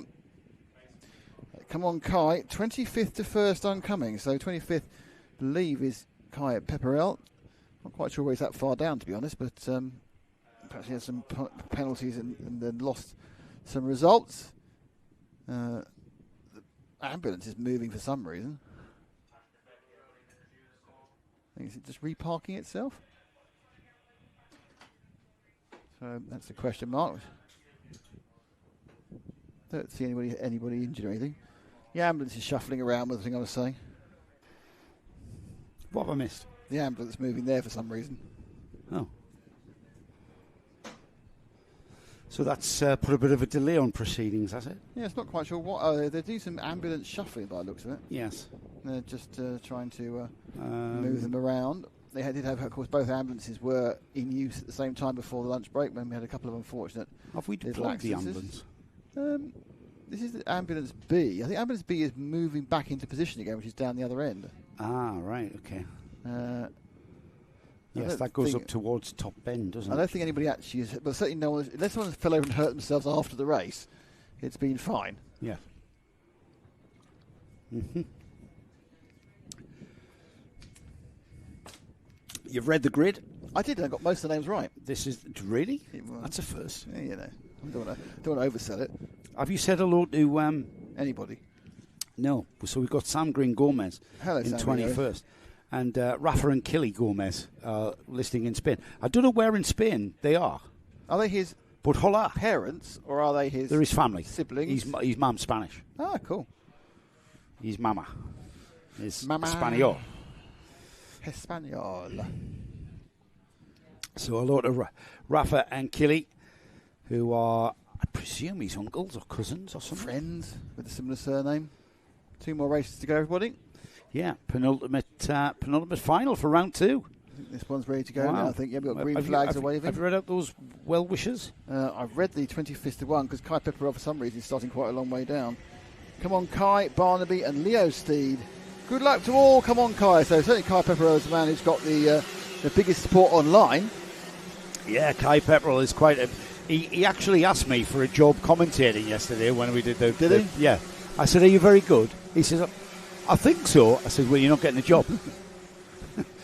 You may be better than us. It's not a high benchmark. In fairness, no.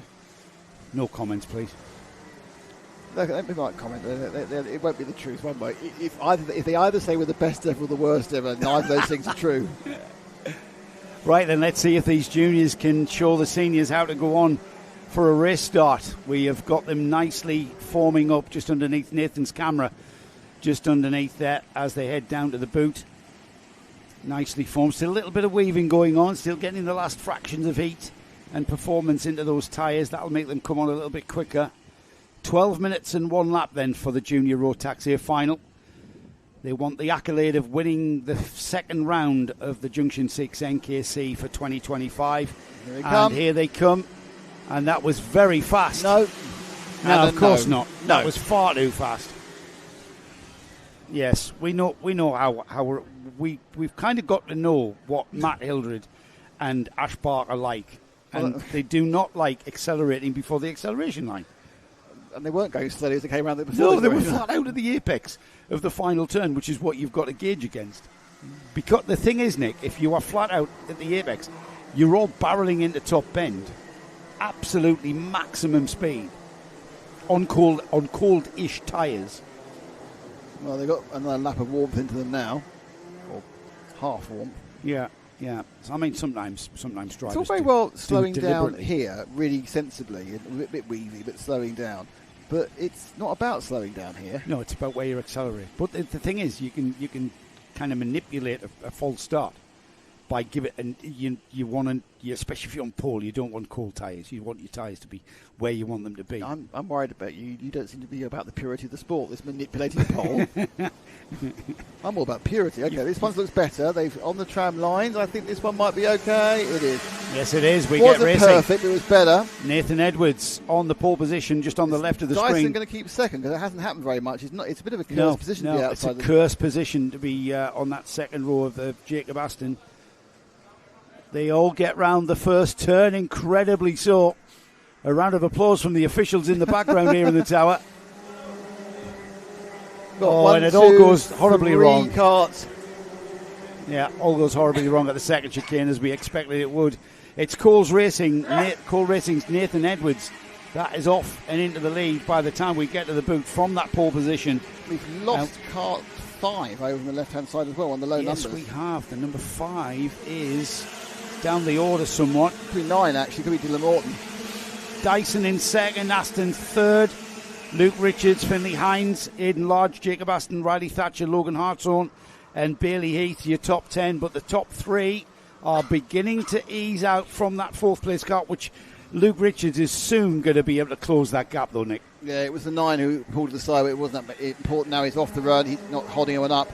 Green flag, in fact, where he was. They go into the caravan. Got another move for the lead there. And Dyson has enough. He over and under himself and ended up third. And completely lost any drive.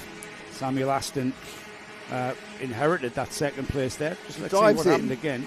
He's dived his way, we've gone way wide, and then loses all drive and goes from second to first to third in no time at all. It's kind of textbook, isn't it? Yes, it's annoying when you do it though. Textbook. Close back in though.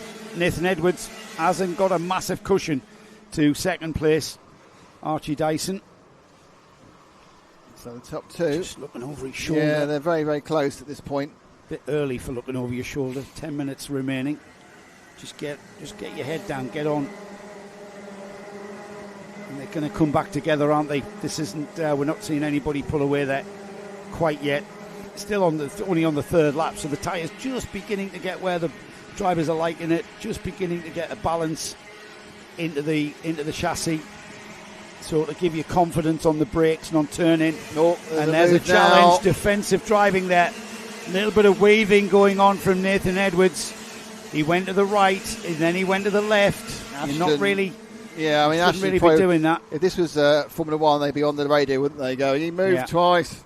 And he's doing it anyway. He's doing a hand wave. Yeah, I don't know what that was. That was probably, you moved many, many times there.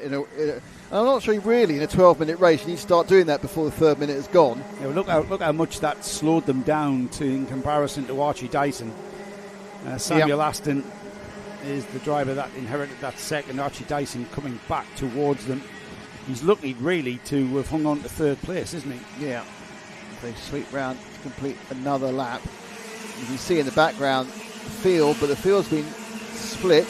But we're now the top three back together again. As Dyson, after that ill-fated move a couple of laps ago at Caravan Corners, regathered himself. Starting thinking about just making a bit of a move. But interestingly, just round that top bend, he lost a couple of lengths again. Yeah, he did. To the top two. And he's now thrown himself back in towards Finley Hines in fourth. Yeah, Finley Hines right now on the rear bumper of that third place kart. Finley now really look shaping for a move. I think there is a dearth of obvious overtaking opportunities sometimes here at Fulbeck. It's a high-speed circuit. There's not a lot of place you can outbrake someone.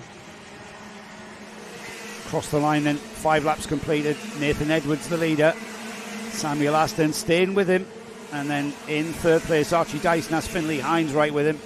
And then a little bit of a gap. And then we've got Jacob Aston, Riley Thatcher, Luke Richards, Logan Hartshorn, Aidan Large, Daniel Adamaitis rounds off the top 10. But here comes Barnaby Grubb up to 11th now is Barnaby. Kai Pepperell, he's gained to 17th, and Sam Green Gomez now 18th. James and Finley the move 19th. there, sorry Joe, the move up to third place as Finley Hines had enough of following Archie Dyson. His brief sudden resurgence 2 laps ago has disappeared into a mire of slowness and let the front two get away, and that's probably where Hines like, I can't stay behind you anymore, I've got to try and get somewhere near the top two. Have broken away, and they've suddenly got themselves nearly a second, 0.8 of a second on third place Hines, who now has the job of bridging that gap, and that gap is to Edwards and Ashton. Aston himself looking, not really looking to make any move himself. So I think the top two have settled down for a few laps for a bit of a let's see what we can achieve. And they're kind of stringing out the guys behind them, which is Hines, Dyson, Ashton, that's Jacob Ashton, and Riley Thatcher. Nathan Edwards had an 11th place finish in the final at Forest Edge. Here he is leading. His teammate Finley Hines now in third. He had a 6th place finish in the final. He had a 3rd place finish in in his third heat. So we've got a Coles Racing sandwich there with the number 31 of Samuel Aston, the meat in the sandwich, and Aston can't find him there in the championship order, but Aston has not allowed Nathan Edwards to disappear. No, he's tried to stay on him. He's lost hundredths here or there. It's just over a quarter of a second the gap. The issue is that Hines hasn't made anything up on them either, so there's a kind of schism of a 0.8 of a second between second and third. Archie Dyson, who's been is about to drop down another position, because up inside of Dyson has gone Jacob Aston. I'm not sure if Riley Thatcher in the all-white machine maybe think about it as well. So it's now the Astons are now in second and fourth. Or we need someone called Martin. Hines could be developed into a bit of a lonely third, hasn't it? I'm not moving all of my money off Aston. Move to the lead. And as I say that's the move that he's been eyeing up. He's been eyeing that up And now he taps his helmet and says, come on then, let me build Let's the gap. work together. Yeah, absolutely. Now that I'm in the lead. You know what? I think he's probably got a bit of pace here that he's going to pull away from Nathan Edwards. It's a case of he's happy with the pressures, he's happy with the tyre temperatures, everything's working well. And, yeah, I don't want to call you Mystic Joe, but that's exactly what he's doing. He's already building a gap of several kart lengths. He just looked too comfortable behind Nathan Edwards. He looked like he wasn't struggling to stay with Edwards, and Edwards is not a slouch. Yeah, he doesn't need to defend. Yeah. We're inside the second half, though, Nick, down to the last 5 minutes of this race. So still plenty of time for things to happen. Indeed, plenty of time for things to develop. Look at how long it took for Ryan Taylor-Truman's tyres to come in before he started to look what's the word? Dominant. But the interesting thing is, obviously, they've been learning. So a lot of these teams have Rotax entries in all the classes, and they will have learned that about the tyres, how long it takes to get them in. The track temperature is pretty consistent now because the sun's out but behind a cloud, so we're not getting hot spots at all on the track. But it's a really good performance here by Sam Aston. He's pulled away enough for a little bit of comfort. It's 4.45 of a second. Then another half second back, and then it is a case of where Jacob Aston now is just thinking about pressurising Finley Hines. And then you've got Thatcher and Logan Hartshorn, who of course won one of the heats earlier today. Shall we drop back? Because I think Aston's got a comfortable lead. Oh, We've got gone off. off. That was Dyson. Dyson's gone off. With his St George's cross on his nose. He's gone off, Dyson. I'm not sure how that even happened. Look at that now. Hartson's now got ahead of Thatcher as well. So that's been an interesting situation. Hartson's gained at least 2 places in the purple machine. So that's gone really well for him. Hartson now in 5th. And they've got 5, 6, 7, 8, 9. And of course, ring at the back is the big loser, which is Archie Dyson. Yeah, he's moved up 2 spots as Hartson in that purple cart. Behind him, Riley Thatcher's on the white cart, just behind. And then on the Birrell, Luke Richards hanging on to them. Those 3 beginning to pull away there. Yeah. 5th, 6th and 7th so are their positions. So thank you very much. But something that happened in the depths of that second bus stop between Thatcher and Brains could be through with Thatcher and Dyson. So yeah, Thatcher and Dyson were the ones who were having the kind of battle, but I don't know whether they harm or anything in that. It just happened. Kai Pepperell up to 14th, I've got to mention. He started 25th. So that's a good drive, regaining points. This one's not over though, is it? With Hartshorn. Hartshorn is 1.3 between Ashton. That's Jacob Aston. Sam Aston is leading by 0.6, so he's eked out a tiny bit over Nathan Edwards. Edwards has again 0.6 over Finley Hines. Finley Hines only 0.3 over Jacob Aston. And then you've got another second and a half back to Logan Hartshorn, and that's who we're looking at now. Purple machine with that all-white Thatcher car behind him around the boot, and we're going to go off across the line with just over 2 minutes to go, plus 1 lap, of course. Yeah, plenty of time for Riley Thatcher to mount a challenge. He looks like he's just sitting there right on the rear bumper of that purple cart of Hartshorn.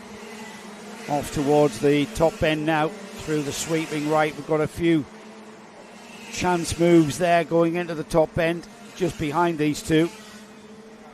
But for this 5th place, and I think it's the final, the last of the trophy positions that's up for grabs here. So it's well worth racing for. You get a chance to be part of that trophy presentation, Swinging around left and right. Here they come then. And we've got Luke Richards beginning to join in. The leaders have already gone through. Aston, Edwards, Hines, Jacob Aston. So we've got Samuel Aston leading, Jacob Aston in 4th. And then this battle here, the number 111. That's Logan Hartshorn and Riley Thatcher, with Luke Richards now being joined by Aidan Large. So we've almost got a 4-cart train. We've almost got a 6-cart train, actually. Yeah, I don't know whether that was the perspective of the camera. No, they are coming together. The thing is, they're kind of all about 0.2 of a second apart from each other. Yeah. In kind of a stretched out, slinky sort of way. But Sam Ashton comes underneath us. crossing the line. His brother in fourth. It's going to be 1 lap to go. There was 43 seconds or so on the... They've got 2 laps. This is yeah, one more. there's 2 seconds difference between my timing screen and that official board. So there was 41 seconds on the board when they crossed underneath. So they won't do that then because they need 44. Yeah, they need 44 at least. So it's going to be 1 lap to go board after this. So time running out. The 4 leaders beginning to, or remaining spaced out. And Logan Hartshorn looks comfortable, doesn't he, in that 5th spot? Yeah, it's kind of think there'll be an attack by Riley Thatcher at some point. Thatcher's not that far behind. But obviously he needs to have at least some sort of semblance of the same sort of pace as Hartshorn. Last lap board. So let's stick with the leaders now. Yeah, 1, 2, 3 and 4. Here they come. And in fairness to Nathan Edwards, he's kind of really battling to close that gap down, but he can't get it below about half a second. He hasn't been able to do that at all. And Nathan Edwards, when he relinquished that lead to Sam Aston, the gap went to where we see it now, about half a second or so. And Nathan Edwards just didn't have the pace to close it back up. And we've got just a few corners remaining here. Sam Aston looking over his shoulder. Into the boot then for the final time. Through the heel of the boot there, the right-hander. And then on towards checkered flag for Samuel Aston, who takes the win in fine style, actually. Yeah. From Nathan Edwards, with Finlay Hines in 3rd, Jacob Aston 4th, Riley Thatcher 5th. Then we had Luke Richards. It was a change for 5th place. All right. Right on the last lap, Nick. Thatcher got it. Riley Thatcher ahead of Logan Hartshorn, who also lost out to Luke Richards. Ended up in 7th, did Logan. Aidan Large was 8th. Daniel Adamitis was 9th. And then Jaden Sherwood was 10th. The Kai Pepperell fan club will be happy to know that Kai eventually finished in 14th, just behind Leo Basterfield in 3rd. Wow. We are at the point of the final race, the last race of the weekend. Last race of the weekend? Yeah, Senior Rotax A final. Well, I have a message on the message board from we? Karen West. Congratulations to Sushi Team for a successful racing weekend, mixing up with the big boys. Didn't have any sushi though, did you? No. So come on, Karen. Effectively failed on the race and detriment of the team. Come on, Karen. You can't provide for sushi. What's the point of you being here? I'm not even that clear. No, that's true. I am. Yeah, you are. I'm not very fond of sushi, so... Karen, I know exactly where you need to go for your sushi for Warden Law. So basically, this there's a Morrison's just down the road. This is you've now got your sushi arranged for Warden Law and your cake. Can we feed Joe for 2 days just with stuff brought by members of the public? Matt Hunter's not going to be selling any paninis that day for me. Yeah, I've got to say, well done Sushi, because they had 3 very happy kids in the Intermax. That's always hard to rate. In the Rotax, absolutely. The kids were happy. Elijah might be a little bit disgruntled, not taking the win. Well. And then, what a great drive from Archie Elliott, the number 5, coming through in 2nd. Right then, so Senior Rotax at Forest Edge. So Ben Ballou, absolutely in commanding form, with a 1st place finish in his 1st heat, a 2nd place finish in his 2nd heat, a 4th place finish in his 3rd, and then an overall win in the final. Tremendous. So here we are with Ben Ballou on pole position. Pole position for Ben Ballou with Jensen Watts alongside. This is going to be a cracker, because 2nd row, Matthew Lambert and James Bark. They line up on row 2. Row 3, Lewis Brown and Charles Cheesy Green. With row 4 looking like Ollie Owen and Harry Wright. We've got row 5, Ollie Varney and Freddie Worlock. Row 6, Ryan Sayers and Oliver Atkinson. With row 7, George Hume, Blake Ticehurst. Row 8 is Brodie Skinner and Nathan Travers. Former champion from 2023, Bobby Rosier, is lining up on the 9th row of the grid alongside Ethan Wyatt. Ethan carrying the number 7. 10th row of the grid is Finlay Underwood and Billy Vogt, with Rafi Salentano and George Asgrove on row 11. Row 12, Kieran Gifford and Bradley Howes, with Sam Wyatt, former NKC junior champion, lining up on the 13th row alongside Melissa Adrian. Mason Perrin and Harvey Quick are on the next row with row 15, Paolo Nunes, Aranda and Bertie Wellesley. And then we've got the 4 qualifiers from the B final.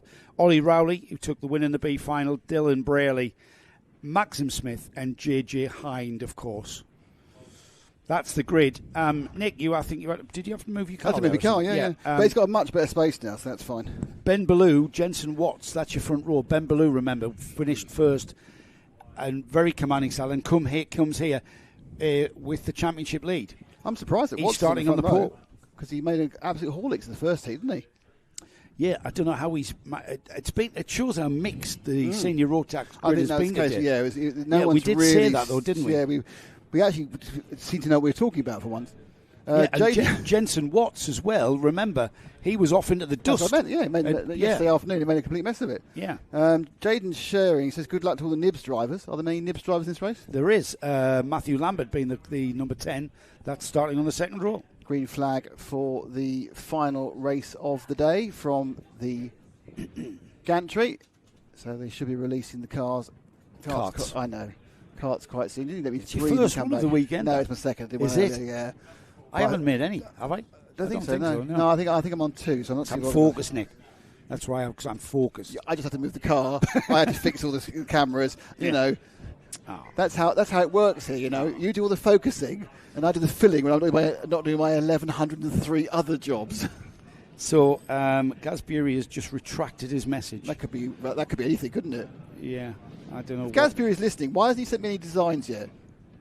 He's supposed to be doing designs for me. Second place Giving finisher. him a brief overview of what I want. So no designs at all. Oh, for your bike? Yeah. Should just leave it, mate. Just do those little wings and carbon. Well, yeah. I need to have a chat. I don't think it's not going to get done till after Clay, so we have a long conversation in Clay about it. Yeah, there you go. You can talk till your heart's content. Now, this is interesting because Ben Ballou won at FE after the on-the-road winner was given 5 seconds as Gesbury. Now, I actually read that as Ben Ballou won at Formula E. I thought, well, really? Yes. Yeah. Who was on the road winner then? I'd like to point out that Lara is eating cold chips. Is she really? Yeah, so obviously the stomachache's gone. It's worse than that. It's called cheesy chips. It's much worse than cold chips. Yes. I'll start tomorrow, he says. Gaz, you just give me some ideas, because we'll have a good old chat about it at, over the weekend at Clay Pigeon, which is the next rally, NKC. Yeah. What happened to the... Hang on. I'm going to get the results up from Forest Edge now. He's got me thinking. I've kind of, peaked people too early there by saying the green flag was flying on the gantry, because it's not releasing the carts. Which probably means there's an issue in the paddock, and Sarah Darlow, as interviewed in the paddock show, is desperately trying to rearrange them to the correct order. So who was given the penalty? Was it Freddie Worlock? They got half an hour to get this race off, by the way. So Freddie Worlock won on the road, and I think Freddie's a Nibs driver, isn't he? Might be wrong on that. Oh dear. So Freddie Worlock was given... Nathan's made a point here. Cold, cheesy chips. He lost some of his respect for you. Oh dear, Laura. Laura really is making the most of this break. She's stuffing her face, to be honest. I mean, she got a 2-hour drive home, in fairness. Yeah, Freddie Worlock for Nibs Sport took the win, of course. Nibs Sport being... That was the home track, wasn't it? Forest Edge. And he was really, really unbeatable. However, can we remember what he got the penalty for? In fact, I've got it here. He got a 10-second penalty for gaining an unfair advantage. I don't know what that was for. I can't remember, Nick. Could have happened yesterday. I still wouldn't remember. Right, here we go. Last race of the weekend then. Last race of the second round of the Junction 6 NKC for 2025. And it is the senior Rotax class out there, the 162 kilogram category.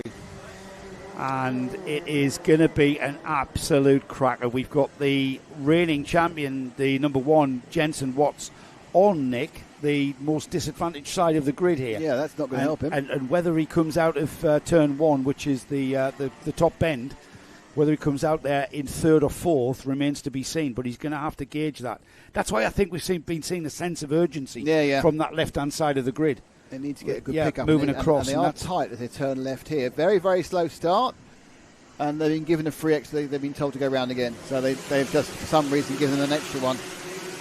I don't know why. George Isgrove has got I'm sure that's a Sevier replica helmet. Who's broken down already? That's a Lando Norris kart, isn't it? Yeah. I can't see the number.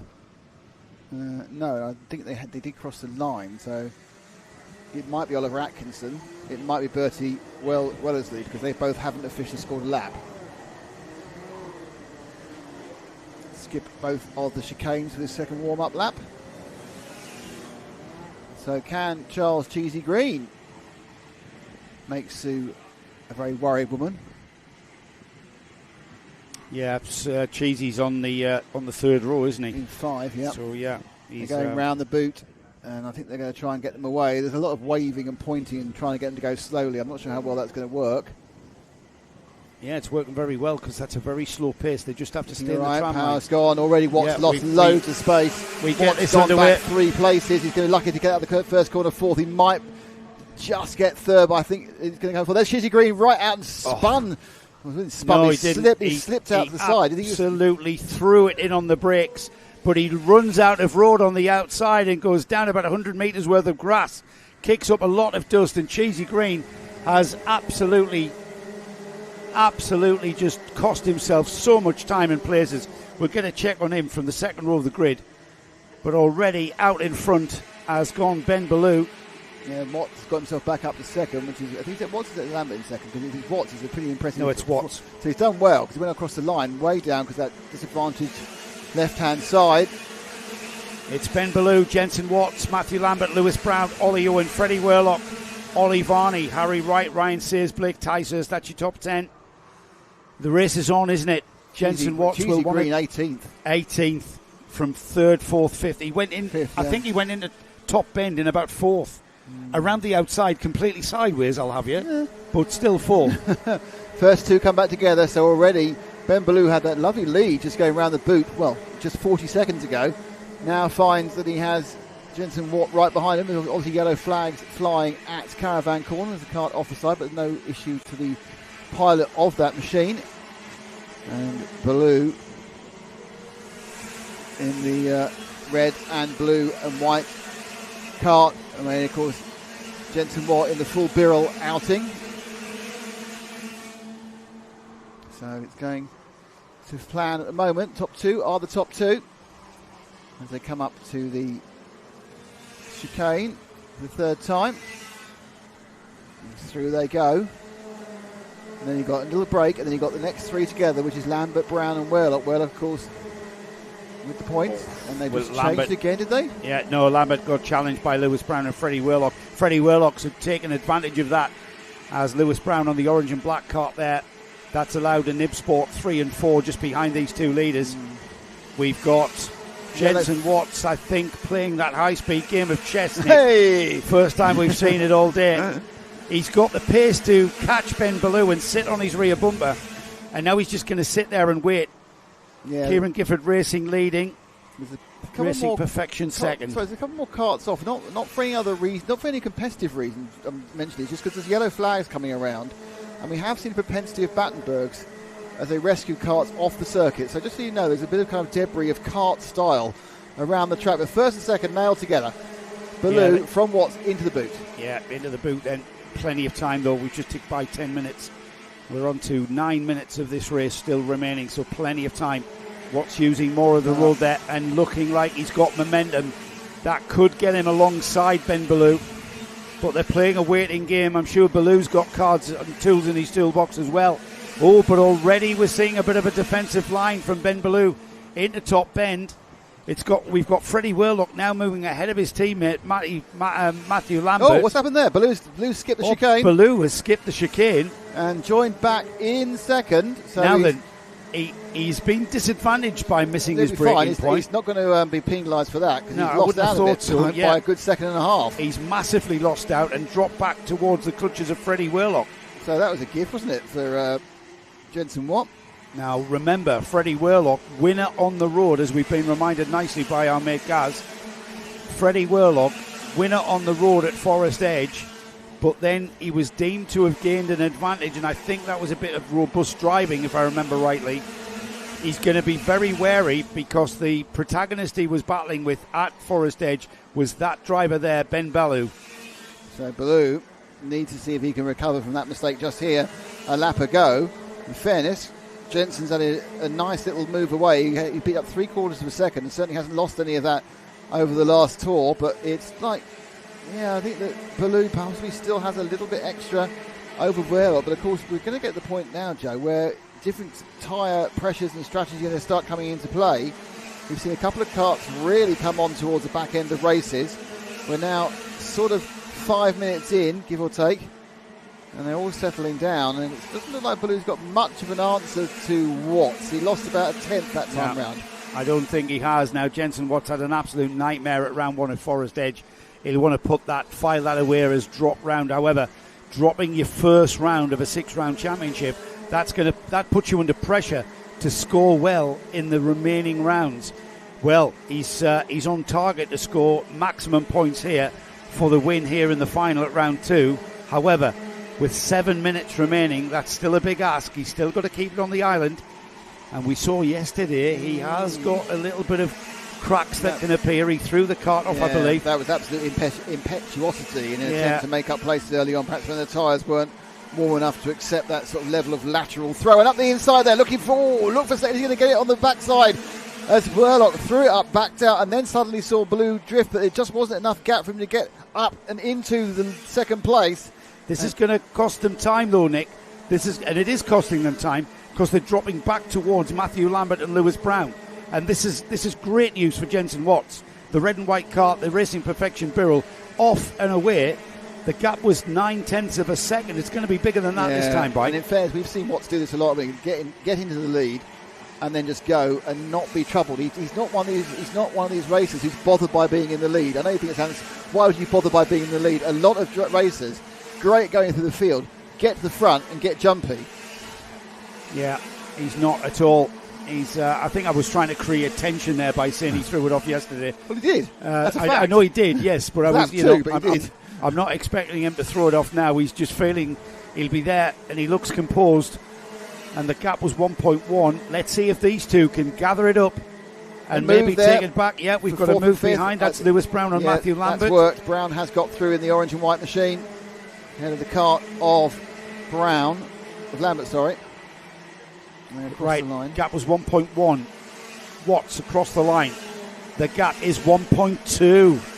Watts still the fastest kart on the track, apart from Freddie Worlock. Can Worlock if Worlock gets past Ballou, and he's got 5 minutes, he can. Has he got the ground speed to catch up to Watts? That's the question. I don't think Ballou's got the pace. Though obviously you're losing, if you're defending, you're going to lose more than 0.1 in a lap. That's the question. They need to clean their act up and stop squabbling. And it's a valid point, Nick. Is Freddie Worlock being held up slightly by Ballou? It's one thing catching a kart. He's caught Ben Ballou. He's right on his bumper. It's a completely different matter to actually make that move and get by. Yeah, because Ballou negated the requirement for Watts to overtake him by making the mistake into the second chicane and having to go through the zigzag. So he kind of threw that lead away. But actually getting past it. Now, Worlock had a look at the inside here a couple of laps ago. This time he's dropped off a little bit.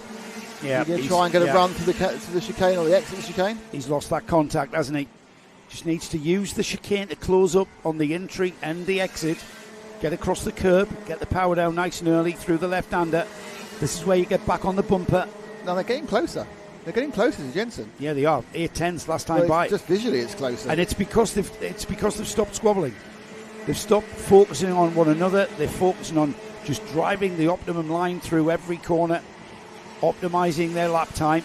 And with inside of 4 minutes remaining, final third, the gap has it's gone back out to 9/10. So it's a little bit of an ebb and flow at the moment. Yeah, excellent work there by the team. But yeah, so it's interesting there that Ballou... I think perhaps Watts made a minor mistake on that previous lap we didn't see and lost 3 or 4 tenths because he's immediately re-established that kind of gain at not very much great, but again I think it's closer again now. I think it's come down again. I don't think that was 9 tenths underneath us a second ago. That to me is 6. Yeah, looks less than that, doesn't it? And also, look, Ballou's got a gap on Werlock as well. Yeah, here we go. So they're relaxing down. It's 6/10, Nick. It's 0.597 to be exact. But the gap is coming down, and there is plenty of time on the timing board I wonder if Werlock for these two to catch him. Well, I wonder if Werlock sat there realising what's happening and not putting pressure on. No, he's not. You can see that. He's following in Ballou's wheel tracks, and he can see that Jensen Watts is coming back. Now, whether this is a case of Jensen Watts just managing the race, managing the tyres, but we don't need a we don't need a stopwatch now, do we? You don't need to manage that gap. You want to be a second ahead at least. And he's now going to be. He's going to go across the line. Probably not. He's not lost too much. I think he's lost only about a tenth, if that, this time. Yeah, maybe. So the half a second. Gap was 0.6, let's say. Werlock's getting a bit tasty around the back of Ballou again, which isn't going to help anybody. Gap's 0.5. Literally hundredths of a second difference between last lap and this one. Perhaps Werlock's going to try and nudge Ballou along to give it a couple of miles an hour. Well, if he starts doing that, then they will go slower. They haven't pulled the trigger yet, Nick. The 2-minute bell's about to warn, about to sound, and that's metaphorical, not literal. The 2-minute bell has sounded, and it's a very high-speed game of composure here with these three very fast drivers here in the 162 category. Into the boot then. A little bit closer again, but not in that gap where you can start to attack. And are we seeing Jensen manage that gap? You said you should be managing from the second. I think he's chosen to manage from. Well, it's down to 0.4. We've got 3 or 4 laps left. We have indeed. And we have indeed. Ballou. They're coming back at him, aren't they? It's hard to tell. I mean, Ballou. I'm sure I can't believe that Watts is managing at this point. You don't want to have yourself where you are like a half minor error away from losing the lead. Though then he's stretched again this time. He's managed to get a little bit more stretch on it this lap. He's pulled it back out to about 0.6, 0.7. I think he gains ground here through the boot. I think Ballou, and I think the Racing Perfection Burrell has got a better speed through the high-speed turn of the top bend. We're in 48 seconds. They're lapping in 44. It's going to be 2 more laps after this one. Oh, and he just hops that kart through the first chicane. The gap back out to half a second, Nick. Yeah. See how it closes up? Yep. And then Jensen pulls out that gap towards the next part. There is a third question here, and the third question is, when does Werlock decide he wants second place? When he said, right, I've given you as much time as I can to try and catch up Watts. It's not happening. I want second. Because obviously, the Werlock concept is Ballou gets stuck behind Watts. It makes him easy to overtake, but that gap is down. That looks equidistant now. That's like 0.3 at most.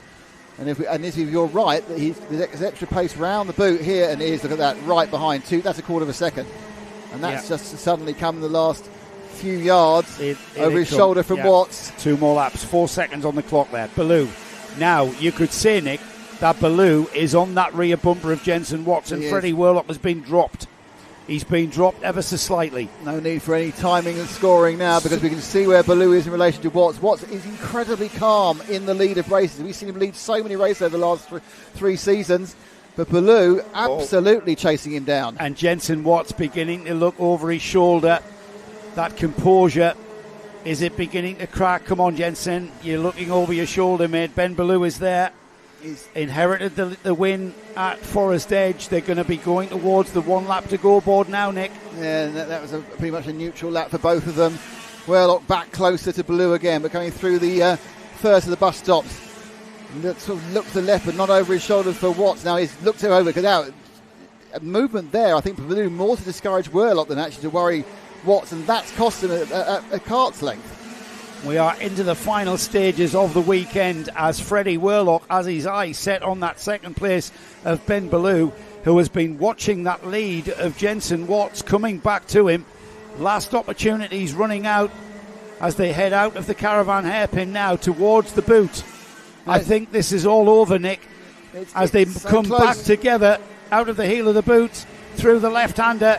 It is going to be Jensen Watts that takes a pressured win to take the win of round 2 from Ben Ballou. Freddie Werlock on the 3rd step of the podium, and then we had Lewis Brown finishing ahead of Matthew Lambert in 4th, Matthew Lambert 5th, Ollie Owen 6th, Ryan Sears 7th, Bobby Rosier in 8th, Blake Ticehurst 9th, and it was Harry Wright rounding off the top 10.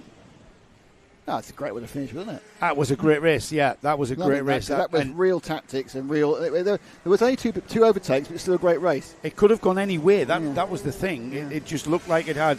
It looked like it had disaster written all over it if they'd gotten... But you know what? I think very clever driving there. There's some very, very fast, experienced drivers in this series, and I think we saw three of the best at it in the form of Jenson Watts and Ben Ballou and indeed Freddie Worlock. So that concludes everything. It does. Literally everything's concluded. There's nothing more in the entire world to go on. Everything is concluded. Well, I'm going to lie down in a dark room now. I thought you were going to drive home. I actually have got to drive home. Yeah. Of course. Thank you all for being with us all day through strangely variable weather. Has to be said. We weren't expecting that. I'd like to say thank you to Paul Bateman on his return, and thanks to Nathan on his return as well. So that's both returned. Thank you, Lara, who's been disgustingly eating cheesy chips. It's a cold, but also doing some very good button pressing. Thank you to my good friend Joe Bradley on the mic, and we'll be separated again for a few weeks because you're just not doing the next couple of events. I don't know. Cool. Though interestingly, if you go to the next karting live event, which is 500 yards away in 2 weeks' time at PFI, neither of us will be there. So carry on tuning to Karting Live TV. We'll be back if you're an NKC fan on the 20th and 21st at that weekend at Clay Pigeon. And thank you all, and we look forward to seeing you all. And don't forget to watch this programme 17 or 18 more times, and tell your Turkish friends. Apparently they do like this sort of racing, which is great. Thank you all. For Karting Live TV, my name's Nick Damon. Good evening.